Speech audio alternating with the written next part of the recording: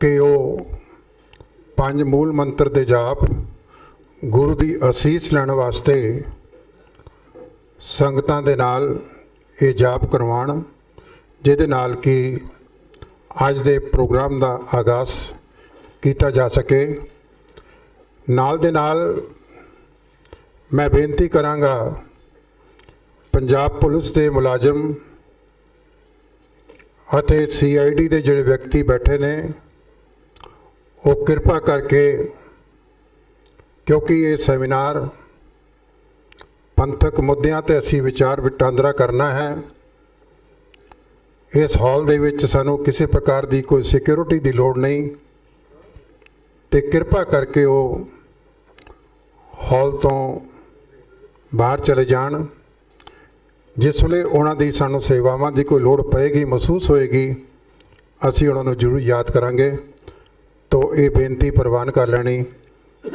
ਮੈਂ ਹੁਣ ਬੇਨਤੀ ਕਰਾਂਗਾ ਭਾਈ ਸਤਨਾਮ ਸਿੰਘ ਜੀ ਖੰਡਾ ਨੂੰ ਕਿ ਉਹ ਮੂਲ ਮੰਤਰ ਦੇ ਜਾਪ ਸੰਗਤਾਂ ਨਾਲ ਕਰਨ।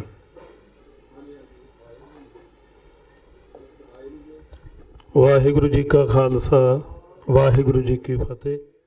ਆਪਾਂ ਸਾਰਿਆਂ ਨੇ ਰਲ ਕੇ ਜਾਪ ਜਿਹੜਾ ਕਰਨਾ ਹੈ, ਸਾਰੇ ਜਪੋ ਜੀ। ਇੱਕ ਓੰਕਾਰ ਸਤਨਾਮ ਕਰਤਾ ਪੁਰਖ ਨਿਰਭਉ ਨਿਰਵੈਰ ਅਕਾਲ ਮੂਰਤ ਅਜੂਨੀ ਸੈਭੰ ਗੁਰ ਪ੍ਰਸਾਦ। ਇੱਕ ਓੰਕਾਰ ਸਤਨਾਮ ਕਰਤਾ ਪੁਰਖ ਨਿਰਭਉ ਨਿਰਵੈਰ ਅਕਾਲ ਮੂਰਤ ਅਜੂਨੀ ਸੈਭੰ ਗੁਰ ਪ੍ਰਸਾਦ। ਇੱਕ ਓੰਕਾਰ ਸਤਨਾਮ ਕਰਤਾ ਪੁਰਖ ਨਿਰਭਉ ਨਿਰਵੈਰ ਅਕਾਲ ਮੂਰਤ ਅਜੂਨੀ ਸੈਭੰ ਗੁਰ ਪ੍ਰਸਾਦ। ਇੱਕ ਓੰਕਾਰ ਸਤਨਾਮ ਕਰਤਾ ਪੁਰਖ ਨਿਰਭਉ ਨਿਰਵੈਰ ਅਕਾਲ ਮੂਰਤ ਅਜੂਨੀ ਸੈਭੰ ਗੁਰ ਪ੍ਰਸਾਦ। ਇੱਕ ਓੰਕਾਰ ਸਤਨਾਮ ਕਰਤਾ ਪੁਰਖ ਨਿਰਭਉ ਨਿਰਵੈਰ ਅਕਾਲ ਮੂਰਤ ਅਜੂਨੀ ਸੈਭੰ ਗੁਰ ਪ੍ਰਸਾਦ। ਵਾਹਿਗੁਰੂ ਵਾਹਿਗੁਰੂ ਵਾਹਿਗੁਰੂ ਵਾਹਿਗੁਰੂ ਵਾਹਿਗੁਰੂ। ਵਾਹਿਗੁਰੂ ਜੀ ਕਾ ਖਾਲਸਾ, ਵਾਹਿਗੁਰੂ ਜੀ ਕੀ ਫਤਿਹ। ਮੈਂ ਬੇਨਤੀ ਕਰਾਂਗਾ ਸਤਿਕਾਰਯੋਗ ਮਾਸਟਰ ਸੰਤੋਖ ਸਿੰਘ ਜੀ ਨੂੰ, ਉਹ ਕਿਰਪਾ ਕਰਕੇ ਸਟੇਜ ਸਕੱਤਰੀ ਦੀ ਸੇਵਾਵਾਂ ਜਿਹੜੀਆਂ ਨੇ ਉਹ ਆ ਕੇ ਨਿਭਾਉਣ। ਮਾਸਟਰ ਸੰਤੋਖ ਸਿੰਘ ਜੀ।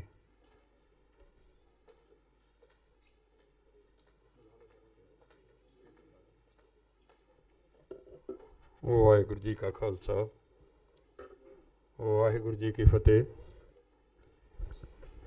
ਸਭ ਤੋਂ ਪਹਿਲਾਂ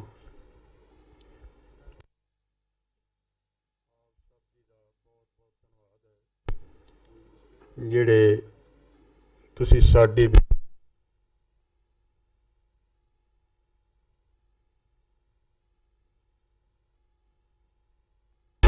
ਜਥੇਦਾਰ ਸ੍ਰੀ ਅਕਾਲ ਤਖਤ ਸਾਹਿਬ, ਉਹਨਾਂ ਵੱਲੋਂ ਨਿਯਤ ਕੀਤੀ 21 ਮੈਂਬਰੀ ਕਮੇਟੀ, ਉਹਨਾਂ ਦੇ ਸੱਦੇ 'ਤੇ ਤੁਸੀਂ ਇਸ ਪ੍ਰੋਗਰਾਮ ਵਿੱਚ ਆਏ ਹੋ। ਬਹੁਤ ਬਹੁਤ ਧੰਨਵਾਦ।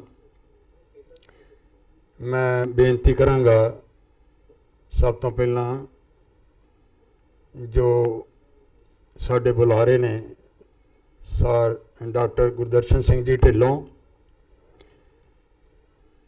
ਡਾਕਟਰ ਸੁਖਪ੍ਰੀਤ ਸਿੰਘ ਜੀ ਉਦੋਕੇ, ਸਰਦਾਰ ਕਰਮਜੀਤ ਸਿੰਘ ਜੀ ਜਰਨਲਿਸਟ, ਪ੍ਰੋਫੈਸਰ ਗੁਰਪ੍ਰੀਤ ਸਿੰਘ ਜੀ ਚੰਡੀਗੜ੍ਹ, ਇਹ ਸਟੇਜ ਤੇ ਆ ਜਾਓ। ਆ ਜਾਓ।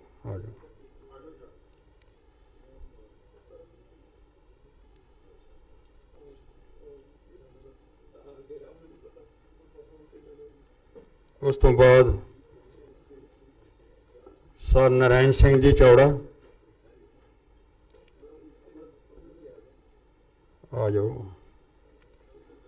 ਪ੍ਰੋਫੈਸਰ ਬਲਜਿੰਦਰ ਸਿੰਘ ਜੀ,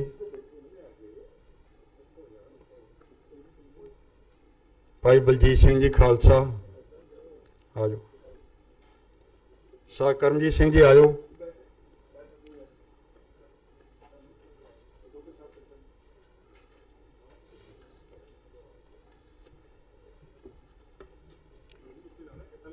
नहीं इधर सर गुरप्रीत सिंह जी कोई नहीं आ जाओ, तुसी आ जाओ, तुसी आ जाओ, अपन लै आने आ जाओ, आ जाओ, आ जाओ।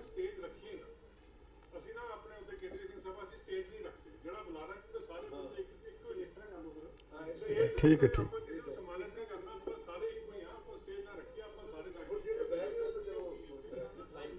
आ जाओ, आ जाओ।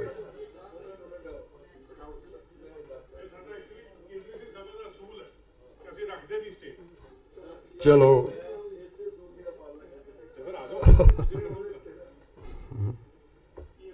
नारायण सिंह जी आ जाओ। प्रैस साहब तुसी भी आ जाओ।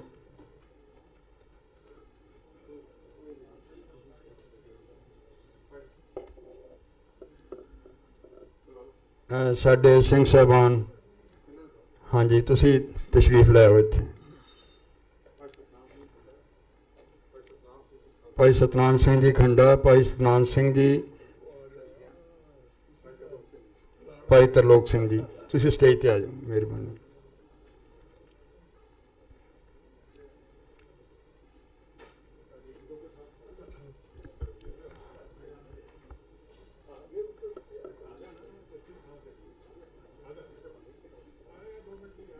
पैसा चेयर्स फिर ले आइए ना, फिर आप इन्होंने कहो बच्चे नूं चेयर लै।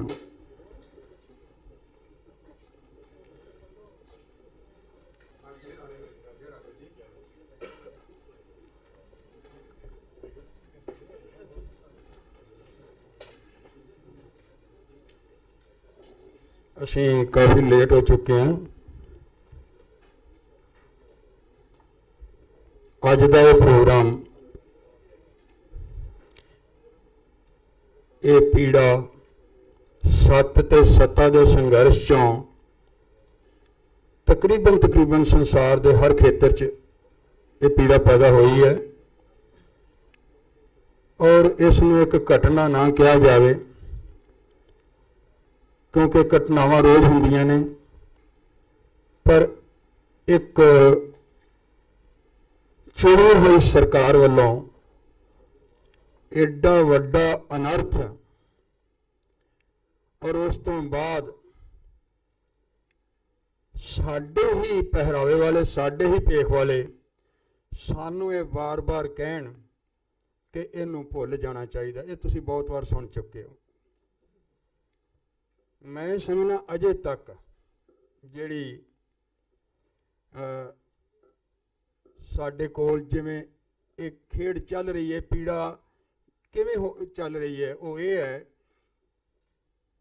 मैं प्रैस साहब नाल गल कर रहा सीगा, प्रोफैसर गुरप्रीत सिंह नाल, भई ये असी सियासी पार्टियां नूं अजे तक ये एक टूल दिता होया, वो अपने ढंग नाल वरत रही ने, पर साडी पीड़ा उत्थे दी उत्थे ही है।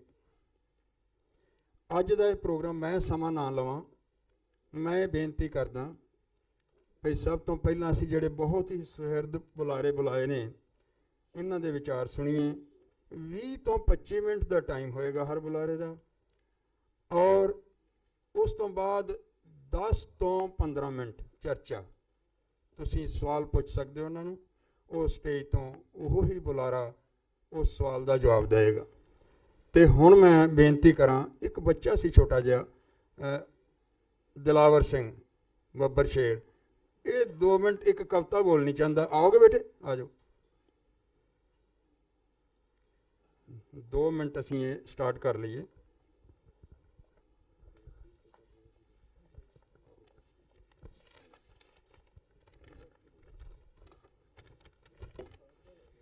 वाहेगुरु जी का खालसा, वाहेगुरु जी की फतेह। मैं एक कविता पेश करन जा रहा हूँ जिसका नाम है वीरता की ये भाना। वीरता की ये भाना, रब्बा जालमा जुलम कमाइया, तेरे घर ते दर्शना खादा, तोपा नाल उड़ाया, ਦਰਬਾਰ ਸਾਹਿਬ ਦੇ ਸੀਨੇ ਦੇ ਵਿੱਚ ਜ਼ਾਲਮਾਂ ਗੋਲੇ ਮਾਰੇ। ਤਾਬਿਆ ਬੈਠੇ ਸਿੰਘ ਵੀ ਰੱਬਾ ਮੌਤ ਦੇ ਘਾਟ ਉਤਾਰੇ। ਕੀਰਤਨ ਵੀ ਸੀ ਬੰਦ ਕਰਤਾ, ਵਕਤ ਕਿਹੋ ਜਿਹਾ ਆਇਆ। ਵਰਤਿਆ ਕੀ ਇਹ ਭਾਣਾ, ਰੱਬਾ ਜ਼ਾਲਮਾਂ ਜ਼ੁਲਮ ਕਮਾਇਆ। ਅਕਾਲ ਤਖਤ ਨੂੰ ਮਾਰ ਕੇ ਗੋਲੇ ਢਾਹ ਢੇਰੀਏ ਕੀਤਾ। ਸੁਨਿਆਰੀ ਚਮਕਣਾ ਨਜ਼ਰੀ ਆਏ, ਬਰਬਾਦ ਗੋਲਿਆਂ ਕੀਤਾ। ਤਨਖਾਹੀਆਂ ਜਿਸੇ ਥਾਂ ਆ ਨਾ ਸਕੇ, ਜਾ ਸ਼ੋਰ ਕਾਫਰਾ ਪਾਇਆ। ਵਰਤਿਆ ਕੀ ਇਹ ਭਾਣਾ, ਰੱਬਾ ਜ਼ਾਲਮਾਂ ਜ਼ੁਲਮ ਕਮਾਇਆ। ਠੰਡੇ ਜਲ ਦੀ ਥਾਂ ਅੱਜ ਰੱਬਾ ਲਾਲ ਲਹੂ ਨੇ ਮੱਲੀ। ਵਿੱਚ ਪਰਕਰਮਾ ਦਾਤਾ ਖੂਨੀ ਨਦੀ ਆਣ ਕੇ ਚੱਲੀ। ਬੱਚਾ ਬੁੱਢਾ ਜਵਾਨ ਸਭ ਮਾਰਿਆ, ਦਰਸ਼ਨਾਂ ਨੂੰ ਜੋ ਆਇਆ। ਵਰਤਿਆ ਕੀ ਇਹ ਭਾਣਾ, ਰੱਬਾ ਜ਼ਾਲਮਾਂ ਜ਼ੁਲਮ ਕਮਾਇਆ। ਦਰਬਾਰ ਸਾਹਿਬ ਦੇ ਧਰ ਤੇ ਵੈਰੀ ਸੁਣੇ ਜੋੜਿਆਂ ਆਏ। ਪਰਕਰਮਾ ਦੀ ਇੱਟ ਇੱਟ ਤੇ ਰੱਬਾ ਦਾਗ ਕਾਫਰ ਲਾਏ। ਟੈਂਟ ਚਾੜੇ ਕੇ ਵੈਰੀਆਂ ਨੇ ਅੱਜ ਖੁਰੂ ਐਸੀ ਪਾਇਆ। ਵਰਤਿਆ ਕੀ ਇਹ ਭਾਣਾ, ਰੱਬਾ ਜ਼ਾਲਮਾਂ ਜ਼ੁਲਮ ਕਮਾਇਆ। ਦੋਵੇਂ ਭੁੰਗੇ ਯਾਦ ਕੌਮ ਦੀ ਤੋਪਾਂ ਨਾਲ ਉਡਾਏ। ਆਸ ਪਾਸ ਦੇ ਘਰ ਵੀ ਰੱਬਾ ਵੈਰੀਆਂ ਸਾਰੇ ਡਾਏ। ਕੀ ਦੱਸਾਂ ਕੁਛ ਕਲਮ ਨਾ ਲਿਖਦੀ, ਵੇਖ ਕੇ ਜੋ ਹਾ ਆਇਆ। ਵਰਤਿਆ ਕੀ ਇਹ ਭਾਣਾ, ਰੱਬਾ ਜ਼ਾਲਮਾਂ ਜ਼ੁਲਮ ਕਮਾਇਆ। ਵਰਤਿਆ ਕੀ ਇਹ ਭਾਣਾ, ਰੱਬਾ ਜ਼ਾਲਮਾਂ ਜ਼ੁਲਮ ਕਮਾਇਆ। ਵਾਹਿਗੁਰੂ ਜੀ ਕਾ ਖਾਲਸਾ, ਵਾਹਿਗੁਰੂ ਜੀ ਕੀ ਫਤਿਹ। ਮੈਂ ਸਮਝਣਾ ਇਸ ਬੱਚੇ ਨੇ ਕਵਿਤਾ ਪੜ੍ਹ ਕੇ ਤੇ ਇੱਕੋ ਨਕਸ਼ਾ ਜ਼ਰੂਰ ਖਿੱਚ ਦਿੱਤਾ। ਤੇ ਤਕਰੀਬਨ ਜੇ ਕੋਈ ਭੁੱਲੀ ਹੋਏਗੀ ਘਟਨਾ ਤੇ ਉਹ ਘਟਨਾਵਾਂ ਦਾ ਸੰਗ੍ਰਹਿ ਕਰਕੇ ਉਹ ਬੱਚੇ ਨੇ ਯਾਦ ਕਰਾਤਾ। ਹੁਣ ਮੈਂ ਸਮਾਂ ਨਾ ਖਰਾਬ ਕਰਦਾ ਹੋਇਆ ਮੈਂ ਬੇਨਤੀ ਕਰਾਂਗਾ ਪ੍ਰੋਫੈਸਰ ਗੁਰਪ੍ਰੀਤ ਸਿੰਘ ਜੀ ਚੰਡੀਗੜ੍ਹ, ਉਹਨਾਂ ਨੂੰ ਬੇਨਤੀ ਕਰਾਂਗਾ। ਉਹਨਾਂ ਦਾ ਵਿਸ਼ਾ ਹੈ 1984 ਘੱਲੂਘਾਰਾ ਤੱਥਾਂ ਦੀ ਸੰਭਾਲ ਤੇ ਖੋਜ।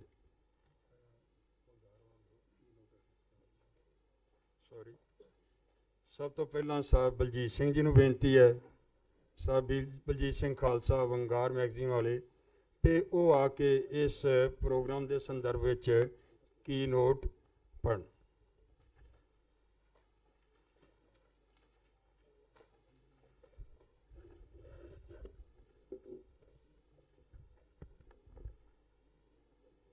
ਸਤਿਕਾਰਯੋਗ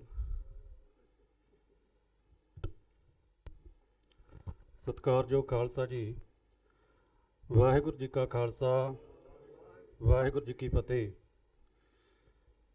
ਅੱਜ ਜਦੋਂ ਅਸੀਂ 1984 ਵਿੱਚ ਵਰਤੇ ਘੱਲੂਘਾਰੇ ਦਾ ਖਾਲਸਾਈ ਪਰਿਪੇਖ ਦੇ ਵਿੱਚ ਬਹੁਪੱਖੀ ਵਿਸ਼ਲੇਸ਼ਣ ਕਰਨ ਦੇ ਲਈ ਇੱਥੇ ਇਕੱਤਰ ਹੋਏ ਹਾਂ ਤੇ ਬਹੁਤ ਮਹਾਨ ਸ਼ਖਸੀਅਤਾਂ ਜਿਹੜੀਆਂ ਇੱਥੇ ਪਹੁੰਚੀਆਂ ਨੇ, ਜਿਨ੍ਹਾਂ ਦੀਆਂ ਲਿਖਤਾਂ ਤੋਂ ਅਸੀਂ ਸੇਧ ਲੈਂਦੇ ਹਾਂ। ਤਕਰੀਬਨ ਬਹੁਤ ਮਹਾਨ ਵਿਦਵਾਨ ਜਿਹੜੇ ਸਾਡੇ ਵਿੱਚ ਬਿਰਾਜਮਾਨ ਨੇ, ਅਸੀਂ ਉਹਨਾਂ ਦੇ ਵਿਚਾਰਾਂ ਤੋਂ ਸੇਧ ਲੈਣੀ ਹੈ, ਉਹਨਾਂ ਨੂੰ ਸੁਣਨਾ।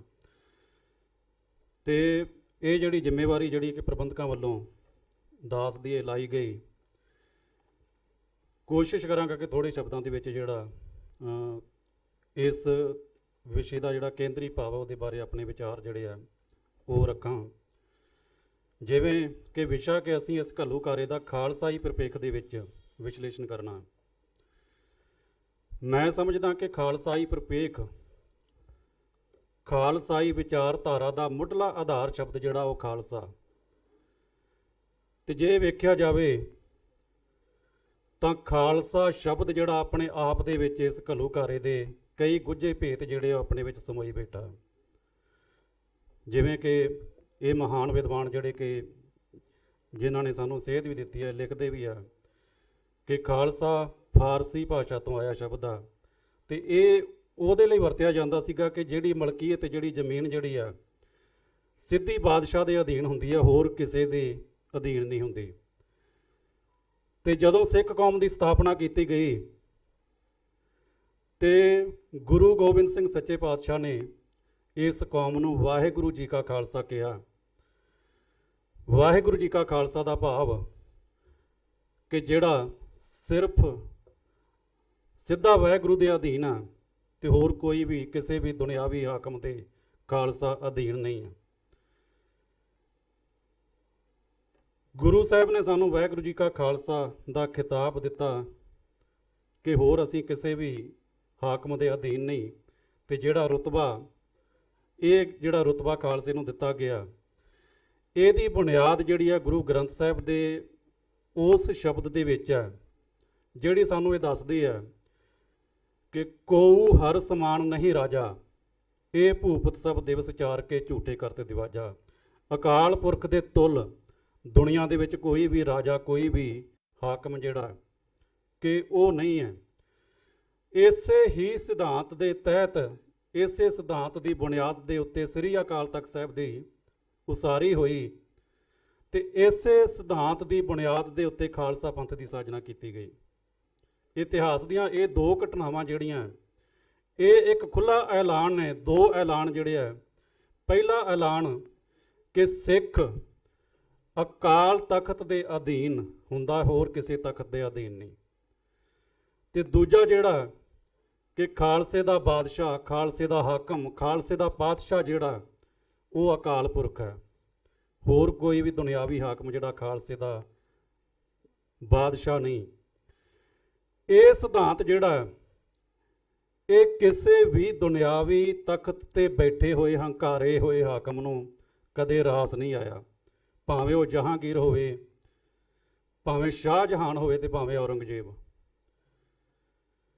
ਅਕਾਲ ਤਖਤ ਤੇ ਦਿੱਲੀ ਤਖਤ ਦੀ ਜਿਹੜੀ ਟੱਕਰ ਉਦੋਂ ਤੋਂ ਹੀ ਚੱਲ ਰਹੀ ਹੈ, ਹੁੰਦੀ ਆਈ ਹੈ। ਪਰ ਜਿਹੜੀ ਟੱਕਰ ਜੂਨ 1984 ਵਿੱਚ ਹੋਈ ਆ ਅਕਾਲ ਤਖਤ ਤੇ ਦਿੱਲੀ ਤਖਤ ਦੇ ਵਿਚਕਾਰ, ਉਹ ਇੱਕ ਹੋਰ ਪੱਖ ਤੋਂ ਵੀ ਵਿਲੱਖਣਤਾ ਰੱਖਦੀ ਹੈ, ਕਿਉਂਕਿ ਜਹਾਂਗੀਰ, ਸ਼ਾਹਜਹਾਨ, ਔਰੰਗਜ਼ੇਬ ਜਿਹੜਾ ਕਿ ਉਹਨਾਂ ਦਾ ਮਕਸਦ ਸਿਰਫ ਇਹ ਸੀ ਕਿ ਸਾਡੇ ਤਖਤ ਦੇ ਮੁਕਾਬਲੇ ਤੇ ਇਹ ਤਖਤ ਕਿਹੜਾ ਸਥਾਪਿਤ ਕਰ ਦਿੱਤਾ ਗਿਆ। ਪਰ ਜਿਹੜੀ ਜੂਨ 1984 ਦੇ ਵਿੱਚ ਟੱਕਰ ਹੋਈ, ਉਹਦੇ ਵਿੱਚ ਇੱਕ ਵਿਚਾਰਧਾਰਾ ਦੀ ਲੜਾਈ ਵੀ ਹੈ। ਜਹਾਂਗੀਰ, ਸ਼ਾਹਜਹਾਨ ਤੇ ਔਰੰਗਜ਼ੇਬ ਜਿਹੜੇ ਨੇ ਉਹ ਸਾਡੇ ਨਾਲ ਧਾਰਮਿਕ ਤੌਰ ਤੇ ਇੰਨਾ ਵਖਰੇਵਾਂ ਨਹੀਂ ਸੀ ਰੱਖਦੇ ਜਿੰਨਾ ਵਖਰੇਵਾਂ ਜਿਹੜਾ ਕਿ ਬ੍ਰਾਹਮਣੀ ਵਿਚਾਰਧਾਰਾ ਜਿਹੜੀ ਆ ਉਹਦਾ ਗੁਰਮਤਿ ਵਿਚਾਰਧਾਰਾ ਦੇ ਨਾਲ ਹੈ। ਭਾਰਤੀ ਹਾਕਮਾਂ ਵੱਲੋਂ ਜਦੋਂ ਸਿੱਖੀ ਦੇ ਕੇਂਦਰ ਸ੍ਰੀ ਹਰਿਮੰਦਰ ਸਾਹਿਬ ਉੱਤੇ ਇਹ ਕੀਤਾ ਗਿਆ ਜਿਹੜਾ ਫੌਜੀ ਹਮਲਾ, ਇਹਨੂੰ ਆਮ ਤੌਰ ਤੇ ਹਿੰਦ ਪੰਜਾਬ ਦੀ ਜੰਗ ਵੀ ਕਹਿ ਦਿੱਤਾ ਜਾਂਦਾ। ਜਿਹੜਾ ਭੂਗੋਲਿਕ ਜਿਹੜੀਆਂ ਸਥਿਤੀਆਂ ਨੇ ਉਹਦੇ ਮੁਤਾਬਕ ਜਿਹੜਾ ਕਿ ਇਹ ਹੋ ਸਕਦਾ ਕਿ ਠੀਕ ਵੀ ਹੈ, ਪਰ ਇਹ ਜਿਹੜਾ ਕਿ ਜੰਗ ਹਿੰਦ ਪੰਜਾਬ ਜਿਹੜਾ ਸਿਰਫ ਇੰਨੀ ਕੁ ਜਿਹੜਾ ਕਿ ਇਹਦੀ ਵਿਆਖਿਆ ਨਹੀਂ ਕਰਦਾ। ਭੂਗੋਲਿਕ ਹੱਦਾਂ ਜਿਹੜੀਆਂ ਨੇ, ਇਹ ਦੋ ਕੌਮਾਂ ਦੀ ਜੰਗ ਦੇ ਨਾਲ ਨਾਲ ਇੱਕ ਵਿਚਾਰਧਾਰਕ ਜੰਗ ਵੀ ਸੀ, ਤੇ ਇਹ ਇਹਨਾਂ ਦੋ ਵਿਚਾਰਧਾਰਾਂ ਦਾ ਟਕਰਾਅ ਆ। ਇੰਦਰਾ ਗਾਂਧੀ ਦਿੱਲੀ ਦੇ ਤਖਤ ਤੇ ਬਹਿ ਕੇ ਸਿਰਫ ਹਿੰਦੁਸਤਾਨ ਦੇ ਉੱਤੇ ਹਕੂਮਤ ਹੀ ਨਹੀਂ ਸੀ ਕਰ ਰਹੀ, ਬਲਕਿ ਉਹ ਉਸ ਵਿਚਾਰਧਾਰਾ ਦੀ ਪ੍ਰਤੀਨਿਧਤਾ ਕਰਦੀ ਸੀ ਜਿਹੜੀ ਵਿਚਾਰਧਾਰਾ ਐਲਾਨੀਆਂ ਕਹਿੰਦੀ ਆ ਕਿ ਬ੍ਰਾਹਮਣ ਤੋਂ ਇਲਾਵਾ ਹੋਰ ਕਿਸੇ ਨੂੰ ਮਨੁੱਖ ਮੰਨਿਆ ਜਾਣਾ ਹੀ ਠੀਕ ਨਹੀਂ ਹੈ, ਮਨੁੱਖ ਮੰਨੇ ਜਾਣ ਦਾ ਹੱਕਦਾਰ ਹੀ ਨਹੀਂ ਬ੍ਰਾਹਮਣ ਤੋਂ ਇਲਾਵਾ ਕੋਈ। ਇਹ ਜਿਹੜੀ ਮਨੋਵਾਦੀ ਵਿਚਾਰਧਾਰਾ ਕਿ ਜਿਹੜਾ ਬ੍ਰਾਹਮਣਾਂ ਦੇ ਪਰਿਵਾਰ ਵਿੱਚ ਨਹੀਂ ਜੰਮਿਆ ਉਹ ਮਨੁੱਖਾ ਜਨਮ ਦੇ ਵਿੱਚ ਆ ਕੇ ਵੀ ਮਨੁੱਖ ਮੰਨੇ ਜਾਣ ਦਾ ਹੱਕਦਾਰ ਨਹੀਂ। ਤੇ ਦੂਜੇ ਪਾਸੇ ਸ੍ਰੀ ਅਕਾਲ ਤਖਤ ਸਾਹਿਬ ਦੀ ਛਤਰ ਛਾਇਆ ਦੇ ਹੇਠ ਸੰਤ ਜਰਨੈਲ ਸਿੰਘ ਜੀ ਖਾਲਸਾ ਪਿੰਡਰਾਂ ਵਾਲੇ ਤੇ ਉਹਨਾਂ ਦੇ ਸਾਥੀ ਸਿੰਘ ਜਿਹੜੇ ਆ ਉਹ ਉਸ ਵਿਚਾਰਧਾਰਾ ਦੀ ਪ੍ਰਤੀਨਿਧਤਾ ਕਰਦੇ ਸੀ ਜਿਹੜੀ ਵਿਚਾਰਧਾਰਾ ਇਹ ਐਲਾਨੀਆਂ ਕਹਿੰਦੀ ਆ ਕਿ ਮਾਨਸ ਕੀ ਜਾਤ ਸਭ ਏਕੇ ਪਹਿਚਾਨ ਹੋ। ਇਹ ਇੱਕ ਬਹੁਤ ਵੱਡਾ ਵਿਚਾਰਧਾਰਕ ਟਕਰਾਅ ਜਿਹੜਾ ਇਹਨਾਂ ਦੋਹਾਂ ਵਿਚਾਰਧਾਰਾਂ ਦੇ ਵਿੱਚ ਸੀ। ਗੁਰਮਤਿ ਦੀ ਉਹ ਉੱਚੀ ਤੇ ਸੁੱਚੀ ਵਿਚਾਰਧਾਰਾ ਜਿਹੜੀ ਹੈ, ਜਿਹੜੀ ਕਿ ਜਾਤ ਪਾਤ ਦੇ ਨਾਂ ਤੇ ਆਪਣੇ ਆਪ ਨੂੰ ਉੱਚਾ ਸਮਝਣ ਵਾਲੇ ਲੋਕਾਂ ਨੂੰ ਇਹ ਫਿਟਕਾਰ ਪਾਉਂਦੀ ਆ ਕਿ ਜਾਤ ਕਾ ਗਰਭ ਨਾ ਕਰ ਮੂਰਖ ਗਵਾਰਾ, ਇਸ ਗਰਭ ਤੇ ਚਲੇ ਬਹੁਤ ਵਿਕਾਰਾ। ਇਹ ਗੁਰਬਾਣੀ ਦੀ ਵਿਚਾਰਧਾਰਾ। ਇਸ ਲਈ ਇਹ ਵਿਚਾਰਧਾਰਕ ਟਕਰਾਅ ਜਿਹੜਾ ਇਹਦੇ ਆਧਾਰ ਤੇ ਇਹ ਟੱਕਰ ਨਿਸ਼ਚਿਤ ਸੀ, ਇਹ ਹੋਣੀ ਸੀ। ਤੇ ਇਹ ਹੋਈ। ਜੂਨ 1984 ਦੇ ਘੱਲੂਘਾਰੇ ਨੂੰ ਅਸੀਂ ਇਸ ਟਕਰਾਅ ਦੀ ਸਿਖਰ ਕਹਿ ਸਕਦੇ ਹਾਂ, ਪਰ ਇਹਦੀ ਸ਼ੁਰੂਆਤ ਜਿਹੜੀ ਉਦੋਂ ਨਹੀਂ ਹੋਈ। ਇਸ ਟਕਰਾਅ ਦੀ ਸ਼ੁਰੂਆਤ ਜਿਹੜੀ ਹੈ ਇਹ ਉਦੋਂ ਹੀ ਹੋ ਗਈ ਸੀ ਜਿਸ ਵੇਲੇ ਗੁਰੂ ਨਾਨਕ ਸਾਹਿਬ ਨੇ ਜਨੇਊ ਪਾਉਣ ਲੱਗੇ ਬਾਹਮਣ ਦਾ ਹੱਥ ਫੜ ਲਿਆ ਸੀ ਤੇ ਕਿਹਾ ਸੀ ਕਿ ਇਹ ਜਿਹੜਾ ਜਨੇਊ ਆ ਇਹ ਮੈਂ ਨਹੀਂ ਪਵਾਉਣਾ। ਇਹ ਟਕਰਾਅ ਜਿਹੜਾ ਇਹ ਉਦੋਂ ਤੋਂ ਸ਼ੁਰੂ ਹੋ ਗਿਆ ਸੀ। ਉਹਨਾਂ ਨੇ ਉਦੋਂ ਹੀ ਕਹਿ ਦਿੱਤਾ ਸੀ ਕਿ ਮੈਂ ਹਿੰਦੂ ਨਹੀਂ। ਤੇ ਗੁਰੂ ਨਾਨਕ ਸਾਹਿਬ ਨੇ ਜਦੋਂ ਬ੍ਰਾਹਮਣ ਦੇ ਜਿਹੜੇ 33 ਕਰੋੜ ਦੇਵੀ ਦੇਵਤਿਆਂ ਨੂੰ ਨਕਾਰ ਕੇ ਉਹਨਾਂ ਦੇ ਬੁੱਤਾਂ ਨੂੰ ਵੀ ਨਕਾਰ ਦਿੱਤਾ ਤੇ ਇੱਕ ਤੁਰੇ ਫਿਰਦੇ ਬੁੱਤ ਜਿਹੜਾ ਕਿ ਬ੍ਰਾਹਮਣ ਦੇਵਤੇ ਨੂੰ ਵੀ ਨਕਾਰ ਦਿੱਤਾ, ਉਦੋਂ ਬ੍ਰਾਹਮਣੀ ਵਿਚਾਰਧਾਰਾ ਜਿਹੜੀ ਹੈ ਉਹਦੇ ਕੋਲ ਸੱਤਾ ਦੀ ਤਾਕਤ ਨਹੀਂ ਸੀ। ਇਹਦੇ ਬਾਵਜੂਦ ਜਿਹੜਾ ਕਿ ਬ੍ਰਾਹਮਣੀ ਮਤ ਦੇ ਪੈਰੋਕਾਰ ਜਿੰਨੇ ਸੀ ਉਹ ਮੁਗਲਾਂ ਤੋਂ ਲੈ ਕੇ ਅੰਗਰੇਜ਼ਾਂ ਤੱਕ ਹਰ ਹਕੂਮਤ ਨੂੰ ਸਿੱਖ ਕੌਮ ਦੇ ਖਿਲਾਫ ਵਰਤਣ ਲਈ ਯਤਨ ਕਰਦੇ ਰਹੇ। ਪਰ 1947 ਤੋਂ ਬਾਅਦ ਜਿਸ ਵੇਲੇ ਕਿ ਸੱਤਾ ਜਿਹੜੀ ਹੈ ਉਸ ਵਿਚਾਰਧਾਰਾ ਦੇ ਹੱਥ ਦੇ ਵਿੱਚ ਆ ਗਈ ਤੇ ਉਹਨਾਂ ਨੇ ਇਹ ਉਦੋਂ ਤੋਂ ਹੀ ਤੈਅ ਹੋ ਗਿਆ ਸੀ ਕਿ ਅਕਾਲ ਤਖਤ ਸਾਹਿਬ ਦੇ ਉੱਤੇ ਹਿੰਦੁਸਤਾਨ ਦੀ ਹਕੂਮਤ ਵੱਲੋਂ ਫੌਜਾਂ ਚੜ੍ਹਨਗੀਆਂ।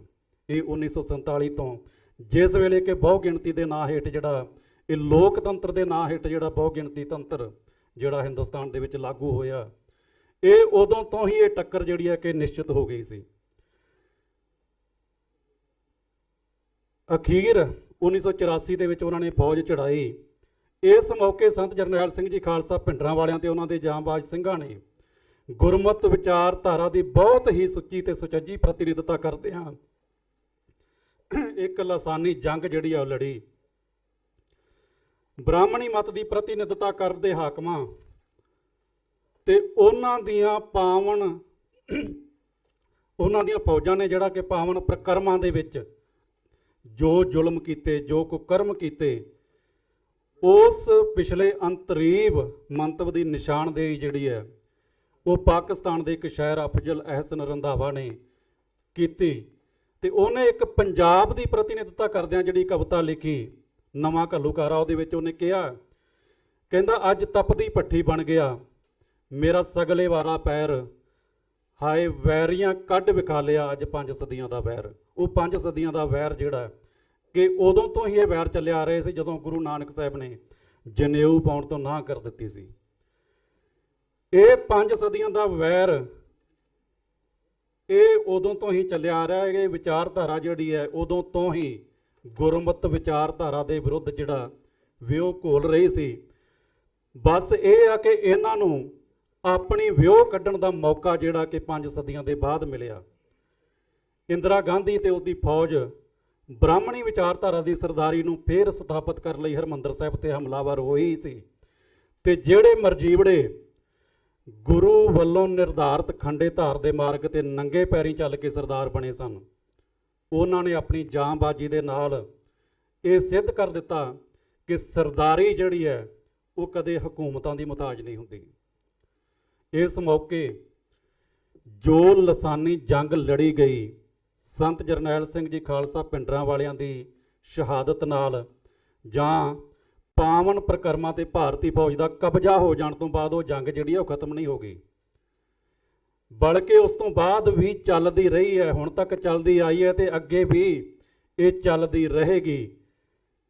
ਤੇ ਜਦੋਂ ਅਸੀਂ ਇਸ ਘੱਲੂਘਾਰੇ ਦਾ ਖਾਲਸਾਈ ਪਰਪੇਖ ਦੇ ਵਿੱਚ ਜਿਹੜਾ ਵਿਸ਼ਲੇਸ਼ਣ ਕਰਨਾ ਤਾਂ ਸਾਨੂੰ ਅਤੀਤ ਦਾ ਅਧਿਐਨ ਕਰਨ ਦੀ ਵੀ ਲੋੜ ਹੈ ਤੇ ਭਵਿੱਖ ਦੀ ਰਣਨੀਤੀ ਜਿਹੜੀ ਹੈ ਉਹ ਵੀ ਨਿਰਧਾਰਿਤ ਕਰਨ ਦੀ ਲੋੜ ਹੈ, ਤਾਂ ਕਿ ਵਾਹਿਗੁਰੂ ਜੀ ਕਾ ਖਾਲਸਾ ਜਿਹੜਾ ਕਿ ਸਾਨੂੰ ਖਿਤਾਬ ਦਿੱਤਾ ਗਿਆ ਉਹ ਵਾਹਿਗੁਰੂ ਜੀ ਕਾ ਖਾਲਸਾ ਇਸ ਲੜਾਈ ਨੂੰ, ਇਸ ਜੰਗ ਨੂੰ ਵਾਹਿਗੁਰੂ ਜੀ ਕੀ ਫਤਿਹ ਦੇ ਮੁਕਾਮ ਤੱਕ ਲੈ ਕੇ ਜਾਵੇ। ਧੰਨਵਾਦ। ਵਾਹਿਗੁਰੂ ਜੀ ਕਾ ਖਾਲਸਾ, ਵਾਹਿਗੁਰੂ ਜੀ ਕੀ ਫਤਿਹ।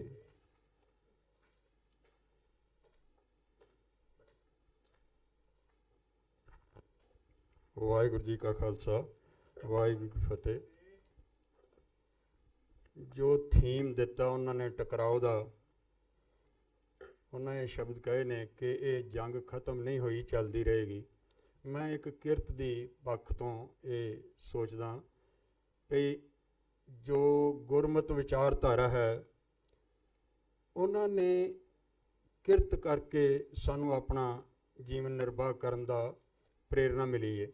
ਲੇਕਿਨ ਜਿਹੜੀ ਦੂਜੀ ਧਿਰ ਹੈ ਉਹ ਦੂਜੇ ਦੀ ਕਿਰਤ ਦੀ ਲੁੱਟ ਕਰਕੇ ਨਿਰਵਾਹ ਨਹੀਂ ਬਲਕਿ ਉਹ ਸਾਰੇ ਸੰਸਾਰ ਦੇ ਸੁੱਖ ਆਰਾਮ ਤੇ ਐਸ਼ੋ ਇਸ਼ਰਤ ਹੰਡਾਉਣਾ ਚਾਹੁੰਦੀ ਹੈ।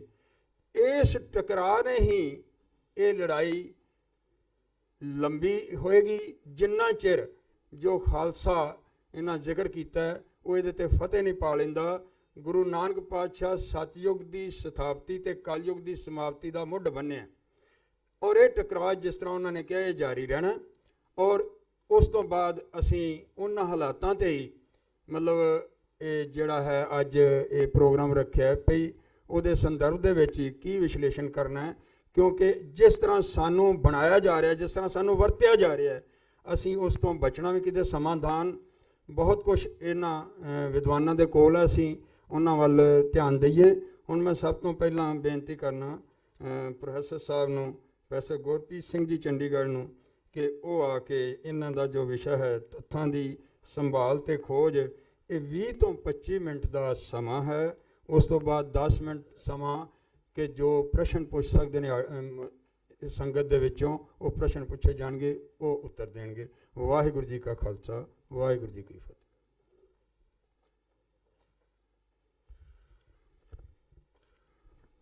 ਹਾਲ ਵਿੱਚ ਸੁਸ਼ੋਭਿਤ ਵੀਰੋ ਤੇ ਭਰਾਵੋ ਭੈਣੋ, ਫਤਿਹ ਦੀ ਸਾਂਝ ਕਰੀਏ ਜੀ। ਵਾਹਿਗੁਰੂ ਜੀ ਕਾ ਖਾਲਸਾ, ਵਾਹਿਗੁਰੂ ਜੀ ਕੀ ਫਤਿਹ।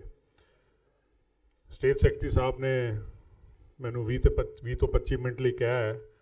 ਮੈਨੂੰ ਟੌਪਿਕ ਅੱਜ ਹੀ ਆ ਕੇ ਇਹਨਾਂ ਨੂੰ ਦੱਸਿਆ। ਮੈਂ ਇੰਜੀਨੀਅਰ ਬੰਦਾ, ਮੈਂ ਬਹੁਤੀਆਂ ਗੱਲਾਂ ਵਧਾ ਚੜਾ ਕੇ ਨਹੀਂ ਬੋਲਦਾ, ਟੂ ਦਾ ਪੁਆਇੰਟ ਬੋਲਾਂਗਾ। ਸੋ ਅਗਰ ਉਸ ਤੋਂ ਘੱਟ ਸਮਾਂ ਲਿੱਤਾ ਤਾਂ ਸ਼ਾਇਦ ਠੀਕ ਹੀ ਹੋਏਗਾ, ਕਿਉਂਕਿ ਟਾਈਮ ਵੀ ਕਾਫੀ ਹੋ ਗਿਆ।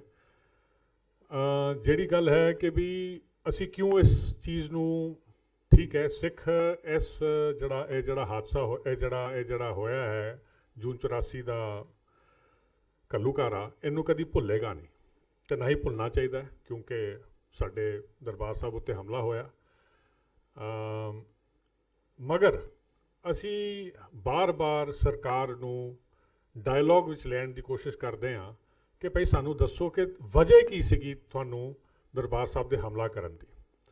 ਜਦ ਕਿ ਕਈ ਜਰਨਲਿਸਟ ਨੇ ਲਿਖਿਆ ਹੈ, ਮਿਸਟਰ ਪੁਰੀ ਹੁੰਦੇ ਸੀਗੇ ਜਿਨ੍ਹਾਂ ਦੇ ਆਈ ਥਿੰਕ ਬ੍ਰਦਰ CNC ਸੀਗੇ ਆਰਮੀ ਦੇ ਵਿੱਚ, ਉਹ ਬਾਬਾ ਜਰਨੈਲ ਸਿੰਘ ਨੂੰ ਮਿਲੇ ਸੀਗੇ ਹਫਤਾ ਪਹਿਲਾਂ, ਮਹੀਨਾ ਪਹਿਲਾਂ, ਅਤੇ ਉਹਨਾਂ ਨੇ ਕਿਹਾ ਸੀਗਾ ਕਿ ਵੀ ਉਹਨਾਂ ਦੇ ਗੱਲਬਾਤ ਤੋਂ ਬਾਅਦ ਇਹ ਗੱਲ ਸਪਸ਼ਟ ਹੋ ਗਈ ਸੀਗੀ ਕਿ ਵੀ ਉਹ ਮਤਲਬ ਇੰਡੀਆ ਤੋਂ ਵੱਖ ਨਹੀਂ ਹੋਣਾ ਚਾਹੁੰਦੇ ਸੀਗੇ। ਉਹਨਾਂ ਦੇ ਮਨ 'ਚ ਕਦੀ ਨਹੀਂ ਸੀਗਾ ਕਿ ਵੀ ਆਪਾਂ ਇੱਥੋਂ ਵੱਖ ਹੋਣਾ ਹੈ, ਮਗਰ ਉਹ ਕਹਿੰਦੇ ਸੀਗੇ ਜੇ ਸਾਨੂੰ ਦੇਤਾ ਤਾਂ ਅਸੀਂ ਇਨਕਾਰ ਵੀ ਨਹੀਂ ਕਰਾਂਗੇ। ਸੋ ਉਹਨਾਂ ਨੇ ਇਹੀ ਸਵਾਲ ਪੁੱਛਿਆ ਸੀਗਾ ਕਿ ਜਦੋਂ ਇਹ ਸਾਰੀ ਗੱਲਾਂ ਬਾਤਾਂ ਹੋ ਗਈਆਂ ਸੀਗੀਆਂ, ਸਪਸ਼ਟ ਹੋ ਗਈਆਂ ਸੀਗੀਆਂ, ਹਾਲਾਂਕਿ ਉਹ ਕਹਿੰਦੇ ਸੀਗੇ ਆਪਣੇ ਆਰਟੀਕਲ 'ਚ ਲਿਖਿਆ ਉਹਨਾਂ ਨੇ ਕਿ ਵੀ ਮੈਂ ਆਇਆ ਸੀਗਾ ਇੱਥੇ ਰੋਮੀ ਚੋਪੜਾ ਦੇ ਥਰੂ, ਮੈਂ ਰਾਜੀਵ ਗਾਂਧੀ ਨੂੰ ਮਿਲਿਆ ਸੀਗਾ, ਅਤੇ ਜਦੋਂ ਮੈਂ ਇੰਟਰਵਿਊ ਤੋਂ ਬਾਅਦ ਮੈਂ ਵਾਪਸ ਗਿਆ ਮੈਨੂੰ ਰਾਜੀਵ ਗਾਂਧੀ ਨਾਲ ਮਿਲਣ ਨਹੀਂ ਦਿੱਤਾ ਇਹਨਾਂ ਨੇ। ਸੋ ਇਹ ਇੱਕ ਮਿਲੀ ਭੁਲੀ ਭਗਤ ਸੀਗੀ ਸ਼ਾਇਦ ਇਹਨਾਂ ਦੀ ਕਿ ਵੀ ਇੱਕ ਖੇਡ ਖੇਡੀ ਰਚੀ ਜਾਵੇ। ਅਤੇ ਉਹ ਕਹਿੰਦੇ ਸੀਗੇ ਕਿ ਵੀ ਉਹਨਾਂ ਨੇ ਇਹੀ ਸਵਾਲ ਪੁੱਛਿਆ ਕਿ ਵੀ ਜਦੋਂ ਇਹ ਸਾਰੀ ਗੱਲਬਾਤ ਸਪਸ਼ਟ ਹੋ ਗਈ ਸੀਗੀ ਅਤੇ ਉਹਨਾਂ ਨੂੰ ਦਰਬਾਰ ਸਾਹਿਬ 'ਤੇ ਹਮਲਾ ਕਰਨ ਦੀ ਵਜ੍ਹਾ ਕੀ ਸੀ। ਇਸੀ ਦੌਰਾਨ ਸਾਡੀ ਮੁਲਾਕਾਤ ਹੁੰਦੀ ਹੈ ਇੱਕ ਡਾਕਟਰ ਰਵੀ ਸਿੰਘ ਦਿੱਲੀ ਦੇ ਹੁੰਦੇ ਸੀਗੇ, ਉਹ ਵੀ ਵਿਚਾਰੇ ਹੁਣ ਅੱਗੇ ਤੁਰ ਗਏ ਨੇ, ਕਿਉਂਕਿ ਇਸ ਘੱਲੂਘਾਰੇ ਨੂੰ ਵੀ ਹੁਣ ਅੱਜ 35 ਸਾਲ ਹੋਣ ਲੱਗੇ ਨੇ। ਸੋ ਉਹਨਾਂ ਨੇ ਵੀ ਇਹ ਗੱਲ ਕੀਤੀ ਸੀਗੀ ਕਿ ਵੀ ਮੈਂ ਹਫ਼ਤੇ ਪਹਿਲਾਂ ਉਹਨਾਂ ਨੂੰ ਮਿਲਿਆ ਸੀਗਾ ਅਤੇ ਇਹ ਰਘੁਨੰਦਨ ਲਾਲ ਭਾਟੀਏ ਦੀ ਨੌਲੇਜ ਵਿੱਚ ਗੱਲ ਸੀਗੀ, ਅਤੇ ਵਾਪਸ ਆ ਕੇ ਉਹਨਾਂ ਨੇ ਕਿਹਾ ਕਿ ਵੀ ਉਹ ਮੰਨਦੇ ਸੀਗੇ ਕਿ ਵੀ ਆਪਣੇ ਬਾਬਾ ਜਰਨੈਲ ਸਿੰਘ ਇੱਕ ਪੈਟਰੀਓਟ ਸੀਗੇ। ਅਤੇ ਅਗੇਨ ਉਹਨਾਂ ਨੇ ਵੀ ਇਹ ਗੱਲ ਕੀਤੀ ਕਿ ਵੀ ਦੇਅਰਫੋਰ ਦਰਬਾਰ ਸਾਹਿਬ 'ਤੇ ਹਮਲਾ ਕਰਨ ਦੀ ਕੋਈ ਵਜ੍ਹਾ ਹੀ ਨਹੀਂ ਸੀਗੀ। ਫਿਰ ਤੁਸੀਂ ਆ ਜਾਓ ਲੈਫਟੀਨੈਂਟ ਜਨਰਲ SK ਸਿਨਹਾ, ਜਿਹੜੇ ਕਿ ਆਰਮੀ ਚੀਫ ਜਿਨ੍ਹਾਂ ਨੂੰ ਬਣਨਾ ਚਾਹੀਦਾ ਸੀਗਾ, ਜਿਨ੍ਹਾਂ ਨੂੰ ਬਾਈਪਾਸ ਕਰਤਾ ਸੀਗਾ ਇੰਦਰਾ ਗਾਂਧੀ ਨੇ, ਸ਼ਾਇਦ ਇਸੀ ਕਾਰਨ ਬਾਈਪਾਸ ਕੀਤਾ ਸੀਗਾ ਅਤੇ ਵੈਦਿਆ ਨੂੰ ਬਣਾਇਆ ਸੀਗਾ। ਅਤੇ ਉਹਨਾਂ ਨੇ ਵੀ ਇੱਕ SOP ਲਿਖਿਆ ਸੀ ਕਿ ਵੀ ਪਹਿਲੀ ਗੱਲ ਉਹਨਾਂ ਨੇ ਲਿਖੀ ਸੀਗੀ ਕਿ ਵੀ ਕਦੀ ਵੀ ਧਾਰਮਿਕ ਸਥਾਨ ਉੱਤੇ ਹਮਲਾ ਨਹੀਂ ਕਰਨਾ ਚਾਹੀਦਾ, ਮਗਰ ਅਗਰ ਸਮਝੋ ਕਿਸੇ ਕਾਰਨ ਮਜਬੂਰ ਹੋ ਕੇ ਮਤਲਬ ਕਰਨਾ ਪੈਂਦਾ ਹੈ, ਤੇ ਉਹਨਾਂ ਨੇ ਕੁਝ ਨਿਯਮ ਰੱਖੇ ਸੀਗੇ ਕਿ ਵੀ ਕੀ ਕੁਝ ਹੋਣਾ ਚਾਹੀਦਾ ਹੈ। ਉਹਦੇ ਵਿੱਚ ਪਹਿਲਾ ਸੀਗਾ ਕਿ ਤੁਸੀਂ ਆਵਾਮ ਨੂੰ, ਤੁਸੀਂ ਲੋਕਾਂ ਨੂੰ ਅਗਾਹ ਕਰੋ ਕਿ ਵੀ ਤੁਹਾਨੂੰ ਕੀ ਮਜਬੂਰੀ ਪਈ ਹੈ ਕਿ ਵੀ ਤੁਸੀਂ ਇੱਥੇ ਜਾ ਕੇ ਹਮਲਾ ਕਰਨਾ ਹੈ। ਇਹ ਗੱਲ ਤੁਹਾਡੀ ਸਪਸ਼ਟ ਹੋ ਜਾਣੀ ਚਾਹੀਦੀ ਸੀ ਲੋਕਾਂ ਦੇ ਵਿੱਚ। ਦੇ ਮਸਟ ਰਿਅਲਾਈਜ਼ ਕਿ ਵੀ ਸਾਡੀ ਇੱਕ ਐਕਚੁਅਲੀ ਮਜਬੂਰੀ ਬਣ ਗਈ ਹੈ ਕਿ ਵੀ ਅਸੀਂ ਹਮਲਾ ਕਰਨਾ ਹੈ।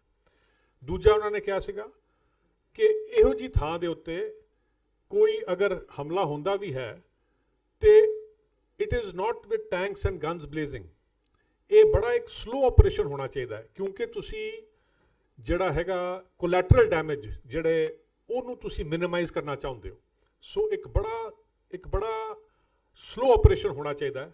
ਇਹ ਨਹੀਂ ਕਿ ਵੀ ਤੁਸੀਂ ਤੋਪਾਂ ਤੇ ਟੈਂਕਾਂ ਨਾਲ ਅੰਦਰ ਚੜ ਜਾਓ ਤੇ ਗੋਲੀਆਂ ਨਾਲ ਤੁਸੀਂ ਤੇ ਬੰਬਾਂ ਨਾਲ ਤੁਸੀਂ ਉਡਾ ਦਿਓ ਤੇ ਕੋਈ ਪਰਵਾਹ ਨਹੀਂ ਵੀ ਕੌਣ ਰਸਤੇ 'ਚ ਆ ਗਿਆ ਕੌਣ ਨਹੀਂ ਆਇਆ। ਸੋ ਉਹਨਾਂ ਨੇ ਇਹ ਵੀ ਗੱਲ ਲਿਖੀ ਸੀਗੀ।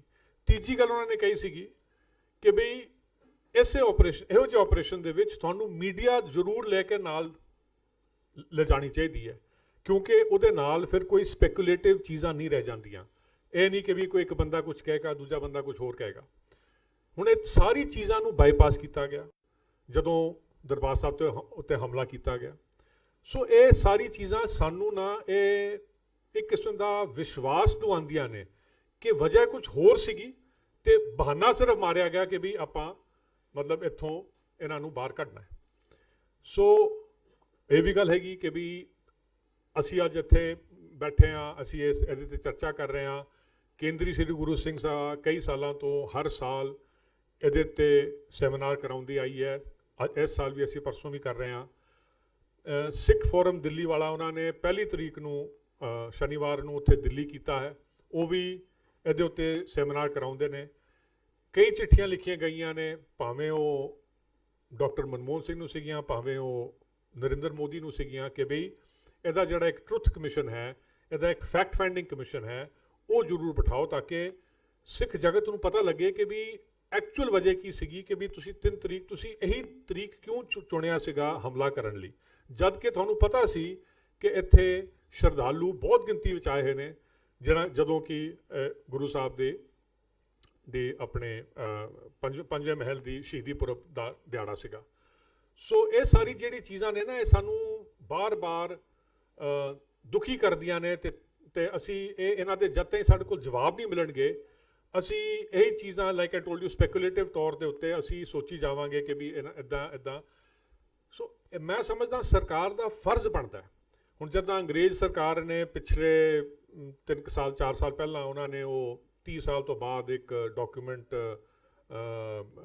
ਜਾਰੀ ਕੀਤਾ ਜਾਂ ਮਤਲਬ ਡਿਕਲੇਅਰ ਕੀਤਾ, ਜਿਹੜਾ 30 ਸਾਲ ਤੋਂ ਬਾਅਦ ਉਹ ਕਰਦੇ ਨੇ, ਕਿ ਉਹਨਾਂ ਨੇ ਦੱਸਿਆ ਕਿ ਵੀ ਜਿੱਦਾਂ ਆਪਰੇਸ਼ਨ ਸਨਡਾਊਨ ਦੇ ਵਿੱਚ ਉਹਨਾਂ ਨੇ ਕਿੱਦਾਂ ਭਾਰਤੀ ਸਰਕਾਰ ਨੂੰ ਦੱਸਿਆ ਸੀਗਾ ਕਿ ਵੀ ਅਸੀਂ ਕਿੱਦਾਂ ਆਪਰੇਸ਼ਨ ਕਰ ਸਕਦੇ ਹਾਂ ਜਿੱਦਾਂ ਅੰਗਰੇਜ਼ ਕਰਦੇ ਸੀਗੇ।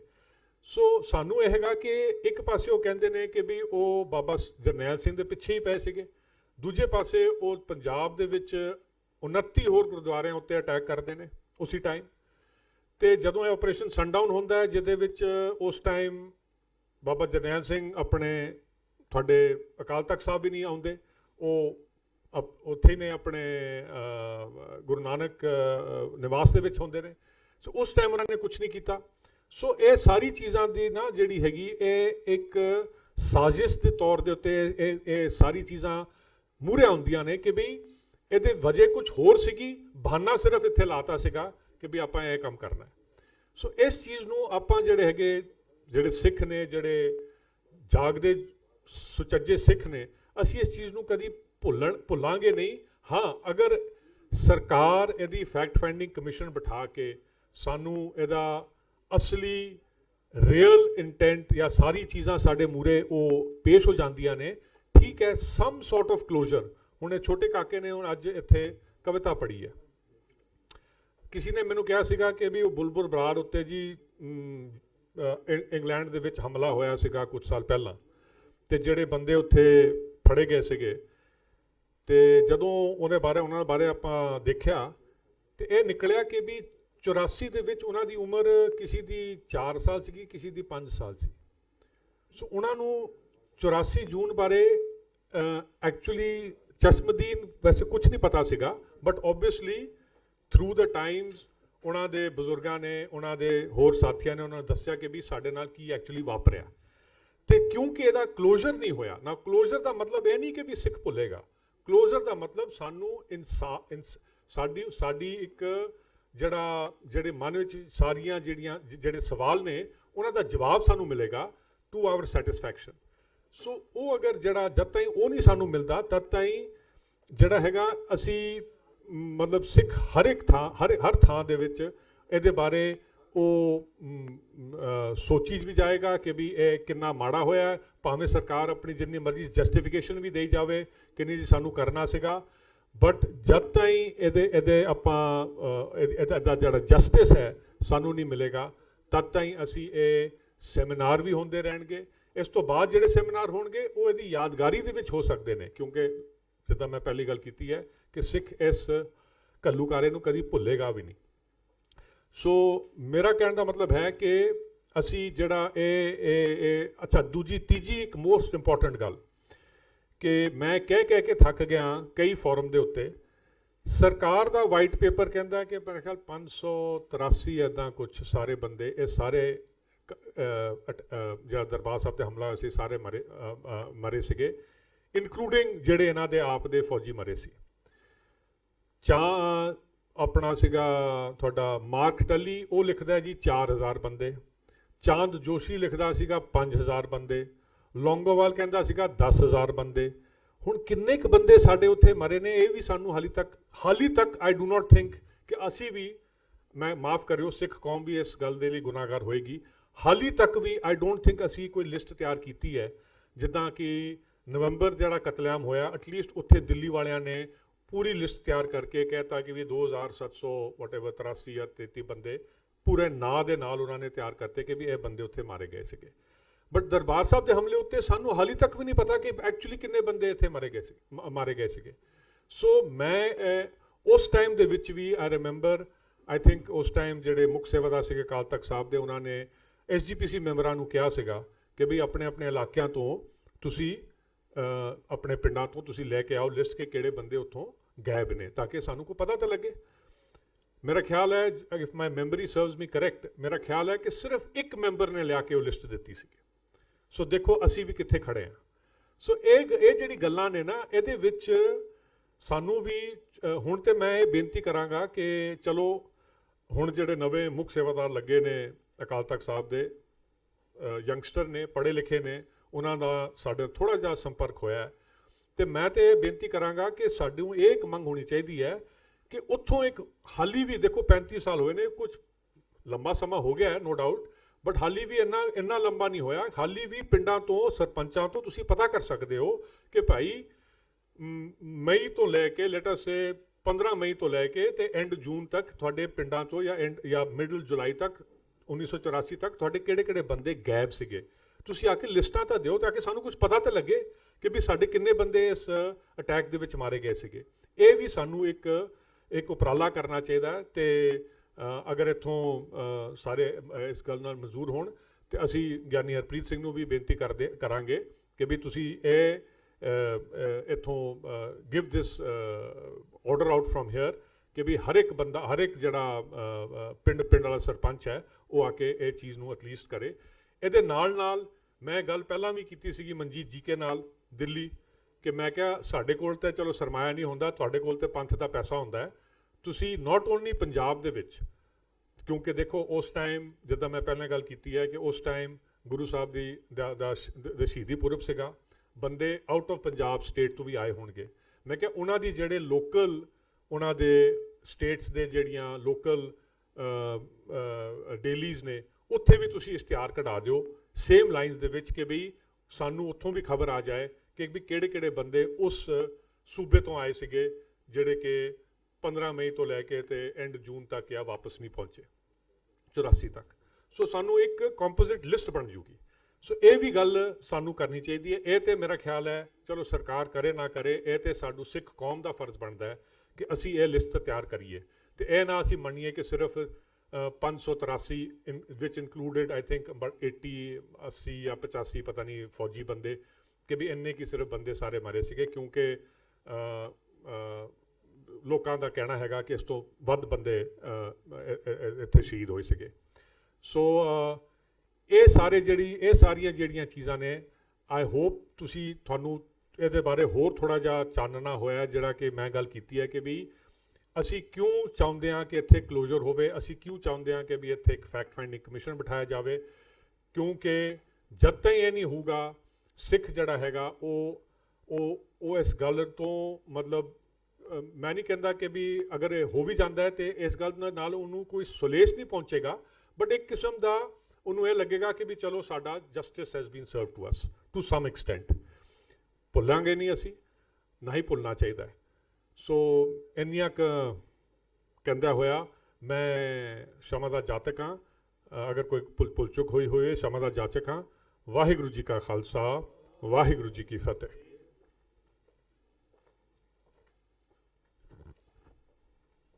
ਕਿੱਡੀ ਵੱਡੀ ਤਰਾਸਦੀ ਹੈ ਕਿ ਸਾਡੇ ਨਾਲ ਹੀ ਐਡਾ ਵੱਡਾ ਹਾਦਸਾ ਹੋਇਆ ਹੋਵੇ ਤੇ ਸਾਨੂੰ ਉਹਦਾ ਪੂਰਾ ਅਜੇ ਪਤਾ ਹੀ ਨਾ ਹੋਵੇ ਕਿ ਸਾਡੇ ਨਾਲ ਕੀ ਵਾਪਰਿਆ। ਮੰਗ ਬੜੀ ਜਾਇਜ਼ ਹੈ ਪ੍ਰੈਸ ਸਾਹਿਬ ਦੀ, ਹੋਣੀ ਵੀ ਚਾਹੀਦੀ ਹੈ, ਪਰ ਜਿੰਨਾ ਅੱਗੇ ਕਰਨੀ ਹੈ, ਜਿਹੋ ਜਿਹੀਆਂ ਜ਼ਿੰਮੇਵਾਰੀਆਂ ਪਹਿਲਾਂ ਇਹਨਾਂ ਨੇ ਜਿਹੜੇ ਜ਼ਿੰਮੇਵਾਰ ਅਸੀਂ ਸਮਝਦੇ ਹਾਂ ਜਿਨ੍ਹਾਂ ਨੇ ਇਹਨਾਂ ਨੇ ਕੀ ਨਿਭਾਈਆਂ ਉਹ ਤੁਹਾਨੂੰ ਪਤਾ ਹੈ। ਪਰ ਹੋ ਸਕਦਾ ਪੋਸੀਬਲ ਜੇ ਕੌਮ ਸੁਚੇਤ ਹੋਵੇ। ਇਹ ਗੱਲ ਉਹ ਕਹਿ ਵੀ ਗਏ ਨੇ ਨਾਲ, ਜਿੰਨਾ ਚਿਰ ਕੌਮ ਸੁਚੇਤ ਨਹੀਂ ਹੋਏਗੀ ਉਹਨਾਂ ਚਿਰ ਇਹ ਮੰਗ ਵੀ ਤੁਹਾਡੀ ਕਿਸੇ ਨੇ ਸੁਣਨੀ ਤੇ ਪੂਰੀ ਵੀ ਨਹੀਂ ਕਰਨੀ। ਹੁਣ ਮੈਂ ਬੇਨਤੀ ਕਰਾਂਗਾ ਕਿ ਸੰਗਤ ਦੇ ਵਿੱਚੋਂ ਕੋਈ ਜੋ ਵੀ ਕੋਈ ਪੁੱਛਣਾ ਚਾਹੁੰਦੇ ਨੇ ਉਹ ਪ੍ਰੈਸ ਸਾਹਿਬ ਨੂੰ ਆਪਣਾ ਉਹ ਪੁੱਛ ਸਕਦੇ ਨੇ। ਤੁਸੀਂ ਆ ਜਾਓ।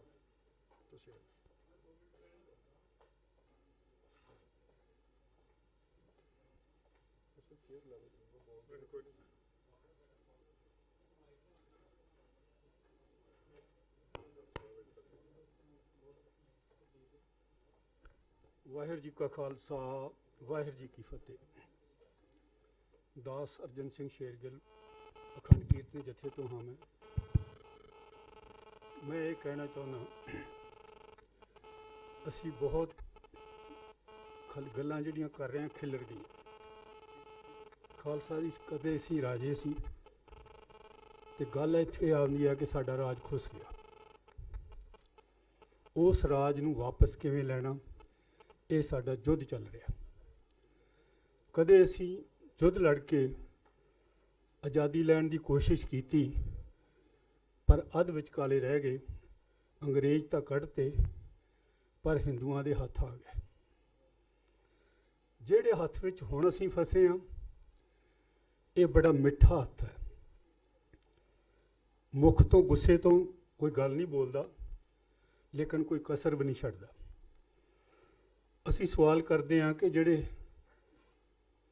ਕਾਨੂੰਨ ਦੀ ਗੱਲ, ਕਿ ਜਿਹੜੇ ਸਾਡੇ ਸਿੰਘਾਂ ਨੇ ਜੇਲ੍ਹਾਂ ਪੂਰੀਆਂ ਕਰ ਲਈਆਂ ਇਹਨਾਂ ਨੂੰ ਛੱਡ ਦਿਓ।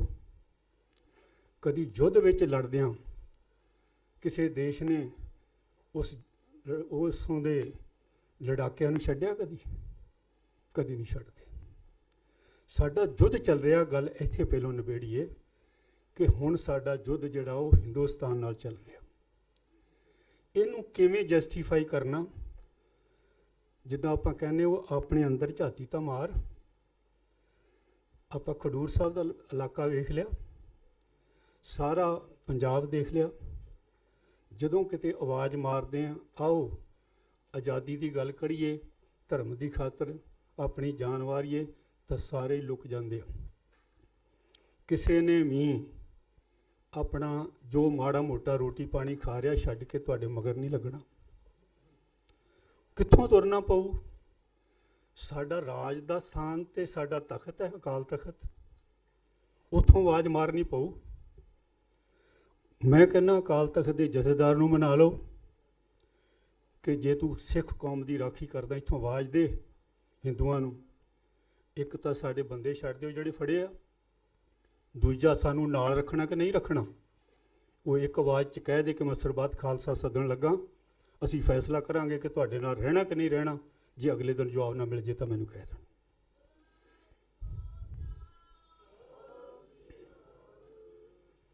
ਦਿਲ ਵਿੱਚ ਮੈਂ ਬਹੁਤੀ ਗੱਲ ਨਹੀਂ ਅਜੇ ਖੋਲ੍ਹਣ ਲੱਗਾ।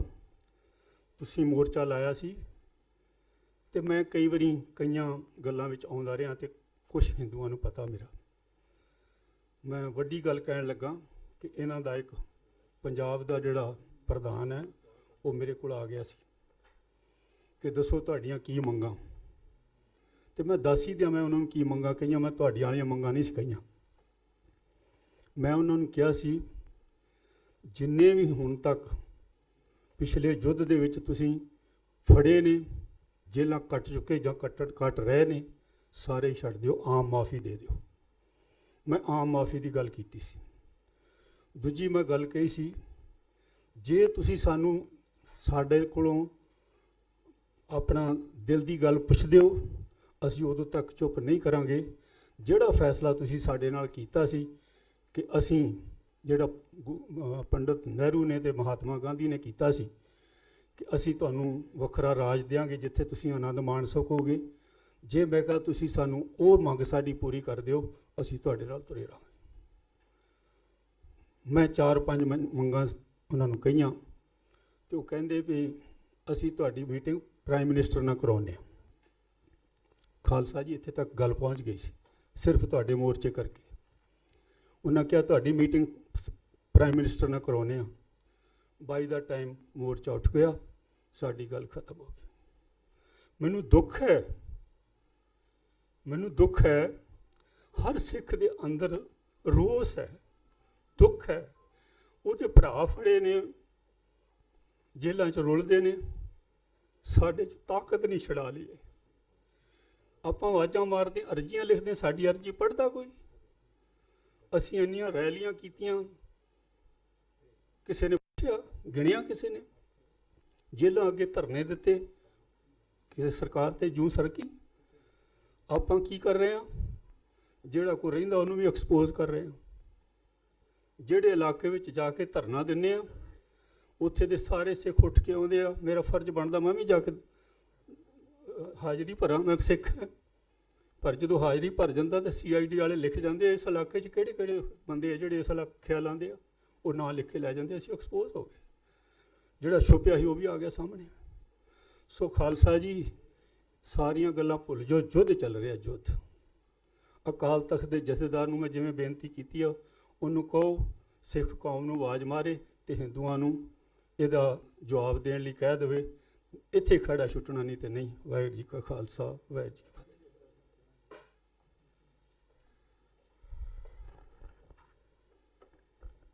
ਪੀੜਾ ਨੂੰ ਹੀ ਵਿਸ਼ਲੇਸ਼ਣ ਕਰਨ ਵਾਸਤੇ ਅਸੀਂ ਆਏ ਹਾਂ। ਪੀੜਾ ਹੈ, ਮੇਰੀ ਬੇਨਤੀ ਹੈ, ਇੱਕ ਸਟੇਜ ਦਾ ਸਿਸਟਮ ਜਿਹਾ ਬਣਾਇਆ ਹੋਇਆ ਹੈ ਕਿ ਤੁਸੀਂ ਬੁਲਾਰੇ ਤੋਂ ਬਾਅਦ 10 ਮਿੰਟ ਰੱਖੇ ਹੋਏ ਨੇ, ਤੁਸੀਂ ਪ੍ਰਸ਼ਨ ਕਰਨੇ ਨੇ। ਇਸ ਜੋ ਤੁਸੀਂ ਵਿਚਾਰ ਦੇਣੇ ਨੇ, ਉਸ ਤੋਂ ਬਾਅਦ ਇਹਨਾਂ ਬੁਲਾਰਿਆਂ ਤੋਂ ਬਾਅਦ ਜਿਵੇਂ ਵੀ ਹੋਏਗਾ ਦੁਬਾਰਾ ਅਸੀਂ ਸੈੱਟ ਕਰ ਲਾਂਗੇ, 2-2 ਮਿੰਟ ਵਾਸਤੇ ਸਮਾਂ ਦਿਆਂਗੇ। ਪਹਿਲਾਂ ਤੁਸੀਂ ਸਵਾਲ ਪੁੱਛਣੇ। ਹੁਣ ਸਵਾਲ ਇਸ ਤਰ੍ਹਾਂ ਹੈ ਵੀ ਤੁਸੀਂ ਹੱਥ ਖੜਾ ਕਰਨਾ ਹੈ ਜਿੰਨਾ ਬੋਲਣਾ ਹੈ, ਤੇ ਪ੍ਰੈਸ ਸਾਹਿਬ ਕਾਰਡਲੈਸ ਲੈ ਕੇ ਤੁਹਾਡੇ ਕੋਲ ਪਹੁੰਚ ਜਾਣਗੇ, ਉੱਥੇ ਤੁਸੀਂ ਉਹਨਾਂ ਨੂੰ ਸਵਾਲ ਪੁੱਛ ਲਿਓ ਬੁਲਾਰਿਆਂ ਨੂੰ।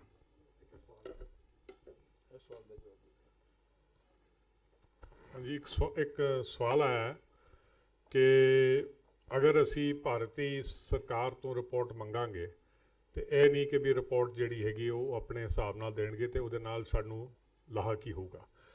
ਦੇਖੋ, ਠੀਕ ਹੈ, ਸਾਨੂੰ ਸੁਚੇਤ ਤਾਂ ਰਹਿਣਾ ਚਾਹੀਦਾ ਹੈ, ਮਗਰ ਜਿਹੜੀ ਗੱਲ ਆਪਾਂ ਕਰ ਰਹੇ ਹਾਂ ਕਿ ਹੁਣ ਫਿਰ ਆਪਾਂ ਕਹਿ ਦਈਏ ਕਿ ਵੀ ਜਿਹੜੇ ਡਾਕੂਮੈਂਟਸ ਬ੍ਰਿਟਨ ਦੀ ਸਰਕਾਰ ਨੇ ਡਿਕਲੇਅਰ ਕੀਤੇ ਸੀਗੇ, ਉਹ ਵੀ ਆਪਾਂ ਕਹਿ ਦਈਏ ਕਿ ਵੀ ਕਿਉਂਕਿ ਉਹਨਾਂ ਦੀ ਸਰਕਾਰ ਨੇ ਕੀਤੇ ਸੀਗੇ, ਉਹਦੇ ਨਾਲ ਕੀ ਲਾਹਾ ਹੋਇਆ। ਜਿੱਦਾਂ ਇੱਥੇ ਵੀ ਸਾਡੇ ਕੁਝ ਡਾਕੂਮੈਂਟਸ ਪਿੱਛੇ ਚੀਨੀ ਵਾਰ ਉੱਤੇ ਮੇਰਾ ਖਿਆਲ ਡਿਕਲੇਅਰ ਹੋਏ ਸੀਗੇ ਉਹਦੇ ਨਾਲ। ਸੋ ਆਪਾਂ ਨੂੰ ਥੋੜ੍ਹਾ ਜਿਹਾ ਆਪਟੀਮਿਸਟਿਕ ਤੇ ਹੋਣਾ ਚਾਹੀਦਾ ਕਿ ਵੀ ਇਹ ਨਹੀਂ ਦੇਖੋ, ਕਿਉਂਕਿ ਜਿਹੜੀਆਂ ਚੀਜ਼ਾਂ ਠੀਕ ਹੈ, ਸੁਚੇਤ ਜ਼ਰੂਰ ਰਹਿਣਾ ਚਾਹੀਦਾ ਕਿ ਵੀ ਸਰਕਾਰ ਚਾਲਾਂ ਚੱਲ ਸਕਦੀ ਹੈ, ਮਗਰ ਇਹ ਸਾਰੇ ਜਿਹੜੇ ਸਵਾਲ ਅਸੀਂ ਇੱਥੇ ਉਠਾਏ ਨੇ ਉਹਨਾਂ ਦਾ ਜਵਾਬ ਵੀ ਅਸੀਂ ਲਵਾਂਗੇ ਨਾ ਜੀ। ਕਿ ਵੀ ਤੁਸੀਂ ਕਿਉਂ ਕੀਤਾ ਇਹ ਤੇ ਠੀਕ ਹੈ, ਉਹਨਾਂ ਨੇ ਆਪਣੀ ਰਿਪੋਰਟ ਬਣਾਉਣਗੇ ਜਾਂ ਉਹ ਆਪਣੇ ਡਾਕੂਮੈਂਟਸ ਰਿਲੀਜ਼ ਕਰਨਗੇ, ਸਾਨੂੰ ਪਤਾ ਲੱਗੇਗਾ। ਬਟ ਜਿਹੜੀਆਂ ਚੀਜ਼ਾਂ ਪਬਲਿਕ ਨੋਟਿਸ ਦੇ ਵਿੱਚ ਜਾਂ ਪਬਲਿਕ ਡੋਮੇਨ ਦੇ ਵਿੱਚ ਆਲਰੇਡੀ ਆ ਚੁੱਕੀਆਂ ਨੇ, ਜਿੱਦਾਂ ਰਜਿੰਦਰਪੁਰੀ ਦਾ ਆਰਟੀਕਲ ਸੀਗਾ, ਜਿੱਦਾਂ ਰਵੀ ਸਿੰਘ ਦੀ ਮੈਂ ਗੱਲ ਕੀਤੀ ਸੀਗੀ, ਜਿੱਦਾਂ ਜਨਰਲ ਸਿਨਹਾ ਦੀ SOP ਦੀ ਗੱਲ ਕੀਤੀ ਸੀਗੀ, ਇਹ ਸਾਰੀ ਚੀਜ਼ਾਂ ਪਬਲਿਕ ਡੋਮੇਨ ਵਿੱਚ ਹੈਗੀਆਂ। ਸੋ ਇਹ ਜਿਹੜੀ ਚੀਜ਼ਾਂ ਨੇ ਇਹਨਾਂ ਦਾ ਵੀ ਜਵਾਬ ਸਰਕਾਰ ਤੇ ਦੇਗੀ ਨਾ, ਫਿਰ ਅਸੀਂ ਪੁੱਛਾਂਗੇ ਤੇ ਉਹ ਦੇਗੀ। ਗੱਲ ਰਹੀ ਜਿਹੜੀ ਗੱਲ ਹੈਗੀ ਕਿ ਵੀ ਆਪਾਂ ਰਹਿਣਾ ਹੈ, ਆਫ ਕੋਰਸ ਜਿਹੜੇ ਮੇਰੇ ਛੋਟੇ ਵੀਰ ਨੇ ਵੀ ਗੱਲ ਕੀਤੀ ਸੀਗੀ ਤੇ ਮੇਰੇ ਪਹਿਲਾਂ ਵੀ ਜਿਹੜਾ ਕੀਨੋਟ ਐਡਰੈਸ ਪੜ੍ਹਿਆ ਸੀਗਾ, ਅਸੀਂ ਇੱਕ ਸੋਵਰਨ ਪਰਸਨ ਹੈ, ਗੁਰੂ ਨੇ ਸਾਨੂੰ ਇੱਕ ਸੋਵਰਨ ਹਿਊਮਨ ਬੀਇੰਗ ਬਣਾਇਆ। ਅਸੀਂ ਇੱਕ ਆਜ਼ਾਦ ਅਸੀਂ ਸਪਿਰਿਟ ਬੌਰਨ ਪੀਪਲ ਹਾਂ, ਜਿੱਦਾਂ ਪ੍ਰੋਫੈਸਰ ਪੂਰਨ ਸਿੰਘ ਨੇ ਲਿਖਿਆ ਸੀਗਾ, ਤੇ ਸਪਿਰਿਟ ਫਰੀ ਹੁੰਦੀ ਹੈ। ਅਸੀਂ ਕਿਸੇ ਦੇ ਅਧੀਨ ਨਹੀਂ ਹੋ ਸਕਦੇ, ਅਸੀਂ ਸਿਰਫ ਅਕਾਲ ਪੁਰਖ ਦੇ ਅਧੀਨ ਹਾਂ। ਸੋ ਉਹ ਸਾਡੀ ਜਿਹੜੀ ਚੜ੍ਹਦੀ ਕਲਾ ਦਾ ਇੱਕ ਪ੍ਰਤੀਕ ਹੈ। ਜਿਹੜਾ ਸਾਡਾ ਚਿਹਰੇ ਉੱਤੇ ਜਲਾਵ ਵੀ ਹੈਗਾ, ਉਹ ਵੀ ਕਿਉਂਕਿ ਅਸੀਂ ਅਕਾਲ ਪੁਰਖ ਦੇ ਬੰਦੇ ਹਾਂ। ਸੋ ਉਹ ਪ੍ਰਤੱਖ ਹੁੰਦਾ ਹੈ ਉਸ ਕਰਕੇ ਹੀ। ਤੇ ਪਿੱਛੇ ਇੱਕ ਨੁਮਾਇਸ਼ ਲੱਗੀ ਸੀਗੀ ਚੰਡੀਗੜ੍ਹ, ਜਿੱਥੇ ਫਰੰਗੀ ਆਰਟਿਸਟ ਨੇ ਸਿੱਖਾਂ ਨੂੰ ਪੇਂਟ ਕੀਤਾ ਸੀਗਾ 18ਵੀਂ ਤੇ 19ਵੀਂ ਤੇ 20ਵੀਂ ਸਦੀ ਦੇ ਵਿੱਚ, ਤੇ ਇਹੀ ਸੀਗਾ ਕਿ ਵੀ ਉਹ ਜਲਾਵ ਜਿਹੜਾ ਸੀਗਾ ਉਹ ਪ੍ਰਗਟ ਕਰਦੇ ਸੀਗੇ। ਖੈਰ, ਸੋ ਮੇਰਾ ਕਹਿਣ ਦਾ ਮਤਲਬ ਹੈ ਕਿ ਜਿਹੜਾ ਗੱਲ ਹੈਗੀ ਕਿ ਵੀ ਆਪਾਂ ਨੂੰ ਜਿਹੜੀ ਜੰਗ ਚੱਲ ਰਹੀ ਹੈ, ਦੇਖੋ ਇੱਕ ਬੜੀ ਵਧੀਆ ਕਿਤਾਬ ਲਿਖੀ ਗਈ ਸੀਗੀ ਪਰਮਿੰਦਰ ਸਿੰਘ ਸੰਧਾਵਾਲੀਆ ਨੇ, ਬਿਯੋਂਡ ਆਈਡੈਂਟੀਟੀ। ਉਹਦੇ ਵਿੱਚ ਉਹ ਇੱਕ ਵਰਚੁਅਲ ਸਟੇਟ ਦੀ ਗੱਲ ਕਰਦੇ ਆ। ਇੱਕ ਆਪਾਂ ਕਹਿੰਦੇ ਆ ਫਿਜ਼ੀਕਲ ਸਟੇਟ, ਜਿਹੜਾ ਆਪਾਂ ਕਹਿੰਦੇ ਆ ਕਿ ਵੀ ਬਾਉਂਡਰੀ ਦੇ ਰਾਹੀਂ, ਇੱਕ ਹੁੰਦਾ ਵਰਚੁਅਲ ਸਟੇਟ। ਵਰਚੁਅਲ ਸਟੇਟ ਦੇ ਵਿੱਚ ਮੈਂ ਇੱਕ ਸਮਝਦਾ ਕਿ ਤੁਸੀਂ ਲੈ ਲਓ ਕੈਨੇਡਾ ਦਾ ਐਗਜ਼ਾਮਪਲ ਲੈ ਲਓ। ਕੈਨੇਡਾ ਦੇ ਵਿੱਚ ਇੱਕ ਸਿੱਖ ਵਰਚੁਅਲ ਸਟੇਟ ਹੈ, ਉਹ ਮਾਈਨੋਰਿਟੀ ਹੈ, ਮਗਰ ਉੱਥੇ ਸਿੱਖ ਵਰਚੁਅਲ ਸਟੇਟ ਦਾ ਮਤਲਬ ਕਿ ਵੀ ਸਿੱਖ ਉੱਥੇ ਜਿਹੜਾ ਵਸਦਾ ਹੈ ਉਹ ਆਪਣਾ ਕਲਚਰ, ਆਪਣਾ ਰਿਲੀਜਨ ਬਾਖੂਬੀ ਤੇ ਬਿਲਕੁਲ ਇੰਡੀਪੈਂਡੈਂਟਲੀ ਉਹ ਉਹਦੇ ਤੋਂ ਫੋਲੋ ਕਰ ਸਕਦਾ ਹੈ। ਸੋ ਕਹਿਣ ਦਾ ਮੇਰਾ ਭਾਵ ਹੈਗਾ ਕਿ ਅਗਰ ਮਤਲਬ ਅਸੀਂ ਇੱਕ ਵਰਚੁਅਲ ਸਟੇਟ ਦੀ ਵੀ ਅਸੀਂ ਕਹਿ ਸਕਦੇ ਹਾਂ ਕਿ ਵੀ ਸਾਡੇ ਵਿੱਚ ਤੁਸੀਂ ਦਖਲਅੰਦਾਜ਼ੀ ਨਹੀਂ ਦੇਣੀ, ਅਸੀਂ ਜਿੱਦਾਂ ਅਸੀਂ ਰਹਿਣਾ ਹੈਗਾ, ਅਸੀਂ ਸਾਡਾ ਕਲਚਰ ਹੈ, ਸਾਡਾ ਜਿਹੜਾ ਰਿਲੀਜਨ ਹੈ, ਉਹ ਸਾਨੂੰ ਤੁਸੀਂ ਉਹਨੂੰ ਉਸੇ ਤਰ੍ਹਾਂ ਜਿੱਦਾਂ ਅਸੀਂ ਚਾਹੁੰਦੇ ਹਾਂ ਸਾਨੂੰ ਉਹਨੂੰ ਕਰਨ ਦਿਓ, ਵਿਦਆਊਟ ਐਨੀ ਇੰਟਰਫੇਰੈਂਸ। ਇੱਕ ਆਫ ਕੋਰਸ ਜਿੱਦਾਂ ਮੇਰੇ ਸੀਨੀਅਰ ਇੱਥੇ ਜਿਹੜੇ ਆਏ ਸੀਗੇ ਹੁਣੇ ਕਹਿ ਕੇ ਗਏ ਨੇ ਕਿ ਵੀ ਸਾਡੀ ਜੰਗ ਹੈਗੀ ਤੇ ਅਸੀਂ ਤੇ ਅੱਡ ਹੀ ਹੋਣਾ ਹੈ। These are things that whether it is a possibility or not, ਇਹ ਤੇ I cannot say, ਉਹ ਤੇ ਤੁਹਾਨੂੰ ਬੈਠ ਕੇ ਗੱਲਬਾਤਾਂ ਪਤਾ ਲੱਗਣਗੀਆਂ ਕਿ ਵੀ ਤੁਸੀਂ ਇਸ ਰਾਹ ਦੇ ਉੱਤੇ ਤੁਰਨਾ ਵੀ ਹੈਗਾ, ਇਹਦਾ ਲਾਹਾ ਕੀ ਹੈਗਾ, ਇਹਦਾ ਨੁਕਸਾਨ ਕੀ ਹੈਗਾ, all these things need to be discussed। But ਮੈਂ ਤਾਂ ਇਹ ਚਾਹੁੰਦਾ ਕਿ ਵੀ ਸਿੱਖ ਦੀ ਜਿਹੜਾ ਮਾਣ ਹੈ, ਜਿਹੜਾ ਉਹਦਾ ਅਣਖ ਹੈ, ਉਹ ਬਰਕਰਾਰ ਰਹਿਣਾ ਚਾਹੀਦਾ ਇਸ ਦੇਸ਼ ਦੇ ਵਿੱਚ। ਤੇ ਫਿਲਹਾਲ ਅਗਰ ਆਪਾਂ ਇਹੀ ਜਿਹੜਾ ਹੈਗਾ ਕਿ ਵੀ ਆਪਾਂ ਸਰਕਾਰ ਨੂੰ ਇਹ ਕਹਿ ਸਕੀਏ ਕਿ ਵੀ ਸਾਡੇ ਨਾਲ ਜਿਹੜਾ ਨਿਆਂ ਹੈ ਉਹ ਜ਼ਰੂਰ ਹੋਣਾ ਚਾਹੀਦਾ ਹੈ, ਤੇ ਅਗਰ ਆਹ ਗੱਲ ਆਪਾਂ ਕਰਾ ਸਕੀਏ ਤੇ ਮੇਰੇ ਹਿਸਾਬ ਨਾਲ ਅਸੀਂ ਸਾਰੇ ਹੀ ਇਹ ਨਹੀਂ ਮਹਿਸੂਸ ਕਰਾਂਗੇ ਕਿ ਵੀ ਸਾਡੇ ਨਾਲ ਬੇਇਨਸਾਫੀ ਹੋਈ ਹੈ। ਬਾਕੀ ਹੋਰ ਕੋਈ ਸਵਾਲ ਹੈ ਕਿ ਪੁੱਛੋ ਜੀ।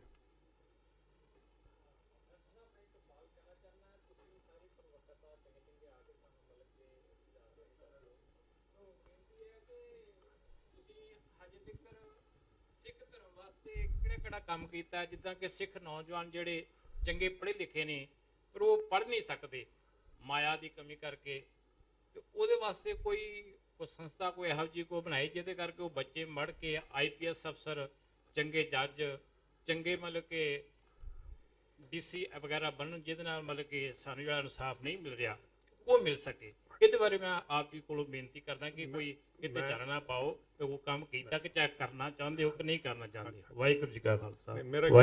ਮੇਰਾ ਖਿਆਲ ਹੈ ਜਿਹੜੇ ਅਸੀਂ ਸਾਰੇ ਇੱਥੇ ਬੈਠੇ ਹਾਂ ਤੇ ਜਿਹੜੇ ਸਿੱਖੀ ਨਾਲ ਤੇ ਸਿੱਖ ਕੌਮ ਨਾਲ ਦਰ ਰੱਖਦੇ ਹਾਂ, ਵਿਦਿਆ ਦਾ ਖੇਤਰ ਜਿਹੜਾ ਹੈਗਾ ਉਹ ਸਭ ਤੋਂ ਅਹਿਮ ਹੈ। ਤੇ ਅੱਜ ਹੀ ਮੈਂ ਹੁਣੇ ਗੱਲ ਕਰ ਰਿਹਾ ਸੀਗਾ, ਕੱਲ੍ਹ ਇੱਥੇ ਚੀਫ ਖਾਲਸਾ ਦੀਵਾਨ ਨੇ ਇੱਕ ਸੈਮੀਨਾਰ ਰੱਖਿਆ ਹੋਇਆ ਹੈ, ਜਿਹੜੀ ਨਵੀਂ ਹੈ ਯੂਨੀਵਰਸਿਟੀ ਦੀ ਗੱਲ ਕਰਨਾ ਚਾਹੁੰਦੇ ਨੇ। ਬਾਕੀ ਉਹਨਾਂ ਨੇ ਕਿਹਾ ਹੋਇਆ ਕਿ ਵੀ 27 ਤੋਂ 29 ਸਤੰਬਰ ਨੂੰ ਉਹਨਾਂ ਨੇ ਇੱਕ ਵਿਸ਼ਵ ਪੱਧਰੀ ਐਜੂਕੇਸ਼ਨ ਕਾਨਫਰੰਸ ਰੱਖਣੀ ਹੈ ਸੁਲਤਾਨਪੁਰ ਲੋਧੀ, ਗੁਰੂ ਸਾਹਿਬ ਦੇ 550 ਬਰਥ ਐਨੀਵਰਸਰੀ ਦੇ ਮੁਤਲਕ ਇੱਕ ਸੈਲੀਬ੍ਰੇਸ਼ਨ ਦੇ ਵਿੱਚ। ਸੋ ਬਾਕੀ ਮੇਰੇ ਪਾਸਿਓਂ ਮੈਂ ਤੁਹਾਨੂੰ ਦੱਸਾਂ ਕਿ ਮੈਂ ਇੱਕ ਐਡਵਾਈਜ਼ਰੀ ਬੋਡੀ 'ਚ ਹੈਗਾ ਸਰਬ ਸਤਨਾਮ ਕਲਿਆਣ ਟਰਸਟ। ਇਹ ਐਜੂਕੇਸ਼ਨ ਪ੍ਰੋਵਾਈਡ ਕਰਦੇ ਨੇ 300 ਸਕੂਲਾਂ ਦੇ ਵਿੱਚ, ਜਿਹੜੇ ਰੂਰਲ ਸੈਮੀ ਰੂਰਲ ਏਰੀਆਜ਼ ਦੇ ਵਿੱਚ ਨੇ, ਉਹਨਾਂ ਦੇ ਵਿੱਚ ਸਾਡੇ ਟੀਚਰ ਨੇ। ਉੱਥੇ ਗੁਰਮਤਿ ਦੀ ਐਜੂਕੇਸ਼ਨ ਹੈ, ਪਲੱਸ ਉੱਥੇ ਆਪਾਂ ਸਮਾਰਟ ਕਲਾਸਰੂਮਸ ਪ੍ਰੋਵਾਈਡ ਕੀਤੀਆਂ ਨੇ ਤਾਂ ਕਿ ਸਾਡੇ ਜਿਹੜੇ ਬੱਚੇ ਉੱਥੇ ਪੜ੍ਹਨ ਉਹ ਇੰਪਲੋਏਬਲ ਹੋ ਜਾਣ along with Gurmat education, which means ਕਿ ਵੀ ਉਹਨਾਂ ਕੋਲ ਗੁਰਮਤ ਦੇ ਵੈਲਿਊਜ਼ ਆ ਜਾਣ ਸੋ ਦੈਟ ਉਹ ਕੁਆਲਿਟੀ ਐਜੂਕੇਸ਼ਨ ਦੇ ਨਾਲ ਉਹ ਗੁਰਮਤ ਵੀ ਮਤਲਬ ਧਾਰਨ ਕਰਨ। ਦੂਜੇ ਪਾਸੇ ਸਾਡੇ ਉੱਥੇ ਕੇਂਦਰੀ ਸ੍ਰੀ ਗੁਰੂ ਸਿੰਘ ਸਭਾ ਦੇ ਪਲਾਟ ਦੇ ਵਿੱਚ ਇੱਕ ਬਾਹਰਲੀ ਸੰਸਥਾ ਆਈ ਹੈ, ਬਾਹਰੋਂ ਬੰਦੇ ਆਏ ਨੇ, ਉਹਨਾਂ ਨੇ ਇੱਕ ਸੰਸਥਾ ਚਲਾਈ ਹੈ ਭਾਈ ਜੇਠਾ ਜੀ ਫਾਊਂਡੇਸ਼ਨ। ਉੱਥੇ ਸਿਰਫ ਗਰੀਬ ਬੱਚੇ ਜਿਹੜੇ ਕਿ 10ਵੀਂ ਪਾਸ ਕਰ ਦਿੰਦੇ ਨੇ, ਉਹਨਾਂ ਦੇ ਇਮਤਿਹਾਨ ਹੁੰਦੇ ਨੇ, ਉੱਥੇ ਉਹਨਾਂ ਨੂੰ ਕੋਚਿੰਗ ਦਿੱਤੀ ਜਾਂਦੀ ਹੈ। ਅਗਰ ਤੁਸੀਂ ਪੇਪਰਾਂ 'ਚ ਪੜ੍ਹਿਆ ਹੋਣਾ ਹੈ, ਇਹ ਇਸ ਨਾਰਥ ਇੰਡੀਆ ਦੇ ਵਿੱਚ ਉਹਨਾਂ ਦੇ ਸਭ ਤੋਂ ਵੱਧ ਮਤਲਬ ਉਹਨਾਂ ਦਾ ਜਿਹੜਾ ਹੈਗਾ ਬੱਚੇ ਜਿਹੜੇ ਨੇ ਉਹ JEE IIT ਦੇ ਵਿੱਚ ਉਹ ਕਲੀਅਰ ਕੀਤੇ ਨੇ। ਉਹਨਾਂ ਨੂੰ ਕੋਚਿੰਗ ਦਿੱਤੀ ਜਾ ਰਹੀ ਹੈ ਫॉर JET ਮਤਲਬ IIT ਲਈ ਜਾਂ AIMSS ਲਈ। ਸੋ ਉਹ ਜੇ ਲੈਵਲ ਦੇ ਜਿਹੜੇ ਹੈਗੇ, ਤੇ ਉੱਥੇ ਵੀ ਸਰਦਾਰ ਹਰਪਾਲ ਸਿੰਘ ਇਹਨਾਂ ਦੇ ਚੀਫ ਟਰਸਟੀ ਨੇ, ਜਿਹੜੇ ਬਾਹਰੋਂ ਆਏ ਨੇ, ਜਿਹੜਾ ਇਹ ਕੰਮ ਕਰ ਰਹੇ ਨੇ। 85 ਬੱਚੇ ਮੇਰੇ ਖਿਆਲ ਨਾਲ ਰੱਖੇ ਨੇ ਸਾਡੇ ਉੱਥੇ, ਤੇ ਇਹਨਾਂ ਨੂੰ ਇਹ ਕੋਚਿੰਗ ਮਿਲ ਰਹੀ ਹੈ।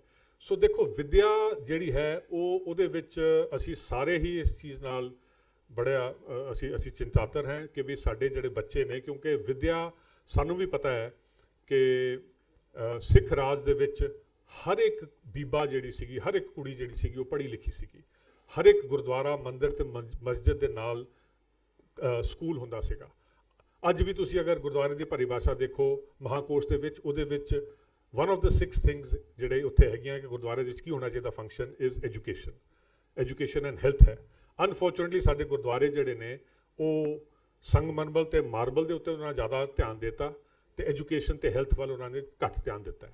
ਤੇ ਸਾਡੀ ਇਹ ਬੇਨਤੀ ਹੈ ਕਿ ਵੀ ਜਿੱਥੇ ਵੀ ਗੁਰਦੁਆਰੇ ਕਮੇਟੀਆਂ ਨੇ, ਜਿੱਥੇ ਵੀ ਹੈਗੇ ਨੇ, ਉਹ ਦੇ ਮਸਟ ਟੇਕ ਆਊਟ ਉਹਨਾਂ ਦੀ ਕੁਝ ਤੇ ਹਿੱਸਾ ਆਪਣੀ ਗੋਲਕ ਦਾ ਉਹ ਕੱਢਣ, ਜਿੱਥੇ ਉਹ ਐਜੂਕੇਸ਼ਨ, ਜਿਹੜੀ ਗੱਲ ਤੁਸੀਂ ਕਹਿ ਰਹੇ ਹੋ, ਕੋਈ ਗਰੀਬ ਬੱਚਾ ਹੋਵੇ ਜਿਹੜਾ ਲਾਇਕ ਹੋਵੇ, ਕਿ ਉਹ ਇੰਨੇ ਚਲੋ ਆਪਣਾ ਸਕੂਲ ਨਾ ਖੋਲੋ, ਪਰ ਐਟਲੀਸਟ ਆਪਣੇ ਇਲਾਕੇ ਦਾ ਕੋਈ ਬੱਚਾ ਜਿਹੜਾ ਗਰੀਬ ਹੋਵੇ ਜਾਂ ਜਿਹੜਾ ਆਰਥਿਕ ਕਰਨਿਓ ਅੱਗੇ ਨਾ ਪੜ੍ਹ ਸਕੇ, ਉਹਦੀ ਤਾਂ ਮਦਦ ਕਰ ਦਿਓ ਤੁਸੀਂ ਗੁਰਦੁਆਰੇ ਤੋਂ। ਬਟ ਗੁਰਦੁਆਰੇ ਨੂੰ ਅਸੀਂ ਵੱਡੀਆਂ ਬਿਲਡਿੰਗਾਂ ਬਣਾ ਦਾਂਗੇ, ਅਸੀਂ ਸੰਗਮਰਮਰ ਥੋਪ ਦਾਂਗੇ, ਅਸੀਂ ਸਾਰਾ ਕੁਝ ਕਰ ਦਾਂਗੇ, ਬਟ ਇਸ ਪਾਸੇ ਸਾਡਾ ਧਿਆਨ ਨਹੀਂ ਜਾ ਰਿਹਾ। ਸੋ ਤੁਹਾਡੀ ਗੱਲ ਬਿਲਕੁਲ ਸੱਚੀ ਹੈ ਕਿ ਵੀ ਜਦ ਤਾਈਂ ਅਸੀਂ ਆਪਣੇ ਆਪ ਨੂੰ ਐਜੂਕੇਸ਼ਨ ਦੇ ਵਿੱਚ ਹੋਰ ਪਰਪੱਖ ਨਹੀਂ ਕਰਾਂਗੇ। ਹਿਸਟਰੀ ਕਰਨਿਓ ਤੁਸੀਂ ਦੇਖ ਲਓ ਕਿ ਹਿਸਟਰੀ ਕਰਨਿਓ ਸਾਡੇ ਆਪ ਦੀ ਪੰਜਾਬ ਸਕੂਲ ਐਜੂਕੇਸ਼ਨ ਬੋਰਡ, ਉਹ ਸਾਡੀ ਹਿਸਟਰੀ ਜਿਹੜੀ ਪੜ੍ਹਾਈ ਜਾ ਰਹੀ ਸਾਡੇ ਬੱਚਿਆਂ ਨੂੰ, ਅਸੀਂ ਇਹਦੇ 'ਤੇ ਬਥੇਰਾ ਉੱਥੇ ਬੇੜਾ ਚੱਕਿਆ ਸੀਗਾ ਚੰਡੀਗੜ੍ਹ, ਤੇ ਕੈਪਟਨ ਸਾਹਿਬ ਨੂੰ ਮਜਬੂਰ ਵੀ ਕੀਤਾ ਸੀ ਕਿ ਵੀ ਇਹ ਹਿਸਟਰੀ 'ਤੇ ਠੀਕ ਪੜ੍ਹਾਈ ਜਾਵੇ। ਸੋ ਇਹ ਸਾਰੀ ਚੀਜ਼ਾਂ ਜਿਹੜੀਆਂ ਨੇ ਸਾਡੇ ਜ਼ਿਹਨ 'ਚ ਹੈਗੀਆਂ ਨੇ। ਅਸੀਂ ਜਿੱਥੇ ਸਾਡੇ ਨਾਲ ਸਾਡੀ ਜਿਹੜੀ ਵੀ ਸੇਵਾ ਲਾਈ ਜਾਂਦੀ ਹੈ, ਅਸੀਂ ਉਹਨੂੰ ਨਿਭਾਉਂਦੇ ਹਾਂ ਜੀ। ਹਾਂਜੀ ਹੈਲੋ, ਹਾਂਜੀ ਉਹ ਸਰ 10 ਮਿੰਟ। ਹਾਂ ਤੁਸੀਂ ਇਹ ਇੱਕ ਬੇਨਤੀ ਹੈ, ਮਸਲੇ ਬਹੁਤ ਨੇ ਕੌਮ ਦੇ, ਲੇਕਿਨ ਜਿਸ ਮਸਲੇ ਤੇ ਅੱਜ ਅਸੀਂ ਬੈਠੇ ਹਾਂ, ਪਲੀਜ਼ ਮੇਰੀ ਬੇਨਤੀ ਹੈ ਇਹਦੇ ਉੱਤੇ ਤੁਸੀਂ ਪ੍ਰਸ਼ਨ ਕਰੋ ਤਾਂ ਕਿ ਇਹ ਚਰਚਾ ਜਿਹੜੀ ਅੱਜ ਦੀ ਉਸਾਰੂ ਹੋ ਸਕੇ। ਜੋ ਅੱਜ ਦੇ ਅਸੀਂ 84 ਦੇ ਘੱਲੂਘਾਰੇ ਵਾਸਤੇ ਬੈਠੇ ਹਾਂ, ਉਹਦੇ ਪ੍ਰਤੀ ਆਪਾਂ ਜਿਹੜੇ ਵੀ ਪ੍ਰਸ਼ਨ ਕਰਨੇ ਨੇ ਉਹ ਕਰੋ। ਹਾਂਜੀ, ਮੈਂ ਪ੍ਰੋਫੈਸਰ ਸਾਹਿਬ ਨੂੰ ਇਸ ਮਸਲੇ ਤੇ ਇੱਕ ਪ੍ਰਸ਼ਨ ਕਰਨਾ ਚਾਹੁੰਦਾ ਕਿ ਆਪਾਂ ਇੱਥੇ ਇਕੱਠੇ ਹੋਏ ਹਾਂ, 21 ਮੈਂਬਰੀ ਕਮੇਟੀ ਨੇ ਕਾਲ ਕੀਤੀ ਹੈ, ਜਿਹੜੀ ਕਿ ਪਹਿਲਾਂ 5 ਮੈਂਬਰੀ ਕਮੇਟੀ ਸੀ, ਜੋ ਕਿ ਜਥੇਦਾਰ ਜਗਤਾਰ ਸਿੰਘ ਹਵਾਰਾ ਜੀ ਨੇ ਨਿਯਤ ਕੀਤੀ ਸੀ।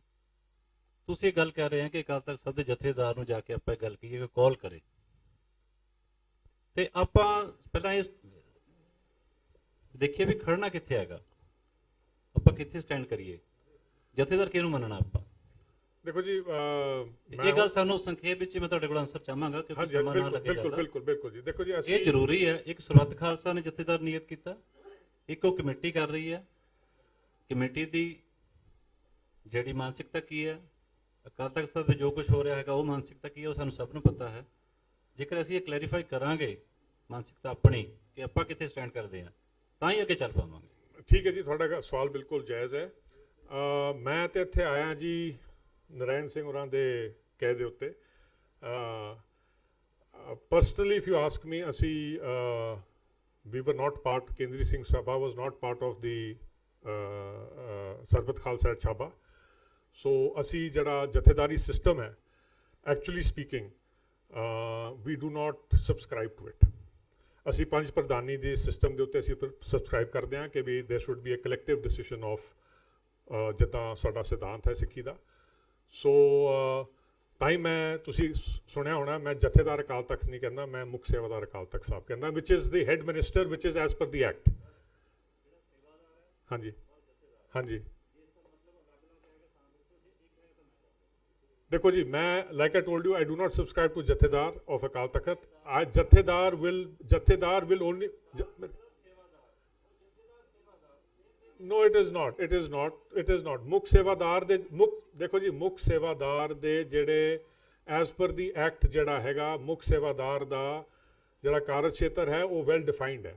ਉਹ ਸਿਰਫ ਉਸ ਥਾਂ ਦੀ ਪੂਜਾ ਦੀ ਮਰਿਆਦਾ ਦੀ ਪਾਲਣਾ ਕਰਨਾ ਹੈ। ਜਥੇਦਾਰ ਕੌਮ ਚੁਣੇਗੀ, ਅਗਰ ਕੌਮ ਨੇ ਅ ਫੁੱਲ ਸਰਬਤ ਖਾਲਸਾ ਵਿਚ means a full representative Sarbat Khalsa, ਜਿਹਦੇ ਵਿੱਚ not only people from India but from all over, ਅੱਜ ਦੀ ਡੇਟ ਦੇ ਵਿੱਚ ਸਿੱਖ ਹਰ ਇੱਕ ਥਾਂ ਦੇ ਵਿੱਚ ਵਸਦਾ ਹੈ। ਸੋ ਜਦ ਤਾਈਂ ਇਹ ਸਿੱਖ ਕੌਮ ਡਿਸਾਈਡ ਕਰੇਗੀ ਵੈਦਰ ਥਰੂ a full ਜਿਹੜਾ ਸਟਰਕਚਰਡ ਸਰਬਤ ਖਾਲਸਾ ਹੈ, ਕਿਉਂਕਿ ਹੁਣ ਅੱਜ ਦੀ ਡੇਟ ਦੇ ਵਿੱਚ ਹਰਿੰਦਰ ਸਿੰਘ ਸਿੱਖ ਆਰਾਏ ਵਾਲਾ ਜਿਹੜਾ ਕਿ ਛਾਬੇ ਸੀਗਾ, ਉਹਨੇ ਇੱਕ free Akal Takht .org site ਬਣਾਈ ਹੋਈ ਹੈ, ਤੁਸੀਂ ਉਹਨੂੰ ਕੋਖ ਲਓ। ਉਹਦੇ ਵਿੱਚ ਇਹੀ ਚੀਜ਼ਾਂ ਉੱਥੇ ਲਿਖੀਆਂ ਹੋਈਆਂ ਨੇ ਕਿ ਇੱਕ ਸਰਬਤ, ਦੇਖੋ ਸਰਬਤ ਖਾਲਸਾ ਜਿਹੜਾ ਲਾਸਟ ਐਕਚੁਅਲ ਸਰਬਤ ਖਾਲਸਾ ਹੋਇਆ ਸੀਗਾ, ਉਹ ਮੇਰੇ ਖਿਆਲ 1803 ਜਾਂ 4 'ਚ ਹੋਇਆ ਸੀਗਾ, ਰਣਜੀਤ ਸਿੰਘ ਦੇ ਟਾਈਮ 'ਚ, 1409 'ਚ, ਠੀਕ ਹੈ ਨਾ ਜੀ। ਉਹ ਤੋਂ ਬਾਅਦ ਕਿੰਨੇ ਟਾਈਮ ਲੰਘ ਗਿਆ। ਹੁਣ ਆਪਾਂ ਕਹੀ ਜਾਈਏ ਕਿ ਵੀ ਆਪਾਂ ਇੱਥੇ ਇੱਕ ਪੰਜਾਬ ਦੇ ਵਿੱਚ ਇਕੱਠ ਕਰ ਲਿਆ ਜੀ, ਇਹ ਸਰਬਤ ਖਾਲਸਾ ਬਣ ਗਿਆ, ਨਹੀਂ। You have to take the consideration of the Sikh all over. So ਜਦ ਤਾਈਂ ਉਹ ਨਹੀਂ ਹੁੰਦਾ ਤਦ ਤਾਈਂ I don't think, and personally if you ask me, ਅਗਰ ਤੁਹਾਡਾ ਪਰਸਨਲ ਵਿਊ ਹੈਗਾ, till such time as the Sikh jagat totally does not have a sarbat khalsa and appoint, let's see if they appoint a ਜਥੇਦਾਰ, ਸਾਡਾ ਮੰਨਣਾ ਹੈਗਾ ਕਿ ਪੰਜ ਪ੍ਰਧਾਨੀ system ਹੋਣਾ ਚਾਹੀਦਾ ਹੈ, ਪੰਜ ਪਿਆਰਿਆਂ ਦਾ ਸਿਸਟਮ ਹੋਣਾ ਚਾਹੀਦਾ, ਜਿੱਦਾਂ ਪਹਿਲਾਂ ਹੁੰਦਾ ਸੀਗਾ। ਜਦੋਂ ਵੀ ਸਰਬਤ ਖਾਲਸਾ ਹੁੰਦਾ ਸੀਗਾ, ਉਸ ਟਾਈਮ ਲਈ ਸਿਰਫ ਪੰਜ ਪਿਆਰੇ ਚੁਣੇ ਜਾਂਦੇ ਸੀਗੇ, ਉਹਨਾਂ ਵਿੱਚੋਂ ਇੱਕ ਬੰਦੇ ਨੂੰ ਜਥੇਦਾਰ ਨਿਯੁਕਤ ਕੀਤਾ ਜਾਂਦਾ ਸੀਗਾ, ਜਿਹੜਾ ਵੀ ਉੱਥੇ ਗੁਰਮਤਾ ਪਾਸ ਹੁੰਦਾ ਸੀਗਾ, ਉਹਦਾ ਸਿਰਫ ਇੱਕ ਫੰਕਸ਼ਨ ਸੀਗਾ ਕਿ ਅਕਾਲ ਤਖਤ ਸਾਹਿਬ ਤੋਂ ਉਹਨੇ ਉਹ ਸਿੱਖ ਕੌਮ ਦੇ ਮੂਹਰੇ ਪੇਸ਼ ਕਰ ਦਿੰਦਾ ਸੀ। So this was the system, this is the system that you want to follow, ਕਿਉਂਕਿ ਇਹ ਡੈਮੋਕ੍ਰੈਟਿਕ ਸਿਸਟਮ ਹੈ, ਇਹ ਗੁਰੂ ਸਾਹਿਬ ਦਾ ਸਿਸਟਮ ਹੈ ਸਾਡੇ ਮੁਤਾਬਕ। ਬਾਕੀ everybody else can have their own views. ਦੱਸੋ ਜੀ।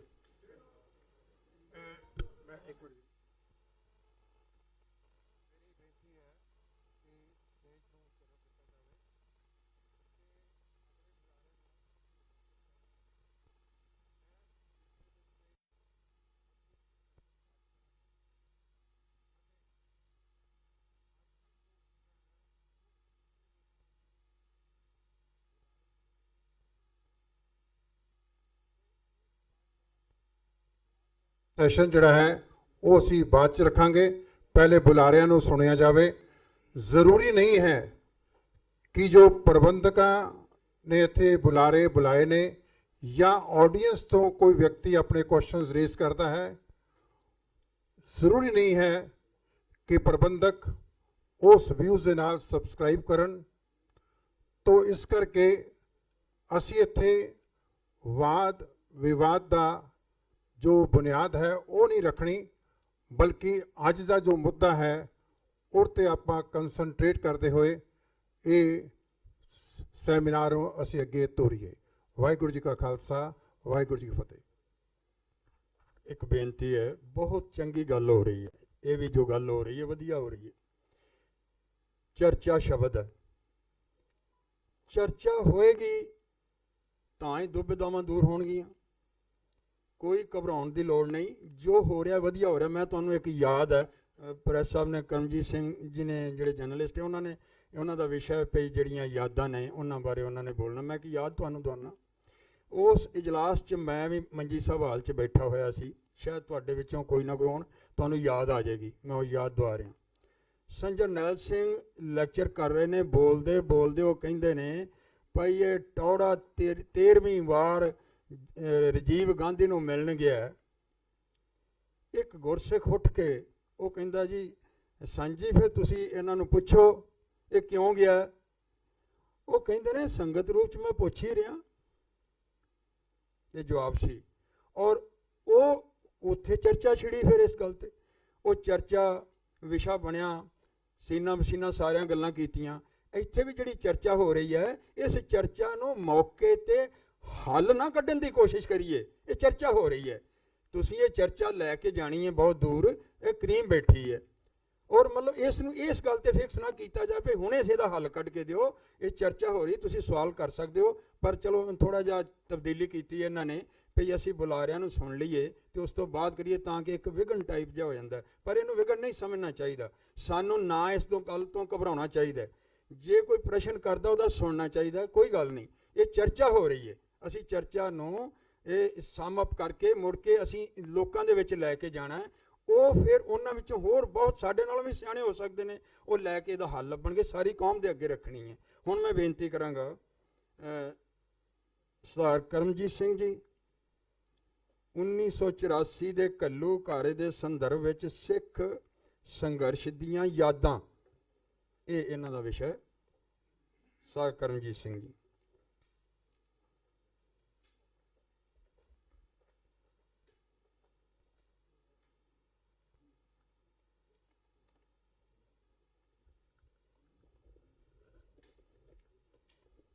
ਸਟੇਜ ਤੇ ਬੈਠੇ ਵਿਦਵਾਨ ਸਾਹਿਬਾਨ ਤੇ ਪੰਜ ਪਿਆਰੇ, ਜਿਨ੍ਹਾਂ ਨੇ ਸੰਕਟ ਦੀ ਘੜੀ ਵਿੱਚ ਸਿੱਖ ਪੰਥ ਦੀ ਅਗਵਾਈ ਕੀਤੀ ਸੀ, ਤੇ ਗੁਰੂ ਰੂਪ ਖਾਲਸਾ ਜੀ, ਵਾਹਿਗੁਰੂ ਜੀ ਕਾ ਖਾਲਸਾ, ਵਾਹਿਗੁਰੂ ਜੀ ਕੀ ਫਤਿਹ।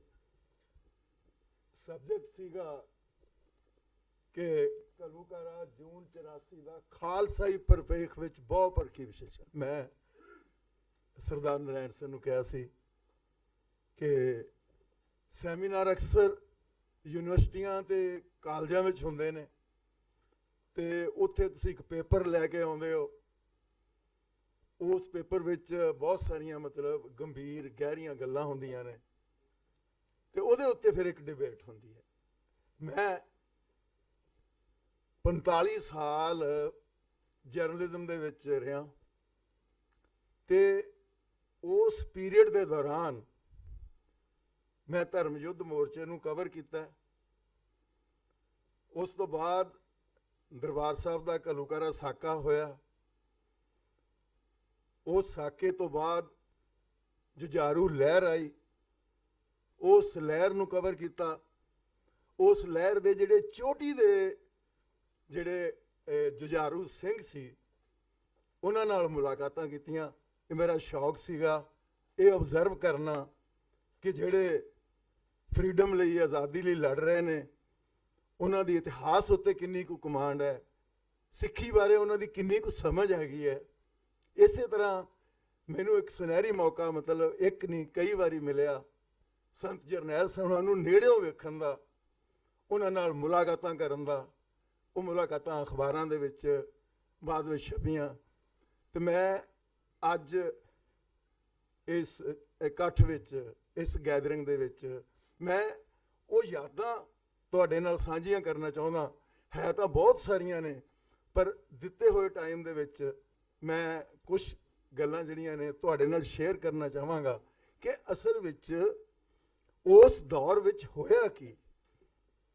ਖਾਲਸਾ ਜੀ, ਜੇ ਅਸੀਂ ਅੱਜ ਨੂੰ ਸਮਝਣਾ ਨਾ, ਅੱਜ ਅਸੀਂ ਕਿੱਥੇ ਖੜੇ ਹਾਂ, ਜੇ ਅੱਜ ਦਾ ਅਸੀਂ ਗੰਭੀਰ ਵਿਸ਼ਲੇਸ਼ਣ ਕਰਨਾ ਹੈ, ਤਾਂ ਸਾਨੂੰ ਪਿੱਛੇ ਵੱਲ ਥੋੜਾ ਜਿਹਾ ਜਾਣਾ ਪਵੇਗਾ। ਉਹ ਸੀ ਧਰਮ ਯੁੱਧ ਮੋਰਚਾ।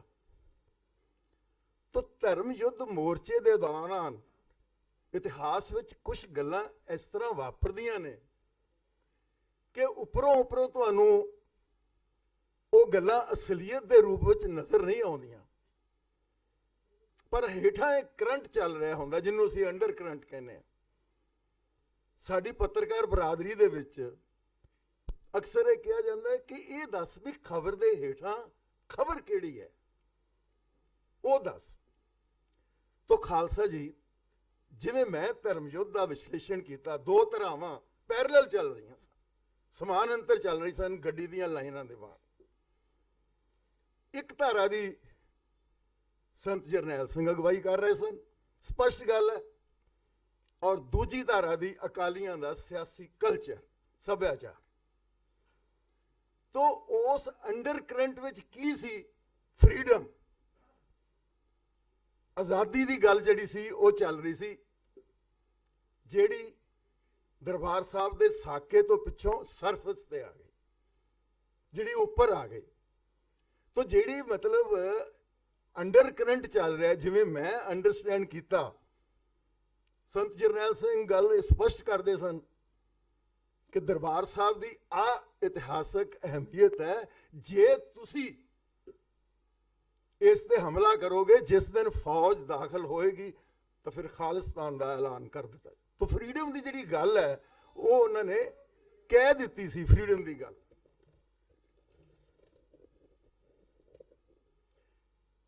ਆਜ਼ਾਦੀ ਦਾ ਜਜ਼ਬਾ ਜਿਹੜਾ ਸੀ ਉਹ ਅੰਡਰ ਕਰੰਟ ਚੱਲ ਰਿਹਾ ਸੀ, ਜਿਹੜਾ ਕਿ ਜੁਝਾਰੂ ਲਹਿਰ ਦੇ ਵਿੱਚ ਓਵਰ ਕਰੰਟ ਚ ਆ ਗਿਆ। ਇੱਕ ਗੱਲ ਹੋਰ ਜਿਹੜੀ ਇਸ ਕੇਂਦਰ ਦੇ ਵਿੱਚ ਸੰਤ ਜਰਨੈਲ ਸਿੰਘ ਖੜੇ ਨੇ, ਕਿ ਇਹ ਜਿਹੜੀ ਆਜ਼ਾਦੀ ਦੀ ਰੀਝ ਸੀ, ਜਿਹੜਾ ਜਜ਼ਬਾ ਸੀ, ਜਿਹੜਾ ਅੰਡਰ ਕਰੰਟ ਸੀ, ਜਿਹੜਾ ਸਬ ਕੌਨਸ਼ੀਅਸ ਵਿੱਚ ਸੀ, ਉਹ ਆਰਗੇਨਾਈਜ਼ ਹੋ ਗਿਆ।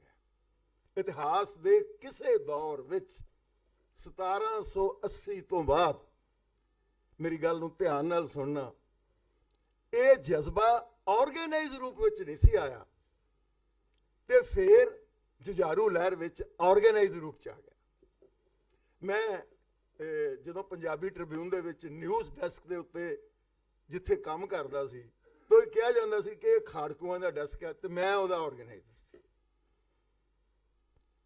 ਖਾਲਸਾ ਜੀ, ਘੱਟੋ ਘੱਟ 10,000 ਪ੍ਰੈਸ ਨੋਟ ਮੇਰੀਆਂ ਅੱਖਾਂ ਦੇ ਸਾਹਮਣੇੋਂ ਲੰਘੇ ਨੇ, ਜਿਨ੍ਹਾਂ 'ਚ ਪਹਿਲੀ ਵਾਰੀ ਜਿਹੜੀ ਮਤਲਬ ਪਹਿਲੀ ਥਾਂ ਤੇ ਉਹ ਜੁਝਾਰੂ ਸਿੰਘ ਜਿਹੜੇ ਪ੍ਰੈਸ ਨੋਟ ਆਉਂਦੇ ਸੀ, ਉਹ ਕਹਿੰਦੇ ਸੀ ਪਹਿਲੀ ਮੰਗ ਸਾਡੀ ਖਾਲਿਸਤਾਨ ਦੀ, ਫਰੀडम ਦੀ ਹੈ। ਇਤਿਹਾਸ ਦੇ ਕਿਸੇ ਦੌਰ ਵਿੱਚ ਅਕਾਲੀ ਲਹਿਰ ਚੁੱਕ ਲਓ, ਬੱਬਰ ਅਕਾਲੀ ਲਹਿਰ ਚੁੱਕ ਲਓ, ਗਦਰ ਪਾਰਟੀ ਲਹਿਰ ਚੁੱਕ ਲਓ, ਸ਼ਹੀਦ ਭਗਤ ਸਿੰਘ ਦੀ ਲਹਿਰ ਚੁੱਕ ਲਓ, ਯਾਨੀ 1849 ਤੋਂ ਬਾਅਦ ਜਿੰਨੀਆਂ ਵੀ ਲਹਿਰਾਂ ਚੱਲੀਆਂ, ਉਹ ਸਾਰੀਆਂ ਦੀਆਂ ਸਾਰੀਆਂ ਲਹਿਰਾਂ ਹਿੰਦੁਸਤਾਨ ਦੀ ਚੱਲ ਰਹੀ ਜਿਹੜੀ ਜਦੋਜਹਿਦ ਸੀ ਉਹਦੇ ਖਾਤੇ ਵਿੱਚ ਪਈਆਂ। ਇਹ ਪਹਿਲੀ ਵਾਰ ਸੀ ਜਦੋਂ ਜੁਝਾਰੂ ਲਹਿਰ ਨੇ ਸਪਸ਼ਟ ਤੌਰ ਤੇ ਫਰੀडम ਦਾ ਜਿਹੜਾ ਐਲਾਨ ਕੀਤਾ। ਅਗਲੀ ਗੱਲ ਇਹ ਹੈ ਕਿ ਇਤਿਹਾਸ ਨੂੰ, ਹਿਸਟਰੀ ਨੂੰ ਵੇਖਿਆ ਕਿਵੇਂ ਜਾ, ਇਤਿਹਾਸ ਦੀ ਪਰਿਭਾਸ਼ਾ ਕੀ ਹੈ? ਕੀ ਜਿਹੜਾ ਇਤਿਹਾਸ ਅਸੀਂ ਵੇਖਦੇ ਹਾਂ ਉਸ ਨੂੰ ਜਜ਼ਬਿਆਂ ਦੇ ਰੂਪ ਵਿੱਚ ਹੀ ਪ੍ਰਵਾਨ ਕੀਤਾ ਜਾਵੇ? ਨਹੀਂ, ਮੈਂ ਇਹਦੇ ਵਿੱਚ ਇੱਕ ਸ਼ਬਦ ਐਡ ਕਰਦਾ, ਵਿਚਾਰ ਦਾ, ਸਿਧਾਂਤ ਦਾ। ਤੋ ਇਤਿਹਾਸ ਨੂੰ ਜਦੋਂ ਸਿਧਾਂਤ ਦੇ ਰੂਪ ਵਿੱਚ, ਜਦੋਂ ਵਿਚਾਰਧਾਰਕ ਜਜ਼ਬੇ ਦੇ ਰੂਪ ਵਿੱਚ ਪੇਸ਼ ਕੀਤਾ ਜਾਂਦਾ ਹੈ, ਤਾਂ ਫਿਰ ਉਹ ਇਤਿਹਾਸ ਹੁੰਦਾ ਹੈ। ਇੱਥੇ ਮੈਂ, ਜਿਵੇਂ ਮੈਂ ਕਹਿ ਰਿਹਾ ਕਿ ਜੁਝਾਰੂ ਲਹਿਰ ਦੀਆਂ ਯਾਦਾਂ, ਭਾਜੀ ਦਿਲਜੀਤ ਹੋਣਾ ਨੇ ਇੱਕ ਸ਼ਾਇਰ ਦਾ ਜ਼ਿਕਰ ਕੀਤਾ, ਜਿਹਦੇ ਵਿੱਚ ਤੁਹਾਨੂੰ ਪਤਾ ਲੱਗੇਗਾ ਕਿ ਵਿਚਾਰਧਾਰਕ ਜਜ਼ਬਾ ਕੀ ਹੁੰਦਾ ਹੈ। ਇੱਕੋ ਕਵਿਤਾ ਉਹਨਾਂ ਲਿਖੀ, ਅਫਜ਼ਲ ਅਹਿਸਨ ਰੰਧਾਵਾ ਸਾਹਿਬ ਨੇ। ਮੈਂ ਤੁਹਾਨੂੰ ਉਹਦੀ ਪਹਿਲੀ ਸਤਰ ਸਿਰਫ, ਅੱਜ ਤਪਦੀ ਭੱਠੀ ਬਣ ਗਿਆ ਮੇਰਾ ਸਗਲੇ ਵਾਲਾ ਪੈਰ। ਵੇਖੋ ਇਹਦੇ ਵਿੱਚ ਕਿੰਨਾ ਕੁਝ ਦਿੱਤਾ ਇੱਕ ਬੰਦੇ ਨੇ। ਮੈਂ ਉਹਨਾਂ ਨੂੰ ਮਿਲਿਆ ਸੀ ਦਿੱਲੀ ਦੇ ਵਿੱਚ, ਅਫਜ਼ਲ ਅਹਿਸਨ ਰੰਧਾਵਾ ਨੂੰ, ਪਾਕਿਸਤਾਨ ਦੇ ਉਹ ਬੜੇ ਮਸ਼ਹੂਰ ਸ਼ਾਇਰ ਨੇ, ਹੁਣ ਨਹੀਂ ਰਹੇ। ਅੱਜ ਤਪਦੀ ਭੱਠੀ ਬਣ ਗਿਆ ਮੇਰਾ ਸਗਲੇ ਵਾਲਾ ਪੈਰ, ਅੱਜ ਵੈਰੀਆਂ ਕੱਢ ਵਿਖਾ ਲਿਆ ਹਾਏ 5 ਸਦੀਆਂ ਦਾ ਵੈਰ। ਹੁਣ ਦੇਖੋ ਇਹਦੇ ਵਿੱਚ ਕਿੰਨੀਆਂ ਗੱਲਾਂ ਕਹੀਆਂ ਗਈਆਂ, ਸਗਲੇ ਵਾਲਾ ਪੈਰ, ਫਿਰ 5 ਸਦੀਆਂ ਦਾ ਵੈਰ। ਦੇਖੋ ਉਸ ਬੰਦੇ ਨੂੰ ਇਹ ਸਮਝ ਸੀ ਕਿ ਗੁਰੂ ਨਾਨਕ ਸਾਹਿਬ ਤੋਂ ਹੀ ਇੱਕ ਗੱਲ ਚੱਲ ਰਹੀ ਹੈ, ਬ੍ਰਾਹਮਣਵਾਦ ਦਾ ਸੰਘਰਸ਼ ਜਿਹੜਾ ਹੈ ਉਹ ਨਾਲ ਦੀ ਨਾਲ ਹੀ ਸਾਡਾ ਵਿਰੋਧ ਕਰ ਰਿਹਾ। 5 ਸਦੀਆਂ ਦਾ ਵੈਰ, ਵੀ ਆਹ ਜਿਹੜੀ ਅਕਾਲ ਤਖਤ ਸਾਹਿਬ ਉੱਤੇ ਜਿਹੜਾ ਹਮਲਾ ਹੋਇਆ ਦਰਬਾਰ ਸਾਹਿਬ ਤੇ, ਇਹ 5 ਸਦੀਆਂ ਦੇ ਵੈਰ ਦੀ ਗੱਲ ਕੀਤੀ ਗਈ ਉਹਨੇ। ਤਾਂ ਵੈਰੀਆਂ ਨੂੰ ਵੀ ਫਿਕਸ ਕਰ ਦਿੱਤਾ ਉਹਨੇ। ਜਿਵੇਂ ਹੁਣ ਇੱਕ ਭਾਈ ਸਾਹਿਬ ਬੋਲੇ ਸੀ ਨਾ ਵੀ ਸਾਨੂੰ ਹੁਣ ਘੱਟੋ ਘੱਟ ਸੋਚਣਾ ਚਾਹੀਦਾ ਨਾ ਵੀ ਅਸੀਂ ਜਾਣਾ ਕਿੱਥੇ ਹੈ। ਦੁਸ਼ਮਣ ਨੂੰ ਵੀ ਫਿਕਸ ਕਰਤਾ ਉਸ ਰਾਈਟਰ ਨੇ। ਔਰ ਫਿਰ ਇੱਥੇ ਹੀ ਬਸ ਜੋ ਦਿੱਲੀ ਦੇ ਵਿੱਚ ਉਸ ਦਿਨਾਂ 'ਚ ਵਰਲਡ ਦੇ ਜਰਨਲਿਸਟ ਜਿਹੜੇ ਸੀ ਦਿੱਲੀ 'ਚ ਇਕੱਠ ਹੋਇਆ। ਮੈਂ ਵੀ ਚੰਡੀਗੜ੍ਹ ਤੋਂ, ਮੈਨੂੰ ਵੀ ਜਾਣ ਦਾ ਉੱਥੇ ਮੌਕਾ ਮਿਲਿਆ ਤੇ ਲੇਖਕਾਂ ਦੀ ਵੀ ਕਾਨਫਰੰਸ ਹੋ ਰਹੀ ਸੀ। ਤਾਂ ਮੈਨੂੰ ਬੜਾ ਮੇਰਾ ਸ਼ੌਕ ਸੀਗਾ ਕਿ ਮੈਂ ਅਫਜ਼ਲ ਹਸਨ ਰੰਧਾਵਾ ਆਏ ਨੇ ਤੇ ਮੈਂ ਮਿਲਾਂ ਉਹਨਾਂ ਨੂੰ ਜਾ ਕੇ। ਤਾਂ ਕਿਸੇ ਨਾ ਕਿਸੇ ਤਰੀਕੇ ਨਾਲ ਉਦੋਂ ਜਿਹੜੇ ਵਿਦੇਸ਼ੀ ਲੇਖਕ ਜਾਂ ਕੋਈ ਵੀ ਵਿਦੇਸ਼ੀ ਜਦੋਂ ਆਉਂਦਾ ਸੀ ਉਹ ਪੰਜਾਬ ਵਿੱਚ ਐਂਟਰ ਨਹੀਂ ਸੀ ਕਰ ਸਕਦਾ। ਤਾਂ ਮੈਨੂੰ ਇੱਕ ਸੁਨਹਿਰੀ ਮੌਕਾ ਮਿਲ ਗਿਆ ਮਿਲਣ ਦਾ। ਮੈਂ ਰੰਧਾਵਾ ਸਾਹਿਬ ਨੂੰ ਮਿਲਿਆ। ਮੈਂ ਕਿਹਾ ਰੰਧਾਵਾ ਸਾਹਿਬ ਤੁਸੀਂ ਇਹ ਏਡੀ ਵਧੀਆ ਕਵਿਤਾ ਕਿਵੇਂ ਲਿਖ ਦਿੱਤੀ? ਮੈਂ ਖਾਲਸਾ ਜੀ ਜਿੰਨੀਆਂ ਵੀ ਕਵਿਤਾਵਾਂ ਜਾਂ ਢਾਡੀ ਵਾਰਾਂ ਹੁਣ ਤੱਕ ਆਈਆਂ ਨੇ ਉਹਨਾਂ ਦਾ ਮਿਆਰ ਉਸ ਬੰਦੇ ਦੇ ਬਰਾਬਰ ਨਹੀਂ ਕੀਤਾ ਜਾ ਸਕਦਾ ਕਵਿਤਾ ਦੇ ਜਿਹੜੀ ਉਹਨੇ ਲਿਖੀ, ਜਾਂ ਉਹ ਕਵਿਤਾਵਾਂ ਦੇ ਹੁਣ ਤੱਕ ਦਰਬਾਰ ਸਾਹਿਬ ਦੇ ਸਾਕੇ ਬਾਰੇ ਲਿਖੀਆਂ ਗਈਆਂ ਕਵਿਤਾਵਾਂ ਵਿੱਚੋਂ ਮਾਊਂਟ ਐਵਰੈਸਟ ਹੈ ਉਹ ਕਵਿਤਾ। ਦੇਖੋ ਨਾ, ਉਹ ਇਹ ਕਹਿੰਦਾ ਮੇਰਾ ਢਾਇਆ ਤਖਤ ਅਕਾਲ ਮੇਰਾ। ਦੇਖੋ ਨਾ, ਜਦੋਂ ਐਡੀ ਆਪਣਤ ਦਾ ਜਿਹੜਾ ਜਜ਼ਬਾ ਹੈ, ਮੇਰਾ ਕਹਿੰਦਾ ਅਕਾਲ ਤਖਤ ਨੂੰ। ਇਹ ਕਹਿੰਦਾ ਕਿ ਅੱਜ ਮਤਲਬ ਲੱਖਾਂ ਮੇਰੇ ਪੁੱਤਰ ਘਰਾਂ 'ਚ ਡੱਕੇ ਹੋਏ ਨੇ, ਉਹਨੂੰ ਮੇਰੇ ਪੁੱਤਰ ਕਹਿੰਦਾ। ਤਾਂ ਮੈਂ ਪੁੱਛਿਆ, ਮੈਂ ਕਿਹਾ ਰੰਧਾਵਾ ਸਾਹਿਬ ਤੁਸੀਂ ਐਡੀ ਗਹਿਰੀ ਵਿਚਾਰਧਾਰਕ ਜਜ਼ਬਿਆਂ ਨਾਲ ਭਿੱਜੀ ਹੋਈ ਕਵਿਤਾ ਜਿਹਦੇ ਵਿੱਚ ਇੱਕ ਹਿਡਨ ਰੂਪ ਵਿੱਚ ਰਾਜਨੀਤੀ ਪਈ ਹੋਈ ਹੈ। ਮੈਨੂੰ ਕਹਿੰਦੇ ਕਰਮਜੀਤ ਸਿੰਘ ਮੈਂ ਇਹ ਕਵਿਤਾ ਭਿੱਜ ਕੇ ਲਿਖੀ, ਰੋ ਕੇ ਲਿਖੀ, ਡੁੱਬ ਕੇ ਲਿਖੀ। ਸੋ ਮੈਂ ਮਤਲਬ ਜੇ ਇਤਿਹਾਸ ਨੂੰ ਵੇਖਣਾ ਕਿਵੇਂ ਹੈ, ਜਜ਼ਬਿਆਂ ਦੀ ਅੱਖ ਨਾਲ ਨਹੀਂ ਵੇਖਣਾ, ਵਿਚਾਰਧਾਰਕ ਜਜ਼ਬਿਆਂ ਦੀ ਅੱਖ ਨਾਲ ਵੇਖਣਾ। ਉਹਨਾਂ ਦਿਨਾਂ ਵਿੱਚ ਹੋ ਸਕਦਾ ਸਾਡੀ ਕੌਮ ਨੂੰ ਅਦਰ ਦੀ ਕੈਟਾਗਰੀ 'ਚ ਰੱਖ। ਅਸੀਂ ਹੋਰ ਹਾਂ, ਸਾਡੇ ਮਾਲਕ ਹੋਰ ਨੇ, ਇਹਨਾਂ ਨੂੰ ਅਦਰ ਕਹਿੰਦੇ ਨੇ, ਉਹ ਤੇ ਅਸੀਂ। ਦਰਬਾਰ ਸਾਹਿਬ ਦੇ ਸਾਕੇ ਤੋਂ ਥੋੜਾ ਕੁ ਚਿਰ ਪਿੱਛੋਂ ਮੈਨੂੰ ਉਸ ਵਕਤ ਦੇ ਰਾਸ਼ਟਰਪਤੀ ਨੂੰ ਮਿਲਣ ਦਾ ਮੌਕਾ ਮਿਲਿਆ। ਬੜੀ ਮੁਸ਼ਕਿਲ ਸੀ। ਮੈਂ ਦਿੱਲੀ ਚਲਾ ਗਿਆ ਤੇ ਇਸ ਤਰ੍ਹਾਂ ਹੁੰਦਾ ਕਿ ਇੱਕ ਲੰਮੀ ਲਿਸਟ ਹੁੰਦੀ ਹੈ, ਉਹ 100-150 ਬੰਦਿਆਂ ਦੇ ਨਾਂ ਹੁੰਦੇ ਨੇ। ਕੁਦਰਤੀ ਗੱਲ ਵੀ ਮੇਰਾ ਨਾਂ ਉਹਦੇ ਵਿੱਚ ਆ ਗਿਆ। 10-12 ਬੰਦੇ ਰਾਸ਼ਟਰਪਤੀ ਨੂੰ ਮਿਲਣੇ ਸੀ, ਉਹ 10-12 ਵਿੱਚ ਮੇਰਾ ਨਾਂ ਆ ਗਿਆ ਤੇ ਮੈਨੂੰ ਐਸਕੌਰਟ ਕਰਕੇ ਮਤਲਬ ਰਾਸ਼ਟਰਪਤੀ ਦੇ ਦਫ਼ਤਰ ਵੱਲ, ਗਿਆਨੀ ਜੈਲ ਸਿੰਘ ਉਹਨਾਂ ਦੇ ਦਫ਼ਤਰ ਵੱਲ ਇੱਕ ਆਦਮੀ ਲਿਜਾ ਰਿਹਾ ਸੀ। ਤਾਂ ਤੁਸੀਂ ਹੈਰਾਨ ਹੋਵੋਗੇ ਕਿ ਗਿਆਨੀ ਜੈਲ ਸਿੰਘ ਆਪਣੇ ਦਫ਼ਤਰ ਤੋਂ ਬਾਹਰ ਆ ਰਹੇ ਸਨ। ਮੈਂ ਹੈਰਾਨ ਹੋ ਗਿਆ ਵੀ ਇੱਕ ਦੇਸ਼ ਦਾ ਰਾਸ਼ਟਰਪਤੀ ਹੈ, ਉਹ ਬਾਹਰ ਆ ਰਿਹਾ ਤੇ ਮੈਂ ਇੱਕ ਸਧਾਰਨ ਜਰਨਲਿਸਟ ਹਾਂ। ਮੈਨੂੰ ਕਹਿੰਦੇ, ਉਹਨਾਂ ਨੂੰ ਵੈਸੇ ਬਹੁਤ ਸ਼ਾਰਪ ਮਾਈਂਡ ਸੀ ਉਹਨਾਂ ਦਾ, ਬੜਾ ਮਤਲਬ ਦੂਰ ਤੱਕ ਜ਼ਿੰਦਗੀ ਨੂੰ ਵੇਖ ਸਕਦੇ ਸਨ। ਤੇ ਮੈਨੂੰ ਕਹਿੰਦੇ ਕਾਕਾ ਮੇਰਾ ਜਿਹੜਾ ਦਫ਼ਤਰ ਆ ਉਹਦੀ ਬਗਿੰਗ ਹੁੰਦੀ ਹੈ, ਮਤਲਬ ਕਿ ਉਹ ਦਫ਼ਤਰ ਵਿੱਚ ਇਸ ਤਰ੍ਹਾਂ ਦੇ ਇਨਸਟਰੂਮੈਂਟ ਲੱਗੇ ਹੋਏ ਨੇ ਕਿ ਉਹਦੀ ਸਾਰੀ ਇਨਫੋਰਮੇਸ਼ਨ CID ਜਿਹੜੀ ਹੈ ਉਹ ਜਾਂਦੀ ਹੈ, ਸਰਕਾਰ ਨੂੰ ਜਾਂਦੀ ਹੈ। ਤਾਂ ਪਿਆਰੇ ਖਾਲਸਾ ਜੀ, ਮੈਨੂੰ ਉਸ ਘੜੀ ਮੈਂ ਜਿਵੇਂ ਉਹਦੀ ਬਾਡੀ ਲੈਂਗੁਏਜ ਜਾਂ ਜਿਵੇਂ ਮੈਂ ਉਹਨਾਂ ਦੇ ਚਿਹਰੇ ਦੇ ਹਾਵ ਭਾਵ ਦੇਖੇ ਇੰਟਰਵਿਊ ਤੋਂ ਪਹਿਲਾਂ ਹੀ, ਤਾਂ ਮੈਨੂੰ ਪਤਾ ਲੱਗਾ ਕਿ ਇਸ ਬੰਦੇ ਦੇ ਅੰਦਰ ਵੀ ਜਿਵੇਂ ਮਤਲਬ ਇਹ ਮਹਿਸੂਸ ਕਰ ਰਿਹਾ ਕਿ ਮੈਂ ਆਪਣੀ ਕੌਮ ਨਾਲੋਂ ਟੁੱਟ ਗਿਆ, ਟੁੱਟਿਆ ਹੋਇਆ। ਤਾਂ ਉਹ ਦਰਦ ਜਿਹੜਾ ਸੀ ਮੈਂ ਉਹਦੇ ਚਿਹਰੇ ਤੇ ਵੇਖਿਆ। ਹਾਲਾਂਕਿ ਉਹ ਆਪਣੀ ਥਾਂ ਦੇ ਉੱਤੇ ਸੀਗਾ, ਜਿਵੇਂ ਕਿ ਉਹਨੇ ਮਤਲਬ ਉਸ ਵੇਲੇ ਗਵਰਨਮੈਂਟ ਦੇ ਨਾਲ ਹੀ ਖੜਾ ਸੀ, ਪਰ ਉਸ ਘੜੀ ਮੈਨੂੰ ਮਹਿਸੂਸ ਹੋਇਆ ਕਿ ਕੌਮ ਦੀ ਹਰ ਲੇਅਰ, ਕੌਮ ਦੀ ਹਰ ਪਰਤ ਜਿਹੜੀ ਹੈ ਉਹ ਅਦਰ ਵਿੱਚ ਦੀ ਕੈਟਾਗਰੀ ਵਿੱਚ, ਅਦਰ ਦੇ ਵਰਗ ਵਿੱਚ ਰੱਖੀ ਗਈ ਸੀ।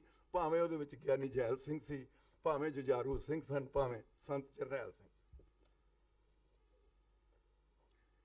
ਹੁਣ ਜਿਹੜੀ ਗੱਲ ਮੈਂ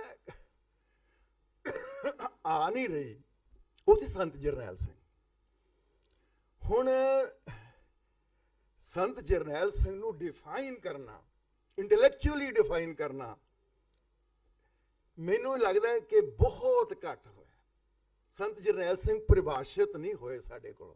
ਸਾਡੀ ਕੌਮ ਦਾ ਜਿਹੜਾ ਨਾਇਕ ਹੈ ਉਹ ਡਿਫਾਈਨ ਨਹੀਂ ਹੋਇਆ ਜਿਵੇਂ ਉਹ ਹੋਣਾ ਚਾਹੀਦਾ ਸੀ। ਤਾਂ ਮੈਨੂੰ ਫਿਰ ਉਹਨਾਂ ਦੇ ਪਿੰਡ ਜਾਣ ਦਾ ਮੌਕਾ ਮਿਲਿਆ। ਮੈਂ ਉਹਨਾਂ ਦੇ ਪਿੰਡ ਗਿਆ। ਸੰਤ ਜਰਨੈਲ ਸਿੰਘ ਨੂੰ ਉਹਨਾਂ ਚਿਰ ਖਾਲਸਾ ਜੀ ਪਰਿਭਾਸ਼ਿਤ ਨਹੀਂ ਕੀਤਾ ਜਾ ਸਕਦਾ ਜਦੋਂ ਤੱਕ ਧਰਮ ਯੁੱਧ ਤੋਂ ਪਹਿਲਾਂ ਦਾ ਉਹਨਾਂ ਦਾ ਜੀਵਨ ਜਿਹੜਾ ਉਹ ਸਾਡੇ ਸਾਹਮਣੇ ਆਵੇ। ਉਹ ਸੀ ਸਿਮਰਨ ਦਾ ਜੀਵਨ। ਜਿਹੜੀ ਕੌਮ ਮਤਲਬ ਸਿਮਰਨ ਤੋਂ ਦੂਰ ਹੈ।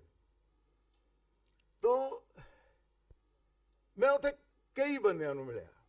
ਸ਼ੌਕ ਸੀ ਮੇਰਾ, ਤੁਹਾਨੂੰ ਮੈਂ ਜਿਵੇਂ ਦੱਸ ਰਿਹਾ। ਤਾਂ ਮੈਂ ਤੁਹਾਨੂੰ ਦੱਸਦਾ ਕਿ ਇੱਕ ਦੋ ਘਟਨਾਵਾਂ ਜਿਨ੍ਹਾਂ ਦਿੱਤੇ ਹੋਏ ਟਾਈਮ ਦੇ ਵਿੱਚ, ਤੇ ਜਿਨ੍ਹਾਂ ਨਾਲ ਸੰਤ ਛੋਟੇ ਹੁੰਦੇ ਡੰਗਰ ਚਾਰਦੇ ਸੀ। ਉਹਨੇ ਮੈਨੂੰ ਦੱਸਿਆ ਬੰਦੇ ਨੇ ਕਿ 2 ਕਿਰਪਾਨਾਂ ਸੰਤ ਪਾਉਂਦੇ ਸੀ। ਹੁਣ ਦੇਖੋ, ਮਹਾਰਾਜ ਕਿਸੇ ਨੂੰ ਤੁਸੀਂ ਤੋਹਫਾ ਦੇ ਦਿਓ, ਗਿਫਟ ਦੇ ਦਿਓ, ਛਾਪ ਦੇ ਦਿਓ, ਉਹ ਤੁਸੀਂ ਲਾਉਂਦੇ ਹੀ ਨਹੀਂ, ਤੁਹਾਡਾ ਨਾਲ ਰਹਿੰਦੀ ਉਹਦੀ ਯਾਦ ਜਿਹੜੀ ਹੈ। ਮੈਂ ਕਿਹਾ ਵੀ ਉਹ 2 ਕਿਰਪਾਨਾਂ ਕਿਉਂ ਪਾਉਂਦੇ ਸੀ ਛੋਟੀ ਜਿਹੀ ਉਮਰ 'ਚ? ਕਹਿੰਦੇ ਵੀ ਕੋਈ ਇੱਕ ਕਿਤੇ ਕਈ ਵਾਰੀ ਲੱਥ ਜਾਂਦੀ ਹੈ, ਇੱਕ ਕਾਇਮ ਰਵੇ। ਤੋ ਇਦਾਂ ਇੱਕ ਡਿਵਾਈਨ ਗਿਫਟ ਦਸ਼ਮੇਸ਼ ਪਿਤਾ ਦਾ ਜਿਹੜਾ ਉਹ ਇੱਕ ਮਤਲਬ ਰੂਹਾਨੀ ਤੋਹਫਾ ਹੈ ਜਿਹਨੂੰ ਅਸੀਂ ਨਹੀਂ ਸ਼ਾਇਦ ਸਮਝ ਸਕਦੇ। ਉਹ ਹਰ ਵੇਲੇ ਉਹਨਾਂ ਦੇ ਨਾਲ ਰਹਿੰਦਾ ਸੀ। ਫਿਰ ਉਹ ਥਾਂ ਜਿੱਥੇ 14 ਘੰਟੇ ਮਤਲਬ ਜਿਹੜਾ ਸੀ ਸਿਮਰਨ ਕਰਦੇ ਸੀ, ਰੋੜਾਂ ਵਾਲੀ ਥਾਂ। ਤੇ ਫਿਰ ਉੱਥੋਂ ਪਤਾ ਲੱਗਦਾ ਨਾ ਕਿ ਐਡਾ ਵੱਡਾ ਬੰਦਾ ਇੰਨਾ ਮਹਾਨ ਰੋਲ ਇਤਿਹਾਸ ਵਿੱਚ ਅਦਾ ਕਰ ਕਿਵੇਂ ਗਿਆ। ਕਾਫਲਿਆਂ ਦੇ ਕਾਫਲੇ ਉਹਦੇ ਨਾਲ ਤੁਰਨ ਲਈ ਤਿਆਰ ਕਿਵੇਂ ਹੋ ਗਏ। ਇਹ ਬਹੁਤ ਵੱਡੀ ਮਤਲਬ ਗੱਲ ਹੈ। ਇਹ ਬਹੁਤ ਮਤਲਬ ਸਦੀਆਂ ਬਾਅਦ ਹੀ ਕੋਈ ਇਦਾਂ ਦਾ ਮਤਲਬ ਜਿਹੜਾ ਇਨਸਾਨ ਆਉਂਦਾ। ਤਾਂ ਫਿਰ ਮੈਨੂੰ ਉੱਥੋਂ ਮਹਿਸੂਸ ਹੋਇਆ। ਉਹਨਾਂ ਦੇ ਬ੍ਰਦਰ ਨਾਲ ਵੀ, ਉਹਨਾਂ ਦੇ ਜਿਹੜੇ ਰੀਅਲ ਬ੍ਰਦਰ ਵੀਰ ਸਿੰਘ ਹੋਣੀ, ਉਹਨਾਂ ਨਾਲ ਵੀ ਮੇਰੀ ਮੁਲਾਕਾਤ ਹੋਈ। ਉਹਨਾਂ ਨੇ ਵੀ ਗੱਲਾਂ ਦੱਸੀਆਂ। ਕੁਦਰਤੀ ਸੰਤ ਜਰਨੈਲ ਸਿੰਘ ਹੋਣਾ ਦੀ ਧਰਮ ਪਤਨੀ ਨਾਲ ਵੀ ਮੇਰੀਆਂ ਲੰਮੀਆਂ, ਬੀਬੀ ਪ੍ਰੀਤਮ ਕੌਰ ਦੇ ਨਾਲ ਵੀ ਲੰਮੀ ਗੱਲਬਾਤ। ਉਹਨਾਂ ਦੁਨਿਆਵੀ ਗੱਲਾਂ, ਜਿਵੇਂ ਮਤਲਬ ਸੰਤ ਕਿਵੇਂ ਵਿਚਰਦੇ ਸੀ। ਉਹ ਬਹੁਤ ਵੱਡਾ ਮਤਲਬ ਇੱਕ ਇਤਿਹਾਸ ਹੈ ਜਿਹੜਾ ਲਿਖਿਆ ਜਾਣ ਵਾਲਾ ਹੈ, ਅਜੇ ਉਹ ਲਿਖਿਆ ਨਹੀਂ ਜਾ ਰਿਹਾ। ਤਾਂ ਮੈਨੂੰ ਮਤਲਬ ਜਿਹੜੀ ਆਰਟ ਆਫ ਡਿਪਲੋਮੇਸੀ ਹੁੰਦੀ ਹੈ ਨਾ, ਜਿਹੜੀ ਮਤਲਬ ਬੰਦੇ ਨੂੰ ਖਿੱਚਣ ਦੀ ਜਿਹੜੀ ਕਲਾ ਹੈ, ਜਿਹੜੀ ਕਲਾ ਹੈ ਸੰਤਾਂ ਦੇ ਵਿੱਚ ਕਿਵੇਂ ਸੀ ਕਿ ਗੁਰੂ ਨਾਨਕ ਨਿਵਾਸ ਦੀ ਛੱਤ ਉੱਤੇ ਮੈਂ ਵਿਟਨੈਸ ਹਾਂ, ਚਸ਼ਮਦੀਦ ਗਵਾਹ ਹਾਂ ਕਿ ਜਿਹੜੇ ਨੌਜਵਾਨ ਧਰਮ ਯੁੱਧ ਮੋਰਚੇ ਵਿੱਚ ਗ੍ਰਿਫਤਾਰ ਹੋਣ ਲਈ ਆਉਂਦੇ ਸਨ, ਉਹਨਾਂ ਦਾ ਹੁੰਦਾ ਸੀ ਵੀ ਪਹਿਲਾਂ ਜਿਹੜਾ ਨਾ ਸੰਤਾਂ ਕੋਲ ਚੱਲੀਏ, ਉਹਨਾਂ ਨੂੰ ਮਿਲਣਾ। ਹਰ ਇੱਕ ਦੇ ਦਿਲ ਦੀ ਤਮੰਨਾ ਹੁੰਦੀ ਸੀ ਕਿ ਗੁਰੂ ਨਾਨਕ ਨਿਵਾਸ ਉਹਨਾਂ ਨੂੰ ਮਿਲਣਾ। ਤੋ ਆਏ ਨੌਜਵਾਨ ਫਰੀਦਕੋਟ ਸਾਈਡ ਦੇ, ਮਾਲਵੇ ਦੀ ਸਾਈਡ ਦੇ ਸਨ। ਤੇ ਮੈਂ ਜਸਟ ਸਾਰਾ ਕੁਝ ਜਿਹੜਾ ਸੀ ਆਬਜ਼ਰਵ ਕਰ ਰਿਹਾ ਸਾਂ। ਤੇ ਉਹਨਾਂ ਸਾਰਿਆਂ ਦੇ ਕੇਸ ਦਾੜੀ ਨਹੀਂ ਸੀ ਰੱਖੇ, ਪੱਗਾਂ ਬੰਨੀਆਂ ਹੋਈਆਂ ਸਨ।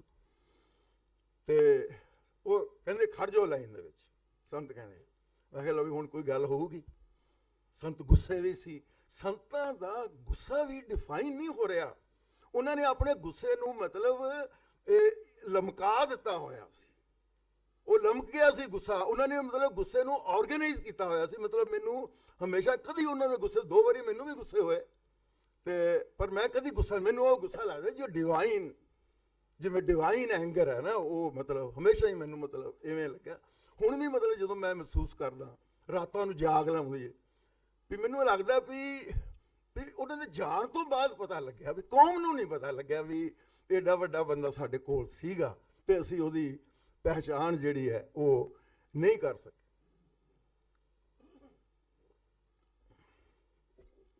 ਲਾਈਨ ਚਲਾ ਖੜੇ ਹੋ ਗਏ ਮੁੰਡੇ, 12-13 ਮੁੰਡੇ ਸੀਗੇ। ਦੇਖੋ ਮਤਲਬ ਜਿਹੜਾ ਆਰਟ ਹੈ ਬੰਦੇ ਨੂੰ ਮਨਾਉਣ ਦਾ। ਉਹ ਕਹਿੰਦੇ, ਸੰਤ ਕਹਿੰਦੇ ਪਹਿਲੇ ਬੰਦੇ ਕੋਲ ਗਏ, ਪੁੱਛਿਆ ਕਿਹੜਾ ਪਿੰਡ ਹੈ ਤੇਰਾ? ਸੰਤਾਂ ਨੇ ਦੱਸਿਆ, ਆਪ ਵੀ ਉਹ ਮਾਲਵੇ ਦੀ ਸਨ।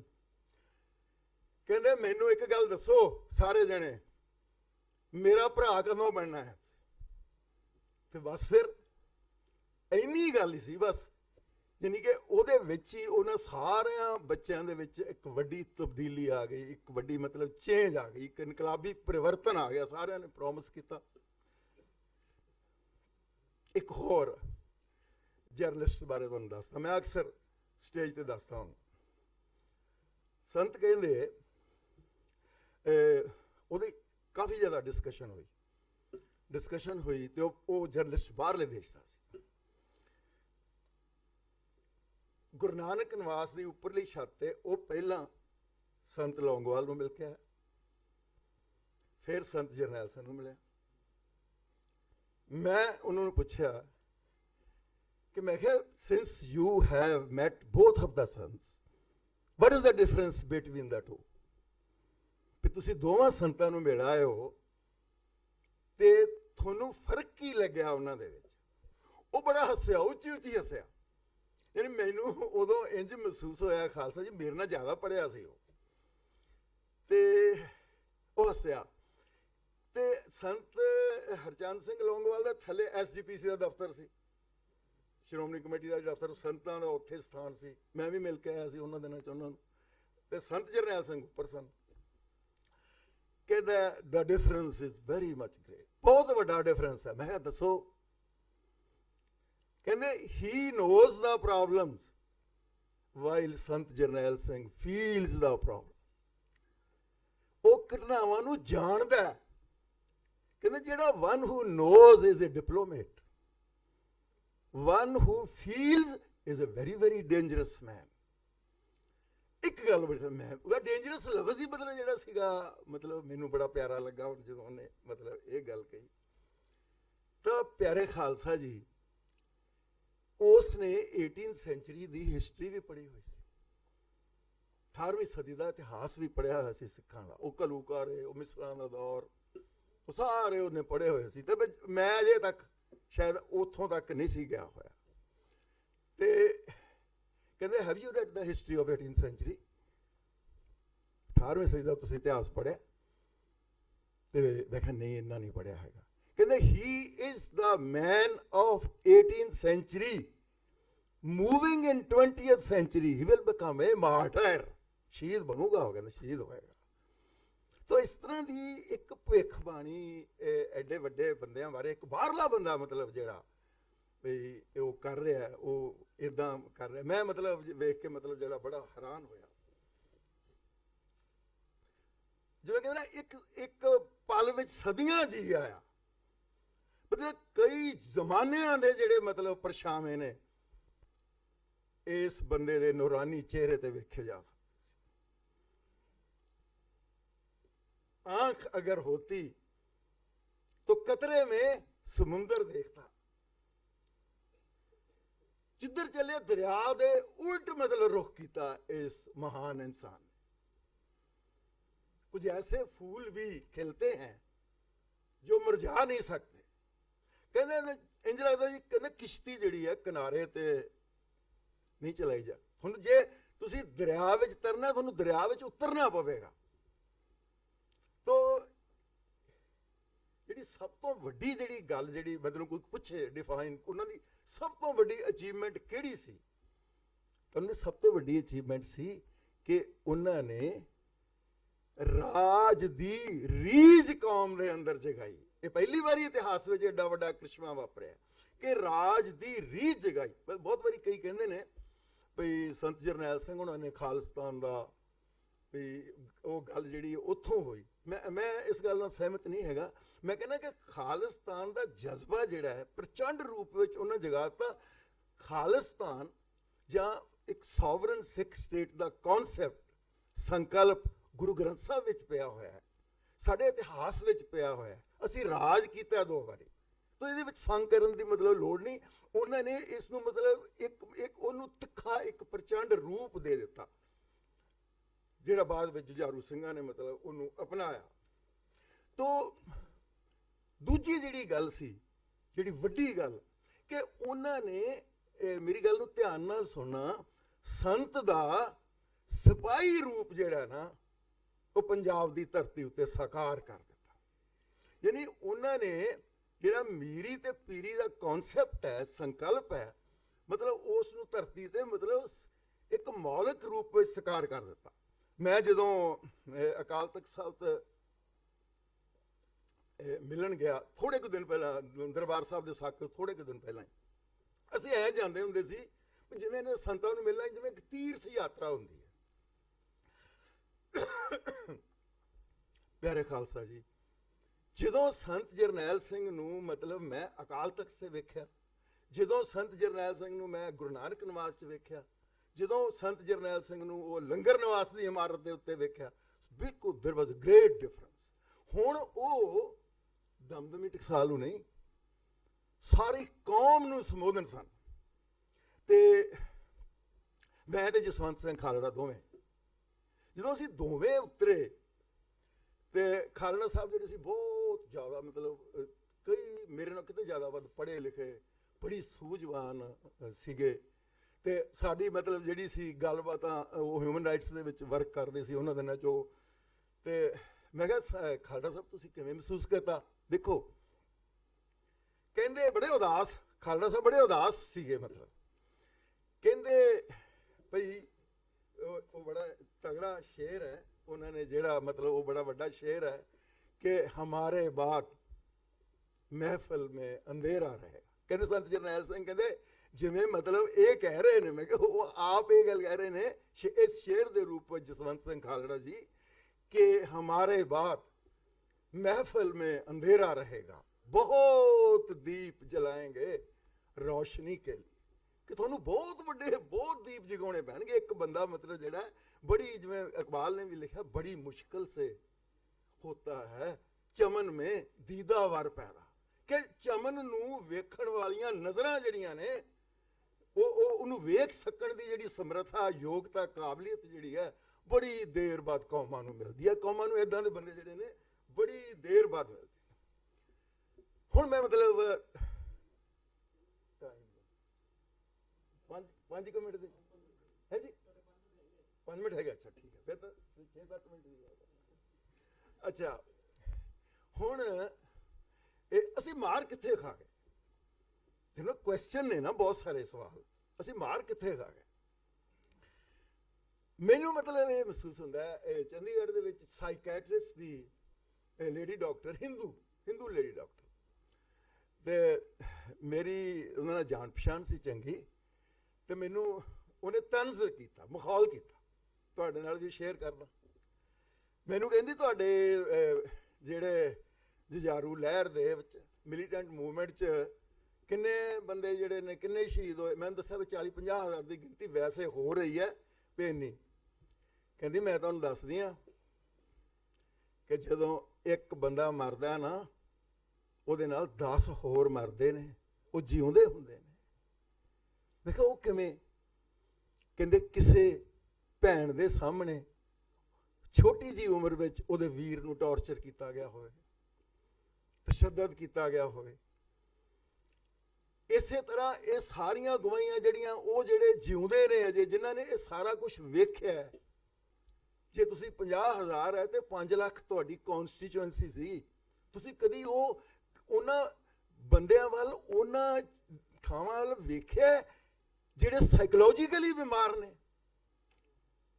ਮਤਲਬ ਉਹਦੇ ਕੋਲ ਨਾ ਲੇਡੀ ਡਾਕਟਰ ਕੋਲੇ ਨਾ ਇਦਾਂ ਦੇ ਮਰੀਜ਼ ਆਉਂਦੇ ਸਨ ਜਿਹੜੇ ਖਾੜਕੂ ਲਹਿਰ ਦੇ ਵਿੱਚ, ਕੋਈ ਲੜਕੀ ਸਮਝ ਲਓ ਵੀ 10-12 ਸਾਲ ਦੀ, ਉਹਨੂੰ ਆਪਣੇ ਵੀਰ ਨੂੰ ਵੇਖਿਆ, ਮਤਲਬ ਪੁਲਿਸ ਤਸ਼ੱਦਦ ਢਾ ਰਹੀ ਹੈ, ਜਦੋਂ ਵੱਡੀ ਹੋਈ ਉਹਦਾ ਵਿਆਹ ਹੋਇਆ, ਤਾਂ ਸਾਈਕੋਲੋਜੀਕਲੀ ਤਾਂ ਉਹ ਵਿਚਾਰੀ ਬਿਮਾਰ ਹੀ ਹੈ ਨਾ, ਤੇ ਉਹ ਘਰ ਨਹੀਂ ਸੀ ਵਸ ਰਹੀ। ਇਸ ਤਰ੍ਹਾਂ ਉਹਦੇ ਕੋਲ ਇਸ ਤਰ੍ਹਾਂ ਦੇ ਲੇਡੀ ਡਾਕਟਰ ਕੋਲੇ ਪੇਸ਼ੈਂਟ ਆਉਂਦੇ ਸੀ। ਦੇਖੋ ਆਪਾਂ ਕਦੀ ਇਹਨਾਂ ਚੀਜ਼ਾਂ ਵੱਲ ਧਿਆਨ ਨਹੀਂ ਦਿੱਤਾ। ਤਾਂ ਮੈਨੂੰ ਉਦੋਂ ਪਹਿਲੀ ਵਾਰੀ ਯਾਦ ਆ, ਹੁਣ ਜਿਵੇਂ ਹੁਣ ਸੰਦੀਪ ਹੁਣੀ ਬਹੁਤ ਵਧੀਆ ਕੰਮ ਕਰ ਰਹੇ ਨੇ, ਮਤਲਬ ਉਹ ਬੱਚਿਆਂ ਨੂੰ, ਉਹਨਾਂ ਬੱਚਿਆਂ ਨੂੰ, ਪਰ ਜਿਹੜੀਆਂ ਮਾਵਾਂ ਨੇ, ਜਿਹੜੀਆਂ ਬਜ਼ੁਰਗ ਨੇ, ਵੀ ਅਸੀਂ ਉਹਨਾਂ ਨੂੰ ਸਾਂਭ ਨਹੀਂ ਸਕੇ। ਸਾਡੇ ਕੋਲ ਨਾ ਇਦਾਂ ਦੀ ਕੋਈ ਰਣਨੀਤੀ, ਸਟ੍ਰੈਟਜੀ ਨਹੀਂ ਹੈਗੀ, ਪਰ ਅਸੀਂ ਇਸ ਤਰ੍ਹਾਂ ਮਤਲਬ ਖਿੰਡੇ ਪਏ ਹਾਂ, ਖਿਲਰੇ ਪਏ ਹਾਂ। ਸਾਨੂੰ ਪਤਾ ਨਹੀਂ ਲੱਗਦਾ ਕਿ ਸਾਡੀ ਕੌਮ ਦਾ ਜਿਹੜੇ ਅਨਮੋਲ ਜਿਹੜਾ ਇੱਕ ਕੌਨਸਟੀਚੁਐਂਸੀ ਹੈ, ਉਹਨੂੰ ਅਸੀਂ ਕਿਵੇਂ ਸਾਂਭਣਾ, ਕਿਵੇਂ ਮਤਲਬ ਉਹਨਾਂ ਨੂੰ ਵੇਖਣਾ, ਇਹ ਬੜੀ ਵੱਡੀ ਗੱਲ ਹੈਗੀ। ਤੇ ਇਹਦੇ ਨਾਲ ਹੀ ਮੈਂ ਮਤਲਬ ਇੱਕ ਹੋਰ ਤੱਥ ਵੀ ਤੁਹਾਡੀ ਯਾਦ 'ਚ ਲਿਆਉਣਾ ਚਾਹੁੰਦਾ। ਉਹ ਇਹ ਹੈ ਕਿ ਆਪਰੇਸ਼ਨ ਵੋਡਰੋਜ਼ ਹੋਇਆ, ਆਪਰੇਸ਼ਨ ਉਹ ਸਾਰੇ ਜਿੰਨੇ ਵੀ ਆਪਰੇਸ਼ਨ ਹੋਏ, ਹਜ਼ਾਰਾਂ ਮਤਲਬ ਜਿਹੜੇ ਸਿੱਖ ਨੇ ਉਹਦੇ ਵਿੱਚੋਂ ਦੀ ਲੰਘੇ ਨੇ। ਉਹਨਾਂ ਕੋਲੇ ਬਹੁਤ ਸਾਰੀਆਂ ਯਾਦਾਂ ਨੇ, ਕਿਵੇਂ ਮਤਲਬ ਫੌਜੀ ਉਹਨਾਂ ਨੂੰ ਮਖੌਲ ਕਰਦੇ ਸੀ, ਕਿਵੇਂ ਉਹਨਾਂ ਦੀ ਇਨਸਲਟ ਕਰਦੇ ਸੀ। ਉਹ ਜਿਉਂਦੇ ਨੇ, ਅਜੇ ਵੀ ਜਿਉਂਦੇ ਨੇ, ਅਜੇ ਵੀ ਸਾਡੇ ਵਿੱਚ ਮੌਜੂਦ ਨੇ। ਮੈਂ ਤੁਹਾਨੂੰ ਲੇਡੀ ਇੱਕ ਬਹੁਤ ਵੱਡੀ ਔਰਤ ਲੇਖਕ ਦੀ ਨਾਂ ਦੱਸਦਾ, ਮਿਸ਼ੇਲ ਦਾ ਨਾਂ ਬਹੁਤ ਲੋਕਾਂ ਨੇ ਸੁਣਿਆ ਹੋਵੇਗਾ। ਇਹ ਅਮਰੀਕਾ ਦੀ ਲੇਡੀ ਸੀ, ਤੇ ਇਹ ਲੇਖਕ ਨਹੀਂ ਸੀ ਹੈਗੀ, ਤੇ ਪਰ ਸਾਊਥ ਅਮਰੀਕਾ ਤੇ ਨਾਰਥ ਅਮਰੀਕਾ ਉਹ ਇੱਕ ਮਤਲਬ ਉਹਨਾਂ ਦੇ ਵਿੱਚ ਲੜਾਈ ਚ ਸਿਵਲ ਵਾਰ ਸੀ। ਸਿਵਲ ਵਾਰ ਵਿੱਚ ਲੱਖਾਂ ਜਿਹੜੇ ਬੰਦੇ ਜਿਹੜੇ ਘਰੋਗੀ ਜੰਗ ਵਿੱਚ ਮਾਰੇ ਗਏ, ਤੇ ਉਹ ਇਹਦੇ ਤੇ ਲਿਖਣਾ ਚਾਹੁੰਦੀ ਸੀ।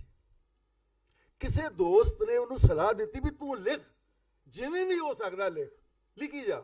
ਉਹ ਕਹਿੰਦੀ ਮੈਨੂੰ ਤਾਂ ਲਿਖਣਾ ਨਹੀਂ ਆਉਂਦਾ, ਤੇ ਮੈਂ ਕਿਵੇਂ ਲਿਖ ਸਕਦਾ। ਕਹਿੰਦੇ ਜੋ ਤੈਨੂੰ ਮਤਲਬ ਜਿੰਨਾ ਵੀ ਕੁਝ ਯਾਦ ਹੈਗਾ ਤੂੰ ਆਪਣੇ ਕਾਗਜ਼ ਤੇ ਲਿਖੀ ਜਾ, ਉਹ ਇਤਿਹਾਸ ਬਣ ਜਾਵੇ।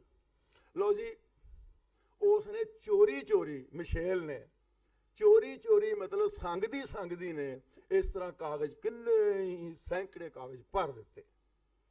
ਉਹ ਇੱਕ ਨਾਵਲ ਬਣ ਗਿਆ। ਪਹਿਲਾਂ ਉਹ ਛਪਾਉਂਦੀ ਨਹੀਂ ਸੀ, ਤੇ ਪਬਲਿਸ਼ਰ ਕੀ ਆਖੂਗਾ, ਪਰ ਕਿਸੇ ਪਬਲਿਸ਼ਰ ਨੂੰ ਪਤਾ ਲੱਗਾ, ਬੜੀ ਮੁਸ਼ਕਲ ਨਾਲ ਉਹ ਲੈ ਗਿਆ। ਉਹਦੀ ਇੱਕ ਫਰੈਂਡ ਸਹੇਲੀ ਸੀ, ਉਹਨੇ ਕਿਹਾ ਵੀ ਤੂੰ ਇਹ ਲੈ ਕੇ ਜਾ। ਤਾਂ ਖਾਲਸਾ ਜੀ, ਗੌਨ ਵਿਦ ਦਾ ਵਿੰਡ ਇਹ ਨਾਵਲ ਹੈ, ਜਿਹੜਾ ਪੰਜਾਬੀ ਵਿੱਚ ਵੀ ਟ੍ਰਾਂਸਲੇਸ਼ਨ ਹੋਇਆ, ਪੌਣਾ ਲੈ ਉਡਾ। ਉਹ ਨਾਵਲ ਤੇ ਫਿਲਮਾਂ ਬਣੀਆਂ ਹੋਈਆਂ ਨੇ। ਉਹ ਨਾਵਲ ਜਿਹੜਾ ਮਤਲਬ ਵੱਡਾ ਬਣ ਗਿਆ। ਤਾਂ ਮੈਂ ਇਹ ਕਹਿੰਦਾ ਕਿ ਕੋਈ ਲੋੜ ਨਹੀਂ ਕਿ ਤੁਸੀਂ ਮੇਰੇ ਕਰਮਜੀਤ ਸਿੰਘ ਕੋਲ ਆਓ ਜਾਂ ਹੋਰ ਕਿਸੇ ਵਿਦਵਾਨ ਕੋਲ ਜਾਓ, ਤੁਸੀਂ ਇੱਕ ਸਫ਼ਾ ਲਿਖੋ ਕਿ ਉਹ ਦੌਰ ਕਿੱਦਾਂ ਦਾ ਸੀਗਾ।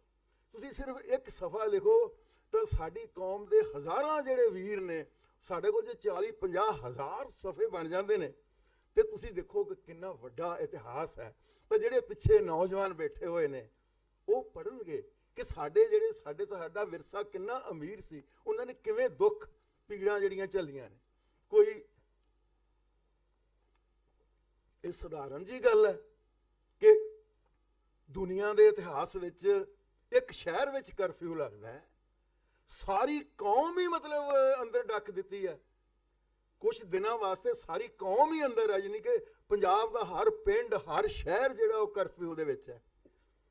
ਤਾਂ ਉਹ ਜਿਹੜੀਆਂ ਯਾਦਾਂ ਨੇ, ਉਹ ਜਿਹੜੀ ਪੀੜ ਹੈ, ਉਹ ਜਿਹੜਾ ਦਰਦ ਹੈ, ਉਹ ਮਤਲਬ ਜਿੱਥੇ ਵੀ ਜਿਹੜੀ ਅੱਜ ਆਡੀਅנס ਜਿਹੜੀ ਬੈਠੀ ਹੋਈ ਹੈ, ਇਹ ਜਾਵੇ, ਇਹਨਾਂ ਦੇ ਬਹੁਤ ਸਾਰੇ ਸੰਬੰਧ ਹੋਣਗੇ ਸਾਡੇ ਕੋਲ। ਮਤਲਬ ਇਦਾਂ ਦੇ ਜਿਹੜੀਆਂ ਨੇ, ਤੁਸੀਂ ਸ਼ਾਇਦ ਮੰਨੋ ਨਾ, ਜੁਝਾਰੂ ਲਹਿਰ ਬਾਰੇ 5 ਵੋਲਿਊਮ ਨੇ, 5 ਵੋਲਿਊਮ ਦੇ ਜਿਹੜੇ ਉਹਨਾਂ ਦੇ ਆਰਟੀਕਲ, ਜਿਹੜੀਆਂ ਉਹ ਲਿਖਤਾਂ ਨੇ, ਇੰਨੀਆਂ ਤਾਂ ਅਕਾਲੀ ਲਹਿਰ ਵਿੱਚ ਨਹੀਂ ਆਈਆਂ, ਕਾਂਗਰਸ ਦੀ ਮੂਵਮੈਂਟ ਵਿੱਚ ਨਹੀਂ ਹੈਗੀਆਂ ਜਿੰਨੀਆਂ ਸਾਡੇ ਕੋਲ ਹੈਗੀਆਂ ਨੇ। ਔਰ ਮੈਂ ਮਤਲਬ ਇੱਥੇ ਜਿਨ੍ਹਾਂ ਨੇ ਆ ਕਰਵਾਇਆ ਸਮਾਗਮ, ਸਰਦਾਰ ਨਰਾਇਣ ਸਿੰਘ ਹੁਣੀ ਕਰਵਾ ਰਹੇ ਨੇ, ਅਸੀਂ ਦੋਵਾਂ ਨੇ ਰਲ ਕੇ ਆਖਿਆ ਵੀ ਯਾਰ ਉਹ ਸਾਰੀਆਂ ਦਸਤਾਵੇਜ਼ਾਂ ਹੀ ਇਕੱਠੀਆਂ ਕਰ ਲਈਏ ਕਰੋ। ਤਾਂ ਅਸੀਂ ਦੋਵਾਂ ਨੇ ਰਲ ਕੇ ਪੰਥਕ ਦਸਤਾਵੇਜ਼ ਜਿਹੜੀਆਂ ਨੇ, ਉਹ ਪੰਥਕ ਦਸਤਾਵੇਜ਼ ਦੇ ਨਾਂ ਥੱਲੇ ਅਸੀਂ ਮਤਲਬ ਉਹ ਕਿਤਾਬ ਛਾਪੀ। ਹੁਣ ਦੂਜੀ ਉਹਦੀ ਐਡੀਸ਼ਨ ਵੀ ਛਪ ਰਹੀ ਹੈ। ਤੇ ਇੰਨੀ ਮੈਂ ਗੱਲ ਕਹਿ ਸਕਦਾ, ਸਰਦਾਰ ਨਰਾਇਣ ਸਿੰਘ ਦੀ ਕੰਟਰੀਬਿਊਸ਼ਨ ਜਿਹੜੀ ਹੈ ਨਾ, ਜਿਹੜੀ ਦੇਣ ਹੈ, ਮਤਲਬ ਇਹਨਾਂ ਨੂੰ ਮੈਂ ਉਦੋਂ ਤੋਂ ਧਰਮ ਯੁੱਧ ਮੋਰਚੇ ਤੋਂ ਵੇਖ ਰਿਹਾ, ਫਿਰ ਲਹਿਰ ਦੇ ਵਿੱਚ ਵੇਖ ਰਿਹਾ। ਜਿਹੜੀ ਸਭ ਤੋਂ ਵੱਡੀ ਗੱਲ ਮੈਨੂੰ ਇੰਜ ਲੱਗਦਾ ਹੈ ਕਿ ਮੈਂ ਜਿੰਨੇ ਕਿ ਬਾਹਰਲੇ ਅਮਰੀਕਾ, ਕੈਨੇਡਾ, ਜਿੱਥੇ ਵੀ ਹੋਰ ਬੰਦੇ ਜਿਨ੍ਹਾਂ ਨੂੰ ਮਿਲਦਾ ਵਾਂ, ਯੂਨੀਵਰਸਿਟੀਆਂ ਵਿੱਚ ਵੀ ਤੇ ਇੱਥੇ ਵੀ, ਸਿਰਫ ਇਹ 12-13 ਵਿਅਕਤੀਆਂ ਵਿੱਚੋਂ ਇੱਕ ਨੇ ਜਿਨ੍ਹਾਂ ਨੂੰ ਇੱਕੋ ਸਮੇਂ ਲਹਿਰ ਦੀਆਂ ਯਾਦਾਂ ਨੇ, ਇੱਕੋ ਸਮੇਂ, ਤੇ ਜਿਨ੍ਹਾਂ ਨੂੰ ਲਹਿਰ ਦੇ ਬਾਰੇ ਇੰਟੈਲੈਕਚੁਅਲੀ ਡਿਫਾਈਨ ਕਰ ਸਕਦੇ। ਇੰਟੈਲੈਕਚੁਅਲੀ ਡਿਫਾਈਨ ਕਰਨਾ, ਜਿਹੜੀ ਦੁਨੀਆ ਕਿੱਧਰ ਜਾ ਰਹੀ ਹੈ ਇਸ ਵੇਲੇ, ਸੰਸਾਰ ਦਾ ਮਤਲਬ ਜਿਹੜੀਆਂ ਟ੍ਰੈਂਡਸ ਨੇ, ਜਿਹੜੇ ਮਤਲਬ ਰਾਜਨੀਤਿਕ ਰੁਝਾਨ ਨੇ, ਉਹ ਕਿੱਧਰ ਨੂੰ ਜਾ ਰਹੇ ਨੇ, ਤੇ ਉਹਨਾਂ ਕੰਡਿਆਂ ਵਿੱਚ ਅਸੀਂ ਆਪਣੇ ਰਾਹ ਕਿਵੇਂ ਬਣਾਉਣੇ ਨੇ। ਇਹ ਮੇਰਾ ਖਿਆਲ ਹੈ ਵੀ ਨਰਾਇਣ ਸਿੰਘ ਹੁਣੀ ਉਹਨਾਂ 10-12 ਵਿੱਚੋਂ ਬੁੱਧੀਜੀਵੀਆਂ 'ਚੋਂ ਇੱਕ ਹੋਣਗੇ ਜਿਨ੍ਹਾਂ ਨੇ ਮਤਲਬ ਇਹ ਜਿਹੜਾ ਹੈ ਪੰਥਕ ਦਸਤਾਵੇਜ਼ਾਂ ਜਿਹੜੀਆਂ ਨੇ ਉਹ ਤਿਆਰ ਕੀਤੀਆਂ। ਮੈਂ ਕਹਿੰਦਾ ਕਿ ਹੋਰ ਵੀ ਮਤਲਬ ਜਿਹੜੇ ਵਿਦਵਾਨ ਜਿਹੜੇ ਨੇ ਇਸ ਰਾਹ ਦੇ ਵਿੱਚ ਆਉਣ ਤੇ ਗੱਲ ਸਾਡੀ ਜਿਹੜੀ ਅਗਾਂਹ ਤੁਰੇ।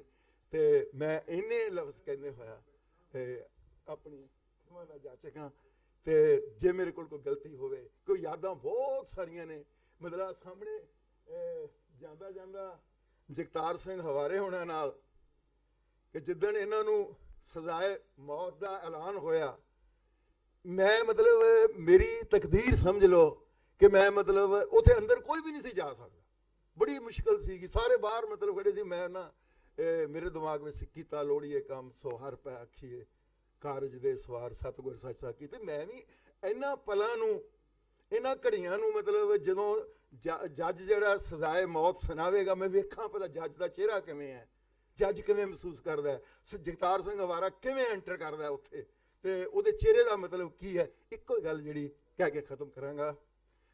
ਜਦੋਂ ਜੱਜ ਦੀ ਮੈਂ ਡਾਇਰੀ ਵਿੱਚ ਲਿਖੀ ਜਾ ਰਿਹਾ, ਉਹ ਵੱਖਰੀ ਗੱਲ ਹੈ ਕਿ ਪੁਲਿਸ ਨੇ ਉਸ ਵੇਲੇ ਕਿੱਦਾਂ ਘੇਰਾ ਪਾਇਆ ਸਾਨੂੰ। ਮੈਂ ਕਿਹਾ ਹਵਾਰਾ ਸਾਹਿਬ ਤੁਸੀਂ ਕਿਵੇਂ ਮਹਿਸੂਸ ਕਰਦੇ ਹੋ ਹੁਣ ਸਜ਼ਾਏ ਮੌਤ ਦਾ ਐਲਾਨ ਹੋਇਆ ਤੁਹਾਨੂੰ? ਕਹਿੰਦੇ ਮੈਨੂੰ ਇੰਜ ਮਹਿਸੂਸ ਹੋ ਰਿਹਾ ਹੈ, ਮੈਂ ਲਿਖਿਆ ਵੀ ਹੈਗਾ, ਕਿ ਜਿਸ ਤਰ੍ਹਾਂ ਇੱਕ ਕਿਸਾਨ ਹਾੜੀ ਦੀ ਫਸਲ ਵੱਢ ਕੇ ਸੰਤੁਸ਼ਟ ਹੋ ਜਾਂਦਾ ਨਾ, ਖੁਸ਼ ਹੁੰਦਾ ਉਹ, ਤੇ ਮੈਂ ਅੱਜ ਇਸ ਤਰ੍ਹਾਂ ਦੀ ਖੁਸ਼ੀ ਜਿਹੜੀ ਹੈ ਮਹਿਸੂਸ ਕਰ ਰਿਹਾ। ਤੋ ਇਹਦੇ ਵਿੱਚ ਮਤਲਬ ਮੈਂ ਕਹਿੰਦਾ ਕੋਈ ਸ਼ੱਕ ਨਹੀਂ ਹੋਣਾ ਚਾਹੀਦਾ। ਆ ਕੁਐਸਚਨ ਵੀ ਇੱਕ ਵੀਰ ਨੇ ਮਤਲਬ ਬਹੁਤ ਹੀ ਵਧੀਆ ਕੁਐਸਚਨ ਕੀਤਾ ਸੀ ਕਿ ਸਾਨੂੰ ਕਲੀਅਰ ਹੋਣਾ ਚਾਹੀਦਾ ਹੈ। ਸਰਬੱਤ ਖਾਲਸੇ ਵੱਲੋਂ ਜਥੇਦਾਰ ਉਹ ਥਾਪੇ ਗਏ ਨੇ, ਅਸੀਂ ਉਹਨਾਂ ਨੂੰ ਰੈਕਗਨਾਈਜ਼ ਕਰਦੇ ਹਾਂ, ਉਹਨਾਂ ਦੀ ਯਾਦ ਵਿੱਚ, ਉਹਨਾਂ ਦੀ ਅਗਵਾਈ ਵਿੱਚ ਅਸੀਂ ਇੱਥੇ ਮਤਲਬ ਇਕੱਠੇ ਹੋ ਰਹੇ ਹਾਂ। ਤੇ ਉਹ ਇੱਕ ਆਜ਼ਾਦੀ ਲਈ ਮਤਲਬ ਸਾਡੇ ਕੋਲ ਇੱਕ ਮਤਲਬ ਵੱਡੀ ਕਹਾਣੀ ਹੈ। ਮੈਨੂੰ ਮਤਲਬ ਮਹਿਬੂਬ ਸਾਹਿਬ, ਹਰਿੰਦਰ ਸਿੰਘ ਮਹਿਬੂਬ ਵੀ ਇਹ ਕਿਹਾ ਕਰਦੇ ਸਨ ਕਿ ਇਤਿਹਾਸ ਜਿਹੜਾ ਉਹ ਘਾਹ ਵਾਂਗ ਵੱਧਦਾ, ਹਿਸਟਰੀ ਜਿਹੜੀ ਹੈ ਉਹ ਘਾਹ ਵਾਂਗ ਵੱਧਦੀ ਹੈ, ਪਰ ਕਦੇ ਕਦੇ ਇਸ ਵਿੱਚ ਗਰਜਵਾਂ ਨਾਦ ਵੀ ਹੁੰਦਾ ਹੈ। ਜਗਤਾਰ ਸਿੰਘ ਹਵਾਰਾ ਉਸ ਗਰਜਵੇਂ ਨਾਦ ਦੇ ਜਿਉਂਦੇ ਜਾਗਦੇ ਪ੍ਰਤੀਕ ਹਨ। ਵਾਹਿਗੁਰੂ ਜੀ ਕਾ ਖਾਲਸਾ।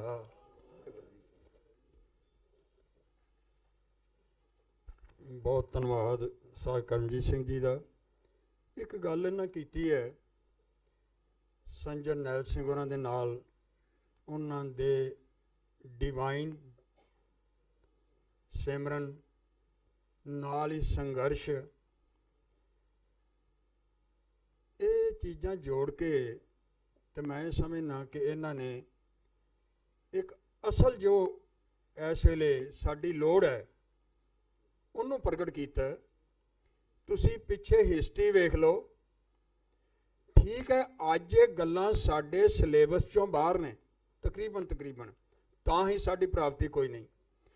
ਜਿਨ੍ਹਾਂ ਨੇ ਵੀ ਸੰਘਰਸ਼ ਕੀਤਾ, ਨਨਕਾਣਾ ਸਾਹਿਬ ਵਾਲਾ, ਉਹਦੇ ਜਿਹੜੇ ਕੁਕਰਮ ਸਨ ਉਹਨਾਂ ਦੇ ਖਿਲਾਫ ਜਿਨ੍ਹਾਂ ਨੇ ਸੰਘਰਸ਼ ਕੀਤਾ, ਉਹਨਾਂ ਦਾ ਜੀਵਨ ਸਿਮਰਨ ਡਿਵਾਈਨ ਜੋ ਵੀ ਤੁਸੀਂ ਕਹਿੰਦੇ ਹੋ ਉਹ ਸੀ।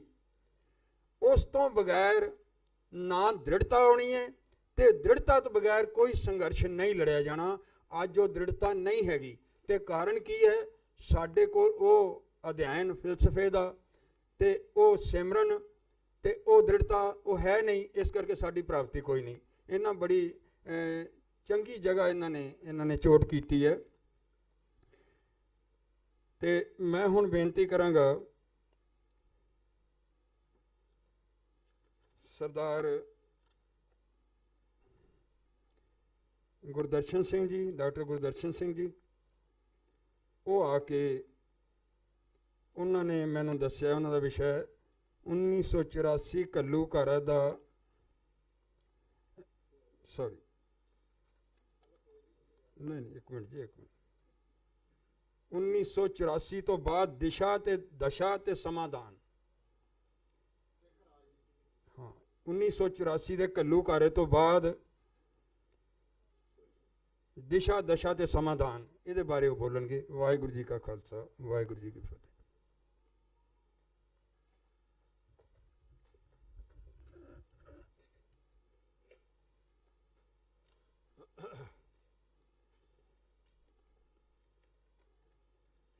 ਪਰਮ ਸਤਿਕਾਰਯੋਗ ਖਾਲਸਾ ਜੀ, ਵਾਹਿਗੁਰੂ ਜੀ ਕਾ ਖਾਲਸਾ, ਵਾਹਿਗੁਰੂ ਜੀ ਕੀ ਫਤਿਹ।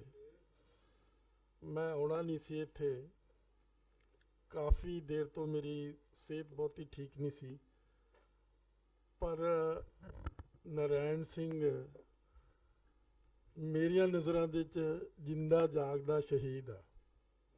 ਜਿੰਦਾ ਵੀ ਆ, ਜਾਗਦਾ ਵੀ ਆ, ਸ਼ਹੀਦ ਵੀ ਆ। ਉਹ ਮੈਨੂੰ ਕਹਿਣ ਲੱਗੇ ਵੀ ਤੁਸੀਂ ਆਉਣਾ ਜ਼ਰੂਰ ਹੈ।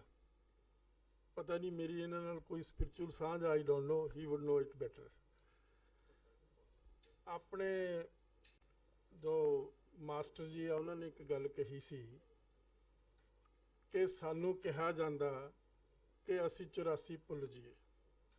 ਅਕਸਰ ਇਹ ਗੱਲ ਗਵਰਨਮੈਂਟ ਜਾਂ ਦੂਸਰੇ ਜਿਹੜੇ ਹਿੰਦੂ ਆ ਉਹ ਇਹ ਗੱਲ ਕਹਿੰਦੇ ਆ ਵੀ ਤੁਸੀਂ ਭੁੱਲ ਜਾਓ। ਇਹੀ ਗੱਲ ਇੱਕ ਵਾਰੀ ਮੈਂ TV 18 ਦੇ ਉੱਤੇ ਬੈਠਾ ਸੀ, ਉੱਥੇ ਐਂਕਰ ਨੇ ਮੈਨੂੰ ਇਹੀ ਗੱਲ ਕਹਿ ਦਿੱਤੀ। ਮੈਂ ਕਿਹਾ ਵੀ ਅਸੀਂ ਭੁੱਲ ਜਾਵਾਂਗੇ ਜੇ ਤੁਸੀਂ ਸੋਮਨਾਥ ਦੇ ਮੰਦਿਰ ਦੀ ਡਿਸਟਰਕਸ਼ਨ ਭੁੱਲ ਜਾਓ, ਜਿਹੜੀ 800 ਸਾਲ ਪਹਿਲਾਂ ਹੋਈ ਆ।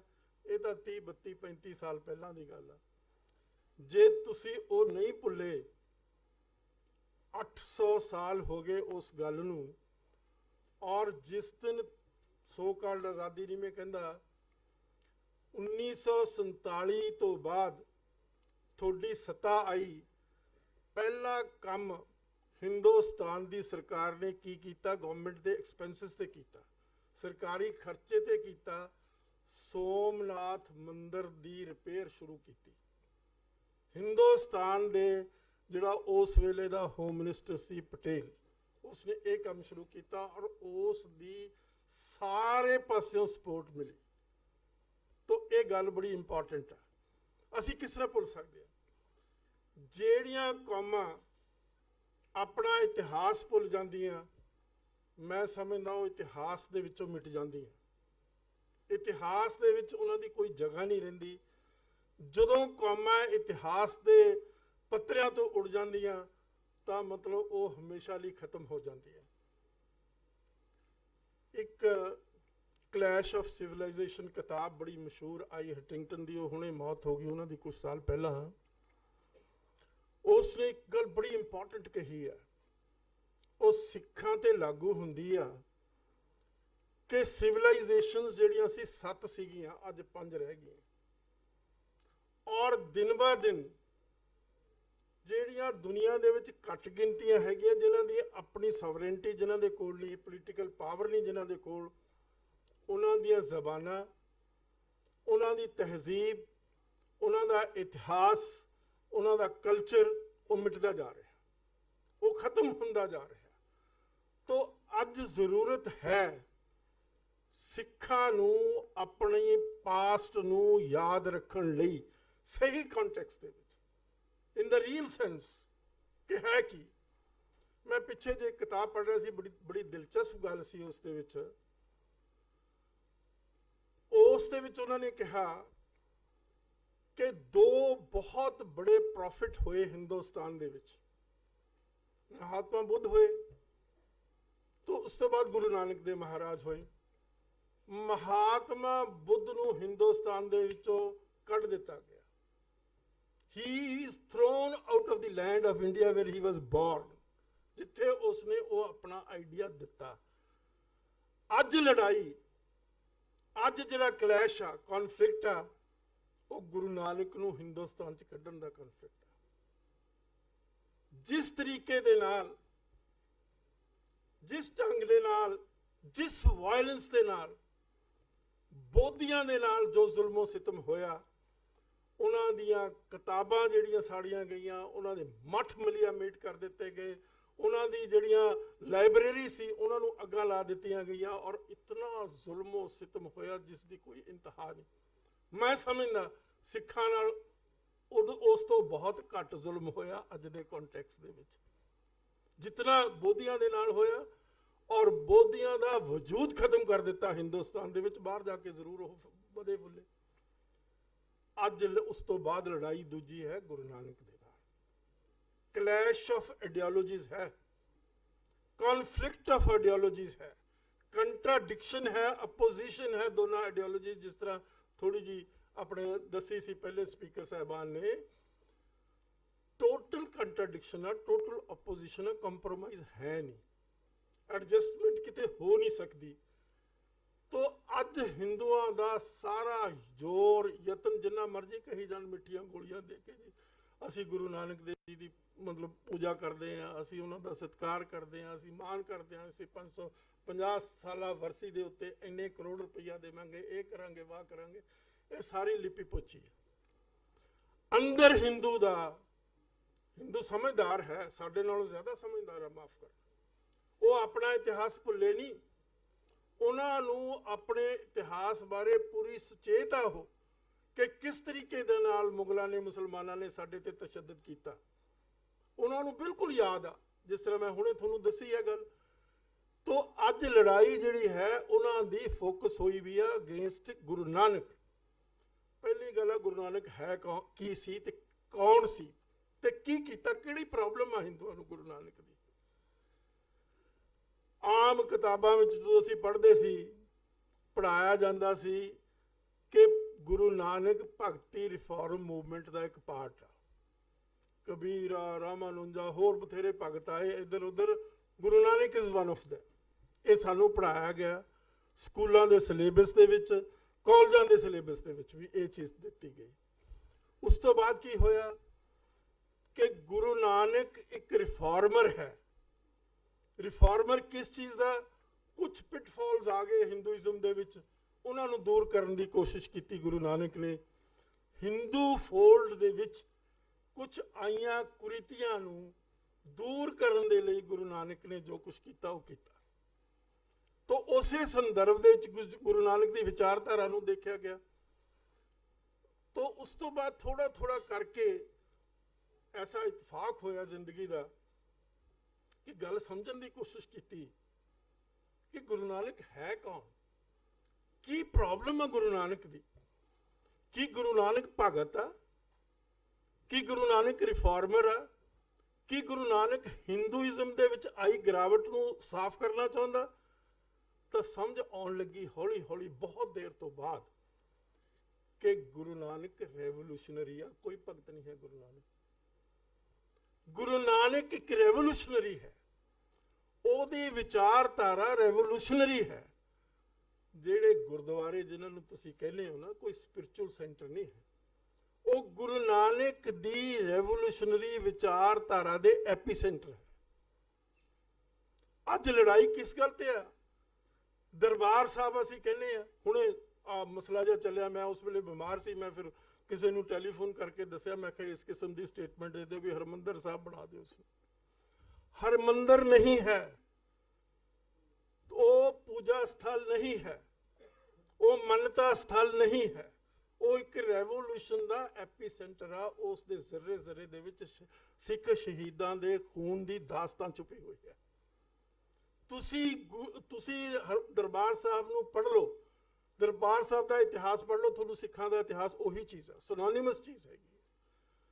ਤੋ ਇਹ ਸਾਰੀ ਚੀਜ਼ ਬੜੇ ਮਤਲਬ ਵਚਨਬੱਧ ਤਰੀਕੇ ਦੇ ਨਾਲ, ਬੜੇ ਡਿਪਲੋਮੈਟਿਕ ਤਰੀਕੇ ਦੇ ਨਾਲ, ਢੰਗ ਦੇ ਨਾਲ ਸਿੱਖਾਂ ਦੀ ਮਾਨਸਿਕਤਾ ਦੇ ਵਿੱਚ ਪਾਈ ਜਾ ਰਹੀ ਹੈ, ਉਹਨਾਂ ਦੇ ਕੋਰਸਿਸ ਦੇ ਵਿੱਚ ਇੰਟਰੋਡਿਊਸ ਕੀਤੀ ਜਾਂਦੀ ਹੈ, ਤਾਂ ਕਿ ਬੱਚੇ ਦੀ ਜਿਹੜੀ ਉਸ ਵੇਲੇ ਦੀ ਸਟੇਜ ਆ, ਉਸ ਨੂੰ ਇਸ ਗੱਲ ਦੇ ਲਈ ਮਤਲਬ ਇੰਡਕਟ ਕਰ ਦਿਓ ਉਹਦੇ ਮਾਈਂਡ ਦੇ ਵਿੱਚ, ਉਹਦੀ ਸਾਈਕੀ ਦੇ ਵਿੱਚ ਇਹ ਚੀਜ਼ ਪਾ ਦਿਓ ਵੀ ਜਿਸ ਤਰ੍ਹਾਂ ਦੇ ਦੂਜੇ।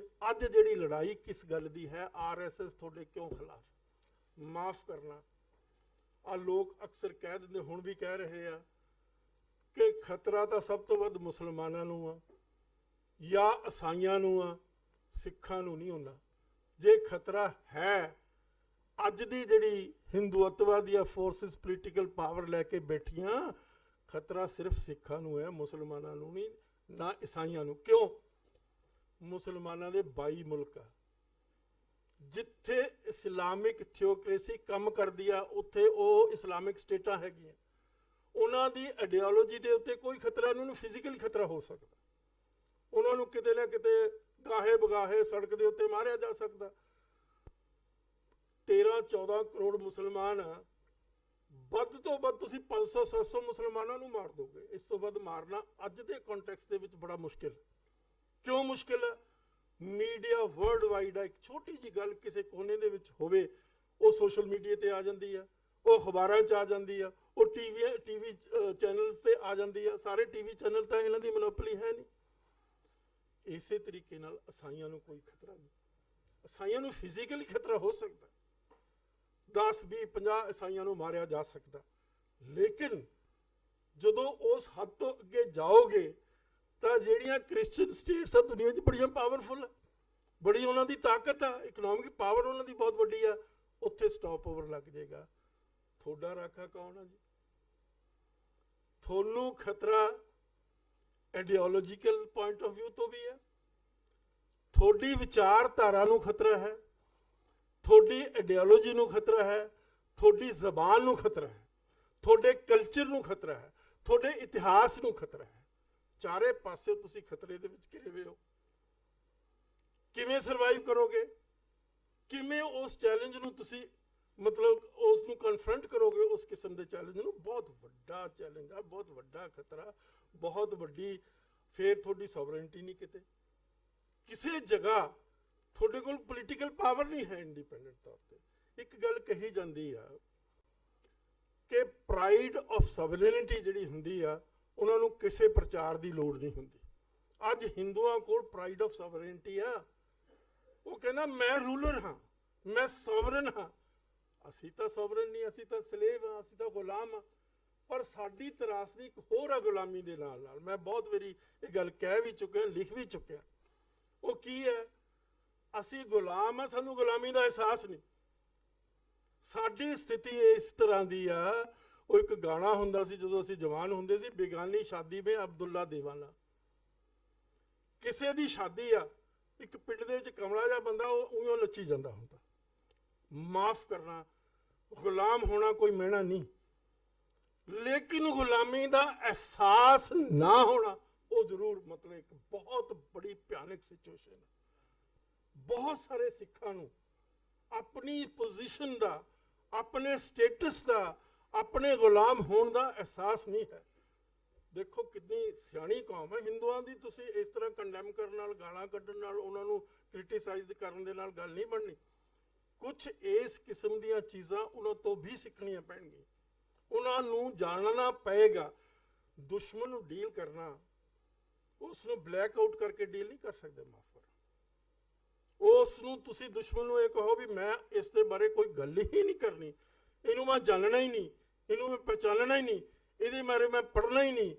ਉਸ ਤਰੀਕੇ ਦੇ ਨਾਲ ਤੁਸੀਂ ਬਿਲਕੁਲ ਭੁਲੇਖੇ ਵਿੱਚ ਰਹੋ। ਜਿਵੇਂ ਹੁਣ ਆਮ ਸਿੱਖ ਕਹਿੰਦੇ ਆ, ਲਓ ਜੀ ਸਾਡੀਆਂ ਮੰਗਾਂ ਆ। ਬੈਠੇ ਸੀ ਬਰਗਾੜੀ ਦੇ ਵਿੱਚ, ਮੈਂ ਉਹਨਾਂ ਨੂੰ ਕਿਹਾ ਓਏ ਮੰਗਾ ਤੁਸੀਂ ਮੰਗਤੇ ਹੀ ਬਣੇ ਰਹਿਣਾ ਸਾਰੀ ਜ਼ਿੰਦਗੀ? ਤੁਸੀਂ ਕੋਈ ਮੰਗਤਿਆਂ ਨੂੰ ਭੀਖ ਪਾਉਂਦਾ?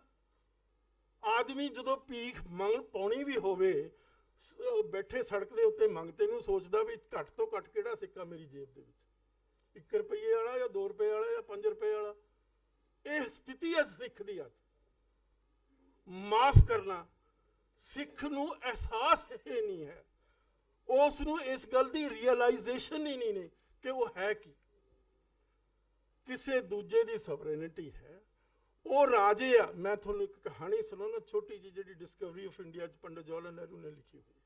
ਉਹਨਾਂ ਦੀਆਂ ਕਿਤਾਬਾਂ ਵੀ ਪੜ੍ਹੋ।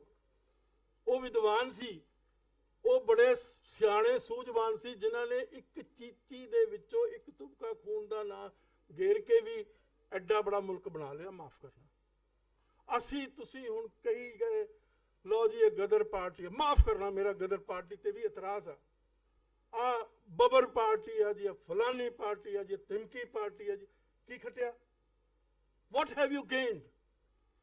ਮੈਂ ਤੁਹਾਡੀ ਸੋਲ ਨੂੰ ਸ਼ੇਕ ਕਰਨ ਆਇਆ। ਮੈਂ ਤੁਹਾਨੂੰ ਦੱਸਣ ਆਇਆ ਕਿ ਤੁਹਾਡੇ ਜਿਹੜੇ ਐਂਸੈਸਟਰ ਸੀ ਉਹ ਬਹੁਤੇ ਸਿਆਣੇ ਨਹੀਂ ਸੀ। ਉਹ ਅੰਗਰੇਜ਼ ਤਾਂ ਛੱਡ ਕੇ ਜਾ ਰਿਹਾ ਸੀ। 40 ਮੁਲਕ ਆਜ਼ਾਦ ਹੋਏ ਆ ਆਫਟਰ ਸੈਕੰਡ ਵਰਲਡ ਵਾਰ, ਜਿੱਥੇ ਕਲੋਨੀਅਲ ਸਿਸਟਮ ਸੀ ਦੁਨੀਆ ਦਾ। 40 ਮੁਲਕ। ਕਿੱਥੇ ਨੇਪਾਲ ਦੇ ਵਿੱਚ ਗਾਂਧੀ ਸੀ, ਕਿਹੜੀ ਕਾਂਗਰਸ ਸੀ? ਆ ਸਿੰਗਾਪੁਰ ਦੇ ਵਿੱਚ ਕਿਹੜੀ ਕਾਂਗਰਸ ਸੀ? ਥਾਈਲੈਂਡ ਦੇ ਵਿੱਚ ਕਿਹੜੀ ਕਾਂਗਰਸ ਸੀ?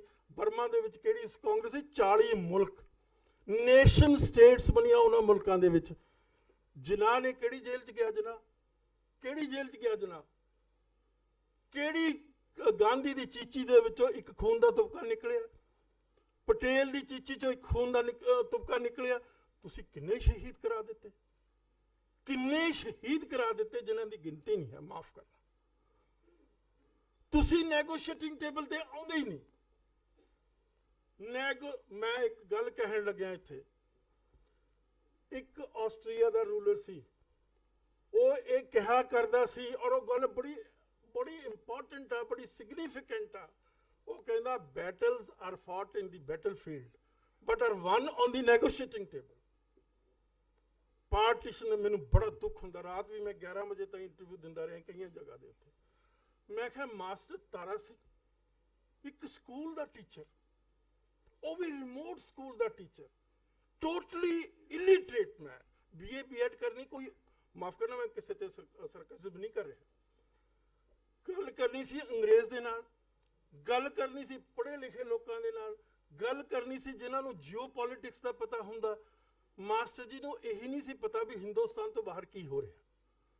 ਮਾਸਟਰ ਜੀ ਨੂੰ ਇਹੀ ਨਹੀਂ ਸੀ ਪਤਾ ਵੀ ਸੈਕੰਡ ਵਰਲਡ ਵਾਰ ਤੋਂ ਬਾਅਦ ਅੰਗਰੇਜ਼ ਜਾ ਰਿਹਾ ਮੁਲਕ ਨੂੰ ਛੱਡ ਕੇ। ਉਹ ਦੇਣ ਨੂੰ ਤਿਆਰ ਸੀ, ਤੁਸੀਂ ਲੈਣ ਜੋਗੇ ਹੈ ਹੀ ਨਹੀਂ ਸੀ। ਮਾਫ ਕਰਨਾ, ਗੁੱਸਾ ਨਾ ਕਰਨਾ ਮੇਰੀ ਗੱਲ ਦਾ, ਤਕਲੀਫ ਨਾ ਮਹਿਸੂਸ ਕਰਨਾ, ਮੈਨੂੰ ਤਕਲੀਫ ਹੁੰਦੀ ਹੈ। ਉਹ ਕਿੱਡਾ ਰਾਜ ਸਾਡਾ, ਹੀਰੇ ਮੋਤੀਆਂ ਦੇ ਵਿੱਚ ਤੁਸੀਂ ਮੜੇ ਹੋਏ ਸੀ, ਤੁਹਾਡੀ ਕਿੱਡੀ ਵੱਡੀ ਸਲਤਨਤ ਸੀ। ਕਿੱਥੇ ਜਾ ਕੇ ਲੁਧਿਆਣੇ ਦੀ ਸਤਲੁਜ ਤੋਂ ਪਾਰ ਜਾ ਕੇ ਉਹ ਖੈਬਰ ਤੱਕ ਨਾਰਥ ਵੈਸਟਰਨ ਫਰੰਟੀਅਰ, ਤੁਸੀਂ ਐਡਾ ਬੜਾ ਐਮਪਾਇਰ, ਸੋਨੇ ਦੇ ਵਿੱਚ ਤੁਸੀਂ ਖੇਲਦੇ, ਹੀਰਿਆਂ ਵਿੱਚ ਖੇਲਦੇ, ਮੋਤੀਆਂ ਦੇ ਵਿੱਚ ਖੇਲਦੇ, ਤੁਹਾਡੀ ਕਿੱਡੀ ਵੱਡੀ ਸਵਰਨਟੀ ਸੀ, ਤੁਸੀਂ ਗਵਾ ਕੇ ਬੈਠ ਗਏ। ਤੁਸੀਂ ਉਸ ਗੱਲ ਦਾ ਅਹਿਸਾਸ ਹੀ ਨਹੀਂ ਕੀਤਾ ਕਿ ਸਵਰਨਟੀ ਦੇ ਵਿੱਚ ਹੈ ਕੀ ਚੀਜ਼। ਤੋ ਇਹ ਸਾਰੇ ਹੁਣ ਕਿਸ ਤਰ੍ਹਾਂ ਹੋਈ? ਮਾਫ ਕਰਨਾ। ਹੁਣ ਬਾਬਾ ਖੜਕ ਸਿੰਘ ਜੀ, ਉਹਨਾਂ ਨੇ ਜ਼ਰੂਰ ਬੁੱਤ ਜਿਹਾ ਬਣਾਤਾ ਇੱਕ ਬਾਬਾ ਖੜਕ ਸਿੰਘ ਦਾ। ਮੈਨੂੰ ਜਦੋਂ ਆਉਂਦਾ ਮੈਂ ਦੇਖਦਾ, ਉੱਥੇ ਜਾਣਾ ਨਾ ਦਿੱਲੀ, ਮੈਨੂੰ ਬੜਾ ਦੁੱਖ ਹੁੰਦਾ ਉਹ ਦੇਖ ਕੇ। ਬਾਬਾ ਜੀ ਕੀ ਲੈ ਕੇ ਦਿੱਤਾ ਸਿੱਖਾਂ ਨੂੰ? ਮਾਸਟਰ ਜੀ ਕੀ ਲੈ ਕੇ ਦਿੱਤਾ ਸਿੱਖਾਂ ਨੂੰ? ਬਹੁਤੇ ਲੋਕ ਕਾਸਟ ਦੇ ਬੇਸਿਸ ਤੇ ਮੈਨੂੰ ਕ੍ਰਿਟਿਸਾਈਜ਼ ਵੀ ਕਰਨ ਲੱਗ ਜਾਂਦੇ ਆ। ਬਲਦੇਵ ਸਿੰਘ ਨੇ ਕੀ ਕੀਤਾ, ਕੀ ਦਿੱਤਾ ਸਿੱਖਾਂ ਨੂੰ? ਮਾਫ ਕਰਨਾ, ਤੁਸੀਂ ਖੂਨ ਵੀ ਬਹਾਇਆ, ਤੁਸੀਂ ਸ਼ਹਾਦਤਾਂ ਵੀ ਦਿੱਤੀਆਂ, ਪਰ ਉਹਨਾਂ ਦਾ ਮੁੱਲ ਨਹੀਂ ਪਿਆ। ਮੁੱਲ ਪੈ ਸਕਦਾ ਸੀ ਜੇ ਤੁਸੀਂ ਨੈਗੋਸ਼ੀਏਟਿੰਗ ਟੇਬਲ ਤੇ ਜਾਣ ਦੀ ਕੈਪੈਸਿਟੀ, ਕੈਪੇਬਿਲਿਟੀ ਹੁੰਦੀ ਤੁਹਾਡੇ। ਇਮਾਨਦਾਰ ਜ਼ਰੂਰ ਸੀ ਉਹ, ਕੱਲੀ ਇਮਾਨਦਾਰੀ ਕੰਮ ਨਹੀਂ ਆਉਂਦੀ, ਇੰਟੈਲੈਕਟ ਕੰਮ ਆਉਂਦਾ, ਸ਼ਾਰਪ ਮਾਈਂਡ ਕੰਮ ਆਉਂਦਾ। ਨੈਗੋਸ਼ੀਏਟਿੰਗ ਟੇਬਲ ਤੇ ਕਿਸ ਤਰੀਕੇ ਨਾਲ ਤੁਸੀਂ ਗੱਲ ਕਰਨੀ ਹੈ। ਮੈਟਰਨਿਕ ਆਸਟ੍ਰੇਲੀਆ ਦਾ ਜੱਜ, ਜਿਹਦੀ ਮੈਂ ਤੁਹਾਨੂੰ ਐਗਜ਼ਾਮਪਲ ਦਿੱਤੀ, ਉਹ ਇਹ ਕਹਿੰਦਾ ਹੁੰਦਾ ਸੀ, ਉਹ ਲੜਾਈ ਤਾਂ ਐਵੇਂ ਬੇਵਕੂਫ ਬੰਦੇ ਲੜਦੇ ਆ। ਉਸ ਬੰਦੇ ਨੇ, ਮੈਂ ਤੁਹਾਨੂੰ ਉਸ ਦੀ ਇੱਕ ਛੋਟੀ ਜਿਹੀ ਹੋਰ ਥੋੜੀ ਡਿਟੇਲ ਦੱਸਦਾ, 40 ਸਾਲ ਸਾਰੇ ਯੂਰਪ ਦੀ ਪੋਲਿਟਿਕਸ ਉਸਨੇ ਨਾ ਇਸ ਤਰ੍ਹਾਂ ਖੇਲੀ ਆ ਜਿਸ ਤਰ੍ਹਾਂ ਇੱਕ ਮਦਾਰੀ 5 ਗੇਂਦਾਂ ਨੂੰ ਹਵਾ ਦੇ ਵਿੱਚ ਰੱਖਦਾ ਕਈ ਘੰਟਿਆਂ ਲਈ। ਹੀ ਵਾਸ ਸੱਚ ਏ ਪਾਵਰਫੁਲ ਮੈਨ। ਕੋਈ ਲੜਾਈ ਨਹੀਂ ਲੜੀ ਉਸਨੇ, ਕੋਈ ਬੈਟਲਫੀਲਡ 'ਚ ਨਹੀਂ ਗਿਆ, ਇੱਕ ਬੰਦਾ ਨਹੀਂ ਉਸਨੇ ਗਵਾਇਆ, ਇੱਕ ਬੰਦਾ ਨਹੀਂ ਉਸਨੇ ਗਵਾਇਆ। ਆਹ ਦੇਖ ਲਓ ਗਾਂਧੀ ਨੇ ਐਡਾ ਬੜਾ ਰਾਜ। ਮੈਨੂੰ ਦੱਸੋ RSS ਨੇ ਕਿਸੇ ਇੱਕ ਬੰਦੇ ਨੂੰ ਜੇਲ੍ਹ 'ਚ ਸਿੱਟਿਆ? ਜਿਹੜੇ ਜੇਲ੍ਹ 'ਚ ਵੀ ਆ ਉਹਨਾਂ ਨੂੰ, ਜਿਨ੍ਹਾਂ ਨੇ ਮਾਫੀ ਮੰਗੀ ਆ, ਸਵਰਕਰ, ਉਸਨੇ ਮਾਫੀ ਮੰਗੀ, ਅੰਗਰੇਜ਼ਾਂ ਦੇ ਹੱਕ ਵਿੱਚ ਕਿਤਾਬ ਲਿਖੀ ਆ, ਉਸ ਨੂੰ ਅੱਜ ਉਹਨਾਂ ਨੇ ਹੀਰੋ ਬਣਾ ਕੇ ਪਾਰਲੀਮੈਂਟ ਦੇ ਵਿੱਚ ਉਹਦੀ ਤਸਵੀਰ ਲਗਾ ਦਿੱਤੀ। ਅਸੀਂ ਕਿੱਥੇ ਰੁਲਦੇ ਫਿਰਦੇ ਹਾਂ? ਉਹ ਇਸ ਦਾ ਮੈਂ ਤੁਹਾਨੂੰ ਇੱਕ ਸਿੰਪਲ ਗੱਲ ਦੱਸਦਾ, ਜੋ ਜਿਊਜ਼ ਨੇ ਕੀਤੀ। ਹੁਣੇ ਇੱਕ ਕਿਤਾਬ ਆਈ ਆ ਉਹਨਾਂ ਦੀ, ਇਹ new nation came into being, ਛੋਟੀ ਜੀ ਕਿਤਾਬ ਆ, ਬਹੁਤ ਹੀ ਵਧੀਆ ਕਿਤਾਬ ਆ। ਜਿੰਨੀ ਦੇਰ ਤੁਸੀਂ ਵਿਦਿਆ ਨਹੀਂ ਲੈਂਦੇ, ਤੁਸੀਂ ਅੱਖਰ ਦੇ ਲੜਨੇ ਨਾਲ, ਜੋ ਗੁਰੂ ਨਾਨਕ ਨੇ ਕਹੀ ਸੀ, ਗੁਰੂ ਨਾਨਕ ਬਹੁਤ ਬੜਾ ਵਿਜ਼ਨਰੀ ਸੀ, ਉਸ ਨੇ ਤੁਹਾਨੂੰ ਅੱਖਰ ਦੇ ਲੜ ਰਿਹਾ ਸੀ, ਤੁਸੀਂ ਅੱਖਰ ਤੋਂ ਮੂੰਹ ਮੋੜ ਲਿਆ, ਇੰਟੈਲੈਕਟ ਤੋਂ ਤੁਸੀਂ ਮੂੰਹ ਮੋੜ ਲਿਆ, ਤੁਸੀਂ ਗੱਲ ਨਹੀਂ ਸਮਝੀ ਹੀ ਨਹੀਂ। ਤੁਸੀਂ ਪੋਲਿਟਿਕਸ, ਜਿਓ ਪੋਲਿਟਿਕਸ ਕਹਿੰਦੇ ਆ ਦੁਨੀਆ ਦੀ ਪੋਲਿਟਿਕਸ ਨੂੰ, ਉਸ ਨੂੰ ਸਮਝਿਆ ਹੀ ਨਹੀਂ, ਉਸ ਨੂੰ ਵਿਚਾਰਿਆ ਨਹੀਂ ਵੀ ਦੁਨੀਆ ਕਿੱਧਰ ਨੂੰ ਜਾ ਰਹੀ ਹੈ। ਤੁਸੀਂ ਗੇਮ ਹਾਰ ਗਏ, 10 ਲੱਖ ਬੰਦਾ ਤੁਸੀਂ ਗਵਾ ਲਿਆ ਉਸ 1947 ਦੇ ਵਿੱਚ। 40% ਕਿਸੇ ਕੌਮ ਦਾ ਉਜੜ ਜਾਣਾ, ਮਾਫ ਕਰਨਾ, ਹਿਸਾਬ ਕਰੋ, 40% ਕਿਸੇ ਕੌਮ ਦਾ ਉਜੜ ਜਾਣਾ, ਆਪਣਾ ਘਰ ਬਾਰ, ਜਾਇਦਾਦ, ਜ਼ਮੀਨ, ਪ੍ਰਾਪਰਟੀ, ਦੁਕਾਨ, ਸਾਰਾ ਕੁਝ ਛੱਡ ਛਡਾ ਕੇ 2.5% ਟੋਟਲ ਸਿੱਖਾਂ ਦੀ ਆਬਾਦੀ ਦੇ ਚੋਂ ਮਰ ਗਏ। ਕਿਸੇ ਕੌਮ ਦਾ 2.5% ਆਬਾਦੀ ਮਰ ਜਾਣੀ, ਲੜਾਈ ਦੇ ਵਿੱਚ ਮਰ ਜੇ ਤਾਂ ਗੱਲ ਡਿਫਰੈਂਟ ਹੈਗੀ ਹੈ। ਕਿਸ ਤਰੀਕੇ ਨਾਲ ਬੀਬੀਆਂ ਦਾ ਗੈਂਗ ਰੇਪ ਹੋਇਆ, ਅੱਜ ਤੱਕ ਉਸ ਦਾ ਹਿਸਾਬ ਕਿਸੇ ਨੇ ਕਿਉਂ ਲੈਣਗੇ? ਉਹ ਕਿਉਂ ਉਹ ਹਿਸਾਬ ਲੈਣਗੇ? They are not yours. ਹੁਣੇ ਨਿਊਜ਼ੀਲੈਂਡ ਦੇ ਵਿੱਚ ਇੱਕ ਚਰਚ ਦੇ ਉੱਤੇ ਕਿਸੇ ਨੇ ਹਮਲਾ ਕੀਤਾ ਮਸਜਿਦ ਤੇ ਹਮਲਾ ਕੀਤਾ। ਉਹ ਪਤਾ ਪ੍ਰਾਈਮ ਮਿਨਿਸਟਰ ਨੇ ਕੀ ਕਿਹਾ? ਕਿੰਨੀ ਖੂਬਸੂਰਤ ਗੱਲ ਕਹੀ, ਆਈ ਐਮ ਯੂ, ਮੈਂ ਤੁਹਾਡੇ ਵਿੱਚੋਂ ਹਾਂ, ਇਹ ਸਾਡੇ ਵਿੱਚੋਂ ਨਹੀਂ ਹੈਗੇ। ਮਾਫ ਕਰਨਾ, ਇਹ ਸਾਡੇ ਤੇ ਰਾਜ ਕਰ ਰਹੇ ਆ, ਅਸੀਂ ਗੁਲਾਮ ਹਾਂ। ਗੁਲਾਮੀ ਦੇ ਤੌਰ ਦੇ ਉੱਤੇ ਗੁਲਾਮੀ ਦਾ ਅਹਿਸਾਸ ਨਹੀਂ। ਹੁਣ ਇਸੇ ਤਰੀਕੇ ਦੇ ਨਾਲ ਮੈਨੂੰ ਯਾਦ ਹੈ ਇੱਕ ਗੱਲ, ਪ੍ਰਤਾਪ ਸਿੰਘ ਕੈਰੋ ਚੀਫ ਮਿਨਿਸਟਰ ਸੀ ਪੰਜਾਬ ਦਾ, ਉਹ ਲੁੱਟੋ ਤੇ ਕੁੱਟੋ ਕਹਿੰਦਾ ਸੀ। ਬੜੀ ਸ਼ਿਕਾਇਤਾਂ ਹੋਈਆਂ ਉਹਦੀਆਂ, ਦੇਖੋ ਜੀ ਇੰਨਾ ਕਰਪਟ ਆ, ਇੰਨੀ ਪ੍ਰਾਪਰਟੀ ਬਣਾ ਲਈ, ਆਹ ਕਰ ਲਿਆ, ਇੰਨੇ ਸਿਨੇਮੇ ਬਣਾ, ਦਿਸ ਐਂਡ ਦੈਟ, ਬਹੁਤ ਸਾਰੀਆਂ ਸ਼ਿਕਾਇਤਾਂ। ਮੈਂ ਛੋਟਾ ਜਿਹਾ ਹੁੰਦਾ ਸੀ ਤਾਂ ਨਹਿਰੂ ਕਹਿੰਦਾ ਹਿੰਦੁਸਤਾਨ ਕੀ ਪ੍ਰਾਪਰਟੀ ਹਿੰਦੁਸਤਾਨ में ही रहेगी। ਹੁਣ ਬਾਦਲ ਦੀਆਂ ਸ਼ਿਕਾਇਤਾਂ, ਰੰਜਿਸ਼ਾਂ ਬਹੁਤ ਸਾਰੀਆਂ, ਆਪਾਂ ਨੂੰ ਉਸ ਦੀ ਪ੍ਰਾਪਰਟੀ ਬਾਰੇ ਵੀ ਉਹਨਾਂ ਨੂੰ ਪਤਾ। ਕਿੱਥੇ ਲੈ ਜਾਏਗਾ ਬਾਦਲ? ਪ੍ਰਾਪਰਟੀ ਹਿੰਦੁਸਤਾਨ ਦੀ ਹਿੰਦੁਸਤਾਨ ਦੇ ਵਿੱਚ ਰਹਿਣੀ ਹੈ। ਤੁਸੀਂ ਤਾਂ ਉਸ ਦੇ ਮਾਲਕ ਨਹੀਂ। ਜਿਸ ਦਿਨ ਸਰਕਾਰ ਨੇ ਕੋਈ ਆਰਡੀਨੈਂਸ ਇਸ਼ੂ ਕਰਤਾ, ਉਸੇ ਵੇਲੇ ਉਹ ਜ਼ਮੀਨਾਂ ਖੁੱਸ ਜਾਣੀਆਂ।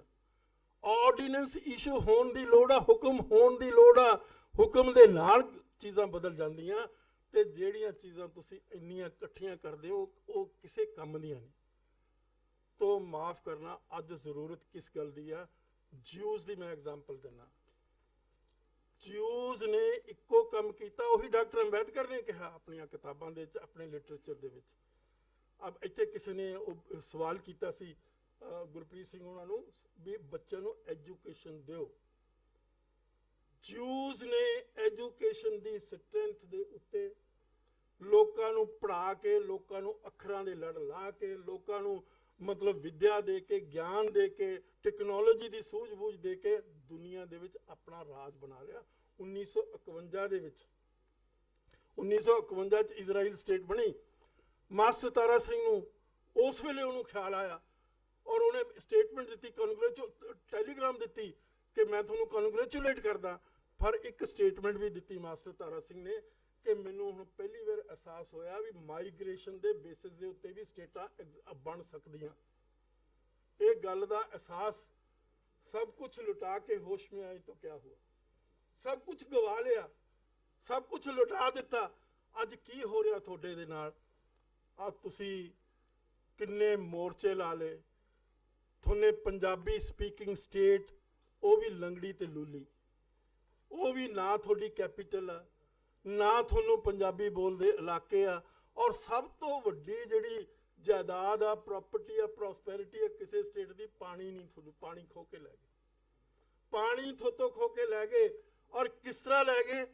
आप लिख के दे दिता राजीव लौंगोवाल अकॉर्ड दे विच, लौंगोवाल ने भी लै लो पानी। दुनिया दे विच पहली सिख कौम है, पहली सिख कम्यूनिटी है जिन्हें एडी वड्डी जिहड़ी वडमुली प्रॉस्पैरिटी है उसनूं आप हथ नाल लिख के दे के लुटाया। दुनिया च होर कोई मिसाल नहीं। मेरी सारी रिसर्च पानी दे उत्ते, दुनिया दी वाटर रिसोर्सिस दे उत्ते। तो इस किस्म दी कौम तो तुसी, इस किस्म दे लीडरां तो तुसी की, मैं जोर ला के हट गया। अज भी हुण की होण वाला मैं तुहानूं ओह दस्सण वाला। अज जिहड़ी हुण अमरिंदर सिंह थोड़ा अपना नहीं है, माफ करना।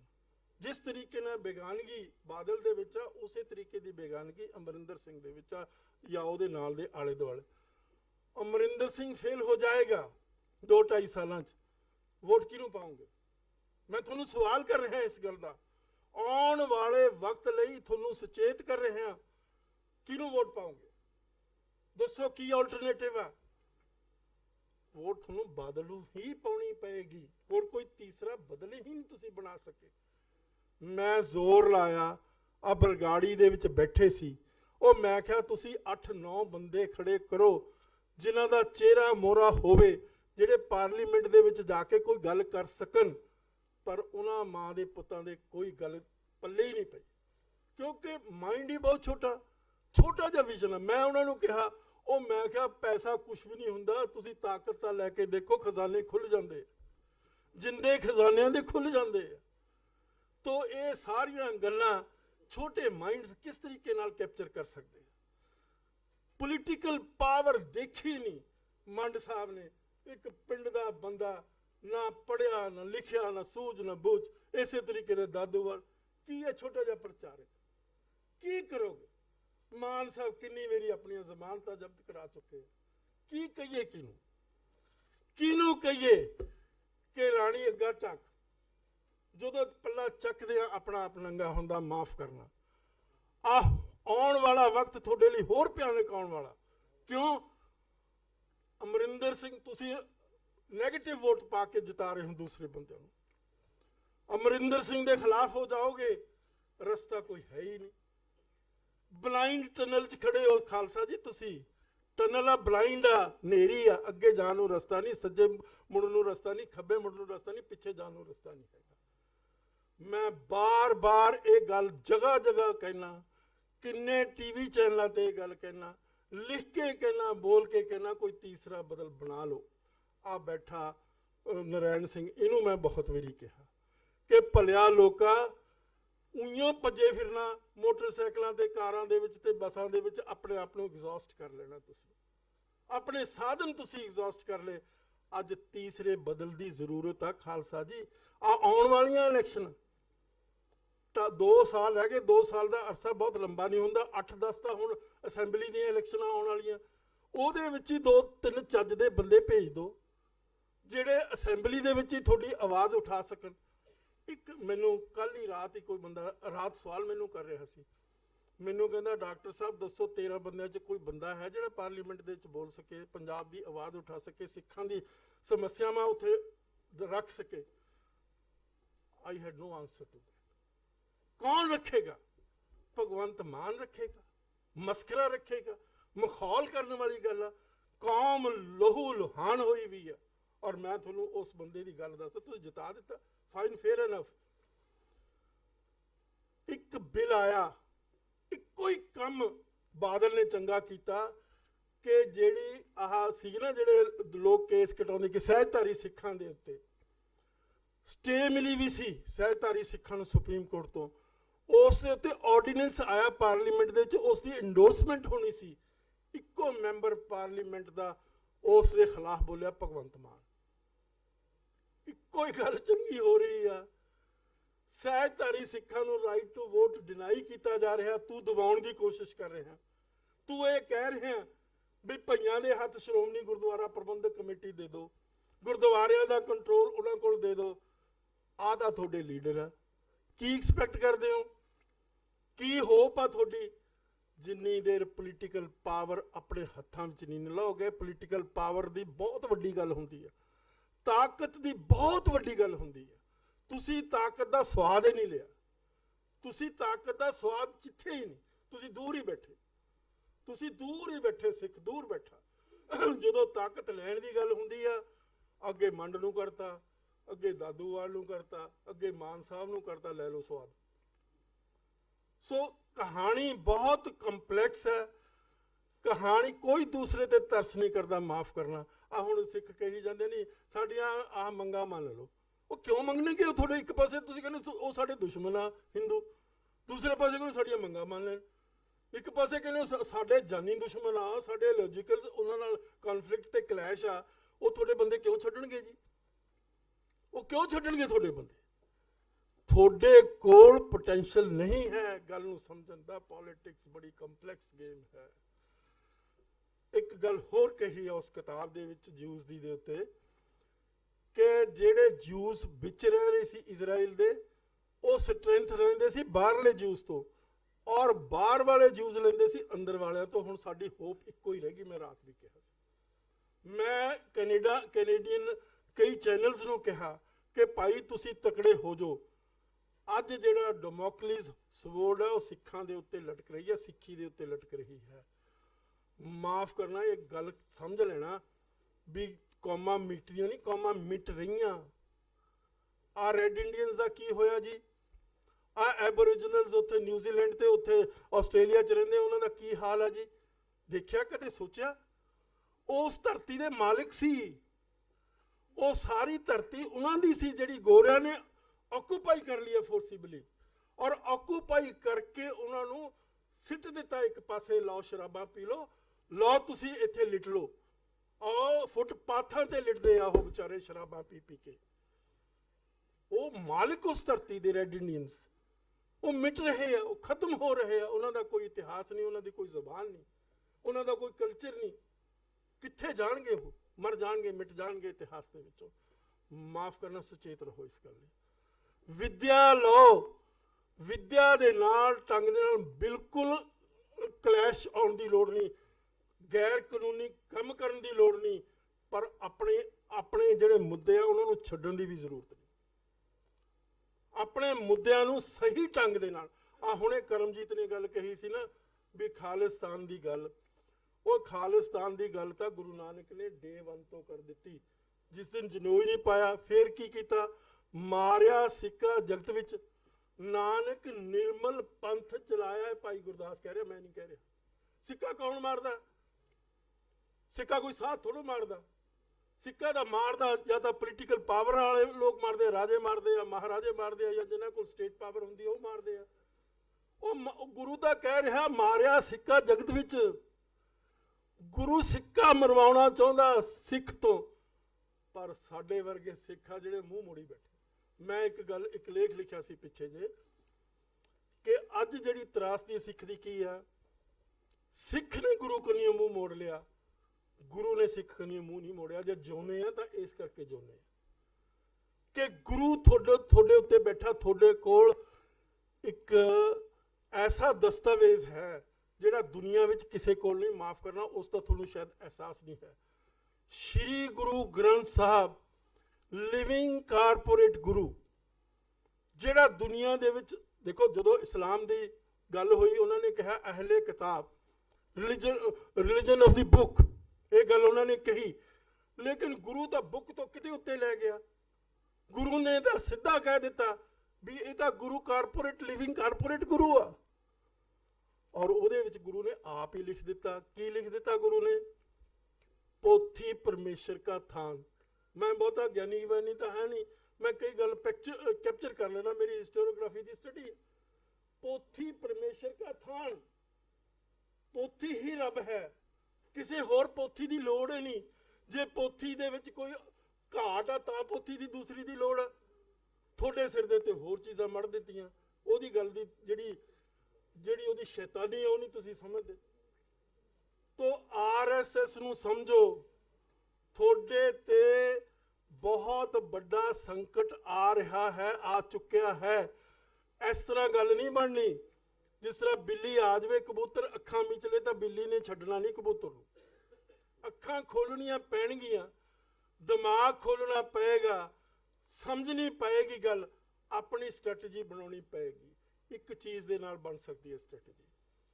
ਜੇ ਸਿੱਖ ਅੱਜ ਅੱਖਰ ਦੇ ਲੜ ਲੱਗ ਕੇ ਕਲਮ ਫੜ ਲਵੇ, ਜੋ ਕਰਮਜੀਤ ਨੇ ਬੜੀ ਸੋਹਣੀ ਗੱਲ ਕਹੀ ਸੀ, ਕਲਮ ਫੜ ਲਵੇ, ਕਲਮ ਫੜ ਕੇ ਉਸ ਦੇ ਵਿੱਚ ਵਿਦਵਤਾ ਦੇ ਲੜ ਲੱਗ ਕੇ ਆਪਣੀ ਟ੍ਰੈਜਡੀ ਹੀ ਲਿਖ ਦੇਵੇ, ਆਪਣੀ ਜੋ ਦੁੱਖ ਤਕਲੀਫ ਹੈ ਉਸ ਨੂੰ ਹੀ ਐਕਸਪ੍ਰੈਸ ਕਰ ਦੇਵੇ, ਮੈਂ ਸਮਝਦਾ ਬਹੁਤ ਵੱਡੀ ਗੱਲ ਹੋਏ। ਇੱਥੇ ਪਿੱਛੇ ਜੇ ਇੱਕ ਬਲੈਕ ਲੇਡੀ ਆ, ਉਹਨੇ ਇੱਕ ਨਾਵਲ ਲਿਖਿਆ ਬਲੂਡ ਆਈ।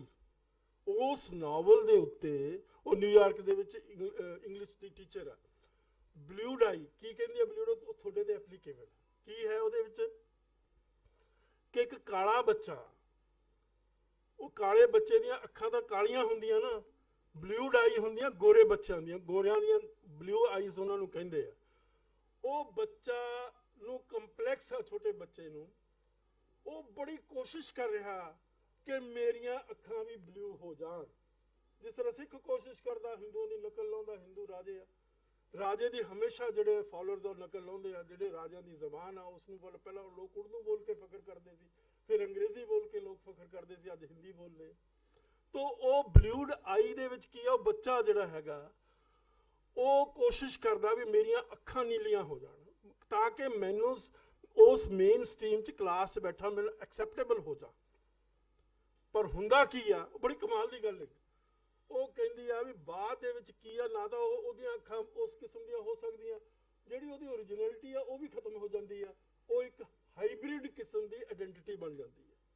ਹਾਈਬ੍ਰਿਡ ਤੁਸੀਂ ਸਮਝਦੇ ਹੋ ਨਾ, ਆ ਜਿਹੜੇ ਬੀਜ ਹੁੰਦੇ ਆ ਲੈਬੋਰੇਟਰੀ 'ਚ ਬਣਦੇ ਨਾ ਬੀ, ਉਹਨਾਂ ਨੂੰ ਫਿਰ ਉਹ ਨਾ ਉਧਰਲੇ ਹੁੰਦੇ ਆ ਨਾ ਉਧਰਲੇ ਹੁੰਦੇ ਆ, ਸਮਝੇ ਨਹੀਂ। ਉਹ ਕਹਿੰਦਾ ਹਾਈਬ੍ਰਿਡ ਕਿਸਮ ਦੀ ਆਇਡੈਂਟੀਟੀ ਬਣ ਜਾਂਦੀ ਹੈ। ਅੱਜ ਸਿੱਖ ਹਾਈਬ੍ਰਿਡ ਆਇਡੈਂਟੀਟੀ ਦਾ ਸ਼ਿਕਾਰ ਹੈ।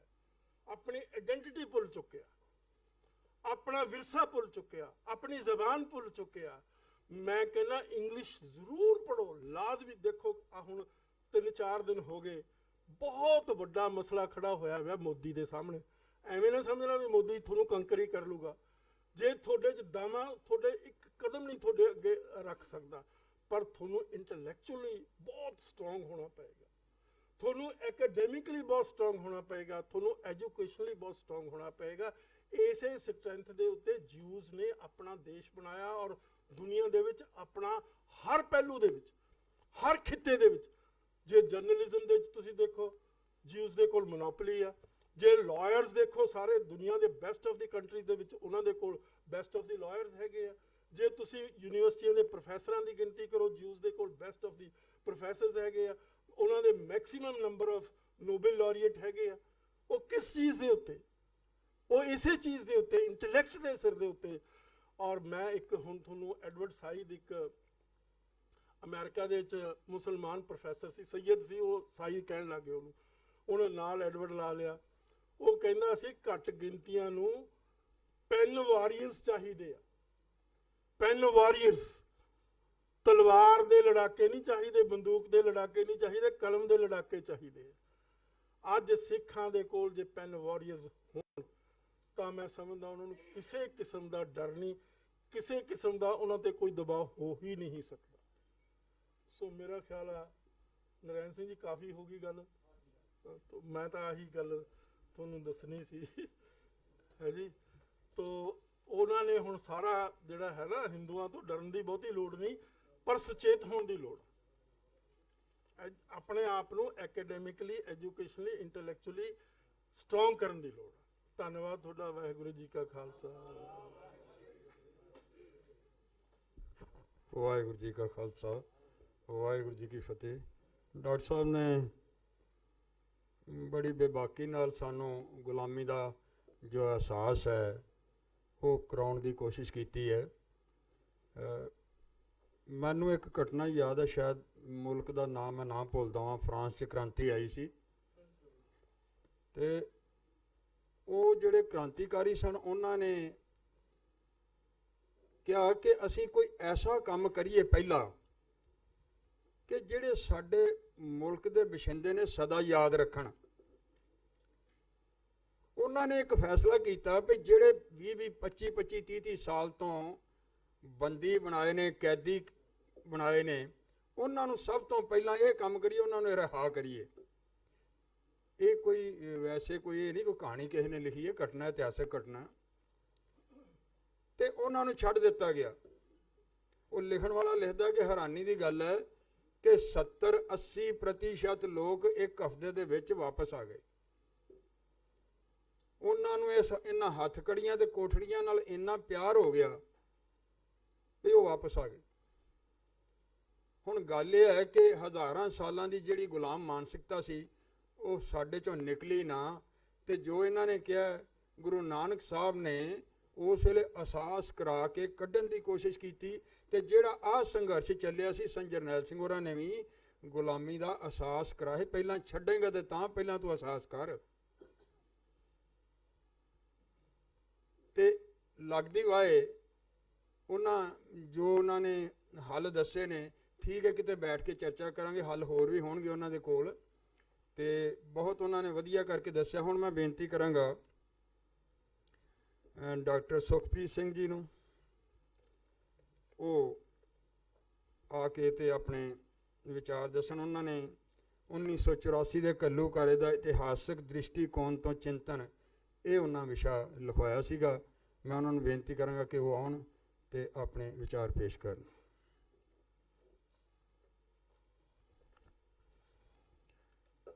ਸਿੱਖ ਕੌਮ ਦੇ ਰੂਹਾਨੀ ਮਰਕਜ਼ ਸ੍ਰੀ ਦਰਬਾਰ ਸਾਹਿਬ ਉੱਪਰ ਵਾਪਰੇ ਘੱਲੂਘਾਰੇ ਦੀ ਦੁਖਾਂਤ ਦੇ ਬਹੁਪੱਖੀ ਚਿੰਤਨ ਕਰਨ ਦੇ ਵਾਸਤੇ ਇਕੱਤਰ ਹੋਏ ਮੁਅੱਜ਼ਿਜ਼ ਹਾਜ਼ਰੀਨ, ਆਓ ਸਭ ਤੋਂ ਪਹਿਲਾਂ ਗੁਰਦੇਵ ਪਾਤਸ਼ਾਹ ਦੀ ਬਖਸ਼ਿਸ਼ ਪਵਿੱਤਰ ਫਤਿਹ ਬੁਲੰਦ ਕਰੀਏ। ਗੱਜ ਕੇ ਆਖਿਓ ਜੀ, ਵਾਹਿਗੁਰੂ ਜੀ ਕਾ ਖਾਲਸਾ, ਵਾਹਿਗੁਰੂ ਜੀ ਕੀ ਫਤਿਹ।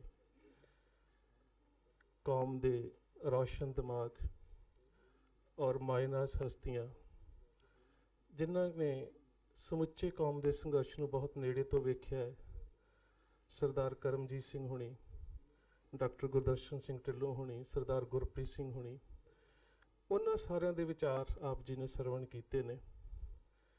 ਮੇਰੇ ਖਿਆਲ ਦੇ ਨਾਲ ਕੋਈ ਸ਼ਬਦ ਰਹਿ ਨਹੀਂ ਗਿਆ ਜਿਸ ਦੇ ਬਾਰੇ ਜਾਂ ਜਿਸ ਪੱਖ ਦੇ ਬਾਰੇ ਉਹਨਾਂ ਨੇ ਚਿੰਤਨ ਨਾ ਕੀਤਾ ਹੋਵੇ। ਫਿਰ ਵੀ ਮੈਨੂੰ ਜਿਹੜਾ ਵਿਸ਼ਾ ਦਿੱਤਾ ਗਿਆ ਹੈ, ਮੈਂ ਉਸ ਨੂੰ ਇਸ ਇੱਕ ਅਦੀਬ ਦੇ ਕਥਨ ਤੋਂ ਸ਼ੁਰੂ ਕਰਦਾ ਹਾਂ। ਉਹ ਬੜੀ ਪਿਆਰੀ ਗੱਲ ਕਰਦਾ ਹੈ। ਉਹ ਕਹਿੰਦਾ ਹੈ ਕਿ ਸੁਣੀ हिकायत हस्ती तो दरमियान से सुनी, ना इब्तदाह की खबर है ना अंजाम मालूम है। ਜਿਹੜਾ ਵਰਤਾਰਾ ਵਾਪਰਿਆ ਹੈ ਉਹਦਾ ਇੱਕ ਪੇਤਲਾ ਜਿਹਾ ਚਿੰਤਨ ਹਰ ਸਾਲ ਕਰਨ ਦਾ ਯਤਨ ਕੀਤਾ ਜਾਂਦਾ ਹੈ। ਉਹਦਾ ਇਤਿਹਾਸਕ ਪਿਛੋਕੜ ਤੇ ਕੌਮ ਦਾ ਭਵਿੱਖ ਕੀ ਹੋਵੇ, ਉਹਦੇ ਬਾਰੇ ਲੰਮੇਰੀ ਵਾਰਤਾਲਾਪ ਦਾ ਜਿਹੜਾ ਸਿਲਸਿਲਾ ਹੈ ਉਹ ਫਿਰ ਖਤਮ ਹੋ ਜਾਂਦਾ ਹੈ। ਗੁਰਦਰਸ਼ਨ ਸਿੰਘ ਢਿੱਲੋਂ ਹੁਣਾਂ ਨੇ ਇੱਕ ਬਹੁਤ ਹੀ ਪਿਆਰੀ ਗੱਲ ਕੀਤੀ ਹੈ ਕਿ ਸਭ ਤੋਂ ਅਹਿਮ ਗੱਲ ਹੁੰਦੀ ਹੈ ਕਿ ਦੁਸ਼ਮਣ ਦੀ ਨੀਤੀ ਨੂੰ ਸਮਝਣਾ। ਔਰ ਸਰਦਾਰ ਬਲਜੀਤ ਸਿੰਘ ਖਾਲਸਾ ਹੁਣਾਂ ਨੇ ਜਦੋਂ ਆਪਣੇ ਵਿਖਿਆਨ ਨੂੰ ਆਰੰਭ ਕੀਤਾ ਸੀ ਤਾਂ ਦੁਸ਼ਮਣ ਕੀ ਹੈ ਉਹਨਾਂ ਨੇ ਸ਼ਾਹ ਮੁਹੰਮਦ ਦੀ ਰਚਨਾ ਦੇ ਵਿੱਚ ਤੁਹਾਡੇ ਸਾਹਮਣੇ ਡਿਫਾਈਨ ਕਰ ਦਿੱਤਾ ਸੀ, ਪਰਿਭਾਸ਼ਿਤ ਕਰ ਦਿੱਤਾ ਸੀ, ਜੰਗ ਹਿੰਦ ਪੰਜਾਬ ਦਾ। ਸੋ ਹਿੰਦ ਔਰ ਪੰਜਾਬ ਦਾ ਜਿਹੜਾ ਨਿਖੇੜਵਾ ਰਾਸ਼ਟਰਵਾਦ ਹੈ, ਜਦੋਂ ਉਹਦੇ ਵਿੱਚ ਤੁਸੀਂ ਆਪਣੇ ਦੁਸ਼ਮਣ ਦੀ ਸ਼ਨਾਖਤ ਕਰਨੀ ਹੈ ਤਾਂ ਉਹਦੇ ਵਾਸਤੇ ਮੈਂ ਇੱਕ ਛੋਟਾ ਜਿਹਾ ਇਤਿਹਾਸਕ ਪ੍ਰਮਾਣ ਸਾਂਝਾ ਕਰਾਂ।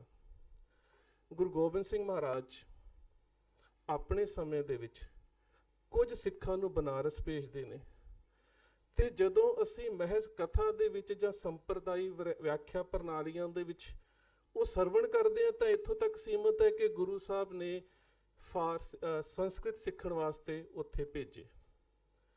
ਹੁਣ ਜਿਹੜਾ ਇਸ ਦਾ ਗਹਿਰ ਚਿੰਤਨ ਕਰਨ ਦੀ ਕੋਸ਼ਿਸ਼ ਕਰੀਏ ਕਿ ਇਹ ਸਿੱਖ ਭੇਜੇ ਉਦੋਂ ਜਾਂਦੇ ਨੇ ਜਦੋਂ ਅਨੰਦਪੁਰ ਸਾਹਿਬ ਉੱਪਰ ਪਹਾੜੀ ਰਾਜਿਆਂ ਦੇ ਹਮਲੇ ਹੋ ਚੁੱਕੇ ਨੇ। ਦੂਸਰੀ ਗੱਲ, ਗੁਰੂ ਗੋਬਿੰਦ ਸਿੰਘ ਮਹਾਰਾਜ ਦੇ ਦਰਬਾਰ ਦੇ ਵਿੱਚ ਚੰਦਨ ਕਵੀ, ਗਿਰੀਰਾਜ, ਸੈਨਾਪਤ, ਉਦੇ ਰਾਏ ਇੰਨੇ ਵੱਡੇ ਸੰਸਕ੍ਰਿਤ ਦੇ ਵਿਦਵਾਨ ਨੇ ਤੇ ਸੰਸਕ੍ਰਿਤ ਨੂੰ ਸਿੱਖਣ ਦੇ ਵਾਸਤੇ ਬਨਾਰਸ ਕਿਉਂ ਭੇਜਿਆ ਜਾਂਦਾ? ਨਹੀਂ, ਸੰਸਕ੍ਰਿਤ ਸਿੱਖਣ ਵਾਸਤੇ ਨਹੀਂ ਭੇਜੇ ਗਏ। ਉਦੋਂ ਬਨਾਰਸ ਜਿਹੜਾ ਵਾ ਬ੍ਰਹਮਨਿਸਟਿਕ ਸਕੂਲ ਆਫ ਥਾਟ ਹੈ, ਇੱਕ ਗੜ੍ਹ ਹੈ, ਉਹਦੀਆਂ ਨੀਤੀਆਂ ਕੀ ਨੇ ਉਹਨਾਂ ਨੂੰ ਸਮਝਣ ਦੇ ਵਾਸਤੇ ਭੇਜਿਆ ਜਾਂਦਾ, ਕਿਉਂਕਿ ਦੁਸ਼ਮਣ ਦੀ ਨੀਤੀ ਨੂੰ ਸਮਝਣਾ ਬਹੁਤ ਜ਼ਰੂਰੀ ਹੈ।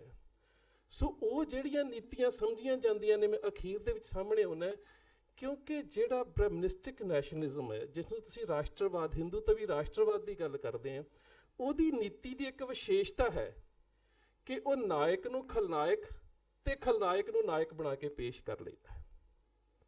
ਇਹ ਉਸ ਦੀ ਸਭ ਤੋਂ ਵੱਡੀ ਨੀਤੀ ਹੈ ਜਿਹਨੂੰ ਸਮਝਣਾ ਬਹੁਤ ਜ਼ਰੂਰੀ ਹੈ ਕਿ ਉਹ ਨਾਇਕ ਨੂੰ ਖਲਨਾਇਕ ਤੇ ਖਲਨਾਇਕ ਨੂੰ ਨਾਇਕ ਬਣਾ ਲੈਂਦਾ ਹੈ। ਇਤਿਹਾਸ ਦੇ ਵਿੱਚ ਜੇਕਰ ਵੇਖੋ, ਮਹਾਰਿਸ਼ੀ ਵਾਲਮੀਕੀ ਦੀ ਰਮਾਇਣ ਰਾਮ ਨੂੰ ਬਤੌਰ ਰਾਜਾ ਰਾਮ ਪ੍ਰਦਰਸ਼ਿਤ ਕਰਦੀ ਹੈ। ਉਹ ਇੱਕ ਰਾਜੇ ਦੇ ਰੂਪ ਚ ਉਸਨੂੰ ਪ੍ਰਭਾਸ਼ਿਤ ਕਰਦੇ ਨੇ। ਪਰ ਜਦੋਂ ਕਾਸ਼ੀ ਬਨਾਰਸ ਦੇ ਵਿੱਚ ਜਿਹੜਾ ਬ੍ਰਾਹਮਣਾਂ ਦਾ ਸਕੂਲ ਆਫ ਥਾਟ ਹੈ, ਜਦੋਂ ਉਹਦਾ ਵਿਦਵਾਨ ਪੈਦਾ ਹੁੰਦਾ ਹੈ ਤੁਲਸੀਦਾਸ, ਤਾਂ ਉਹ ਰਾਮਚਰਿਤਮਾਨਸ ਦੇ ਵਿੱਚ ਰਾਮ ਨੂੰ ਅਕਾਲ ਬੋਧਿਕ ਸ਼ਬਦ ਦੇ ਨਾਲ ਸੰਬੋਧਿਤ ਕਰ ਦਿੰਦਾ ਹੈ। ਉਸ ਤੋਂ ਬਾਅਦ ਰਾਵਣ ਨੂੰ ਅਸੁਰ ਦਾ ਰੂਪ ਦਿੱਤਾ ਜਾਂਦਾ ਹੈ, ਰਾਖਸ਼ ਦਾ ਰੂਪ ਦਿੱਤਾ ਜਾਂਦਾ ਹੈ। ਪਰ ਜਿੰਨੀ ਲੰਬੀ ਪਰੰਪਰਾ ਦੇ ਵਿੱਚ ਰਾਵਣ ਨੂੰ ਸਾੜਿਆ ਜਾਂਦਾ ਹੈ, ਬਦਨਾਮ ਕੀਤਾ ਜਾਂਦਾ ਹੈ, ਉਹਦੇ ਤੋਂ ਬਾਅਦ ਦੱਖਣ ਦੇ ਵਿਦਵਾਨਾਂ ਦੇ ਵਿੱਚ ਜਦੋਂ ਰਾਵਣ ਦੀ ਅਸਲੀਅਤ ਸਾਹਮਣੇ ਆਉਂਦੀ ਹੈ ਤਾਂ ਇੱਕ ਚੇਤਨਤਾ ਜਨਮ ਲੈਂਦੀ ਹੈ। ਫਿਰ ਕਿਤਾਬਾਂ ਸਾਹਮਣੇ ਆਉਂਦੀਆਂ ਨੇ, ਮਹਾਤਮਾ ਰਾਵਣ, ਅੰਗਰੇਜ਼ੀ ਦੇ ਵਿੱਚ ਬੈਸਟ ਸੈਲਰ ਕਿਤਾਬ ਆਉਂਦੀ ਹੈ ਅਸੁਰਾ, ਉਸ ਤੋਂ ਬਾਅਦ ਕਿਤਾਬ ਆਉਂਦੀ ਹੈ ਰਿਡਲ ਆਫ ਰਾਮਾ, ਉਸ ਤੋਂ ਬਾਅਦ ਕਿਤਾਬ ਆਉਂਦੀ ਹੈ ਲੰਕੇਸ਼ਵਰ। ਉਹ ਫਿਰ ਰਾਵਣ ਦੀ ਸ਼ਖਸੀਅਤ ਨੂੰ ਡਿਫਾਈਨ ਕਰਦੇ ਨੇ। ਹੁਣ ਇਹ ਸਮੱਸਿਆ ਸਾਡੇ ਸਾਹਮਣੇ ਹੈ। ਇਹਦੇ ਵਿੱਚ ਤੁਸੀਂ ਬਿਲਕੁਲ ਇਹ ਦੋਵੇਂ ਧੁਰੇ ਜਿਹੜੇ ਨੇ ਉਹ ਵੇਖੋਗੇ ਕਿ ਜਦੋਂ ਜੂਨ 84 ਦਾ ਘੱਲੂਘਾਰਾ ਵਾਪਰਦਾ ਹੈ, ਉਹਦੇ ਤੋਂ ਬਾਅਦ ਖਲਨਾਇਕ ਨੂੰ ਦੇਵੀ ਦੁਰਗਾ ਦਾ ਖਿਤਾਬ ਦਿੱਤਾ ਜਾਂਦਾ ਹੈ। ਔਰ ਕਿੱਥੋਂ ਦਿੱਤਾ ਜਾ ਰਿਹਾ ਹੈ? ਪ੍ਰਤੀਪਕਸ਼ RSS ਦੇ ਮਾਸਿਕ ਪੱਤਰ ਦੇ ਵਿੱਚ ਨਾਨਾ ਜੀ ਦੇਸ਼ਮੁਖ ਦੇ ਰਿਹਾ ਹੈ। ਤੇ ਉਹਦੇ ਬਿਲਕੁਲ ਬਾਅਦ ਦੇ ਵਿੱਚ ਮਾਈ ਕੰਟਰੀ ਮਾਈ ਲਾਈਫ ਦੇ ਵਿੱਚ ਸੰਤ ਜਰਨੈਲ ਸਿੰਘ ਨੂੰ ਅਡਵਾਨੀ ਅਸੁਰ ਕਹਿ ਰਿਹਾ, ਮੈਖਾਸੁਰ। ਹੁਣ ਇਹ ਦੋਵੇਂ ਰੂਪ ਨਾਇਕ ਤੇ ਖਲਨਾਇਕ, ਖਲਨਾਇਕ ਨੂੰ ਨਾਇਕ ਕਿਵੇਂ ਬਣਾਉਣਾ ਹੈ ਤੇ ਨਾਇਕ ਨੂੰ ਖਲਨਾਇਕ ਕਿਵੇਂ ਬਣਾਉਣਾ ਹੈ, ਉਹ ਜਿਹੜੀ ਵਿਪਰਵਾਦੀ ਨੀਤੀ ਹੈ ਉਸ ਨੂੰ ਸਮਝਣਾ ਅਤ ਜ਼ਰੂਰੀ ਹੈ। ਉਸ ਨੂੰ ਤਾਂ ਸਮਝਿਆ ਜਾ ਸਕਦਾ ਹੈ ਜਿਸ ਗੱਲ ਦੇ ਉੱਪਰ ਬਾਰ-ਬਾਰ ਜ਼ੋਰ ਦਿੱਤਾ ਜਾ ਰਿਹਾ ਹੈ। ਤੇ ਮੈਂ ਅੰਤ ਦੇ ਵਿੱਚ ਫਿਰ ਉਸ ਗੱਲ ਤੇ ਤੁਹਾਨੂੰ ਲੈ ਕੇ ਆਉਂਗਾ ਕਿ ਉਸ ਨੀਤੀ ਨੂੰ ਤਾਂ ਸਮਝਿਆ ਜਾ ਸਕਦਾ ਹੈ ਜੇ ਸਾਡੇ ਕੋਲ ਇੰਟੈਲੈਕਟ ਹੈ, ਜੇ ਸਾਡੇ ਕੋਲ ਵਿੱਦਿਆ ਹੈ। ਇਹਦੇ 'ਚ ਕੋਈ ਸ਼ੱਕ ਨਹੀਂ ਕਿ ਖਲਨਾਇਕ ਨੂੰ ਨਾਇਕ ਤੇ ਨਾਇਕ ਨੂੰ ਖਲਨਾਇਕ ਬਣਾਉਣ ਦੀ ਪ੍ਰਕਿਰਿਆ ਦੇ ਵਿੱਚ ਹਰ ਸਾਲ ਜਿੰਨੀ ਸੰਤ ਜਰਨੈਲ ਸਿੰਘ ਦੀ ਇੱਕ ਖਾਸ ਧਿਰ ਦੇ ਵੱਲੋਂ ਵਿਰੋਧਤਾ ਕੀਤੀ ਗਈ ਹੈ, ਪੁਤਲੇ ਸਾੜੇ ਗਏ ਨੇ, ਉਹਦੇ ਨਾਲ ਨਾਲ ਕੌਮ ਦੇ ਵਿੱਚ ਇੱਕ ਚੇਤਨਤਾ ਨੇ ਜਨਮ ਵੀ ਲਿਆ ਹੈ। ਇਹ ਗੱਲ ਵੱਖਰੀ ਹੈ ਕਿ ਉਹ ਚੇਤਨਤਾ ਜਿਹੜੀ ਸੀ ਸਮੂਹਿਕ ਰੂਪ ਨਹੀਂ ਲੈ ਸਕੀ। ਉਹ ਚੇਤਨਤਾ ਮਹਿਜ਼ ਵਿਰੋਧ ਦੇ ਵਿੱਚ, ਮੁਜ਼ਾਹਰੇ ਕਰਨ ਦੇ ਵਿੱਚ, ਵਿਰੋਧਤਾ ਕਰਨ ਦੇ ਵਿੱਚ, ਲਲਕਾਰਨ ਦੇ ਵਿੱਚ ਤਾਂ ਸਫਲ ਰਹੀ ਹੈ। ਪਰ ਸਹੀ ਅਰਥਾਂ ਦੇ ਵਿੱਚ ਜਿਹੜੀ ਸਰਦਾਰ ਕਰਮਜੀਤ ਸਿੰਘ ਹੁਣਾਂ ਨੇ ਗੱਲ ਕੀਤੀ ਸੀ ਕਿ ਸੰਤ ਜਰਨੈਲ ਸਿੰਘ ਦੀ ਸ਼ਖਸੀਅਤ ਦਾ ਬਹੁਦਿਸ਼ਾਵੀ ਚਿੰਤਨ ਅਜੇ ਤੱਕ ਨਹੀਂ ਕੀਤਾ ਗਿਆ। ਸੋ ਪਹਿਲੀ ਗੱਲ ਤਾਂ ਇਹ ਲੋੜ ਹੈ ਕਿ ਜੇਕਰ ਸਾਡੇ ਨਾਇਕ ਨੂੰ ਖਲਨਾਇਕ ਬਣਾਉਣ ਦੀ ਪ੍ਰਵਿਰਤੀ ਇੱਕ ਖਾਸ ਮਾਨਸਿਕਤਾ ਦੇ ਵੱਲੋਂ ਸ਼ੁਰੂ ਕੀਤੀ ਗਈ ਹੈ ਤੇ ਉਹਦੇ ਵਿਰੋਧ ਦੇ ਵਿੱਚ ਸਾਡਾ ਇਹ ਫਰਜ਼ ਬਣਦਾ ਹੈ ਕਿ ਇੰਟੈਲੈਕਟ ਦੇ ਲੈਵਲ ਤੋਂ ਅਸੀਂ ਆਪਣੇ ਉੱਚ ਜ਼ਿਹਨੀ ਪੱਧਰ ਦੇ ਵਿੱਚੋਂ ਉਸ ਨਾਇਕ ਦਾ ਬਹੁਦਿਸ਼ਾਵੀ ਚਿੰਤਨ ਕਰਕੇ ਸਮੁੱਚੀ ਕੌਮੀਅਤ ਦੇ ਅੱਗੇ ਰੱਖ ਸਕੀਏ, ਜਿਹਦੇ ਵਾਸਤੇ ਵਿਦਵਾਨਾਂ ਨੂੰ ਨਿੱਠ ਕੇ ਕਾਰਜ ਕਰਨ ਦੀ ਲੋੜ ਹੈ। ਹੁਣ ਅਗਲੀ ਗੱਲ ਆ ਜਾਂਦੀ ਹੈ ਪੰਜਾਬ ਦੀ। ਜਦੋਂ ਗੱਲ ਆਉਂਦੀ ਹੈ, ਜਦੋਂ ਅਸੀਂ ਜੰਗ ਹਿੰਦ ਪੰਜਾਬ ਦੀ ਗੱਲ ਕਰਦੇ ਹਾਂ, ਤਾਂ ਉਹਦੇ ਪਿੱਛੇ ਕਾਰਨ ਕੀ ਹੈ ਕਿ ਹਮੇਸ਼ਾ ਸਿੱਖ ਵਰਗ ਨੂੰ ਹੀ ਪੰਜਾਬ ਦੀ ਪ੍ਰੋਸਪੈਰਿਟੀ ਵਾਸਤੇ ਜਾਂ ਇਹਨੂੰ ਖੁਸ਼ਹਾਲ ਰੱਖਣ ਦੇ ਵਾਸਤੇ ਸਿੱਖ ਨੂੰ ਹੀ ਜੂਝਣਾ ਪੈਂਦਾ ਹੈ, ਜਦੋਂ ਕਿ ਪੰਜਾਬ ਦਾ ਹਿੰਦੂ ਵਰਗ ਵੀ ਇੱਥੇ ਰਹਿ ਰਿਹਾ, ਉਹ ਕਦੀ ਕਿਸੇ ਸੰਘਰਸ਼ ਦੇ ਵਿੱਚ ਸ਼ਾਮਲ ਨਹੀਂ ਹੁੰਦਾ। ਹੁਣ ਮੈਂ ਦੋ ਉਦਾਹਰਨਾਂ ਤੁਹਾਡੇ ਸਾਹਮਣੇ ਰੱਖਦਾ ਹਾਂ ਕਿ ਇਹ ਨਹੀਂ ਹੈ ਕਿ ਸਿੱਖ ਉਹਦੀ ਰੱਖਿਆ ਦਾ ਜਾਮਨ ਨਹੀਂ ਹੈ। ਜਦੋਂ ਸਿੱਖ ਸਟੇਟ ਦੇ ਵਿੱਚ ਜਦੋਂ ਤਾਕਤ 'ਚ ਹੁੰਦਾ ਹੈ, ਉਹ ਹਿੰਦੂਤਵ ਦੀ ਰੱਖਿਆ ਦਾ ਜਾਮਨ ਵੀ ਹੈ। ਬਾਬਾ ਬੰਦਾ ਸਿੰਘ ਬਹਾਦਰ ਜਦੋਂ ਪੰਜਾਬ ਦੇ ਵਿੱਚ ਆਉਂਦੇ ਨੇ ਤੇ ਜਿਹੜਾ ਪਹਿਲਾ ਇਲਾਕਾ ਉਹ ਫਤਿਹ ਕਰਦੇ ਨੇ ਕਪੂਰੀ ਹੈ, ਤੇ ਕਪੂਰੀ ਫਤਿਹ ਕਰਨ ਦੇ ਵਿੱਚ ਉਹਨਾਂ ਨੂੰ ਕੋਈ ਬਹੁਤ ਵੱਡਾ ਮਾਲ ਅਸਬਾਬ ਜਾਂ ਜੰਗੀ ਸਾਜ਼ੋ ਸਮਾਨ ਹਾਸਲ ਨਹੀਂ ਹੁੰਦਾ। ਉਹਦੇ ਵਿੱਚ ਇੱਕੋ ਹੀ ਗੱਲ ਹੈ ਕਿ ਕਪੂਰੀ ਦੇ ਬ੍ਰਾਹਮਣ ਬਾਬਾ ਜਰਨੈਲ ਸਿੰਘ, ਮਾਫ ਕਰਨਾ, ਬਾਬਾ ਬੰਦਾ ਸਿੰਘ ਬਹਾਦਰ ਨੂੰ ਆ ਕੇ ਬੇਨਤੀ ਕਰਦੇ ਨੇ ਕਿ ਸਾਡੀਆਂ ਬੱਚੀਆਂ ਦੀ ਇੱਜ਼ਤ ਮਹਿਫੂਜ਼ ਨਹੀਂ ਹੈ। ਹੁਣ ਇਸ ਵਰਤਾਰੇ ਨੂੰ ਜੇਕਰ ਇੱਥੇ ਰੋਕ ਲਈਏ, ਇਹੀ ਘਟਨਾ ਸੰਤ ਜਰਨੈਲ ਸਿੰਘ ਦੇ ਸਮੇਂ ਵਾਪਰਦੀ ਹੈ ਕਿ ਜਲਾਲਾਬਾਦ ਦਾ ਬ੍ਰਾਹਮਣ ਪਰਿਵਾਰ ਆ ਕੇ ਕਹਿੰਦਾ ਹੈ ਕਿ ਸਾਡੀ ਬੱਚੀ ਨੂੰ ਕਿਸੇ ਨੇ ਜ਼ਬਰਦਸਤੀ ਅਗਵਾ ਕਰ ਲਿਆ। ਹੁਣ ਉੱਥੇ ਬਾਬਾ ਬੰਦਾ ਸਿੰਘ ਬਹਾਦਰ ਰੱਖਿਆ ਕਰਦਾ ਹੈ, ਇੱਥੇ ਸੰਤ ਜਰਨੈਲ ਸਿੰਘ ਉਹਨਾਂ ਦੇ ਹੱਕ ਦੇ ਵਿੱਚ ਖੜੇ ਹੁੰਦੇ ਨੇ। ਪਰ ਇੰਨੀ ਵੱਡੀ ਰੱਖਿਆਤਮਕ ਪ੍ਰਣਾਲੀ ਦੇ ਵਿੱਚ ਵੀ ਉਹ ਧਿਰ ਸਾਡਾ ਸਾਥ ਕਿਤੇ ਵੀ ਨਹੀਂ ਦਿੰਦੀ। ਸੰਤ ਜਰਨੈਲ ਸਿੰਘ ਦੇ ਵਰਤਾਰੇ ਦੀ ਗੱਲ ਨਾ ਕਰੀਏ, ਜੇਕਰ ਜੈਪੁਰ ਰਿਕਾਰਡ ਦੇ ਵਿੱਚ ਤੁਹਾਨੂੰ ਅਖਬਾਰ ਅਤੇ ਦਰਬਾਰੇ ਮੌਲਾ ਨੂੰ ਪੜ੍ਹਨ ਦਾ ਮੌਕਾ ਮਿਲੇ, ਵਿਦਵਾਨ ਸੱਜਣ ਇੱਥੇ ਬੈਠੇ ਨੇ, ਤੇ ਉਹਦੇ ਵਿੱਚ ਬਾਬਾ ਬੰਦਾ ਸਿੰਘ ਬਹਾਦਰ ਨੂੰ ਮੁਖਬਰਾਂ ਦੇ ਵੱਲੋਂ ਜਿੰਨੀਆਂ ਵੀ ਖਬਰਾਂ ਰੋਜ਼ਾਨਾ ਜਾ ਰਹੀਆਂ ਨੇ ਕਿ ਅੱਜ ਬੰਦਾ ਸਿੰਘ ਬਹਾਦਰ ਨੇ ਆਹ ਕਰ ਦਿੱਤਾ, ਆਹ ਇਲਾਕਾ ਫਤਿਹ ਕਰ ਦਿੱਤਾ, ਇਸ ਇਲਾਕੇ ਦੇ ਵਿੱਚ ਕਬਜ਼ਾ ਕਰ ਲਿਆ, ਉਹ ਜਿੱਦੇ ਵੀ ਮੁਖਬਰ ਨੇ, ਚਾਹੇ ਉਹ ਰਾਮਨਾਥ ਹੈ, ਚਾਹੇ ਉਹ ਭਰਤਰੀ ਦਾਸ ਹੈ, ਉਹ ਜਿੰਨੇ ਵੀ ਨੇ ਉਹ ਸਾਰੇ ਹੀ ਪੰਜਾਬ ਦੇ ਬ੍ਰਾਹਮਣ ਨੇ।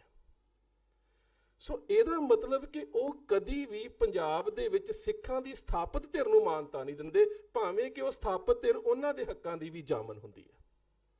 ਸੋ ਇਸ ਕਰਕੇ ਇਸ ਮਾਨਸਿਕਤਾ ਨੂੰ ਇਤਿਹਾਸਕ ਦ੍ਰਿਸ਼ਟੀਕੋਣ ਤੋਂ ਸਮਝਣਾ ਬਹੁਤ ਜ਼ਰੂਰੀ ਹੈ ਕਿ ਸਮੁੱਚਾ ਵਰਤਾਰਾ ਜਿਹੜਾ ਹੈ ਉਹਦੇ ਵਿੱਚ ਜਿਹੜੀ ਉਹਨਾਂ ਦੀ ਨੀਤੀ ਹੈ ਉਹ ਕਿਵੇਂ ਦੀ ਹੈ, ਤੇ ਅਸੀਂ ਇੰਨੇ ਲੰਬੇਰੇ ਸਮੇਂ ਦੇ ਵਿੱਚ ਅਜੇ ਤੱਕ ਵੀ ਉਸ ਨੀਤੀ ਨੂੰ ਸਮਝਣ ਤੋਂ ਅਣਜਾਣ ਕਿਉਂ ਆ ਜਾਂ ਨਾਕਾਮ ਕਿਉਂ ਰਹੇ ਆ, ਸਾਡੀਆਂ ਨਾਕਾਮੀਆਂ ਕਿੱਥੇ ਨੇ। ਦੂਸਰੀ ਗੱਲ ਹੈ ਕੌਮ ਦੀ ਸਮੂਹਿਕ ਚੇਤਨਤਾ ਦੇ ਵਿੱਚ ਨਾਇਕ ਔਰ ਖਲਨਾਇਕ। ਬਾਬਾ ਬੰਦਾ ਸਿੰਘ ਬਹਾਦਰ, ਗੁਰਦਾਸ ਨੰਗਲ ਦੀ ਗੜੀ, ਇੱਕ ਬਹੁਤ ਲੰਬਾ ਸਮਾਂ ਦੁਸ਼ਮਣ ਦਾ ਘੇਰਾ, ਔਰ ਇਵੇਂ ਦਾ ਘੇਰਾ ਜੇਕਰ ਤੁਸੀਂ ਡਾਕਟਰ ਵਿਲੀਅਮ ਇਰਵਨ ਨੂੰ ਲੇਟਰ ਮੁਗਲਸ ਦੇ ਵਿੱਚ ਪੜ੍ਹੋ, ਉਹ ਖਾਫੀ ਖਾਨ ਦੇ ਹਵਾਲੇ ਦੇ ਨਾਲ ਸਿੱਖਾਂ ਦੇ ਅੰਦਰਲੇ ਹਾਲਾਤ ਦੱਸਦਾ ਹੈ। ਉਹਨਾਂ ਹਾਲਾਤਾਂ ਦੇ ਵਿੱਚ ਇੱਕ ਧਿਰ ਬੰਦਾ ਸਿੰਘ ਬਹਾਦਰ ਤੋਂ ਸਿੱਖਾਂ ਦੀ ਧਿਰ ਬਾਗੀ ਹੁੰਦੀ ਹੈ, ਬਾਬਾ ਵਿਨੋਦ ਸਿੰਘ ਨਿਕਲ ਜਾਂਦੇ ਨੇ। ਇੱਕ ਲੰਬਾ ਸਮਾਂ ਉਸ ਦਾ ਅਧਿਐਨ ਨਹੀਂ ਕੀਤਾ ਜਾਂਦਾ ਅਕੈਡਮਿਕ ਲੈਵਲ ਤੇ, ਕਿਤਾਬਾਂ ਦੇ ਵਿੱਚ, ਕਿਉਂਕਿ ਜਦੋਂ ਸਰਦਾਰ ਕਰਮ ਸਿੰਘ ਹਿਸਟੋਰੀਅਨ ਆਪਣੀ ਪਹਿਲੀ ਉਰਦੂ ਦੀ ਕਿਤਾਬ ਲਿਖਦੇ ਨੇ ਬੰਦਾ ਕੌਣ ਥਾ, ਤਾਂ ਉਹਦੇ ਵਿੱਚ ਉਹ ਕਿਤੇ ਨਾ ਕਿਤੇ ਬਾਵਾ ਪਰਿਵਾਰ ਨੂੰ ਥੋੜਾ ਜਿਹਾ ਪਾਸੇ ਕਰ ਜਾਂਦੇ ਨੇ, ਜਾਂ ਕਿਤੇ ਉਹਨਾਂ ਦੀ ਮਨਸ਼ਾ ਹੈ ਕਿ ਕੌਮ ਦੇ ਵਿੱਚ ਇਸ ਦਫੇੜ ਨੂੰ ਜਿਹੜਾ ਇੰਨਾ ਜ਼ਿਆਦਾ ਲਿਖਤ ਦੇ ਵਿੱਚ ਨਾ ਉਭਾਰਿਆ ਜਾਵੇ। ਤਕਰੀਬਨ ਉਸੇ ਪੈਟਰਨ ਦੇ ਵਿੱਚ ਡਾਕਟਰ ਗੰਡਾ ਸਿੰਘ ਵੀ ਕਾਰਜ ਕਰਦੇ ਨੇ, ਤੇ ਉਹ ਵੀ ਇਸ ਮਤਭੇਦਾਂ ਦੀ ਦਫੇੜ ਦੇ ਉੱਪਰ ਪਰਦਾ ਪਾਉਣ ਦੀ ਕੋਸ਼ਿਸ਼ ਕਰਦੇ ਨੇ। ਪਰ ਜਦੋਂ ਸਾਰੇ ਵਰਤਾਰੇ ਨੂੰ ਵਾਪਰਿਆ ਜਾਂਦਾ ਹੈ, ਤੇ ਜਿਹੜੀਆਂ ਹੁਣ ਕਿਤਾਬਾਂ ਆਉਂਦੀਆਂ ਨੇ, ਬੰਦਾ ਸਿੰਘ ਬਹਾਦਰ ਬਿਟਰੇਡ ਬਾਈ ਹਿਸ ਲਿeutenants, ਜਦੋਂ ਤੁਸੀਂ ਉਸ ਸਾਰੇ ਵਰਤਾਰੇ ਨੂੰ ਪੜ੍ਹਦੇ ਹੋ ਤਾਂ ਫਿਰ ਤੁਹਾਨੂੰ ਸਿੱਖ ਦੀ ਸਮੂਹਿਕ ਚੇਤਨਤਾ ਦਾ ਪਤਾ ਲੱਗਦਾ ਹੈ ਕਿ ਜੇਕਰ ਵਿਨੋਦ ਸਿੰਘ ਦਾ ਪਰਿਵਾਰ ਜਾਂ ਉਸ ਦੇ ਸਾਥੀ ਬਾਬਾ ਬੰਦਾ ਸਿੰਘ ਬਹਾਦਰ ਨੂੰ ਚੱਲਦੇ ਹੋਏ ਸੰਘਰਸ਼ ਦੇ ਵਿੱਚ ਧੋਖਾ ਦੇ ਕੇ ਚਲੇ ਜਾਂਦੇ ਨੇ, ਤੇ 18ਵੀਂ ਸਦੀ ਦੇ ਵਿੱਚ ਸਮੁੱਚੀ ਕੌਮ ਉਹਨਾਂ ਨੂੰ ਕਿਤੇ ਵੀ ਬਤੌਰ ਲੀਡਰਸ਼ਿਪ ਸਵੀਕਾਰ ਨਹੀਂ ਕਰਦੀ। 25 ਜੂਨ 1716 ਨੂੰ ਬਾਬਾ ਬੰਦਾ ਸਿੰਘ ਬਹਾਦਰ ਦੀ ਸ਼ਹਾਦਤ ਹੋ ਜਾਂਦੀ ਹੈ। ਅਪ੍ਰੈਲ 1733, ਤਕਰੀਬਨ 16.5 ਸਾਲ ਦਾ ਸਮਾਂ ਸਿੱਖਾਂ ਨੂੰ ਨਵਾਬੀ ਦੀ ਪੇਸ਼ਕਸ਼ ਹੁੰਦੀ ਹੈ। ਤੇ ਹੁਣ ਖਿਆਲ ਕਰੋ ਕਿ ਉਸ ਨਵਾਬੀ ਦੀ ਪੇਸ਼ਕਸ਼ ਤੋਂ ਲੈ ਕੇ ਵੱਡੂ ਘੱਲੂਘਾਰੇ ਤੱਕ ਦਾ ਜਿੰਨਾ ਵੀ ਸਮਾਂ ਹੈ, ਉਹਦੇ ਵਿੱਚ ਤੁਸੀਂ ਕਿਤੇ ਵੀ ਵਿਨੋਦ ਸਿੰਘ, ਉਸ ਦਾ ਬੇਟਾ ਕਾਹਨ ਸਿੰਘ ਜਾਂ ਉਸ ਦਾ ਬੇਟਾ ਮੀਰੀ ਸਿੰਘ, ਉਹ ਕਿਤੇ ਵੀ ਤੁਹਾਨੂੰ ਇਤਿਹਾਸ ਦੇ ਵਿੱਚ ਨਜ਼ਰ ਨਹੀਂ ਆਉਣਗੇ। ਨਜ਼ਰ ਕਿਉਂ ਨਹੀਂ ਆਉਣਗੇ? ਕਿ ਸਿੱਖ ਦੀ ਸਮੂਹਿਕ ਚੇਤਨਤਾ ਹੈ, ਉਸ ਵੇਲੇ ਪੰਥਕ ਕੌਣ ਹੈ ਤੇ ਪੰਥ ਦੀ ਪਿੱਠ ਦੇ ਵਿੱਚ ਛੁਰਾ ਮਾਰਨ ਵਾਲਾ ਕੌਣ ਹੈ, ਉਹਦੀ ਸ਼ਨਾਖਤ ਕਰਨ ਦੀ ਸਮਰੱਥਾ ਰੱਖਦੀ ਹੈ, ਤੇ ਕਿਸੇ ਵੀ ਰੂਪ ਦੇ ਵਿੱਚ ਉਹਨਾਂ ਨੂੰ ਪੰਥ ਦੀ ਲੀਡਰਸ਼ਿਪ ਦੇ ਰੂਪ ਵਿੱਚ ਉੱਭਰਨ ਨਹੀਂ ਦਿੰਦੀ। ਪਰ ਇਸ ਸਦੀ ਦੇ ਵਿੱਚ ਵਰਤਾਰਾ ਬਿਲਕੁਲ ਉਲਟ ਹੋਇਆ। ਇਸ ਸਦੀ ਦੇ ਵਿੱਚ ਵਰਤਾਰਾ ਬਿਲਕੁਲ ਉਲਟ ਹੋਇਆ। ਬੰਦਾ ਸਿੰਘ ਬਹਾਦਰ ਦੇ ਨਾਲ ਧੋਖਾ ਕਰਨ ਵਾਲੇ ਉਸ ਦੇ ਮਾਥਿਤ ਸਨ, ਉਸ ਦੇ ਅਧੀਨ ਸਨ, ਭਾਵੇਂ ਕਿ ਉਹ ਗੁਰੂ ਗੋਬਿੰਦ ਸਿੰਘ ਮਹਾਰਾਜ ਦੇ ਵੱਲੋਂ 5 ਪਿਆਰਿਆਂ ਦੇ ਰੂਪ ਵਿੱਚ ਭੇਜੇ ਹੋਏ ਸਨ, ਭਗਵੰਤ ਸਿੰਘ, ਬਾਜ ਸਿੰਘ, ਕੌਰ ਸਿੰਘ, ਵਿਨੋਦ ਸਿੰਘ ਤੇ ਕਾਹਨ ਸਿੰਘ। ਪਰ ਜੇ ਵਿੱਚੋਂ ਧੋਖਾ ਕਰਦੇ ਨੇ ਤੇ ਸਿੱਖਾਂ ਨੇ ਉਹਨਾਂ ਨੂੰ ਨਕਾਰਨ ਦੇ ਪ੍ਰਤੀ ਆਪਣਾ ਜਿਹੜਾ ਨਿਸ਼ਾਨਾ ਹੈ ਉਹ ਬੜਾ ਸਪਸ਼ਟ ਰੱਖਿਆ ਹੈ ਕਿ ਬੇਸ਼ੱਕ ਗੁਰੂ ਸਾਹਿਬ ਨੇ ਵੀ ਭੇਜੇ ਨੇ, ਪਰ ਜੇਕਰ ਇਹਨਾਂ ਨੇ ਸੰਘਰਸ਼ ਦੇ ਸਮੇਂ ਕੌਮ ਦਾ ਸਾਥ ਨਹੀਂ ਦਿੱਤਾ ਤੇ ਕੌਮ ਨੇ ਵੀ ਉਹਨਾਂ ਨੂੰ ਇੱਕ ਸਦੀ ਦੇ ਸੰਘਰਸ਼ ਦੇ ਵਿੱਚ ਨਕਾਰਿਆ ਹੈ। ਇਤਿਹਾਸ ਦੇ ਵਿੱਚ ਕਿਤੇ ਉਹਨਾਂ ਦਾ ਜ਼ਿਕਰ ਨਹੀਂ ਆਵੇਗਾ। ਇਸ ਵਾਰੀ ਵਰਤਾਰਾ ਇਹ ਹੋਇਆ ਹੈ ਕਿ ਜਿਹੜੇ ਧਰਮ ਯੁੱਧ ਮੋਰਚੇ ਦੇ ਡਿਕਟੇਟਰ ਤੇ ਮੋਢੀ ਸੀ, ਉਹ ਸਾਰੇ ਸੰਘਰਸ਼ ਦੇ ਨਾਲ ਧੋਖਾ ਕਰਦੇ ਨੇ, ਤੇ ਜਿਹੜੀ ਸੰਘਰਸ਼ਸ਼ੀਲ ਧਿਰ ਹੈ ਉਹਨੂੰ ਕੁਝ ਅੰਸ਼ ਨੂੰ ਛੱਡ ਕੇ ਉਹਨੂੰ ਸਵੀਕਾਰਦੀ ਹੈ, ਤੇ ਸਾਡੀ ਸਮੂਹਿਕ ਚੇਤਨਤਾ ਇੰਨੀ ਜ਼ਿਆਦਾ ਡੈਸਪਰੇਟ ਹੋ ਜਾਂਦੀ, ਖਿੰਡ ਜਾਂਦੀ ਹੈ ਕਿ ਜਿਹੜੀ ਧੋਖਾ ਕਰਨ ਵਾਲੀ ਧਿਰ ਹੈ ਉਹ ਅੱਜ ਵੀ ਕੌਮ ਦੀ ਜਾਂ ਸਮੁੱਚੀ ਪੰਥ ਦੀ ਮਾਨਸਿਕਤਾ ਦੇ ਵਿੱਚ ਕਾਬਜ਼ ਹੈ, ਰਾਜ ਸੱਤਾ ਦੇ ਉੱਪਰ ਕਾਬਜ਼ ਹੈ। ਇਹਦਾ ਮਤਲਬ ਕਿਤੇ ਨਾ ਕਿਤੇ ਕੌਮ ਦੀ ਸਮੂਹਿਕ ਚੇਤਨਤਾ ਦੇ ਵਿੱਚ ਬਹੁਤ ਵੱਡਾ ਨਿਘਾਰ ਆਇਆ। ਇਸ ਨਿਘਾਰ ਨੂੰ ਸਮਝਣਾ ਬਹੁਤ ਜ਼ਰੂਰੀ ਹੈ ਕਿ ਬਾਬਾ ਬੰਦਾ ਸਿੰਘ ਬਹਾਦਰ ਦੇ ਸਮੇਂ ਜੇਕਰ ਇੱਕ ਧਿਰ ਸੰਘਰਸ਼ ਤੋਂ ਕਿਨਾਰਾਕਸ਼ੀ ਕਰਦੀ ਹੈ ਤੇ ਸਮੁੱਚੀ ਕੌਮ ਉਸ ਨੂੰ ਨਕਾਰ ਦਿੰਦੀ ਹੈ। ਪਰ ਇਸ ਸੰਘਰਸ਼ ਦੇ ਵਿੱਚ ਸਭ ਤੋਂ ਵੱਡਾ ਅਹਿਮ ਤੱਥ ਜਿਹੜਾ ਸਾਹਮਣੇ ਆਇਆ ਹੈ, ਉਹ ਤੱਥ ਇਹ ਸਾਹਮਣੇ ਆਇਆ ਹੈ ਕਿ ਜਿਹੜੀ ਧਿਰ ਨੇ ਕੌਮ ਦੇ ਸੰਘਰਸ਼ ਦੇ ਪਿੱਠ ਦੇ ਵਿੱਚ ਛੁਰਾ ਮਾਰਿਆ, ਅਸੀਂ ਅਜੇ ਤੱਕ ਕੌਮ ਨੂੰ ਉਸ ਨੇ ਪੰਥਕ ਪਿੜ ਦੇ ਵਿੱਚੋਂ ਲਾਂਭੇ ਨਹੀਂ ਕੀਤਾ। ਸਰਦਾਰ ਕਰਮਜੀਤ ਸਿੰਘ ਉਹਨਾਂ ਨੇ ਵੀ ਗੱਲ ਕੀਤੀ ਹੈ, ਢਿੱਲੋਂ ਸਾਹਿਬ ਨੇ ਵੀ ਗੱਲ ਕੀਤੀ ਹੈ ਕਿ ਤੀਜੇ ਫਰੰਟ ਦੀ, ਉਹ ਤੀਜਾ ਫਰੰਟ ਕੌਮ ਦੀ ਉਸੇ ਸਮੂਹਿਕ ਚੇਤਨਤਾ 'ਚ ਆਵੇਗਾ ਜਿਹੜੀ ਸਮੂਹਿਕ ਚੇਤਨਤਾ ਨਵਾਬ ਕਪੂਰ ਸਿੰਘ ਤੇ ਜੱਸਾ ਸਿੰਘ ਆਹਲੂਵਾਲੀਆ ਦੇ ਕੋਲ ਸੀ। ਦੂਸਰੀ ਗੱਲ ਸੀ ਕਿ 18ਵੀਂ ਸਦੀ ਦਾ ਜਿਹੜਾ ਸਮਾਂ ਹੈ, ਹੁਣ ਦਾ ਸਮਾਂ ਜੇਕਰ ਉਸ ਨਜ਼ਰੀਏ 'ਚ ਵੇਖਿਆ ਜਾਵੇ ਤੇ ਇੰਨਾ ਖਤਰਨਾਕ ਨਹੀਂ ਹੈ। ਬੇਸ਼ੱਕ ਸ਼ਹਾਦਤਾਂ ਬਹੁਤ ਹੋਈਆਂ ਨੇ, ਬੇਸ਼ੱਕ ਕਿ ਸਿੱਖਾਂ ਦਾ ਕਤਲੇਆਮ ਬਹੁਤ ਵੱਡੇ ਪੱਧਰ ਦੇ ਉੱਪਰ ਹੋਇਆ, ਪਰ ਜਨਤਕ ਤੌਰ ਦੇ ਉੱਪਰ 1712 ਤੋਂ ਲੈ ਕੇ 1718 ਤੱਕ ਇੱਕ 6 ਸਾਲ ਦੇ ਸਮੇਂ ਦੇ ਵਿੱਚ ਇਹ ਐਲਾਨ 6 ਵਾਰੀ ਜਾਰੀ ਹੋ ਜਾਣਾ ਕਿ ਨਾਨਕ ਪ੍ਰਸਤਾਂ ਬਾ ਬੇਅੰਤ ਬਾ ਕਤਲ ਰਸਾਨੰਦ। ਜਿੱਥੇ ਵੀ ਗੁਰੂ ਨਾਨਕ ਨੂੰ ਮੰਨਣ ਵਾਲਾ ਸਿੱਖ ਨਜ਼ਰ ਆਉਂਦਾ ਹੈ ਉਸ ਦਾ ਸਿਰ ਵੱਢ ਕੇ ਲੈ ਆਓ ਤੇ ਇਨਾਮ ਲੈ ਲਓ। ਕੀ ਉਸ ਸਮੇਂ ਸਿੱਖਾਂ ਨੂੰ ਪੇਸ਼ਕਸ਼ ਨਹੀਂ ਹੋਈਆਂ ਹੋਣਗੀਆਂ? ਕੀ ਉਸ ਸਮੇਂ ਕੋਈ ਆਫਰ ਨਹੀਂ ਹੋਏਗੀ? ਬਿਲਕੁਲ ਹੋਈ ਹੈ। ਅਬਦਾਲੀ ਹੈਰਾਨ ਹੈ ਇਸ ਗੱਲ ਤੋਂ। ਅਬਦਾਲੀ ਇਸ ਗੱਲ ਤੋਂ ਹੈਰਾਨ ਹੈ ਕਿ ਮੈਂ ਪਾਣੀਪਤ ਦੇ ਮੈਦਾਨ ਦੇ ਵਿੱਚ ਮਰਹੱਟਿਆਂ ਦਾ ਇੱਕ ਵਾਰੀ ਲੱਕ ਤੋੜਿਆ ਹੈ, ਉਸ ਤੋਂ ਬਾਅਦ ਉਹ ਮੇਰੇ ਅੱਗੇ ਕਿਸੇ ਮੈਦਾਨ ਦੇ ਵਿੱਚ ਖੜੇ ਨਹੀਂ ਹੋ ਸਕੇ।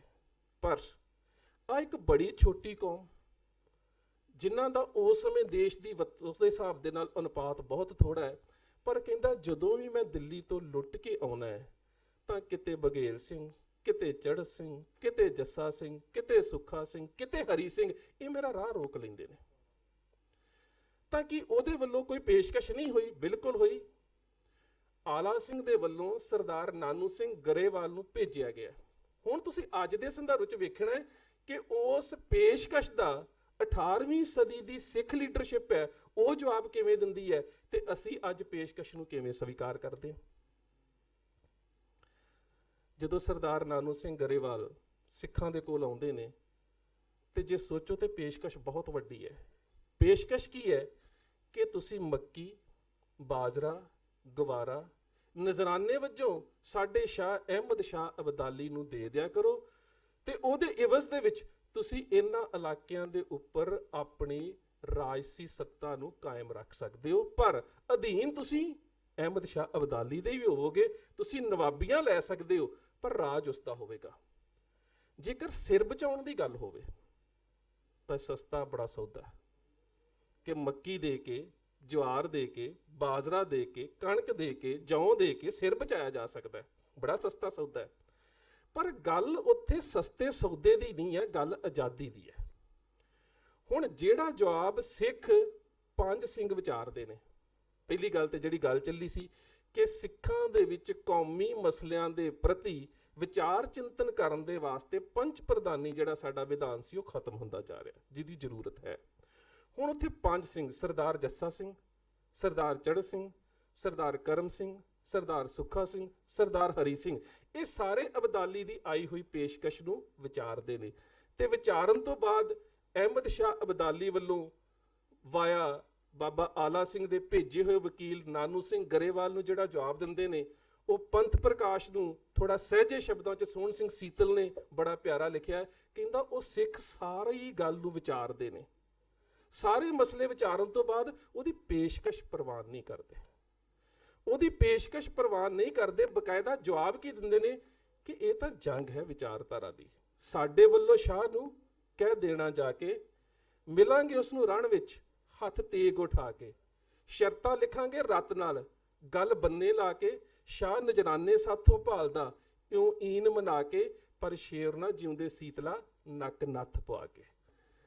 ਗੱਲ ਇੱਥੇ ਕਿਸੇ ਵੀ ਪੇਸ਼ਕਸ਼ ਦੀ ਨਹੀਂ ਹੈ, ਗੱਲ ਨਜ਼ਰਾਨੇ ਦੀ ਨਹੀਂ ਹੈ, ਗੱਲ ਆਜ਼ਾਦੀ ਤੇ ਗੁਲਾਮੀ ਦੀ ਹੈ। ਸੋ ਜਿੰਨਾ ਚਿਰ ਤੱਕ ਜਿਹੜੀ ਬਾਰ-ਬਾਰ ਡਾਕਟਰ ਗੁਰਦਰਸ਼ਨ ਸਿੰਘ ਢਿੱਲੋਂ ਹੁਣਾਂ ਨੇ ਗੱਲ ਕਹੀ ਹੈ, ਜਿੰਨਾ ਚਿਰ ਗੁਲਾਮੀ ਦਾ ਅਹਿਸਾਸ ਜਨਮ ਨਹੀਂ ਲੈਂਦਾ ਤੁਸੀਂ ਆਜ਼ਾਦੀ ਦੇ ਰਸਤੇ ਦੇ ਉੱਪਰ ਤੁਰ ਹੀ ਨਹੀਂ ਸਕਦੇ। ਤੇ ਉਹ ਗੁਲਾਮੀ ਦਾ ਅਹਿਸਾਸ ਤਾਂ ਜਨਮ ਲਵੇਗਾ ਜੇ ਤੁਸੀਂ ਅੱਜ ਦੇ ਵਾਪਰੇ ਹੋਏ ਵਰਤਾਰੇ ਨੂੰ ਇਤਿਹਾਸਕ ਦ੍ਰਿਸ਼ਟੀਕੋਣ ਦੇ ਵਿੱਚ ਵੇਖੋਗੇ, ਕਿਉਂਕਿ ਇਹ ਜਿਹੜਾ ਘੱਲੂਘਾਰਾ ਹੈ ਇਹਦੀ ਰੂਪ ਰੇਖਾ ਕੌਮ ਦੇ ਉੱਪਰ ਵਾਪਰੇ ਹੋਏ ਪਹਿਲੇ ਦੋ ਘੱਲੂਘਾਰਿਆਂ ਤੋਂ ਬਹੁਤ ਵੱਖਰੀ ਹੈ, ਇਹ ਬਿਲਕੁਲ ਵੱਖਰੀ ਹੈ। ਤੇ ਜੇ ਇੱਕ ਰੂਪ ਹੋਰ ਵੀ ਵੇਖਿਆ ਜਾਵੇ ਤਾਂ ਇਹ ਜਿਹੜਾ ਘੱਲੂਘਾਰੇ ਦਾ ਵਰਤਾਰਾ ਹੈ ਉਹ ਪਹਿਲੇ ਦੋ ਘੱਲੂਘਾਰਿਆਂ ਤੋਂ ਜ਼ਿਆਦਾ ਘਾਤਕ ਹੈ। ਉਹਦੇ ਵਿੱਚ ਘੱਲੂਘਾਰੇ ਦੇ ਦੋ ਰੂਪ ਸੀ, ਇੱਕ ਰੂਪ ਦੇ ਵਿੱਚ ਕੌਮ ਨੂੰ ਸਰੀਰਕ ਰੂਪ ਦੇ ਉੱਪਰ ਖਤਮ ਕੀਤਾ ਜਾਂਦਾ ਸੀ, ਫਿਰ ਸਰੀਰਕ ਰੂਪ ਦੇ ਵਿੱਚ ਆਈ ਚੇਤਨਤਾ ਦੇ ਮਰਕਜ਼ ਨੂੰ ਸਮਝਿਆ ਜਾਂਦਾ ਸੀ ਤੇ ਉਸ ਤੋਂ ਬਾਅਦ ਮਰਕਜ਼ ਦੇ ਉੱਪਰ ਹਮਲਾ ਕੀਤਾ ਜਾਂਦਾ ਸੀ। ਛੋਟੇ ਘੱਲੂਘਾਰੇ ਦੇ ਵਿੱਚ 15 ਤੋਂ ਲੈ ਕੇ 20,000 ਸਿੱਖ ਸ਼ਹੀਦ ਹੁੰਦੇ ਨੇ। ਉਸ ਤੋਂ ਬਾਅਦ ਚਿੰਤਨ ਕੀਤਾ ਜਾਂਦਾ ਕਿ ਇਹਨਾਂ ਦੀ ਚੇਤਨਤਾ ਦਾ ਮਰਕਜ਼ ਕੀ ਹੈ, ਹਰਮੰਦਰ ਸਾਹਿਬ। ਇਸ ਤੋਂ ਬਾਅਦ ਇਸ ਨੂੰ ਹਰਮੰਦਰ ਸਾਹਿਬ ਦੇ ਉੱਪਰ ਹਮਲਾ ਕੀਤਾ ਜਾਂਦਾ ਹੈ। ਬਿਲਕੁਲ 1762 ਦੇ ਵਿੱਚ ਵੱਡਾ ਘੱਲੂਘਾਰਾ ਵਾਪਰਦਾ ਹੈ ਤੇ ਵੱਡੇ ਘੱਲੂਘਾਰੇ ਤੋਂ ਬਾਅਦ ਵੀ ਜਦੋਂ ਅਬਦਾਲੀ ਵਾਪਸ ਆਉਂਦਾ ਹੈ ਤੇ ਉਹ ਲਾਹੌਰ ਦੇ ਸੂਬੇਦਾਰ ਨੂੰ ਚੇਤਨਤਾ ਦਾ ਕਾਰਨ ਪੁੱਛਦਾ ਹੈ ਕਿ ਸਿੱਖ ਦੇ ਵਿੱਚ ਇੰਨੀ ਚੇਤਨਤਾ ਕਿਵੇਂ ਹੈ ਕਿ 50,000 ਸਿੱਖ ਦੀ ਲਾਸ਼ ਪਈ ਸੀ, ਉਹ ਵੀ ਥੱਕੇ ਟੁੱਟੇ ਸੀ, ਅਸੀਂ ਵੀ ਥੱਕੇ ਟੁੱਟੇ ਸੀ। ਉਸ ਰਾਤ ਅਸੀਂ ਇੱਕੋ ਹੀ ਛਪੜੀ ਤੋਂ ਪਾਣੀ ਪੀ ਰਹੇ ਸੀ ਤੇ ਮੈਂ ਵੇਖਿਆ ਕਿ ਹਰ ਸਿੱਖ ਦੇ ਜਿਸਮ ਦੇ ਉੱਪਰ 15 ਤੋਂ ਲੈ ਕੇ 18 ਫੱਟ ਸੀ, ਚਾਹੇ ਉਹ ਚੜ੍ਹ ਸਿੰਘ ਸੀ, ਚਾਹੇ ਜੱਸਾ ਸਿੰਘ ਆਹਲੂਵਾਲੀਆ ਸੀ। ਪਰ ਕਹਿੰਦਾ ਮੈਂ ਹੈਰਾਨ ਸੀ ਕਿ ਚੜ੍ਹਦੀ ਕਲਾ ਦਾ ਪੈਰਾਮੀਟਰ ਜਿਹੜਾ ਹੈ ਕਿ ਉਹ 50,000 ਲਾਸ਼ ਦੇ ਸਾਹਮਣੇ ਖੜੇ ਹੋ ਕੇ ਆਪਣੀ ਖੁਦਾਈ ਬੰਦਗੀ ਕਰਨ ਤੋਂ ਬਾਅਦ ਅਰਦਾਸ ਕਰ ਰਹੇ ਸੀ ਕਿ ਤਤ ਖਾਲਸਾ ਰਹਿ ਗਏ ਸੋ ਖੋਟ ਗਵਾਏ, ਕਿ ਕੱਚੇ ਪਿੱਲੇ ਝੜੇ ਨੇ। ਉਹਨਾਂ ਦੀ ਚੜ੍ਹਦੀ ਕਲਾ ਦਾ ਰਾਜ ਕੀ ਹੈ? ਹੁਣ ਲਾਹੌਰ ਦਾ ਸੂਬੇਦਾਰ ਜਵਾਬ ਦਿੰਦਾ ਹੈ, ਕਹਿੰਦਾ ਮੁਰਸ਼ਿਦ ਇਨਕਾ ਵਲੀ ਭਇਓ ਹੈ, ਇਨਕੋ ਆਬੇ ਹਯਾਤ ਦਿਓ ਹੈ। ਉਹ ਫਿਰ ਹਰਮੰਦਰ ਸਾਹਿਬ ਨੂੰ ਢਾਉਂਦਾ ਹੈ। ਉਹ ਪਹਿਲਾਂ ਸਰੀਰਕ ਤੌਰ ਤੇ ਖਤਮ ਕਰਦਾ ਹੈ ਕੌਮ ਨੂੰ, ਫਿਰ ਕੌਮ ਦਾ ਜਿਹੜਾ ਚੇਤਨਤਾ ਦਾ ਮਰਕਜ਼ ਹੈ ਫਿਰ ਉਸ ਨੂੰ ਉਡਾ ਦਿੰਦਾ ਹੈ। ਪਰ ਜੂਨ 84 ਚ ਜਿਹੜਾ ਵਰਤਾਰਾ ਵਾਪਰਿਆ ਇਹਦੇ ਚ ਦੋਵੇਂ ਵਰਤਾਰੇ ਇਕੱਠੇ ਨੇ। ਇੱਕੋ ਹੀ ਘੱਲੂਘਾਰੇ ਦੇ ਵਿੱਚ ਕੌਮ ਨੂੰ ਸਰੀਰਕ ਤੌਰ ਤੇ ਵੀ ਖਤਮ ਕੀਤਾ ਜਾ ਰਿਹਾ ਹੈ ਤੇ ਕੌਮ ਦੀ ਚੇਤਨਤਾ ਦਾ ਮਰਕਜ਼ ਜਿਹੜਾ ਉਹਨੂੰ ਵੀ ਢਾਇਆ ਜਾ ਰਿਹਾ, ਉਹਨੂੰ ਵੀ ਡਿਸਟਰੋਏ ਕੀਤਾ ਜਾ ਰਿਹਾ ਹੈ। ਸੋ ਇਹ ਜਿਹੜਾ ਘੱਲੂਘਾਰਾ ਹੈ ਇਹਦੇ ਤੋਂ ਬਾਅਦ ਤਾਂ ਕੌਮ ਨੂੰ ਇੱਕ ਬਹੁਤ ਵੱਡੇ ਰੂਪ ਦੇ ਵਿੱਚ ਚਿੰਤਨ ਕਰਨ ਦੀ ਲੋੜ ਸੀ। ਔਰ ਸਭ ਤੋਂ ਵੱਡੀ ਗੱਲ ਇਹ ਹੈ ਕਿ ਉਸ ਸਮੇਂ ਜਦੋਂ ਘੱਲੂਘਾਰੇ ਵਾਪਰਦੇ ਸੀ, ਚਾਹੇ ਛੋਟੇ ਘੱਲੂਘਾਰੇ ਦੀ ਗੱਲ ਹੋਏ ਜਾਂ ਖਾਸ ਕਰਕੇ ਵੱਡੇ ਘੱਲੂਘਾਰੇ ਦੀ, ਇਤਿਹਾਸਕ ਦ੍ਰਿਸ਼ਟੀਕੋਣ ਦੇ ਵਿੱਚ ਵੇਖੋ ਤੇ ਸਰਦਾਰ ਆਲਾ ਸਿੰਘ ਅਬਦਾਲੀ ਨੂੰ ਨਜ਼ਰਾਨੇ ਵੀ ਪੇਸ਼ ਕਰਦੇ ਨੇ। ਪਰ ਜਦੋਂ ਹਰਮੰਦਰ ਸਾਹਿਬ ਦੇ ਉੱਪਰ ਹਮਲੇ ਦੀ ਗੱਲ ਹੁੰਦੇ ਨੇ ਤਾਂ ਉਸ ਸਮੇਂ ਉਹ ਚੇਤਨਾ ਦੇ ਪੱਖ ਦੇ ਉੱਪਰ ਸਮੁੱਚੀ ਕੌਮ ਦੇ ਨਾਲ ਜੁੜੇ ਹੋਏ ਨੇ।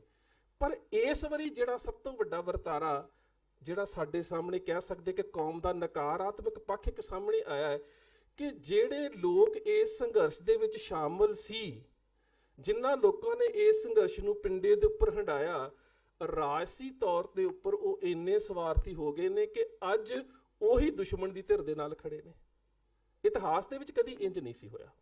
ਖਾਸ ਕਰਕੇ ਸਿੱਖ ਇਤਿਹਾਸ ਦੇ ਵਿੱਚ ਕਦੀ ਵੀ ਸਿੱਖਾਂ ਨੇ ਰਾਜਸੀ ਸਰਕਰਦੀ ਦੇ ਵਾਸਤੇ ਜਾਂ ਸਵਾਰਥਾਂ ਦੇ ਵਾਸਤੇ ਕਦੀ ਵੀ ਪੰਥਕ ਭਾਵਨਾਵਾਂ ਨੂੰ ਜਾਂ ਪੰਥਕ ਚੇਤਨਾ ਨੂੰ ਪਿੱਠ ਦੇ ਕੇ ਰਾਜਗੱਦੀਆਂ ਸਵੀਕਾਰ ਨਹੀਂ ਸੀ ਕੀਤੀਆਂ।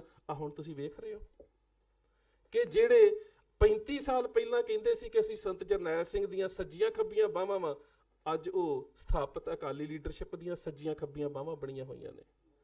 ਸੋ ਇਹ ਬੜੀ ਅਹਿਮ ਗੱਲ ਹੈ ਇਸ ਘੱਲੂਘਾਰੇ ਤੋਂ ਬਾਅਦ ਕਿ ਜੇਕਰ ਸਾਰੇ ਵਰਤਾਰੇ ਦਾ ਚਿੰਤਨ ਕਰਦੇ ਆ ਤੇ ਕੌਮ ਦੀ ਜਿਹੜੀ ਚੇਤਨਤਾ ਸੀ ਉਹ ਕਲੈਕਟਿਵ ਕੌਨਸ਼ੀਅਸਨੈਸ ਹੋ ਕੇ ਪੈਦਾ ਨਹੀਂ ਹੋ ਸਕੀ। ਇਸ ਨੂੰ ਉਭਾਰਨਾ ਬਹੁਤ ਜ਼ਰੂਰੀ ਸੀ।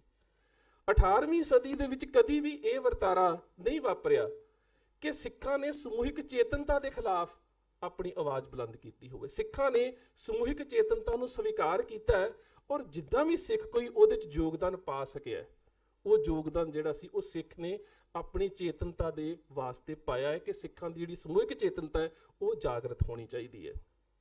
ਵਕਤ ਬਹੁਤ ਹੋ ਗਿਆ, ਇਤਿਹਾਸਕ ਦ੍ਰਿਸ਼ਟੀਕੋਣ ਤੋਂ ਅਸੀਂ ਇਹਨੂੰ ਜਿੰਨਾ ਮਰਜ਼ੀ ਲੰਬਾ ਸਮਾਂ ਵਿਚਾਰੀ ਜਾਈਏ, ਪਰ ਹੁਣ ਅਸੀਂ ਉਸ ਗੱਲ ਤੇ ਆਉਂਦੇ ਜਿੱਥੋਂ ਮੈਂ ਸ਼ੇਅਰ ਸ਼ੁਰੂ ਕੀਤਾ ਸੀ, ਸੁਣੀ हिकायत हस्ती तो दरमिया से सुनी, ना इब्तदा की खबर है ना इंतहा मालूम है।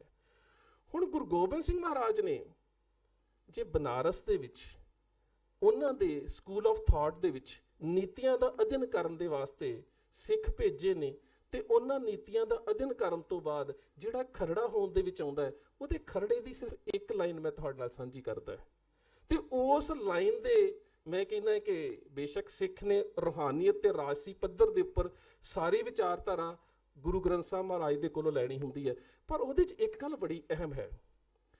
ਕਵੀ ਸੈਨਾਪਤ ਦੇ ਕੋਲੋਂ ਗੁਰੂ ਗੋਬਿੰਦ ਸਿੰਘ ਮਹਾਰਾਜ ਚਾਣਕਿਆ ਨੀਤੀ ਦਾ ਅਨੁਵਾਦ ਕਰਾਉਂਦੇ ਨੇ, ਜਿਹੜਾ ਬਾਅਦ ਵਿੱਚ ਅੰਮ੍ਰਿਤ ਛਕ ਕੇ ਸੋਭਾ ਸਿੰਘ ਬਣ ਜਾਂਦਾ ਹੈ। ਤੇ ਉਹਦੇ ਵਿੱਚ ਇੱਕ ਗੱਲ ਲਿਖਦਾ ਹੈ ਜਦੋਂ ਚਾਣਕਿਆ ਨੀਤੀ ਦਾ ਪੰਜਾਬੀ ਅਨੁਵਾਦ ਕਰਾਉਂਦਾ ਹੈ, ਕਿਉਂਕਿ ਚਾਣਕਿਆ ਨੀਤੀ ਮੈਂ ਫਿਰ ਜਿਹੜੀ ਗੱਲ ਢਿੱਲੋਂ ਸਾਹਿਬ ਨੇ ਦੁਹਰਾਈ ਸੀ, ਸਰਦਾਰ ਕਰਮਜੀਤ ਸਿੰਘ ਹੁਣਾਂ ਨੇ ਕੀਤੀ ਸੀ ਬਾਰ-ਬਾਰ, ਜੇਕਰ ਸਾਡੇ ਕੋਲ ਦੁਸ਼ਮਣ ਦੀਆਂ ਨੀਤੀਆਂ ਨੂੰ ਸਮਝਣ ਦੇ ਵਾਸਤੇ ਰੌਸ਼ਨ ਦਿਮਾਗ ਨਹੀਂ ਹੈ, ਜੇਕਰ ਇੰਟੈਲੈਕਟ ਨਹੀਂ ਹੈ, ਤੇ ਸਹੀ ਜਾਣਿਓ ਅਸੀਂ ਜਿੱਤ ਕੇ ਵੀ ਹਾਰ ਜਾਂਦੇ ਹਾਂ। ਅਹਿਮ ਗੱਲ ਹੁੰਦੀ ਹੈ ਦੁਸ਼ਮਣ ਦੀ ਨੀਤੀ ਨੂੰ ਸਮਝਣਾ। ਹੁਣ ਚਾਣਕਿਆ ਕਹਿੰਦਾ ਹੈ ਕਿ ਦੁਸ਼ਮਣ ਨੂੰ ਖਤਮ ਕਿਵੇਂ ਕਰਨਾ ਹੈ। ਉਹ ਕਹਿੰਦਾ ਕਿ ਪਹਿਲਾਂ ਤੇ ਦੁਸ਼ਮਣ ਦੀ ਸਰੀਰਕ ਤੌਰ ਤੇ ਖਾਤਮਾ ਕਿਵੇਂ ਹੋਵੇ। ਚਾਣਕਿਆ ਨੀਤੀ ਚ ਕਹਿੰਦਾ ਧਨਿਕ ਸ਼ਤਰੂ ਰਾਜਾ ਨਦੀ ਵੈਦ ਅਸਤ ਪੰਚਮ ਪੰਚਮ ਯਤਰ ਨਾ ਵਿਦਤ ਹੈ ਤਤਰ ਦਿਵਸ ਵਸੇਤਮ।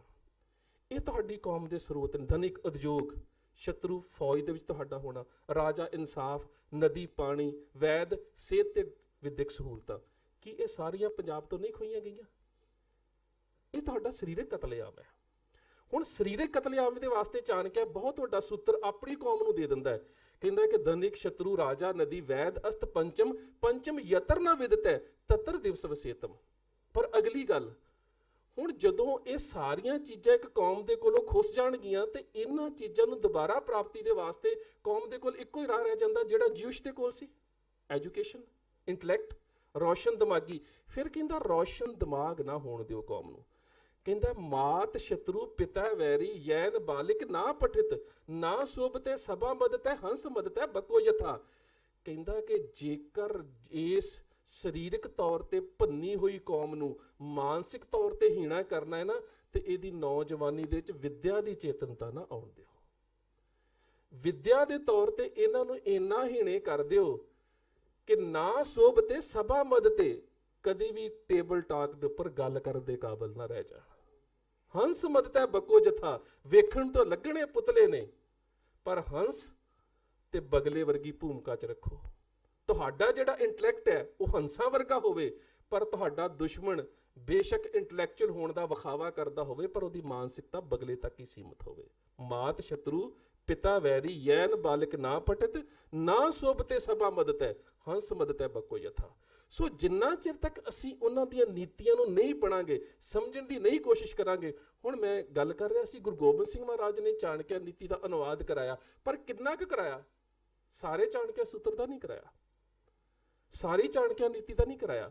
ਓਨੀ ਕੁ ਦਾ ਕਰਾਇਆ ਜਿਸ ਦੇ ਵਿੱਚੋਂ ਸਾਡੀ ਚੇਤਨਤਾ ਨੂੰ ਹੁਲਾਰਾ ਮਿਲ ਸਕਦਾ ਸੀ। ਉਹਨਾਂ ਦਾ ਇੱਕ ਸ਼ਲੋਕ ਹੈ ਜਿਹੜਾ ਉਸਨੇ ਪੰਜਾਬੀ 'ਚ ਅਨੁਵਾਦ ਕਰਦਾ ਹੈ, ਰਿਣੀ ਕੁਆਰੀ ਕੋ ਪਿਤਾ ਜਹ ਸਿਰ ਵੈਰੀ ਹੋਏ ਇਨ ਤੀਨੋਂ ਕੇ ਨੈਣ ਮੇ ਨਿੰਦਰਾ ਕਭੀ ਨਾ ਹੋਏ। ਰਿਣੀ ਜਿਹਦੇ ਸਿਰ ਦੇ ਉੱਪਰ ਕੌਮ ਦਾ ਕਰਜ਼ਾ ਹੈ, ਕੁਆਰੀ ਕੋ ਪਿਤਾ ਜਿਸ ਕੌਮ ਦੀਆਂ ਬੱਚੀਆਂ ਦੀ ਇੱਜ਼ਤ ਬਾਜ਼ਾਰਾਂ ਦੇ ਵਿੱਚ ਨਿਲਾਮ ਹੋਈ ਹੋਵੇ, ਜਹ ਸਿਰ ਵੈਰੀ ਹੋਏ ਤੇ ਜਿਹਦੇ ਉੱਪਰ ਹਮੇਸ਼ਾ ਸਿਧਾਂਤਕ ਵੈਰੀ ਹੋਏ, ਇਨ ਤੀਨੋਂ ਕੇ ਨੈਣ ਨੇ। ਇਹਨਾਂ ਤਿੰਨਾਂ ਵਿਅਕਤੀਆਂ ਦੇ ਅੱਖਾਂ ਦੇ ਵਿੱਚ ਕਦੀ ਨੀਂਦ ਨਹੀਂ ਆਉਣੀ ਚਾਹੀਦੀ, ਇਹਨਾਂ ਨੂੰ ਹਮੇਸ਼ਾ ਚਿੰਤਨਸ਼ੀਲ ਰਹਿਣਾ ਚਾਹੀਦਾ ਹੈ। ਇਹ ਅੱਜ ਸਾਡੇ ਸਾਹਮਣੇ ਨਿਸ਼ਾਨਾ ਹੈ ਕਿ ਸਾਡੇ ਸਿਰ ਦੇ ਉੱਪਰ ਵੈਰੀ, ਇੱਜ਼ਤ ਸਾਡੀ ਨਿਲਾਮ ਹੋਵੇ, ਕਰਜ਼ਾ ਪੰਜਾਬ ਦੇ ਸਿਰ ਹੋਵੇ, ਤੇ ਜੇ ਅਜੇ ਵੀ ਚਿੰਤਨਸ਼ੀਲ ਨਾ ਹੋਈਏ ਤੇ ਮੇਰੇ ਖਿਆਲ ਦੇ ਨਾਲ ਅਸੀਂ ਅਜੇ ਦੁਸ਼ਮਣ ਦੀਆਂ ਨੀਤੀਆਂ ਨੂੰ ਸਮਝਣ ਦੇ ਸਮਰੱਥ ਨਹੀਂ। ਵੀਰ ਜੀ ਨਾਰਾਇਣ ਸਿੰਘ ਹੁਣੀ, ਇਹਦੇ 'ਚ ਕੋਈ ਸ਼ੱਕ ਨਹੀਂ, ਸਾਰਿਆਂ ਨੇ ਉਹਨਾਂ ਦੀ ਤਾਰੀਫ ਕੀਤੀ ਹੈ, ਬਹੁਤ ਪਿਆਰ ਹੈ ਮੇਰਾ ਉਹਨਾਂ ਦੇ ਨਾਲ। ਤੇ ਮੈਂ ਵੀ ਸੋਚਦਾ ਹਾਂ ਕਿ ਜੇ ਕਿਤੇ ਇਹ ਇਸ ਪਾਸੇ ਧਿਆਨ ਦੇਣ ਕਿ ਜਿਸ ਤਰ੍ਹਾਂ ਸਾਰੇ ਵਿਦਵਾਨ ਸੱਜਣ ਇੱਥੇ ਬੈਠੇ ਹੋਏ ਨੇ, ਕੌਮ ਦੀਆਂ ਇਹਨਾਂ ਸਮੱਸਿਆਵਾਂ ਦਾ ਚਿੰਤਨ ਕਰਨ ਦੇ ਵਾਸਤੇ ਇੱਕ ਚੰਗਾ ਥਿੰਕ ਟੈਂਕ ਗਠਨ ਕੀਤਾ ਜਾਵੇ, ਇੱਕ ਸੋਚ ਸਰੋਚ ਕੇਂਦਰ ਪੈਦਾ ਕੀਤਾ ਜਾਵੇ, ਉਹਦੇ ਤੋਂ ਬਾਅਦ ਸਿਆਸੀ ਤੌਰ ਤੇ ਪੰਜਾਬ ਦੇ ਵਿੱਚ ਇੱਕ ਤੀਜੇ ਬਦਲ ਦੀ ਗੱਲ ਕੀਤੀ ਜਾਵੇ। ਨਿਰਾਸ਼ਾਵਾਦੀ ਹੋਣ ਦੀ ਲੋੜ ਨਹੀਂ, ਆਸ਼ਾਵਾਦੀ ਹੋ ਕੇ ਸੋਚੀਏ, ਪਰ ਉਹਦੇ ਵਾਸਤੇ ਇਸ ਗੱਲ ਨੂੰ ਸਮਝਣਾ ਬਹੁਤ ਜ਼ਰੂਰੀ ਹੈ ਦੁਸ਼ਮਣ ਕੀ ਹੈ, ਉਹਦੀਆਂ ਨੀਤੀਆਂ ਕੀ ਨੇ, ਤੇ ਉਹਨਾਂ ਦੇ ਬਦਲ ਦੇ ਵਿੱਚ ਤੁਹਾਡੀਆਂ ਜਿਹੜੀਆਂ ਨੀਤੀਆਂ ਉਹ ਕਿਸ ਤਰ੍ਹਾਂ ਦੇ ਨਾਲ ਹੋਣ। ਸੋ ਇੰਨੀਆਂ ਕੁ ਬੇਨਤੀਆਂ ਪ੍ਰਵਾਨ। ਫਤਿਹ ਦੀ ਸਾਂਝ ਗੱਜ ਕੇ ਆਖਿਓ ਜੀ, ਵਾਹਿਗੁਰੂ ਜੀ ਕਾ ਖਾਲਸਾ, ਵਾਹਿਗੁਰੂ ਜੀ ਕੀ ਫਤਿਹ। ਬਹੁਤ ਬਹੁਤ ਧੰਨਵਾਦ ਡਾਕਟਰ ਸੁਖਪ੍ਰੀਤ ਸਿੰਘ ਜੀ ਦਾ। ਬਹੁਤ ਹੀ ਸੋਹਣਾ ਕੰਪੈਰੀਜ਼ਨ ਕਰਕੇ ਉਹਨਾਂ ਨੇ ਸਥਿਤੀ ਨੂੰ ਸਾਡੇ ਸਾਹਮਣੇ ਰੱਖਿਆ। ਸਮਾਂ ਕਾਫੀ ਹੋ ਗਿਆ, ਹੁਣ ਮੈਂ ਬੇਨਤੀ ਕਰਦਾ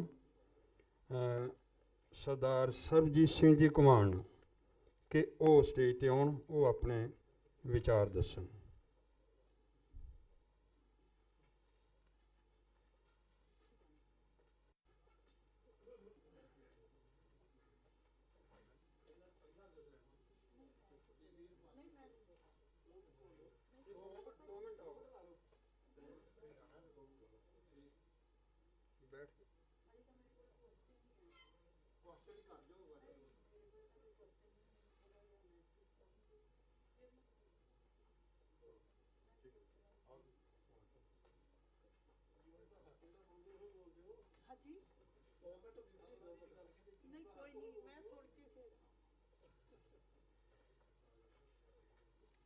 ਵਾਹਿਗੁਰੂ ਜੀ ਕਾ ਖਾਲਸਾ।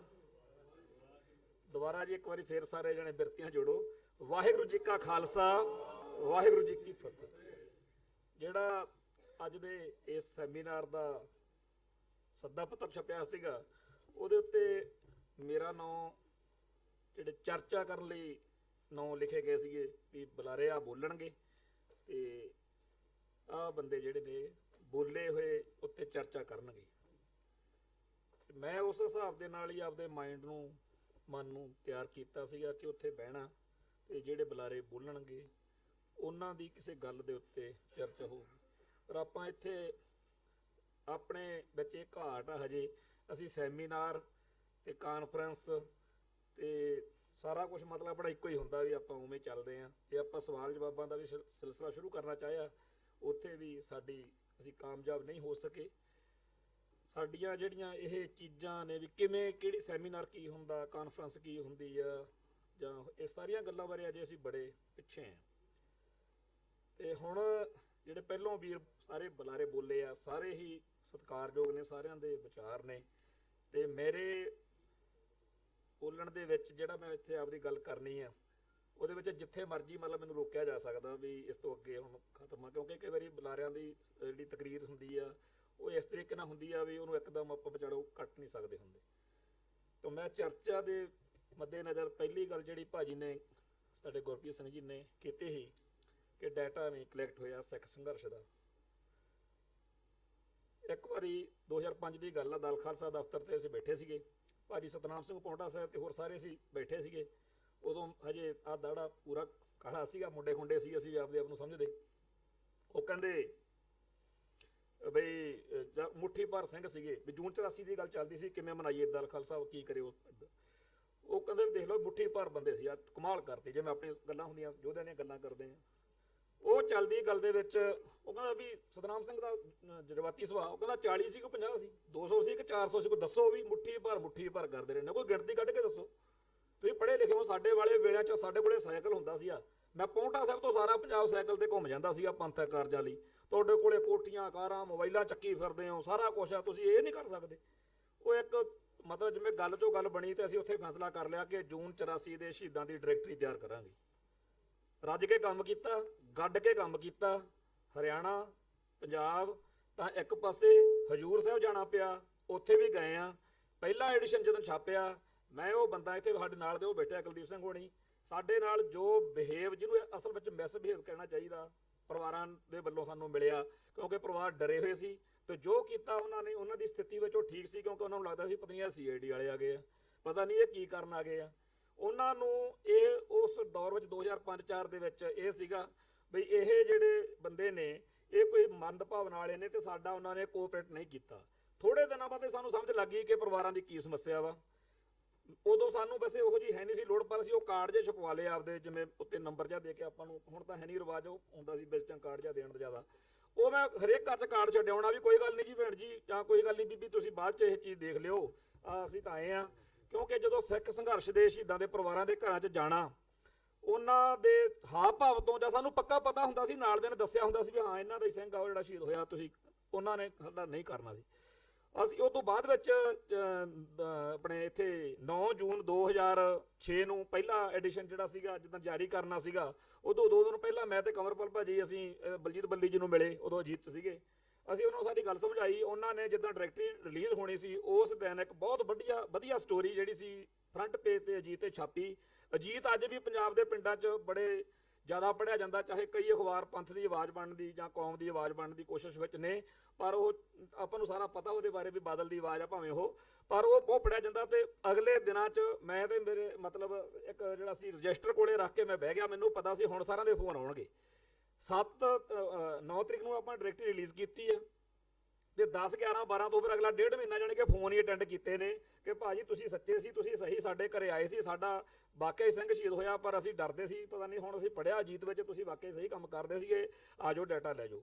2007 ਦੇ ਵਿੱਚ ਜਿਹੜਾ ਪਹਿਲੀ ਵਾਰ ਮਤਲਬ 163 ਸ਼ਹੀਦਾਂ ਦਾ ਅਸੀਂ ਵੇਰਵਾ ਕੀਤਾ ਸੀਗਾ, ਅਗਲੀ ਵਾਰ ਹੋਰਾਂ ਦਾ ਹੋ ਗਿਆ। ਤੇ ਫਿਰ 4-5 ਸਾਲ ਮੇਰੇ ਤੋਂ ਕੇਸ ਪਾਤਾ, ਸ਼ਿੰਗਾਰ ਬੰਬ ਕਾਂਡ, ਮੈਂ ਜੇਲ੍ਹ ਚੋਂ ਨਿਕਲ ਕੇ ਆ ਕੇ ਫਿਰ ਪੰਗਾ ਲਿਆ ਦੁਬਾਰਾ। ਤੇ 219 ਸਿੰਘਾਂ ਦੀ ਮੁਕੰਮਲ ਡਾਇਰੈਕਟਰੀ ਜਿਹੜੀ ਸੀ, ਜਿਹੜੇ ਜੂਨ 84 ਦੇ ਸ਼ਹੀਦ ਸੀਗੇ, ਉਹ ਆਪਾਂ 2012 ਦੇ ਵਿੱਚ ਜੂਨ ਮਹੀਨੇ 'ਚ ਜਦੋਂ ਜਾਰੀ ਕੀਤੀ, ਉਹਦੇ ਉੱਤੇ ਮਗਰਲੇ ਪਾਸੇ ਲਿਖਿਆ ਹੋਇਆ ਇਹ ਇਕੱਲੇ ਉਹਨਾਂ ਦੀ ਆ ਜਿਹੜੇ ਅੰਦਰ ਜੂਝਦੇ ਹੋਏ ਸ਼ਹੀਦ ਹੋ ਗਏ। ਇਹਦੇ ਵਿੱਚ ਉਹਨਾਂ ਦੀ ਨਹੀਂ ਹੈਗੀ ਜਿਹੜੇ ਲੜੇ ਤਾਂ ਸੀ ਪਰ ਫੜੇ ਗਏ, ਜੋਧਪੁਰ ਚਲੇ ਗਏ ਨਾ। ਇਹਦੇ ਵਿੱਚ ਉਹ ਵੀ ਨਹੀਂ ਜਿਹੜੇ ਲੜੇ ਸੀ ਪਰ ਨਿਕਲ ਗਏ। ਭਾਈ ਚਰਨਜੀਤ ਸਿੰਘ ਚੰਨੀ ਹੋਣੀ, ਡਾਕਟਰ ਭਗਵਾਨ ਸਿੰਘ ਹੋਣੀ, ਆਪਾਂ ਨੂੰ ਪਤਾ ਹੀ ਆ ਸਾਰੇ, ਬਹੁਤ ਸਾਰੇ ਸਿੰਘ ਆਪਣੇ ਨਿਕਲ ਗਏ ਸੀਗੇ। ਇਵੇਂ ਹੀ ਜਿਹੜੇ ਇਹਦੇ 'ਚ ਉਹ ਵੀ ਨਹੀਂ ਹੈਗੇ ਜਿਹੜੇ ਆਮ ਮਤਲਬ ਸੀਗੇ, ਜਿਹੜੇ ਫਾਈਟਰ ਨਹੀਂ ਸੀਗੇ। ਇਹ ਖਾਸ ਗੱਲ ਮੈਂ ਦੱਸਣੀ ਚਾਹੁੰਦਾ ਕਿ ਫਾਈਟਰਸ ਦੀ ਡਾਇਰੈਕਟਰੀ ਸੀ, ਜਿਹੜੇ ਬਾਬਾ ਜਰਨੈਲ ਸਿੰਘ ਦੇ ਨਾਲ ਜਾਂ ਉੱਥੇ ਗਨ ਚੱਕ ਕੇ ਜਿਹੜੇ ਲੜਦੇ ਹੋਏ ਸ਼ਹੀਦ ਹੋਏ। ਇਹਦੇ 'ਚ ਆਪਾਂ ਹੁਣ ਭਾਈ ਸੁਖਦੇਵ ਸਿੰਘ ਬੱਬਰ ਹੋਣੀ ਸੀ ਜਾਂ ਹੋਰ ਸੀ, ਬਹੁਤ ਸਾਰੇ ਸਿੰਘ ਚਲੇ ਗਏ, ਉਹ ਵੀ ਲੜੇ ਸੀ ਪਰ ਉਹ ਨਿਕਲ ਗਏ ਸੀ ਵਿੱਚੋਂ। 219 ਸਿੰਘਾਂ ਦਾ ਵੇਰਵਾ ਜਦੋਂ ਛਾਪਿਆ, ਉਦੋਂ ਬਾਅਦ ਵੀ 4-5 ਸਿੰਘਾਂ ਦਾ ਹੁਣ ਮੇਰੇ ਕੋਲੇ ਪਿਛਲੇ 5-4 ਸਾਲਾਂ 'ਚ ਆ ਗਿਆ। ਹੁਣ ਮੈਂ ਸੋਸ਼ਲ ਮੀਡੀਆ ਤੇ ਬਹੁਤ ਜ਼ਿਆਦਾ ਕੰਮ ਕਰਦਾ, ਜਿੰਨੇ ਇੱਥੇ ਬੰਦੇ ਬੈਠੇ ਆ ਮੈਨੂੰ ਚੰਗੀ ਤਰ੍ਹਾਂ ਜਾਣਦੇ ਆ ਕਿ ਸੋਸ਼ਲ ਮੀਡੀਆ ਦੀ ਧੁੱਕੀ ਕੱਢਣ ਵਾਲਾ ਕੰਮ ਪ੍ਰੋਗਰਾਮ ਆ। ਜਿਹੜੀ ਮੈਂ ਇਹ ਗੱਲ ਤੁਹਾਨੂੰ ਦੱਸੀ ਆ, ਇਹਦਾ ਵੀ ਕੋਈ ਸੰਦਰਭ ਆ ਜਿਹੜਾ ਵੀਰ ਜੀ ਨੇ ਸਵਾਲ ਕੀਤਾ ਸੀ ਵੀ ਸੋਸ਼ਲ ਮੀਡੀਆ ਵਾਲੀ ਗੱਲ ਮੈਂ ਕਿਉਂ ਛੇੜੀ ਹੈ। ਜਿਹੜੀ ਸ਼ਹੀਦਾਂ ਦੀ ਉਹ ਡਾਇਰੈਕਟਰੀ ਛਾਪੀ, ਉਦੋਂ ਬਾਅਦ ਅਜੀਤ ਰਾਹੀ ਨੇ ਇੱਕ ਕਿਤਾਬ ਕੀਤੀ ਆ, ਸਾਰੇ ਇਸ ਤੀਜਾ ਘੱਲੂਘਾਰਾ ਉਹਦਾ ਨਾਂ ਆ। ਉਹਦੇ 'ਚ ਉਹਨੇ ਲਿਖਿਆ ਵੀ ਉਹ KPS ਜਿਹੜਾ ਬਰਾੜ ਆ, ਉਹ ਲਿਖਦਾ ਵੀ ਇੰਨੇ ਸੀ ਤੇ ਫਲਾਨਾ ਲਿਖਦਾ ਇੰਨੇ ਸੀ ਫਾਈਟਰ। ਪਰ ਅਸਲ ਵਿੱਚ ਦਲ ਖਾਲਸਾ ਨੇ ਨਿਰਣਾ ਕੱਢ ਕੇ ਦਿੱਤਾ ਹੈਗਾ ਵੀ ਜੇ 219 ਉਹ ਕਹਿੰਦੇ ਨੇ ਤਾਂ ਥੋੜਾ ਬਹੁਤਾ ਉੱਪਰ ਥਾਨੇ ਘਟਾ ਲਓ ਵੀ 250 ਜਾਂ 300 ਬੰਦਾ ਸੀ ਜਿਹਨੂੰ ਨਜਿੱਠਣ ਦੇ ਲਈ ਇਹ ਅਟੈਕ ਹੋਇਆ। ਸੋ ਜਿੰਨੇ ਬੰਦੇ ਜਿਹੜੇ ਉੱਥੇ ਹੋਰ ਕਈ ਭਰਮ ਨੇ ਕਿ ਸਾਡੀ ਕੌਮ ਦੇ ਵਿੱਚ, ਇੱਕ ਦਰਬਾਰ ਸਾਹਿਬ ਦੇ ਵਿੱਚ ਜਦੋਂ ਆਪਾਂ ਜਾਂਦੇ ਆ, ਉੱਪਰ ਪੌੜੀਆਂ ਚੜ੍ਹਦੇ ਆ, ਕੇਂਦਰੀ ਸਿੱਖ ਅਜਾਇਬ ਘਰ ਬਾਹਰ ਸਾਹਮਣੇ ਇੱਕ ਲਿਸਟ ਲੱਗੀ ਹੋਈ ਆ। ਸਾਰੇ ਸਿੱਖ ਉਹਨੂੰ ਸਮਝਦੇ ਨੇ ਵੀ ਉਹ ਜੂਨ 84 ਦੇ ਸ਼ਹੀਦਾਂ ਦੀ ਲਿਸਟ ਆ। ਅਸਲ ਵਿੱਚ ਉਹ ਬਿਲਕੁਲ ਉਹਨਾਂ ਦੀ ਲਿਸਟ ਨਹੀਂ। ਅਸੀਂ ਕੰਮ ਕੀਤਾ, ਸਾਨੂੰ ਤਾਂ ਪਤਾ। ਜਦੋਂ 84 ਤੋਂ ਬਾਅਦ ਵਿੱਚ, ਅਟੈਕ ਤੋਂ ਬਾਅਦ ਵਿੱਚ, ਘੱਲੂਘਾਰੇ ਤੋਂ ਬਾਅਦ ਵਿੱਚ ਅਕਾਲੀ ਲੀਡਰਸ਼ਿਪ ਦਾ ਜਲੂਸ ਨਿਕਲਦਾ ਸੀ। ਜਦੋਂ ਜੇਲ੍ਹਾਂ ਚੋਂ ਨਿਕਲੇ, ਇਹਨਾਂ ਨੂੰ ਕੋਈ ਬਹਾਨਾ ਚਾਹੀਦਾ ਸੀ, ਆਪਣੇ ਨੂੰ ਤਾਂ ਸਿਆਣੇ ਆ ਨਾ, ਸ਼ਾਰਪਨੈਸ ਤਾਂ ਜ਼ਿਆਦਾ ਵਾ ਉਹਨਾਂ ਕੋਲੇ। ਉਹਨਾਂ ਨੇ ਇੱਕ ਟਡਵੈਰ ਕੀਤਾ ਖੜਾ ਵੀ ਬਿਆਨਬਾਜ਼ੀ ਸ਼ੁਰੂ ਕਰਤੀ ਕਿ ਜਿੰਨੇ ਬੰਦਿਆਂ ਦਾ ਨੁਕਸਾਨ ਹੋਇਆ ਹੈਗਾ ਉਹ ਸਾਨੂੰ ਦੱਸੋ, ਅਸੀਂ ਉਹਨਾਂ ਸਾਰਿਆਂ ਦੀ ਸਹਾਇਤਾ ਕਰਨੀ ਆ। 10-10 ਹਜ਼ਾਰ ਰੁਪਈਆ ਸਾਰੇ ਪਰਿਵਾਰਾਂ ਨੂੰ 1986 ਚ ਡੋੜਾ ਸਾਹਿਬ ਵੇਲੇ ਉਹ ਦਿੱਤਾ ਗਿਆ ਸੀ। ਉਹ ਉੱਪਰ ਲਿਖਿਆ ਹੋਇਆ ਉਹਦੇ ਕਿ ਜੂਨ 84 ਦੇ ਵਿੱਚ ਜਿਨ੍ਹਾਂ ਪਰਿਵਾਰਾਂ ਦੀ ਸਹਾਇਤਾ ਕੀਤੀ ਗਈ, ਉਹ ਸਹਾਇਤਾ ਲੈਣ ਵਾਲਿਆਂ ਦੀ ਲਿਸਟ ਆ। ਉਹਦੇ 'ਚ ਬਹੁਤ ਸਾਰੇ ਜਿਹੜੇ ਬਾਬਾ ਜਰਨੈਲ ਸਿੰਘ ਦਾ ਪਰਿਵਾਰ ਥੋੜੀ ਜਾਏਗਾ ਸਹਾਇਤਾ ਲੈਣ ਲਈ ਨਾ, ਜਾਂ ਇਸ ਤਰ੍ਹਾਂ ਦੇ ਬਹੁਤ ਸਾਰੇ ਪਰਿਵਾਰ ਆ, ਉਹਨਾਂ ਦੇ ਨਾਂ ਉਹਦੇ 'ਚ ਹੈ ਨਹੀਂ। ਤੇ ਉੱਥੇ ਉਹਨਾਂ 'ਚ ਉਹਨਾਂ ਦੇ ਵੀ ਅਫੈਕਟਡ ਫੈਮਿਲੀਜ਼ ਦੀ ਲਿਸਟ ਵਜਣੀ ਕਿ ਉਹ ਇੱਕ ਤਰੀਕੇ ਨਾਲ ਜਿਹੜੇ ਜੋਧਪੁਰ ਜੇਲ੍ਹ 'ਚ ਸੀ ਸਿੰਘ, ਉਹਨਾਂ ਦਾ ਵੀ ਉਹ 'ਚ ਨਾਂ ਆ। ਕਈ ਜਿਹੜੇ ਵੈਸੇ ਆਏ ਸੀਗੇ, ਕੋਈ ਜਿਵੇਂ ਹੁੰਦਾ ਕੰਮ ਕੋਈ ਹੋ ਗਿਆ, ਉਹ ਲਿਸਟ ਜਿਹੜੀ ਆ ਉਹ ਸ਼ਹੀਦ ਪਰਿਵਾਰਾਂ ਦੀ ਲਿਸਟ ਨਹੀਂ ਹੈਗੀ ਜਿਹੜੀ ਆਪਾਂ ਭਾਲਦੇ ਆ ਵੀ ਸ਼ਹੀਦਾਂ ਦੀ ਲਿਸਟ। ਪਰ ਮੈਂ ਇਹ ਗੱਲ ਜਿਹੜੀ ਤਾਂ ਇੱਥੇ ਛੇੜੀ ਆ ਕਿ ਜਿੱਥੋਂ ਆਪਾਂ ਗੱਲ ਕਰਦੇ ਸੀਗੇ ਕਿ ਲਿਸਟਿੰਗ ਨਹੀਂ ਹੋਈ, ਲਿਸਟਿੰਗ ਅਸੀਂ ਸ਼ਹੀਦਾਂ ਦੀ ਡਾਇਰੈਕਟਰੀ ਤਿਆਰ ਕੀਤੀ, ਇੱਕ ਤਾਂ ਉੱਥੇ ਬਣੀ। ਬਾਅਦ ਵਿੱਚ ਸਾਡੇ ਵਾਲਾ ਮੇਰੇ ਵਾਲਾ ਹੀ ਕੰਮ ਉਹ ਚੱਕ ਕੇ ਜਿਹੜਾ ਸੀਗਾ ਦਲਗੀਰ ਨੇ ਜਿਹੜੀ ਕਿਤਾਬ ਲਿਖੀ ਆ ਫੋਟੋਆਂ ਵਾਲੀ, ਸਾਰੀ ਜਿਹੜੀ ਇੱਕ ਤਾਂ ਉਹਦੀ ਸਾਰੀ ਉਹਨੇ ਫੋਟੋਆਂ ਇਕੱਠੀਆਂ ਕੀਤੀਆਂ ਨੇ, ਉਹਦੇ ਵਿੱਚ ਵੀ ਅਜੀਤ ਅਖਬਾਰ ਤੋਂ ਜਾਂ ਹੋਰਾਂ ਤੋਂ ਚੱਕ ਕੇ ਜਿੰਨੀਆਂ ਫੋਟੋਆਂ ਹੋ ਸਕਦੀਆਂ ਸੀਗੀਆਂ ਫੋਟੋਆਂ ਸਮੇਤ ਉਹਨਾਂ ਨੇ ਛਾਪੀ ਆ। ਇਹ ਤੋਂ ਬਿਨਾਂ ਮੇਰੇ ਕੋਲ ਇੰਗਲੈਂਡ ਤੋਂ ਬੰਦੇ ਪਿੱਛੇ ਆਏ ਤੇ ਮੈਂ ਸਾਰਾ ਡਾਟਾ ਇੱਕ ਵਾਰੀ ਇਕੱਠਾ ਕਰਕੇ ਦੇਣ ਦੀ ਜਦੋਂ ਕੋਸ਼ਿਸ਼ ਕੀਤੀ, ਉਹਨਾਂ ਨੇ ਮੈਨੂੰ ਕਿਹਾ ਕਿ ਸਾਨੂੰ ਚਾਹੀਦੀ ਆ ਸ਼ਾਇਦ ਜਿਹੜੀ ਹੁਣ ਉੱਥੇ ਕਿਤਾਬ ਰਿਲੀਜ਼ ਹੋਣੀ ਆ ਉਹ ਸਾਰੀਆਂ ਉਹਦੇ ਵਿੱਚ ਆ। ਉਹ ਉਦੋਂ ਵੀ ਘੱਟੋ ਘੱਟ 3000 ਤੋਂ ਉੱਪਰ ਫੋਟੋ ਜਿਹੜੀ ਸੀ ਇੱਕੋ ਝਟਕੇ ਜੀ ਮਤਲਬ ਮੇਰੇ ਕੋਲ ਉੱਪਰ ਪਈ ਸੀ। ਬਾਕੀ ਹੋਰ ਬਹੁਤ ਜਿਹੜੀਆਂ ਫੋਟੋਆਂ ਰਹੀਆਂ ਉਹ ਇਕੱਠੀਆਂ ਕਰਕੇ ਅਸੀਂ ਕਰ ਰਹੇ ਆ। ਮੇਰਾ ਇਹ ਕਹਿਣ ਤੋਂ ਭਾਵ ਹੈਗਾ ਕਿ 1978 ਤੋਂ ਸਿੱਖ ਸੰਘਰਸ਼ ਦੇ ਸ਼ਹੀਦਾਂ ਦੀ ਜਿਹੜੀ ਲਿਸਟਿੰਗ ਆ ਉਹ ਥੋੜੇ ਰੂਪ 'ਚ ਅੱਡ-ਅੱਡ ਤਰੀਕਿਆਂ 'ਚ ਹੋਈ ਜ਼ਰੂਰ ਹੋਈ ਆ। ਇੱਕ ਲਿਸਟ ਆਪਣੇ ਪਟਿਆਲੇ ਤੋਂ ਵਕੀਲ ਆ ਵੀਰ, ਉਹਨੇ ਕਿਤਾਬ ਛਾਪੀ ਹੋਈ ਆ ਨਿੱਕੀ ਜੀ, ਉਹ ਵੀ ਉਹਨੇ ਵੀ ਉਹ 'ਚ ਲਿਸਟ ਕੀਤੀ ਆ।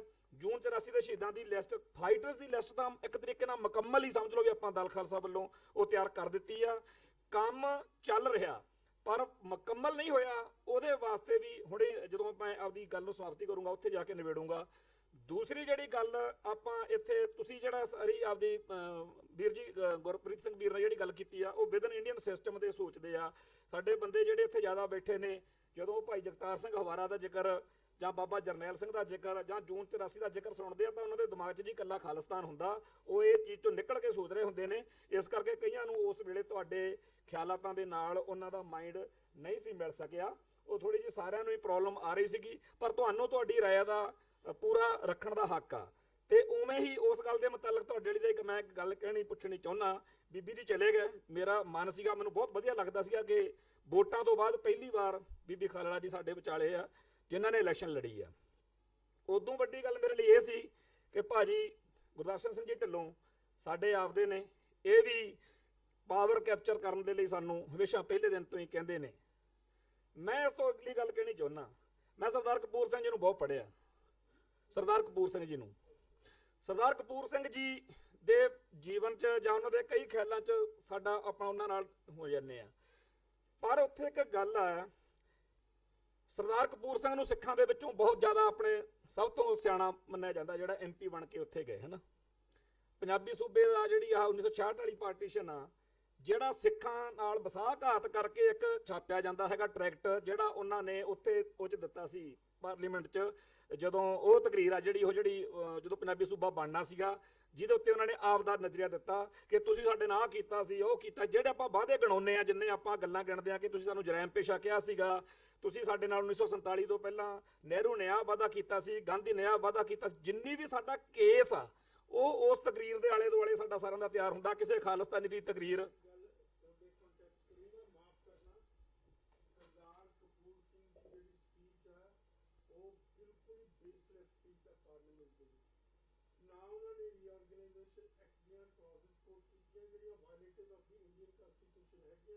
ਜਿਨ੍ਹਾਂ ਦੇ ਆਧਾਰ ਦੇ ਉੱਤੇ ਪਾਣੀ ਲੈ ਗਏ ਨਾ, ਉਹਨਾਂ ਨੇ ਜਿਹੜੇ ਲੈਂਗੁਏਜ ਦੇ ਬੇਸਿਸ ਦੇ ਉੱਤੇ ਇਲਾਕੇ ਸੀ ਨਾ, ਸਰ ਕੀ ਤੁਹਾਡਾ ਨਾਮ ਮੈਨੂੰ ਕਮਾਨ ਸਾਹਿਬ, ਉਹ ਆਲਰੇਡੀ ਡਿਟਰਮਿਨਡ ਸੀ ਕਿ ਸੱਚਰ ਫਾਰਮੂਲਾ ਤੇ ਓਰੀਜਨਲ ਫਾਰਮੂਲੇ ਦੇ ਬੇਸਿਸ ਤੇ ਬਿਲਕੁਲ ਆਹੀ ਗਾਣਾ ਸੀ।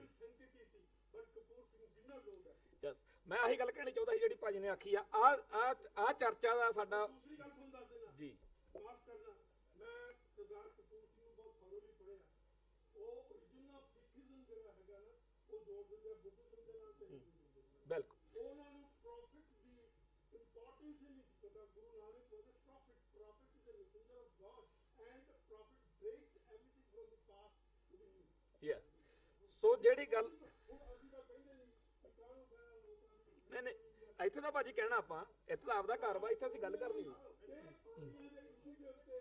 ਸਰਦਾਰ ਕਪੂਰ ਸਿੰਘ ਇੰਡੀਅਨ ਕੰਸਟੀਟਿਊਸ਼ਨ ਪੜਿਆ ਹੁੰਦਾ ਤਾਂ ਅੱਜ ਸਾਡੇ ਨਾਲ ਦੋ ਦੋ ਹੋ ਠੀਕ, ਮਾਫ ਕਰਨਾ, ਅਨੰਦਪੁਰ ਸਾਹਿਬ ਰੈਜ਼ੋਲੂਸ਼ਨ ਹੈ ਫਾਲਟੀ ਹੈ, ਟੋਟਲੀ ਫਾਲਟੀ। ਉਹਦੇ ਡਿਸਟ੍ਰੀਬਿਊਸ਼ਨ ਆਫ ਵਾਟਰ ਲਿਖਿਆ ਹੋਇਆ, ਡਿਸਟ੍ਰੀਬਿਊਸ਼ਨ ਆਫ ਵਾਟਰ ਦਾ ਨਹੀਂ ਹੈਗਾ, ਕੰਸਟੀਟਿਊਸ਼ਨਲ ਇਸ਼ੂ ਵਿੱਚ ਸਰਦਾਰ ਕਪੂਰ ਸਿੰਘ ਜਿੰਨਾ ਲੋਕ ਹੈ। ਸੋ ਇਹ ਆ ਗੱਲ ਜਿਹੜੀ ਸਰਦਾਰ ਜੀ ਨੇ ਢਿੱਲੋਂ ਸਾਹਿਬ ਨੇ ਮੇਰੇ ਨਾਲੋਂ ਜ਼ਿਆਦਾ ਵਧੀਆ ਤਰੀਕੇ ਨਾਲ ਕਨਵੇ ਕੀਤੀ ਆ ਕਿ ਪ੍ਰੋਬਲਮ ਕਿੱਥੇ ਨੇ ਗਿਆ ਸਾਡੀਆਂ, ਹਾਂਜੀ। ਹੁਣ ਸਰਦਾਰ ਕਪੂਰ ਸਿੰਘ ਜੀ ਆ ਜਿਹੜੇ, ਉਹ ਸਾਡੇ ਕਿਸੇ ਵੀ ਖਾਲਿਸਤਾਨੀ ਦੀ ਕੋਈ ਤਕਰੀਰ ਸਰਦਾਰ ਕਪੂਰ ਸਿੰਘ ਜੀ ਦੀਆਂ ਗੱਲਾਂ ਤੋਂ ਬਿਨਾਂ ਸੰਪੂਰਨ ਨਹੀਂ ਹੁੰਦੀ। ਭਾਜੀ ਮੈਂ ਕਰ ਲਵਾਂ ਗੱਲ, ਤੇ ਉੱਥੇ ਨਾ ਹੁਣ ਗੱਲ ਇਹ ਹੁੰਦੀ ਆ ਕਿ ਸਰਦਾਰ ਕਪੂਰ ਸਿੰਘ ਜੀ ਦੀ ਜਿਹੜੀ ਉਹ ਪੰਜਾਬ ਰੀਆਰਗਨਾਈਜੇਸ਼ਨ ਐਕਟ ਦੇ ਮੌਕੇ ਪਾਰਲੀਮੈਂਟ ਵਿੱਚ ਜਿਹੜੀ ਤਕਰੀਰ ਆ, ਉਹਨੂੰ ਤੁਸੀਂ ਸਾਰੇ ਦੇ ਸਾਰੇ ਆਪਦਾ ਕੇਸ ਦਾ ਬੇਸ ਬਣਾਉਂਦੇ ਹੋ, ਠੀਕ ਆ ਜੀ। ਜਿੰਨੇ ਆਪਾਂ ਪੰਥਕ ਜਾਂ ਖਾਲਿਸਤਾਨੀ ਲੋਕ ਆ, ਮੈਂ ਬਾਹਲਾ ਸਿਆਣਾ ਨਹੀਂ, ਪਰ ਮੈਂ ਇੰਨਾ ਕਮਲਾ ਵੀ ਨਹੀਂ ਹੈਗਾ ਕਿ ਮੈਨੂੰ ਗੱਲ ਦੇ ਵਿੱਚੋਂ ਜਿਹੜੀ ਗੱਲ ਆ ਉਹਦਾ ਪਤਾ ਨਾ ਲੱਗੇ। ਜਿਵੇਂ ਭਾਜੀ ਨੇ, ਕਰਮਜੀਤ ਨੇ ਆਖਿਆ ਕਿ ਖਬਰ ਦੇ ਮਗਰ ਜਿਹੜੀ ਖਬਰ ਹੁੰਦੀ ਅਸੀਂ ਉਹ ਫੜਦੇ ਹੁੰਦੇ ਆ। ਸਾਨੂੰ ਆਦਤ ਪੈ ਗਈ ਆ ਹੁਣ। ਇੱਕ ਦੌਰ ਪਹਿਲਾਂ ਲੰਘ ਕੇ ਗਿਆ, ਪਿਛਲੀਆਂ 5 ਸਦੀਆਂ ਦੇ ਵਿੱਚ, ਜਦੋਂ ਅਸੀਂ ਭੋਲੇ ਪਾਤਸ਼ਾਹ ਬਣੇ ਰਹੇ। ਸ਼ੁਕਰ ਆ 1984 ਵਾਪਰਿਆ, ਸਾਡੇ ਕੌਮ ਨੂੰ ਅਕਲ ਆਈ ਆ ਕਿ ਇਸ ਮੁਲਕ ਦੇ ਵਿੱਚ, ਇਸ ਧਰਤੀ ਦੇ ਉੱਤੇ ਸਿੱਖੋ ਤੁਸੀਂ ਕਿਵੇਂ ਜਿਉਣਾ। ਮੈਂ ਇਹਨੂੰ ਮਾੜਾ ਨਹੀਂ ਮੰਨਦਾ। 1984 ਨਾ ਵਾਪਰਦਾ, ਸਾਨੂੰ ਇਹ ਤਾਂ ਪਤਾ ਸੀਗਾ ਵੀ ਜਿਹੜੇ ਮੁਗਲ ਨੇ, ਜਿਹਨੂੰ ਅਸੀਂ ਮੁਸਲਮਾਨ ਕਹਿੰਦੇ ਆ, ਵੀ ਉਹ ਕੀ ਹੁੰਦੇ ਤੇ ਸਾਡੇ ਨਾਲ ਕੀ ਕੀਤਾ। ਸਾਨੂੰ ਗੋਰਿਆਂ ਦਾ, ਜਿਹਨੂੰ ਅਸੀਂ ਈਸਾਈ ਕਹਿੰਦੇ ਆ, ਉਹਦਾ ਵੀ ਪਤਾ ਲੱਗ ਗਿਆ ਸੀਗਾ। ਆਹ ਕਸਰ ਰਹਿ ਜਾਣੀ ਸੀ ਜੇ 47 ਮੌਕੇ ਸਾਡੇ ਬੁੜੇ ਗਲਤੀ ਨਾ ਕਰਦੇ, ਇਹਨਾਂ ਨਾਲ ਰਲਦੀ। ਆਪਾਂ ਨੂੰ ਇਸ ਬ੍ਰਾਹਮਣਿਕਲ ਦਿਮਾਗ ਦਾ ਜਿਹੜਾ ਅੱਜ ਪਤਾ ਵੀ ਇਹ 1984 ਕਰਨ ਵਾਲਾ, ਇਹ ਸਾਨੂੰ ਅਹਿਸਾਸ ਹਿਸਟਰੀ ਦੇ ਵਿੱਚੋਂ ਏਦਾਂ ਹੀ ਆਉਣਾ ਸੀ। ਸੋ ਜਿਹੜੀ ਮੈਂ ਗੱਲ ਕਰਨਾ ਕਿ ਸਰਦਾਰ ਕਪੂਰ ਸਿੰਘ ਜਿਹੜੀ ਉੱਥੇ ਤਕਰੀਰ ਕਰਦੇ ਆ, ਉਹਦੇ ਵਿੱਚ ਸਰਦਾਰ ਕਪੂਰ ਸਿੰਘ ਜਦੋਂ ਸਾਰੀ ਉੱਥੇ ਗੱਲ ਕਰਦੇ ਆ, ਉਹਨਾਂ ਦੇ ਸਾਹਮਣੇ ਉਹਨਾਂ ਨੂੰ ਬੋਲਣ ਦਾ ਪੂਰਾ ਹੱਕ ਦਿੱਤਾ ਜਾਂਦਾ ਵੀ ਤੁਸੀਂ ਬੋਲ ਲਓ। ਕੀ ਬੋਲਣਗੇ? ਆਹੀ ਬੋਲਣਗੇ ਜਿਹੜਾ ਬੋਲਿਆ ਨਾ। ਬੜੀਆਂ ਸੋਹਣੀਆਂ ਗੱਲਾਂ ਵੀ ਨੇ, ਸੁਣ ਲੀਆਂ, ਤੇ ਆਪਾਂ ਸਾਰਿਆਂ ਨੇ ਰੱਜ ਕੇ ਪਿਛਲੇ ਸੰਘਰਸ਼ ਦੌਰਾਨ ਉਹ ਵੰਡੀਆਂ ਨੇ, ਅੱਗੇ ਵੀ ਵੰਡਣੀਆਂ ਰਹੀਆਂ, ਕਿਉਂਕਿ ਕਾਫੀ ਕੁਛ ਉਹਦੇ ਚ ਸਾਡੇ ਪਸੰਦੀਦਾ ਜਿਹਾ, ਸਾਨੂੰ ਚੰਗਾ ਲੱਗਦਾ, ਲਵਲੀ ਜਿਹਾ, ਕਿਊਟ ਜਿਹਾ, ਹਨਾ, ਆਨੰਦ ਜਿਹਾ ਆਉਂਦਾ, ਵਾਹ ਵੀ ਵਾਹ, ਬੱਲੇ ਬੱਲੇ।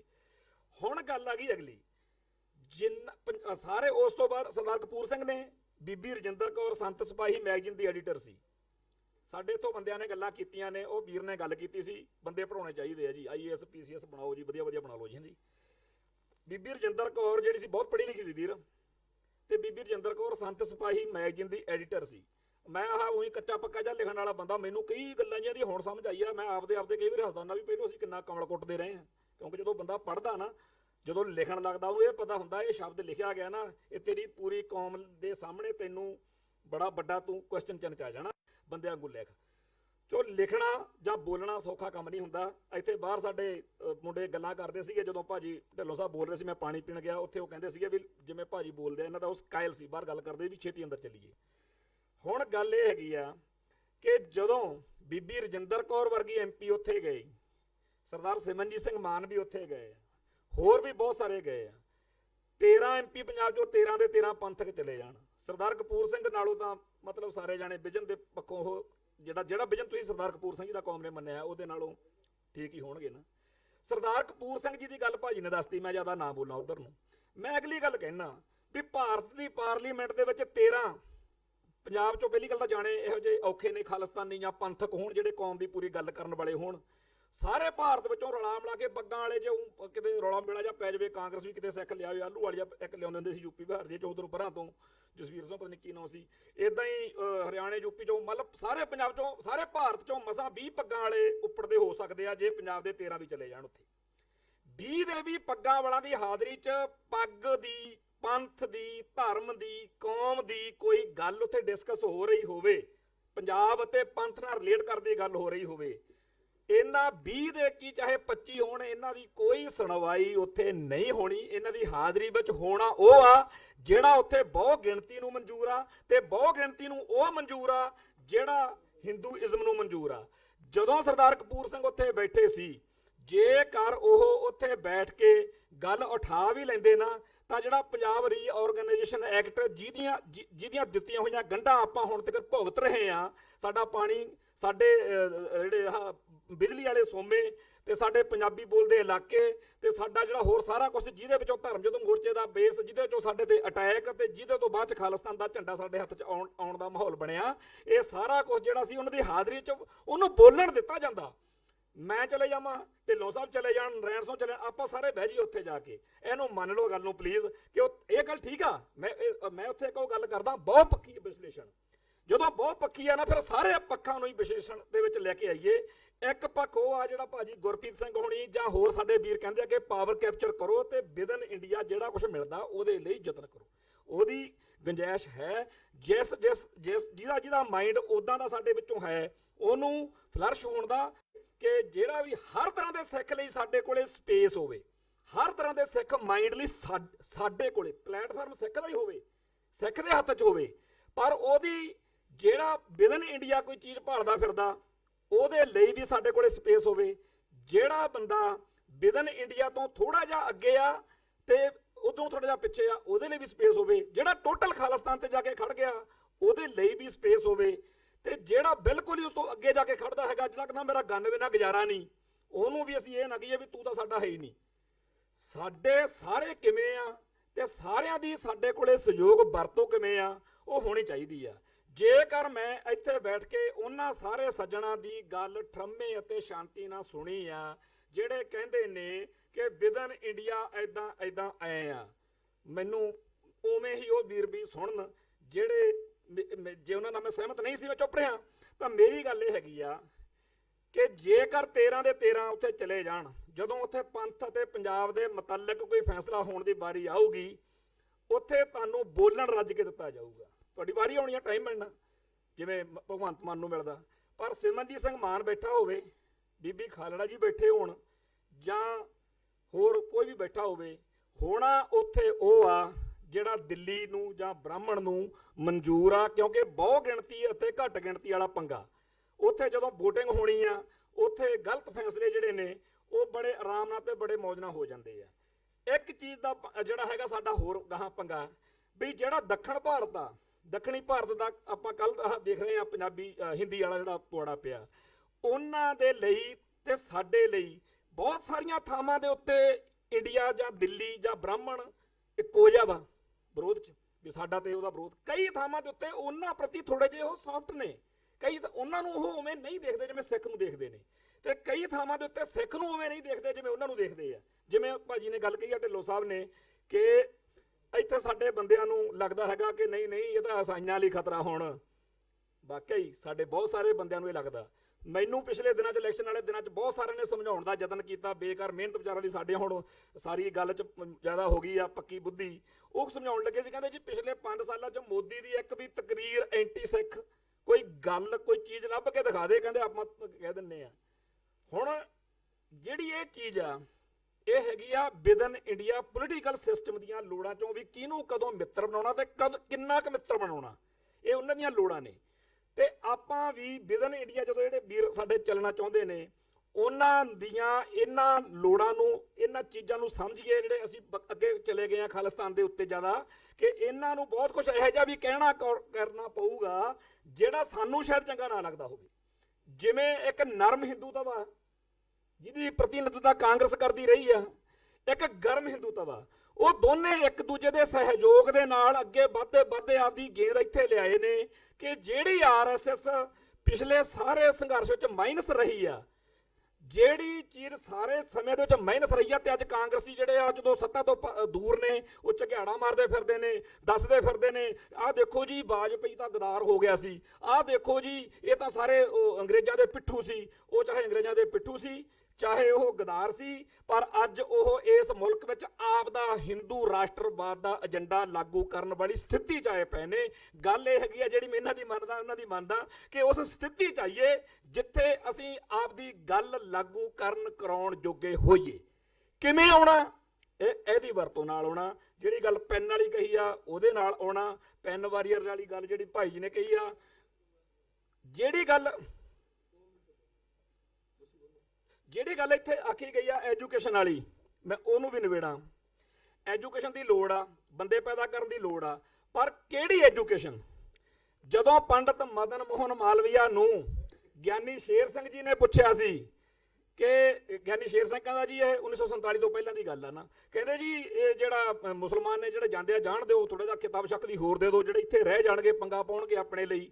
ਉਹ ਕਹਿੰਦਾ ਪੰਡਤ ਕਹਿੰਦਾ ਮਦਨ ਮੋਹਨ ਮਾਲਵੀਆ कहता मास्टर जी, सरदार जी, ज्ञानी जी, आप इनकी चिंता मत कीजिए, इन मुसलमानों की मुसलमानी तो हम विद्या नीति में संशोधन करके निकाल देंगे।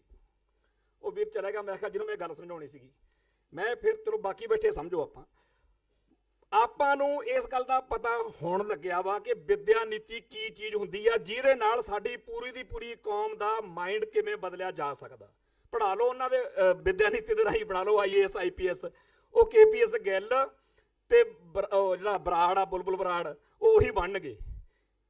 ਪਰ ਇਹਦਾ ਮਤਲਬ ਇਹ ਨਹੀਂ ਮੈਂ ਕਹਿ ਰਿਹਾ ਕਿ ਭਾਰਤੀ ਵਿਦਿਆ ਨੀਤੀ ਨੂੰ ਆਪਾਂ, ਉਹ ਤਾਂ ਸਾਡੀ ਮਜਬੂਰੀ ਆ, ਇੱਥੇ ਰਹਿੰਦੇ ਆ, ਇੱਥੋਂ ਦੇ ਸਕੂਲਾਂ ਕਾਲਜ ਦੇ ਨਿਆਣੇ ਪੜ੍ਹਾਉਣੇ ਆ, ਪਰ ਪੜ੍ਹਾਉਣ ਦੇ ਨਾਲ ਨਾਲ ਇੱਕ ਸਿੱਖ ਸਕੂਲ ਆਫ ਥਾਟ ਜਿਹੜਾ ਹੈ ਉਹਨੂੰ ਲੈ ਕੇ ਆਉਣ ਦੀ ਲੋੜ ਆ। ਤੇ ਸੱਚੇ ਪਾਤਸ਼ਾਹ ਦੇ ਬਾਰੇ ਜਾਈਏ। ਤੁਹਾਨੂੰ ਮਿਲ ਗਿਆ ਸੋਸ਼ਲ ਮੀਡੀਆ, ਢਿੱਲੋਂ ਸਾਹਿਬ ਤੁਹਾਡੀਆਂ ਵੀਡੀਓਜ਼ ਕੈਨੇਡਾ ਅਮਰੀਕਾ ਜਿਹੜੀਆਂ ਤੁਸੀਂ ਇੱਥੇ ਥੋੜਾ ਜਿਹਾ ਤੁਹਾਨੂੰ ਘੱਟ ਮਿਲਦਾ, ਤੁਸੀਂ ਬਾਹਰ ਜਾ ਕੇ ਜਿੰਨਾ ਦਿਲੋਂ ਤੇ ਐਨ ਪੰਥਕ ਤੌਰ ਤੇ ਜਿੰਨਾ ਬੋਲਦੇ ਹੋ, ਤੁਹਾਡੀਆਂ ਵੀਡੀਓਜ਼ ਮੁੰਡੇ ਅੱਜ ਕੱਲ ਦੇ ਨਵੇਂ ਐ ਸ਼ੇਅਰ ਕਰਦੇ ਆ। ਸਿੱਖ ਸਕੂਲ ਆਫ ਥਾਟ ਉੱਥੇ ਪੂਰੀ ਤਰ੍ਹਾਂ ਲਾਗੂ ਆ।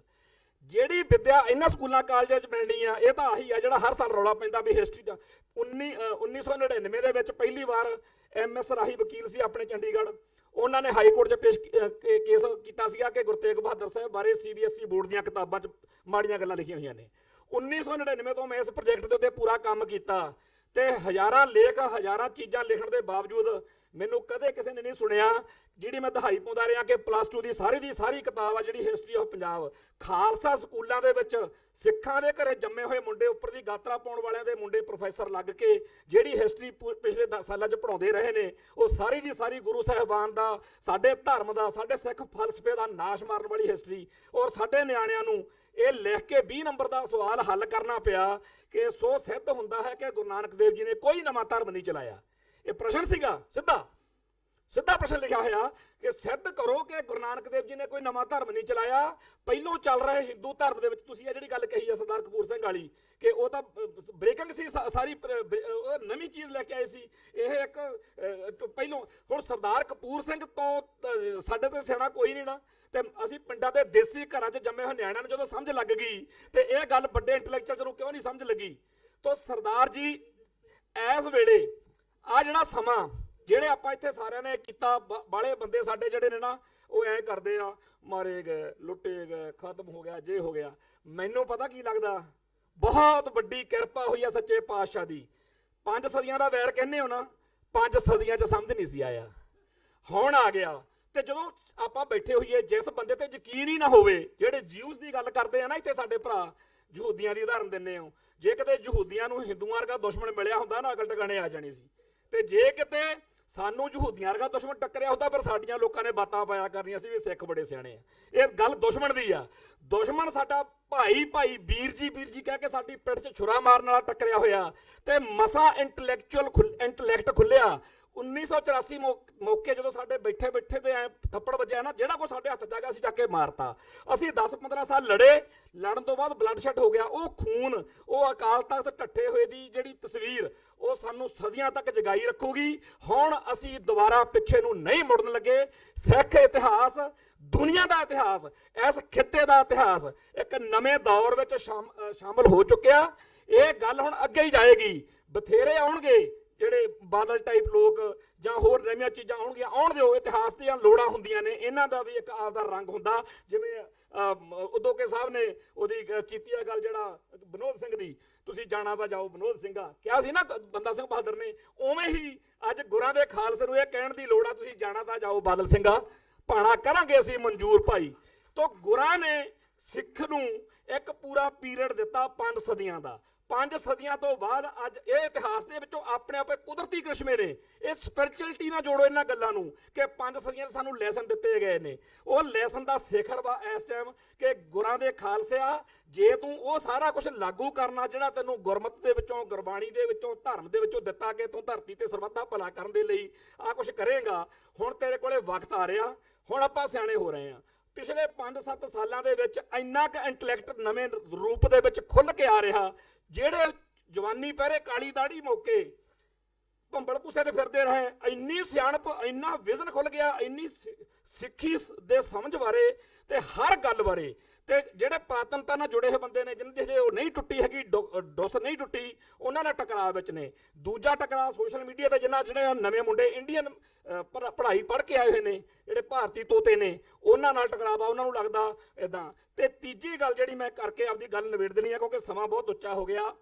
ਇਹ ਇੱਥੇ ਬੈਠੇ ਆ ਭਾਜੀ, ਕਲੈਸ਼ ਆਫ ਸਿਵਲਾਈਜੇਸ਼ਨ, ਜਿਨ੍ਹਾਂ ਉੱਤੇ ਸਭ ਤੋਂ ਵਧੀਆ ਇਹਨਾਂ ਨੇ ਕੰਮ ਕੀਤਾ ਡਾਕਟਰ ਭਾਜੀ ਨੇ, ਕਰਮਜੀਤ ਸਿੰਘ ਨੇ। ਕਲੈਸ਼ ਆਫ ਸਿਵਲਾਈਜੇਸ਼ਨ, ਸੈਮੂਅਲ ਪੀ ਹਟਿੰਗਟਨ ਦਾ ਜਿਹੜਾ ਥੀਸਸ ਆ, ਉਹਨੂੰ ਸਾਡੇ ਆਪ ਦੇ ਸੰਦਰਭ 'ਚ ਦੇਖਣ ਦੀ ਲੋੜ ਆ।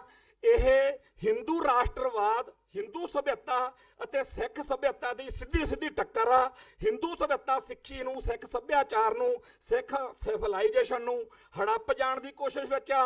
ਸਿੱਖ ਫਲਰਸ਼ ਹੋਣ ਲਈ, ਸਿੱਖ ਉੱਡਣ ਲਈ, ਸਿੱਖ ਆਪਦੀ ਹੋਂਦ ਹਸਤੀ ਨੂੰ ਸਦਾ ਲਈ ਬਰਕਰਾਰ ਰੱਖਣ ਦੀ ਲੋੜ ਵਿੱਚ ਆ। ਇਹ ਇੱਕ ਜਿਹੜਾ ਹੈਗਾ ਕਲੈਸ਼ ਆਫ ਸਿਵਲਾਈਜੇਸ਼ਨ, ਇਹਦੇ ਨਜ਼ਰੀਏ ਤੋਂ ਜਦੋਂ ਘਟਨਾਵਾਂ ਦੀ ਵਿਆਖਿਆ ਕਰਾਂਗੇ ਤਾਂ ਉਹ ਵਿਆਖਿਆ ਉਹ ਹੋਊਗੀ ਜਿਹੜੀ ਆਪਾਂ ਕਹਿੰਦੇ ਆ ਖਾਲਸਾਈ ਪਰਪੇਖ। ਤੇ ਸਾਡਾ ਨਜ਼ਰੀਆ ਇਹ ਆ, ਤੂੰ ਕਹੀ ਜਾ ਕਿ ਭਿੰਡਰਾਂ ਵਾਲਾ ਬੜਾ ਮਾੜਾ ਸੀ, ਤੈਨੂੰ ਉਹ ਬੰਦੇ ਚੰਗੇ ਲੱਗਦੇ ਹੋਣਗੇ ਜਿਹੜੇ ਕਹਿਣ ਜੀ ਭਿੰਡਰਾਂ ਵਾਲਾ ਹਥਿਆਰ ਰੱਖ ਕੇ ਬਹਿ ਗਿਆ, ਬੜਾ ਮਾੜਾ ਕਰਤਾ। ਤੈਨੂੰ ਤਾਂ ਇਹ ਵੀ ਲੱਗਦਾ ਮਾੜਾ ਕਿ ਗੁਰੂ ਨਾਨਕ ਦੇਵ ਜੀ ਨੇ ਐਂ ਕਾਹਤੋਂ ਕਹਿਤਾ, ਗੁਰੂ ਗੋਬਿੰਦ ਸਿੰਘ ਜੀ ਨੇ ਐਂ ਕਾਹਤੋਂ ਕਰਤਾ, ਗੁਰੂ ਗੋਬਿੰਦ ਸਿੰਘ ਨੇ ਕਿਉਂ ਕਹਿਤਾ ਸ਼ਾਸਤਰ ਪਾਉਣੇ ਆ, ਗੁਰੂ ਸਾਹਿਬ ਨੇ ਕਿਉਂ ਕਹਿਤਾ ਜੀ ਦਾੜਾ ਕੇਸ ਰੱਖਣੇ ਆ, ਗੁਰੂ ਸਾਹਿਬ ਨੇ ਕਿਉਂ।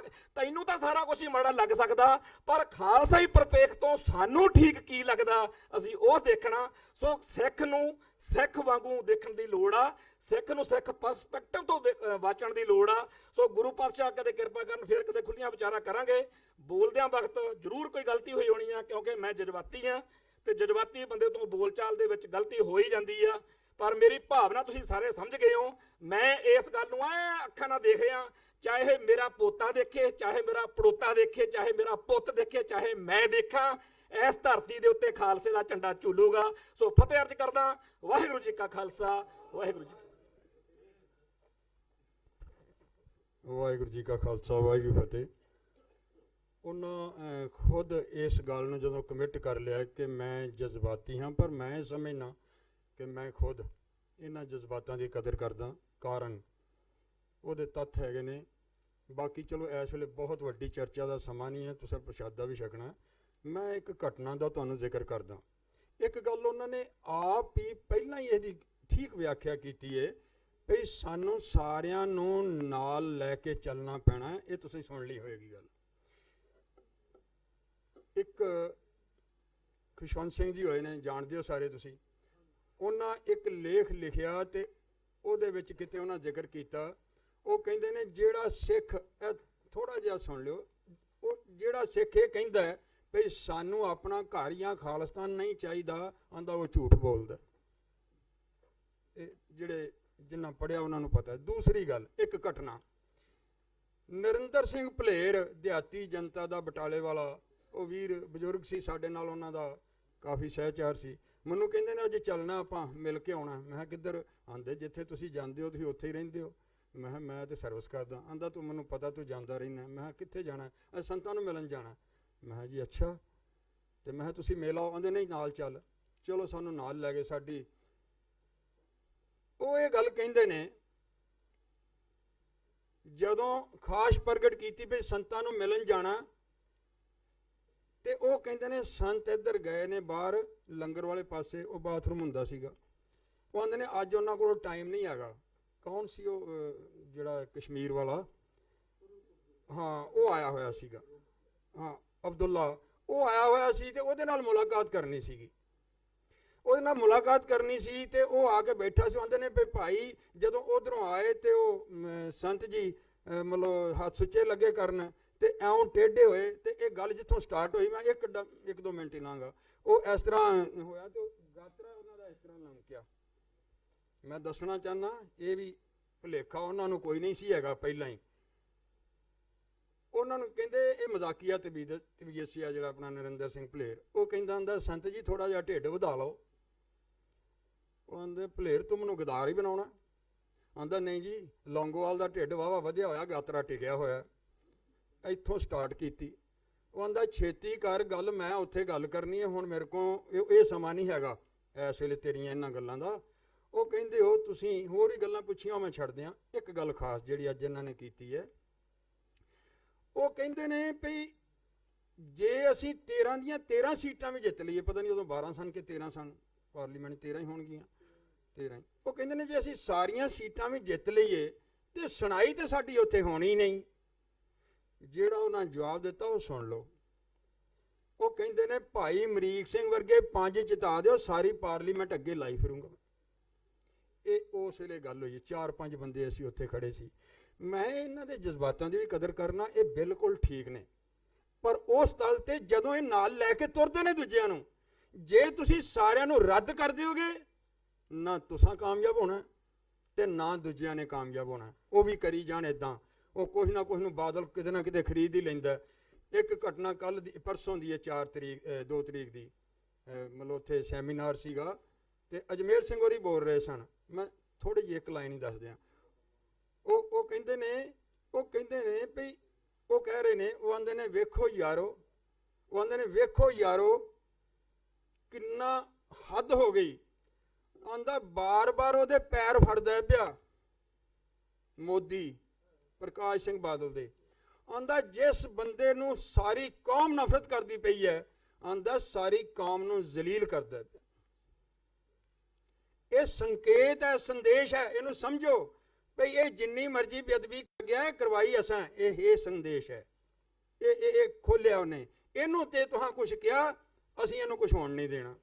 ਆਪਾਂ ਜਿਹੜੀਆਂ ਗੱਲਾਂ ਨੇ, ਆਪਾਂ ਜਿੰਨਾ ਚਿਰ ਕੌਮ ਇਕੱਠੀ ਨਹੀਂ ਹੁੰਦੀ, ਦੂਜੇ ਦੇ ਵਿਚਾਰਾਂ ਨੂੰ ਅਸੀਂ ਸੁਣਦੇ ਨਹੀਂ, ਸਹਿਣਸ਼ੀਲਤਾ ਨਹੀਂ ਰੱਖਦੇ, ਆਪਣੇ ਪੱਲੇ ਕੱਖ ਨਹੀਂ ਪੈਣਾ। ਆ ਪਿੱਛੇ ਵੀ ਹਾਂ ਬਹੁਤ ਕੁਛ ਕਰ ਲਿਆ। ਹੁਣ ਮੇਰੀ ਬੇਨਤੀ ਹੈ ਵੀਰ ਜੀ 2 ਮਿੰਟ ਵਾਸਤੇ ਇਹਨਾਂ ਨੇ ਆਓ ਜੀ। ਮੈਂ ਆਉਣਾ ਨਹੀਂ ਸੀਗਾ,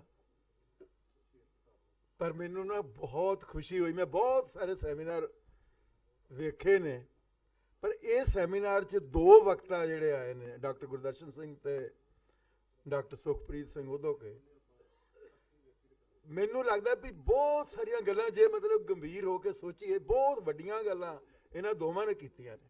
ਪਰ ਮੇਰੀ ਮਤਲਬ ਇੱਕ ਨਾਲ ਹੋਰ ਵੀ ਬੇਨਤੀ ਹੈ, ਡਾਕਟਰ ਗੁਰਦਰਸ਼ਨ ਸਿੰਘ ਉਹਨਾਂ ਨੂੰ ਇਹ ਬਹੁਤ ਵਧੀਆ ਭਾਸ਼ਣ ਦਿੰਦੇ ਨੇ, ਬਹੁਤ ਹੀ ਵਧੀਆ ਤਕਰੀਰ, ਬਾਹਰ ਵੀ ਮੈਂ ਸੁਣਦਾ, ਬੜੀ ਕਲੈਰਿਟੀ ਹੈ ਇਹਨਾਂ ਦੇ ਸ਼ਬਦਾਂ ਦੇ ਵਿੱਚ, ਇੱਕ ਸੇਧ ਵੀ ਹੈ, ਇੱਕ ਖੂਬਸੂਰਤ ਵਹਿਮ ਵੀ ਹੈ। ਉਹ ਕਿਹੜਾ ਵੀ ਮੈਂ ਬੈਸਟ ਸਪੀਚ ਦੇ ਕੇ ਪਾਰਲੀਮੈਂਟ ਦੇ ਵਿੱਚ ਮੈਂ ਮਤਲਬ ਸਾਰਿਆਂ ਨੂੰ ਜਿੱਤ ਲਾਂਗਾ। ਜਿਵੇਂ ਜੂਲੀਅਸ ਸੀਜ਼ਰ ਨਾਵਲ ਸ਼ੇਕਸਪੀਅਰ ਦੇ ਨਾਟਕ ਦੇ ਵਿੱਚ ਐਂਟਨੀ ਨੇ ਸਪੀਚ ਦੇ ਕੇ ਜਿੱਤ ਲਈ ਸੀ। ਪਰ ਮੈਂ ਇਹ ਕਹਿਣਾ ਕਿ ਅੱਜ ਦੇ ਇਸ ਸਾਰੇ ਮਹਿਫਲ ਵਿੱਚ ਸੱਤ ਰੰਗੀ ਪੀਂਘ ਹੈ, ਡਿਫਰੈਂਟ ਵੈਰਾਈਟੀਜ਼ ਆਈਆਂ ਨੇ, ਵੱਖ-ਵੱਖ ਰੰਗ ਆਏ ਨੇ। ਪਰ ਜਿਹੜਾ ਰੰਗ ਸਰਬਜੀਤ ਘੁਮਾਣ ਨੇ ਪੇਸ਼ ਕੀਤਾ ਨਾ, ਇਹ ਮੈਂ ਇਸ ਰੰਗ ਦੇ ਨਾਲ, ਭਾਵੇਂ ਉਹਨੇ ਤਕਰੀਬਨ ਸਾਰੀਆਂ ਹੀ ਗੱਲਾਂ ਕਰ ਦਿੱਤੀਆਂ, ਉਹ ਇੱਕ ਕੰਟਰਡਿਕਸ਼ਨ ਦਾ ਮੇਲਾ ਵੀ ਲਾਤਾ ਉਹਨੇ, ਤੇ ਆਪਣੀ ਗੱਲ ਵੀ ਮਤਲਬ ਕਰਤੀ ਵੀ ਅਸੀਂ ਇੱਥੇ ਖੜੇ ਹਾਂ। ਪਰ ਮੇਰੀ ਅੱਜ ਦੀ ਮਹਿਫਿਲ ਨੂੰ ਬੇਨਤੀ ਹੈ ਵੀ ਠੀਕ ਹੈ, ਮੈਂ ਭੁੱਖ ਲੱਗੀ ਹੋਈ ਸਾਰਿਆਂ ਨੂੰ, ਸਾਰੇ ਕਹਿੰਦੇ ਕਿਸੇ ਤਰ੍ਹਾਂ ਚੱਲੀਏ, ਪਰ ਜਿਸ ਤਰ੍ਹਾਂ ਐਡੇ ਵੱਡੇ ਸੀਰੀਅਸ ਵਿਚਾਰ ਚੱਲ ਰਹੇ ਨੇ, ਕੋਈ ਪਹਿਲਾਂ ਵੀ ਡਾਕਟਰ ਸਾਹਿਬ ਨੇ ਕਿਹਾ ਥਿੰਕ ਟੈਂਕ ਦੀ ਲੋੜ ਹੈਗੀ ਹੈ। ਮਤਲਬ ਇਹਨਾਂ ਸਾਰਿਆਂ ਨੂੰ, ਮਤਲਬ ਜਿਵੇਂ ਡਾਕਟਰ ਗੁਰਦਰਸ਼ਨ ਸਿੰਘ ਨੇ ਸਰਦਾਰ ਕਪੂਰ ਸਿੰਘ ਨੂੰ ਕੰਡੈਮ ਕਰਤਾ, ਮੈਂ ਨਹੀਂ ਸਹਿਮਤ ਹੈ। ਕੁਝ ਬਹੁਤ ਵੱਡੀਆਂ ਗੱਲਾਂ ਵੀ ਉਸ ਵਿਦਵਾਨ ਨੇ ਕੀਤੀਆਂ ਨੇ, ਪੂਰਨ ਸਿੰਘ ਨੇ ਵੀ ਕੀਤੀਆਂ, ਬਹੁਤ ਗਲਤ ਗੱਲਾਂ ਵੀ ਕੀਤੀਆਂ ਨੇ। ਸਾਈਮਨ ਕਮਿਸ਼ਨ ਨੂੰ ਵੱਡੀ ਇੱਕ ਲੈਟਰ ਲਿਖੀ, ਹਿਸਟੋਰੀਕਲ ਹੈ, ਭਾਈ ਵੀਰ ਸਿੰਘ ਦਾ, ਉਹਨਾਂ ਸਾਰਿਆਂ ਦੀ ਆਪਣੇ ਆਪਣੇ ਲੈਵਲ ਦੇ ਉੱਤੇ ਇੱਕ ਕੰਟਰੀਬਿਊਸ਼ਨ ਹੈ, ਇੱਕ ਮਤਲਬ ਯੋਗਦਾਨ ਹੈ। ਆਪਾਂ ਉਹਨੂੰ ਰੈਕਗਨਾਈਜ਼ ਕਰਕੇ ਮੈਂ ਕਹਿੰਦਾ ਅੱਗੇ ਵਧੀਏ। ਤੇ ਮੇਰੀ ਮਤਲਬ ਇਹੀ ਬੇਨਤੀ ਹੈ, ਅੱਜ ਦੀ ਜੇ ਮਤਲਬ ਕੋਈ ਥਿੰਕ ਟੈਂਕ ਹੋ ਜਾਵੇ ਜਿਹਦੇ ਵਿੱਚ ਸੈਮੀਨਾਰ ਬੇਸ਼ੱਕ ਦੀ ਨਾ ਹੋਵੇ, 5-10 ਜਿਹੜੇ ਵਿਅਕਤੀ ਨੇ, ਡਾਕਟਰ ਸਾਹਿਬ ਨੇ, ਸੁਖਪ੍ਰੀਤ ਹੋਣੀ ਨੇ, ਹੋਰ ਵੀ ਮਤਲਬ ਹੈਗੇ ਨੇ, ਉਹਨਾਂ ਨੂੰ ਇਕੱਠਿਆਂ ਕਰਕੇ ਦੱਸਿਆ ਜਾਵੇ ਵੀ ਚਾਹੀਏਗੀ। ਹੁਣ ਪਾਵਰ ਸਟਰਕਚਰ ਦੇ ਵਿੱਚ ਆ ਗਏ ਨੇ, ਇਹਨਾਂ ਨੂੰ ਲੱਗਦਾ ਹੈ ਵੀ ਜੇ ਅਸੀਂ ਮਤਲਬ ਉੱਥੇ 4-5 MP ਚਲੇ ਜਾਈਏ, ਤੇ ਮੈਨੂੰ ਵੀ ਕਈ ਵਾਰੀ ਲੱਗਦਾ ਉਹ ਵੇਸੀ ਇਕੱਲਾ ਹੀ ਮਤਲਬ ਸ਼ਾਇਦ ਮੁਸਲਮਾਨ ਇੰਨੇ ਵਧੀਆ ਆਰਗੂਮੈਂਟ ਕਨਸਟੀਟਿਊਸ਼ਨ ਦੀ ਉਹਨੂੰ ਇੰਨੀ ਸਮਝ ਹੈ, ਔਰ ਇੱਦਾਂ ਮਤਲਬ ਉਹ ਦਲੀਲ ਨਾਲ ਗੱਲ ਕਰਦਾ ਹੈ। ਤੇ ਹੋ ਸਕਦਾ ਸਾਡੇ ਵੀ ਜੇ 2-3 ਬੰਦੇ ਉੱਥੇ ਚਲੇ ਜਾਂਦੇ ਨੇ, ਤੇ ਹੋ ਸਕਦਾ ਅਸੀਂ ਕਾਮਯਾਬ ਹੋਈ। ਇਹਨਾਂ ਕੁਝ ਕਹਿੰਦਾ ਹੋਇਆ ਕਿ ਮੰਨਾ ਜਾ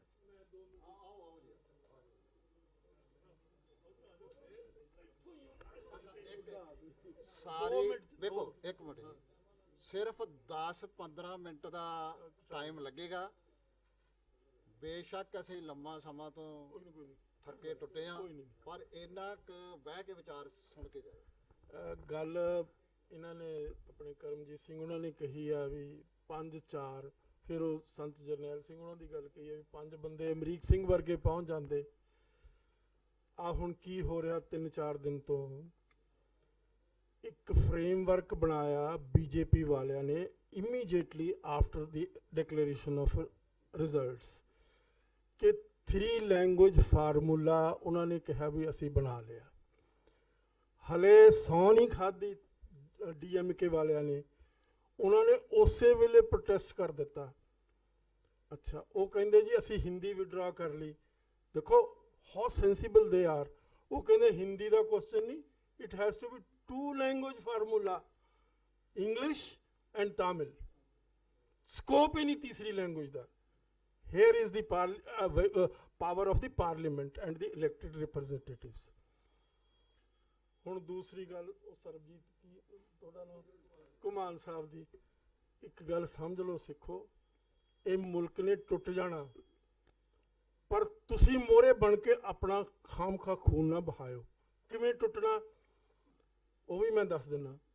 ਪਾਣੀਆਂ ਦੇ ਰਿਵਰ ਵਾਟਰ ਇਸ਼ੂ ਦੇ ਉੱਤੇ ਦਿਸ country will break in the coming 20 to 30 years.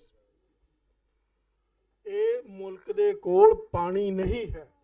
ਇਸ ਮੁਲਕ ਦੀ ਟੋਟਲ ਆਬਾਦੀ ਹੈ 17% ਆਫ ਦੀ ਵਰਲਡ ਪਾਪੂਲੇਸ਼ਨ।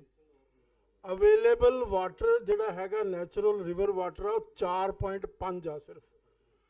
22 ਸਾਲ ਤੋਂ ਬਾਅਦ ਜਿਹੜੀ ਪਾਣੀ ਦੀ ਰਿਕੁਆਇਰਮੈਂਟ ਆ ਉਹ ਦੁੱਗਣੀ ਹੋ ਜਾਂਦੀ ਹੈ। And the population the explosion ਜੋ ਹੋ ਰਿਹਾ ਇਸ ਮੁਲਕ ਦੇ ਵਿੱਚ, ਉਹਨਾਂ ਕੋਲ ਪਾਣੀ ਅਵੇਲੇਬਲ ਹੈ ਨਹੀਂ।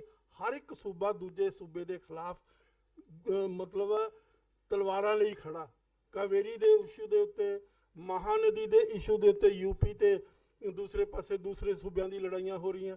ਹਰ ਸੂਬਾ ਇੱਕ ਦੂਜੇ ਸੂਬੇ ਦੇ ਖਿਲਾਫ। ਆਉਣ ਵਾਲੇ ਦਿਸ ਸਮਰ ਦੇ ਵਿੱਚ 20-22 ਮੁਲਕ ਵੱਡੇ ਸ਼ਹਿਰਾਂ ਦੇ ਵਿੱਚ ਹਿੰਦੁਸਤਾਨ ਦੇ ਵਿੱਚ ਪਾਣੀ ਦਾ ਅਕਾਲ ਪੈਣਾ। ਤੁਸੀਂ ਖਾਮਖਾ ਆਪਣਾ ਸਿਰ ਨਾ ਫਸਾ ਲਿਓ। ਮੈਨੂੰ ਤੁਹਾਡੇ ਤੇ ਤਰਸ ਆਉਂਦਾ ਕਿਉਂਕਿ ਮੈਂ ਤੁਹਾਡੇ ਵਿੱਚੋਂ ਹਾਂ। ਇਹ ਮੁਲਕ ਨੇ ਆਪਣੇ ਆਪ ਹੀ ਟੁੱਟ ਜਾਣਾ on the water river water issue, ਕਿਉਂਕਿ ਤੁਸੀਂ ਉਸ ਚੀਜ਼ ਦੀ ਤੁਹਾਨੂੰ ਬਹੁਤੀ ਸਮਝ ਨਹੀਂ। ਟੈਕਨੀਕਲ ਸਬਜੈਕਟ ਆ, ਮੇਰੀ ਇਹ ਰਿਸਰਚ ਦਾ ਸਬਜੈਕਟ ਆ। ਔਰ ਮੈਂ ਬਾਰ-ਬਾਰ ਈਵਨ BJP ਦੀ ਮੀਟਿੰਗ ਹੋਈ ਸੀ ਪਿੱਛੇ ਜਿਹੀ, ਉਹਦੇ ਵਿੱਚ ਉਹਨਾਂ ਨੇ ਮੈਨੂੰ ਬੁਲਾ ਲਿਆ, ਉੱਥੇ ਸੈਂਟਰ ਦੇ ਮਿਨਿਸਟਰ ਸੀ। ਮੈਂ ਉਹਨਾਂ ਨੂੰ ਦੱਸਿਆ, ਮੈਂ ਕਿਹਾ ਤੁਹਾਡਾ ਮੁਲਕ ਤੁਸੀਂ ਆਪ ਹੀ ਤੋੜ ਰਹੇ ਹੋ। ਉਹ ਕਹਿੰਦੇ ਕਿਵੇਂ? ਮੈਂ ਕਿਹਾ 4 ਧਾਮ ਜਿਹੜੇ ਉਹਨਾਂ ਦੇ ਹਿੰਦੂਆਂ ਦੇ ਹਨ ਵੱਡੇ ਸਥਾਨ ਪਹਾੜ ਦੇ ਵਿੱਚ, ਉੱਥੇ ਉਹਨਾਂ ਨੇ 5000 ਦਰਖਤ ਜਿਹੜੇ ਆ ਉਹ ਵੱਢ ਕੇ ਸਿੱਟਤੇ, ਜਿਨ੍ਹਾਂ ਦੀ ਕਿਸੇ ਦੀ ਉਮਰ 40 ਸਾਲ ਸੀ, ਕਿਸੇ ਦੀ 500 ਸਾਲ ਸੀ, ਕਿਸੇ ਦੀ 1000 ਸਾਲ ਸੀ। ਪਹਾੜਾਂ ਦੇ ਤੁਹਾਨੂੰ ਪਤਾ ਦਰਖਤ ਬਹੁਤ ਮੁਸ਼ਕਿਲ ਨਾਲ ਉੱਗਦੇ ਆ। 2 ਤਰ੍ਹਾਂ ਦੇ ਦਰਿਆ ਹੁੰਦੇ ਆ, ਇੱਕ ਤਾਂ ਹੁੰਦੇ ਆ ਗਲੇਸ਼ੀਅਰ ਫੈਡ, ਇੱਕ ਹੁੰਦੇ ਆ ਫੋਰੈਸਟ ਫੈਡ, ਜੰਗਲ ਫੈਡ। ਇੱਕ ਜਿਹੜਾ ਦਰਖਤ ਆ ਉਹਦੀ ਕੈਪੈਸਿਟੀ ਹੁੰਦੀ ਆ 1000 ਤੋਂ 1200 ਲੀਟਰ ਪਾਣੀ ਉਹ ਆਪਣੀਆਂ ਜੜ੍ਹਾਂ 'ਚ ਕੰਜ਼ਿਊਮ ਕਰ ਲੈਂਦਾ ਔਰ ਉਹਨੂੰ ਛੱਡਦਾ ਰਹਿੰਦਾ ਹਰ ਸਾਲ। ਜਦੋਂ ਤੁਸੀਂ 5000 ਜਿਹੜੇ ਸਰੋਤ ਆ ਜਿੱਥੋਂ ਦਰਿਆ ਨਿਕਲਣੇ ਆ, ਜਿਨ੍ਹਾਂ ਦਰਿਆ ਨੂੰ ਪ੍ਰੀਜ਼ਰਵ ਕਰਕੇ ਰੱਖਣਾ, ਇਸੇ ਤਰ੍ਹਾਂ ਗੰਗਾ ਦੇ ਉੱਤੇ ਸਾਰੇ ਦਰਿਆਵਾਂ ਦੇ ਉੱਤੇ ਹੁਣ ਜਿਹੜੇ ਫੋਰੈਸਟ ਫੈਡ ਰਿਵਰ ਸੀ ਇੰਡੀਆ 'ਚ, ਉਹ ਖਤਮ ਹੋ ਚੁੱਕੇ ਆ। ਅਸੀਂ ਵੀ ਖਤਮ ਕਰਤੇ ਪੰਜਾਬ ਦੇ ਵਿੱਚੋਂ ਅਨਫੋਰਚੂਨੇਟਲੀ। ਤੋ ਇਹ ਇੱਕ ਬਹੁਤ ਵੱਡਾ ਸਬਜੈਕਟ ਹੈ ਔਰ ਇਹ ਐਡਾ ਵੱਡਾ ਹੁਣ ਤੁਹਾਡੇ ਕੋਲ ਆ ਗਿਆ ਨਾ, ਰਿਪੋਰਟ ਆ ਗਈ ਸੈਂਟਰਲ ਗਵਰਨਮੈਂਟ ਦੀ ਕਿ 20 ਸਾਲਾਂ ਤੋਂ ਬਾਅਦ ਪੰਜਾਬ ਬੰਜਰ ਬਣ ਰਿਹਾ, ਡੈਜ਼ਰਟ ਬਣ ਰਿਹਾ। ਤੋ ਮੁਲਕ ਟੁੱਟ ਰਿਹਾ, ਪਰ ਤੁਸੀਂ ਆਪਣਾ ਸਿਰ ਖਾਮਖਾ ਨਾ ਫਸਾਓ। ਮੇਰਾ ਇਹੀ ਤੁਹਾਨੂੰ ਕਹਿਣਾ। ਵਾਹਿਗੁਰੂ ਜੀ ਕਾ ਖਾਲਸਾ ਵਾਹਿਗੁਰੂ ਫਤਿਹ। ਬਹੁਤ ਹੀ ਥੋੜੇ ਸਮੇਂ ਵਾਸਤੇ ਭਾਈ ਸ਼ੇਰ ਪ੍ਰਤਾਪ ਸਿੰਘ ਜੀ ਉਹ ਤੁਹਾਡੇ ਨਾਲ ਵਿਚਾਰ ਸਾਂਝੇ ਕਰਨਗੇ।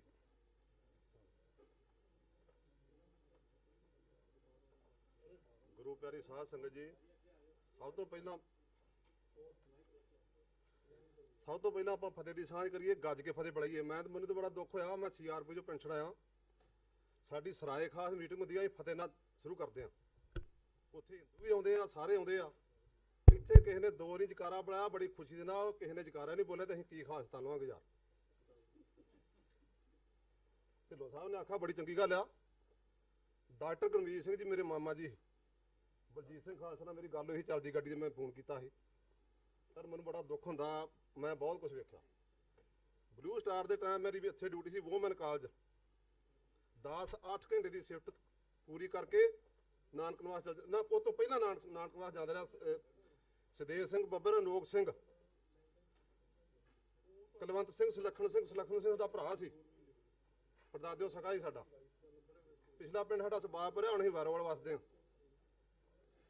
ਡਾਕਟਰ ਗੰਵੀਰ ਸਿੰਘ ਤੇ ਡਾਕਟਰ ਹਰੀ ਸਿੰਘ ਜ਼ਿਲ੍ਹੇਦਾਰੀਆਂ ਤੇ ਤਹਿਸੀਲਦਾਰੀਆਂ ਛੱਡ ਕੇ ਗਏ ਉਹਨਾਂ ਟਾਈਮਾਂ 'ਚ।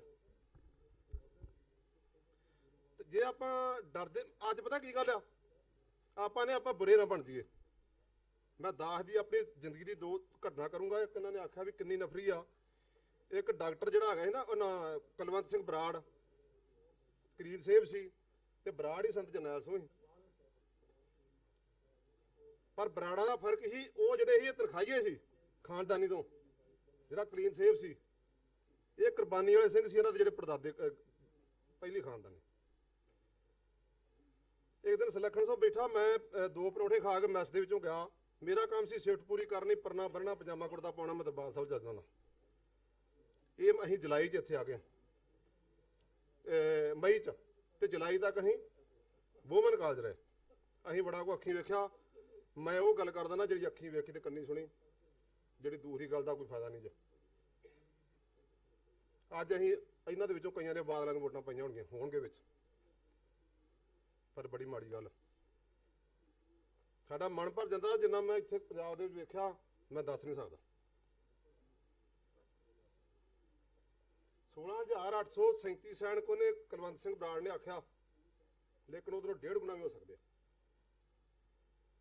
ਜਦੋਂ 2 ਤਰੀਕ ਦੀ ਗੱਲ ਹੈ, ਅਸੀਂ ਸ਼ਹੀਦੀ ਖਲੋਤੇ, ਸਾਡੀ ਸ਼ਿਫਟ ਬਦਲੀ ਹੋਈ। ਸਾਡੀ ਸ਼ਿਫਟ ਸੀ ਬਾਬੇ ਦੀਪ ਸਿੰਘ ਦੇ ਗੁਰਦੁਆਰਾ ਸਾਹਿਬ ਤੋਂ ਲੈ ਕੇ ਬਾਬੇ ਨੌ ਸਿੰਘ ਦੇ ਗੁਰਦੁਆਰਾ ਸਾਹਿਬ ਤੱਕ। ਮੇਰੇ ਸਾਬ ਇੰਸਪੈਕਟਰ ਨੇ ਰਾਤ ਨੂੰ ਗੋਲੀ ਵੀ ਚਲਾਈ। ਉਹਨੂੰ ਇਹ ਨਹੀਂ ਪਤਾ ਵੀ ਸੰਗਤ ਆ। ਟਾਹਲਾ ਸਾਹਿਬ ਸੰਗਤ ਉਦੋਂ ਬਹੁਤ ਛੋਟਾ ਸਥਾਨ ਸੀ।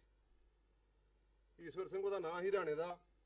ਹਰਿਆਣੇ ਵਾਲੇ ਮੈਨੂੰ 2 ਤਰੀਕ ਨੂੰ ਆਖਣ ਲੱਗੇ ਆ ਵੀ ਇਧਰੋਂ ਨਾ ਉਹ RCL ਸਾਡੇ ਕੋਲ LMG ਹੁੰਦੀਆਂ ਤੇ ਜਾਂ ਰਿਵਾਲਵਰ ਪਿਸਟਲ ਜਾਂ SLR 47, ਹੁਣ ਤੇ ਬਹੁਤ ਹਥਿਆਰ ਗਏ CRP 'ਚ।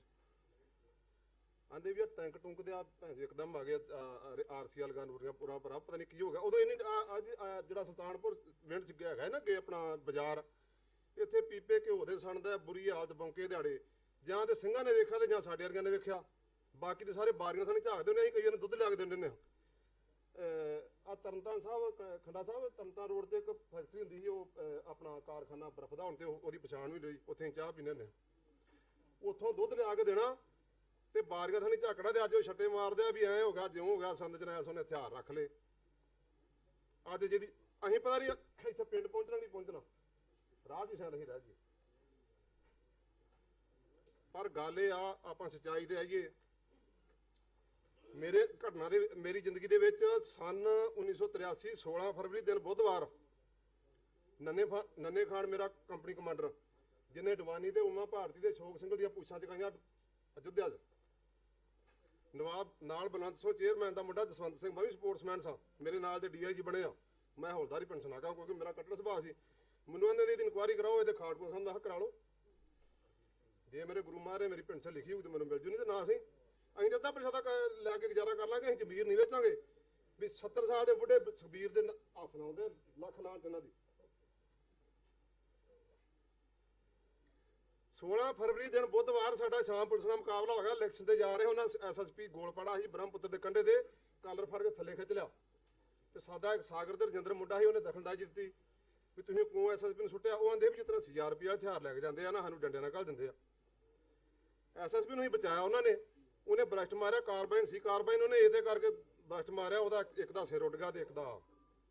ਸਾਡਾ ਕੰਪਨੀ ਕਮਾਂਡਰ ਉਹ ਨੰਨੇ ਖਾਨ ਜਿਹਨੇ ਡਿਵਾਨੀ ਦੇ ਉਮਾ ਭਾਰਤੀ ਦੀਆਂ ਪੁੱਛਾਂ ਚੁਕਾਈਆਂ, ਸੋਗ ਸਿੰਘਲ ਤੇ ਜਸਵਿੰਦਰ ਸਿੰਘ ਭੁੱਲਰ ਦੀ ਫੋਟੋ ਲੱਗੀ ਜੇ ਕਿਤੇ ਜੁੱਧਿਆ ਜਾ ਕੇ ਵੇਖੋ, ਜੁੱਧਿਆ ਦਾ ਹਥਿਆਰਾ ਜਸਵਿੰਦਰ ਸਿੰਘ ਭੁੱਲਰ। ਅਸੀਂ ਉਹਨਾਂ ਦੇ 5 ਮਾਰੇ, ਸਾਡੇ 5 ਮਾਰੇ। ਉਹ ਤਾਂ ਮੇਰੇ ਕੋਲ 1-2 ਜਿਹੜੇ ਸਾਰੀ ਦਿਹਾੜੀ ਫੈਰ ਹੁੰਦਾ ਰਿਹਾ। ਕਹਿਣ ਦਾ ਮਤਲਬ ਇਹ ਆ, ਆਪਾਂ ਜ਼ਮੀਰ ਨੂੰ ਨਾ ਵੇਚ ਕੇ ਆਪਾਂ ਸੱਚੀ ਜਾਣਾ। ਇੱਕ ਨਾ ਇੱਕ ਦਿਨ ਕਈ ਇਹੋ ਜਿਹੇ ਮਾੜੇ ਬਦਕਿਸਮਤੀ ਉਹਨਾਂ ਦੀ ਕਾਲੇ ਅੱਖਰਾਂ 'ਚ ਨਾਂ ਲਿਖਿਆ ਜਾ ਰਿਹਾ, ਉਹਨਾਂ ਦੀ ਬਦਕਿਸਮਤੀ ਆ। ਕਈਆਂ ਦਾ ਸੁਨਹਿਰੀ ਅੱਖਰਾਂ 'ਚ ਨਾਂ ਲਿਖਿਆ ਜਾਣਾ। ਚਲੇ ਇੱਥੇ ਸਾਰਿਆਂ ਨੇ ਜਾਣਾ ਜੇ, ਜ਼ਿੰਦਗੀ ਦੇ ਬਹੁਤ ਮਤਲਬ ਤਜਰਬੇ ਆ। ਮੈਂ ਅੰਮ੍ਰਿਤ ਛਕ ਕੇ 97 ਦੇ ਵਿੱਚ ਚਲੇਗਾ। ਬਾਬਾ ਠਾਕਰ ਸਿੰਘ ਜੀ ਹਾਜ਼ਰ ਸੀ, ਬਹੁਤ ਸੰਤਮਾ ਪੂਰਨ ਸੰਤ ਸੀ। ਅੱਜ ਉਹਨਾਂ ਨੂੰ ਕਹੀ ਜਾਂਦੇ ਆ ਵੀ ਸਾਨੂੰ ਤੇ ਭੰਬਲ ਭੂਸੇ 'ਚ ਪਾ ਰੱਖਿਆ। ਤੁਹਾਨੂੰ ਉਹਦਾ ਕਾਰਨ ਦਾ ਪਤਾ ਕੀ? ਸੰਤ ਜਰਨੈਲ ਸਿੰਘ ਨੇ ਆਖਿਆ ਸੀ, ਬਾਬਾ ਜੀ ਮੈਨੂੰ ਸ਼ਹੀਦ ਨਾ ਮੰਨਿਓ, ਆਪਾਂ ਸੰਤਾਂ ਦੀ ਰਮਜ ਨਹੀਂ ਸਮਝਗੇ। ਮੇਰੇ ਨਾਲ ਖਡੂਰ ਸਾਹਿਬ ਵੀ ਬਹਿਸ ਹੋਈ, ਬਾਬਾ ਸੇਵਾ ਬੈਠਾ ਤੇ ਇੱਕ ਨਰਕੀ ਆਵਾਜ਼ ਦੇ ਗੁਰਦੇਵ ਸਿੰਘ ਅਮਰੀਕਾ ਰਹਿੰਦੇ ਆ, ਤੇ ਬਾਬਾ ਜੀ ਭੰਡੀ ਕਰ ਲਗੇ। ਮੈਂ ਕਿਹਾ ਮੇਰੀ ਸੁਣ ਲਾ ਗੱਲ, ਤੂੰ ਅਮਰੀਕਾ ਜ਼ਰੂਰ ਰਹਿੰਦਾ ਮਗਰ ਤੇਰੇ ਪੈਸੇ ਜ਼ਿਆਦੇ ਆ, ਪਰ ਭੰਡੀ ਨਾ ਗਾਹ ਤੋਂ ਕਰੀ ਸੰਤ ਦੀ। ਚਲੋ ਮੈਂ ਜ਼ਿਆਦਾ ਨਹੀਂ ਕਹਿੰਦਾ, ਬਹੁਤ ਜ਼ਿੰਦਗੀ ਦੇ ਵਿੱਚ ਪਤਾ ਨਹੀਂ ਕਿੰਨੇ ਸੰਘਰਸ਼ ਕੀਤੇ ਆ। ਬਾਕੀ ਆ ਜ਼ਮੀਰ ਵਾਲੇ ਸਿੰਘ ਖਲੋਤੇ ਆ ਵੇਖੋ, ਇਹਨਾਂ ਨੂੰ ਪ੍ਰਸ਼ਾਦਾ ਨਹੀਂ ਮਿਲਦਾ, ਇਹਨਾਂ ਨੂੰ ਸਲਾਮਾਂ ਹੁੰਦੀਆਂ ਵਾ। ਤੇ ਜਿਹੜੇ ਕੰਜਰ ਉਹਨਾਂ ਨੂੰ ਅਸੀਂ ਹੁਣ ਜ਼ਿਆਦਾ ਨਹੀਂ ਕਹਿਣਾ। ਵਾਹਿਗੁਰੂ ਜੀ ਕਾ ਖਾਲਸਾ, ਵਾਹਿਗੁਰੂ ਜੀ ਕੀ ਫਤਿਹ। ਥੋੜੇ ਸ਼ਬਦਾਂ 'ਚ ਸਮਝ ਗਏ ਸਾਰੇ। ਵਾਹਿਗੁਰੂ ਜੀ ਕਾ ਖਾਲਸਾ, ਵਾਹਿਗੁਰੂ ਫਤਿਹ। ਸਰਦਾਰ ਬਲਜੀਤ ਸਿੰਘ ਜੀ 1 ਮਿੰਟ ਆ ਕੇ ਅਨਾਉਂਸਮੈਂਟ ਕਰ ਦਿਓ, ਉਸ ਤੋਂ ਬਾਅਦ ਫਿਰ ਉਹਨਾਂ ਨੂੰ ਵੀਰ ਜੀ ਨੂੰ 2 ਮਿੰਟ ਦਿਓ, ਆਪਣੀ ਅਨਾਉਂਸਮੈਂਟ ਕਰ ਦਿਓ।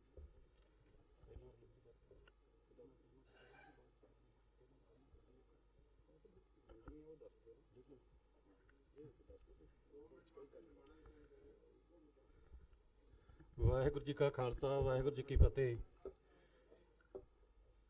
ਸਮਾਪਤੀ ਤੋਂ ਬਾਅਦ ਜਿਹੜੀ ਆ ਇੱਕ ਕਿਤਾਬ ਘੱਲੂਘਾਰਾ ਜੂਨ 1984, ਜਿਹੜੀ ਕਿਉਂਕਿ ਜਿਸ ਵਿਸ਼ੇ ਦੇ ਉੱਤੇ ਇਹ ਸੈਮੀਨਾਰ ਜਿਹੜਾ ਰੱਖਿਆ ਗਿਆ ਸੀ, ਉਹ ਕਿਤਾਬ ਇੱਥੇ ਵੰਡੀ ਜਾਣੀ ਹੈ।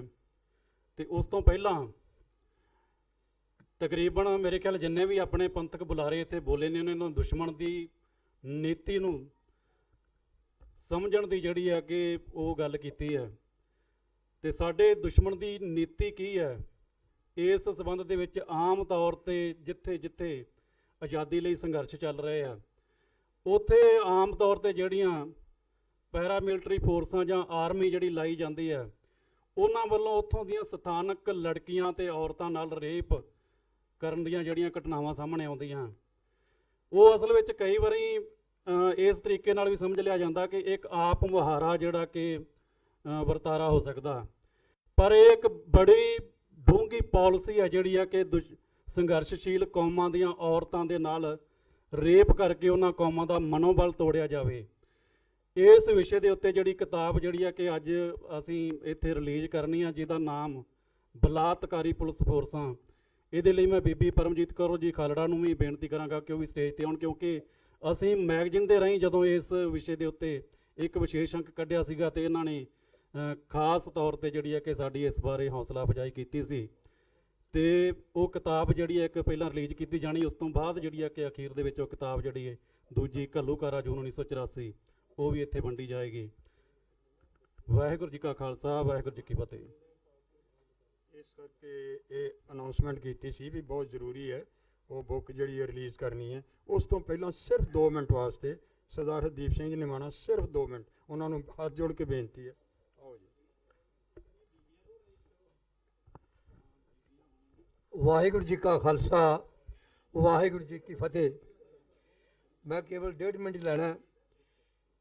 ਸਾਰੇ ਜਾਣਦੇ ਹੋ ਕਿ 2015 ਚ ਬੀਜੇਪੀ ਅਕਾਲੀ ਦਲ ਦੀ ਸਰਕਾਰ ਦੇ ਵਿੱਚ ਜੋ ਗੁਰੂ ਗ੍ਰੰਥ ਸਾਹਿਬ ਜੀ ਮਹਾਰਾਜ ਦੇ ਭਾਰੀ ਬੇਦਬੀਆਂ ਹੋਈਆਂ, ਜੋਰਾ ਸਿੰਘ ਕਮਿਸ਼ਨਰ ਬਣਿਆ, ਰਣਜੀਤ ਸਿੰਘ ਬਣਿਆ।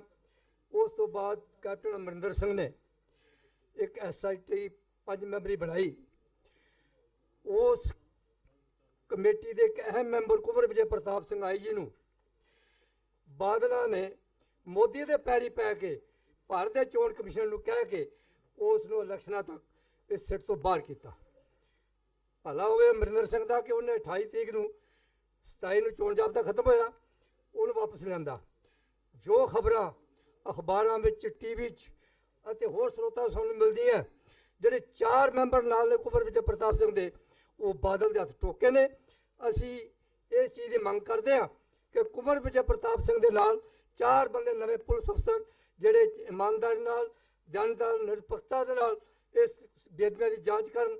2 ਸਿੰਘ ਸ਼ਹੀਦ ਹੋ ਗਏ, ਉਹਨਾਂ ਦੀ ਜਾਂਚ ਕਰਨ ਅਤੇ ਤਾਂ ਕਿ 5 ਮੈਂਬਰੀ ਸੀਟ ਜਿਹੜੀ ਸਿੱਟ ਹੈ ਇਹ ਛੇਤੀ ਜਾਂਚ ਮੁਕੰਮਲ ਕਰਕੇ ਅਦਾਲਤ ਵਿੱਚ ਪੇਸ਼ ਕਰੇ। ਵਾਹਿਗੁਰੂ ਜੀ ਕਾ ਖਾਲਸਾ, ਵਾਹਿਗੁਰੂ ਜੀ ਕੀ ਫਤਿਹ।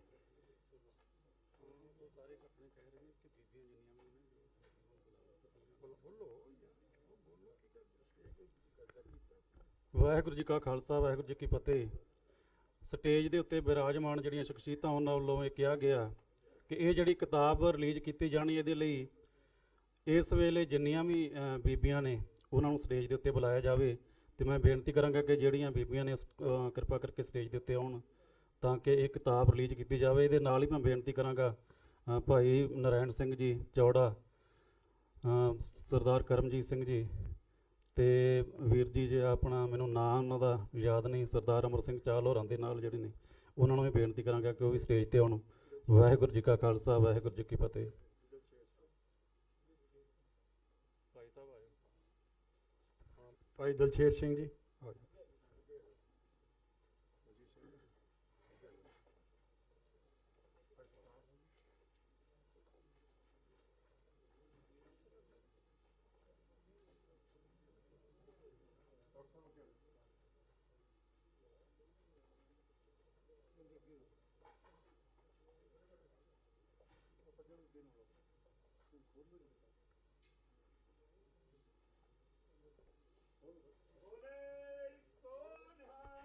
ਸਤਿ ਸ਼੍ਰੀ ਅਕਾਲ।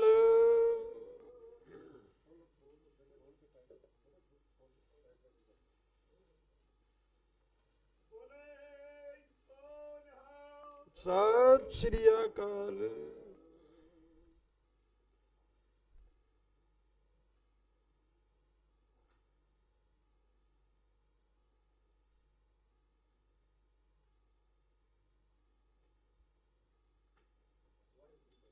ਵਾਹਿਗੁਰੂ ਜੀ ਕੀ ਫਤਿਹ। ਬੇਨਤੀ ਹੈ ਭਾਈ ਸਤਨਾਮ ਸਿੰਘ ਜੀ ਖੰਡਾ ਨੂੰ ਕਿ ਉਹ ਆਈਆਂ ਸੰਗਤਾਂ ਦਾ ਧੰਨਵਾਦ ਕਰਨ। ਵਾਹਿਗੁਰੂ ਜੀ ਕਾ ਖਾਲਸਾ, ਵਾਹਿਗੁਰੂ।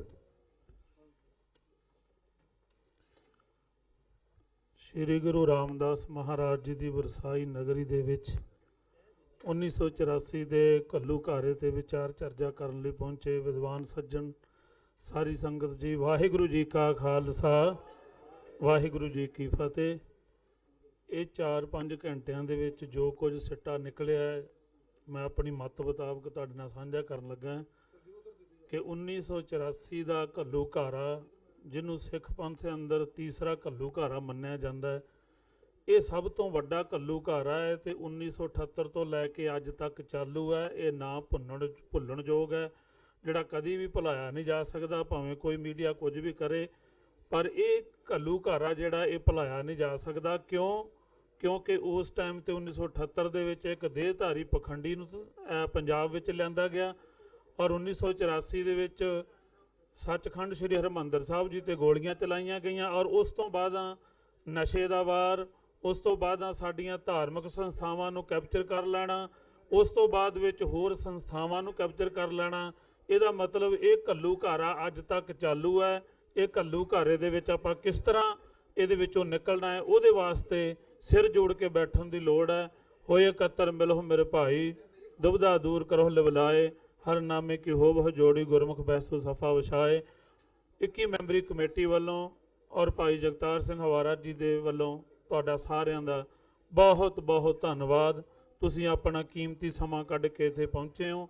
ਆਸ ਰੱਖਦੇ ਹਾਂ ਕਿ ਆਉਣ ਵਾਲੇ ਸਮੇਂ ਵਿੱਚ ਫੇਰ ਆਵਾਜ਼ ਦੇਵਾਂਗੇ ਤੇ ਤੁਸੀਂ ਫੇਰ ਹਾਜ਼ਰ ਹੋਵੋਗੇ। ਖਾਸ ਕਰਕੇ ਬੁਲਾਰਿਆਂ ਦੇ ਵਿੱਚੋਂ ਸਰਦਾਰ ਕਰਮਜੀਤ ਸਿੰਘ ਜੀ, ਗੁਰਦਰਸ਼ਨ ਸਿੰਘ ਜੀ ਢਿੱਲੋਂ, ਭਾਈ ਗੁਰਪ੍ਰੀਤ ਸਿੰਘ ਜੀ ਔਰ ਡਾਕਟਰ ਉਦੋਕੇ, ਇਹਨਾਂ ਸਾਰਿਆਂ ਦਾ ਤੇ ਹੋਰਨਾਂ ਸਾਰਿਆਂ ਦਾ ਬਹੁਤ ਬਹੁਤ ਧੰਨਵਾਦ ਜੀ। ਵਾਹਿਗੁਰੂ ਜੀ ਕਾ ਖਾਲਸਾ, ਵਾਹਿਗੁਰੂ ਜੀ ਕੀ ਫਤਿਹ। ਸਾਰੀ ਸੰਗਤ ਨੂੰ ਬੇਨਤੀ ਹੈ ਕਿ ਪ੍ਰਸ਼ਾਦਾ ਉਹ ਛਕ ਕੇ ਜਾਣ।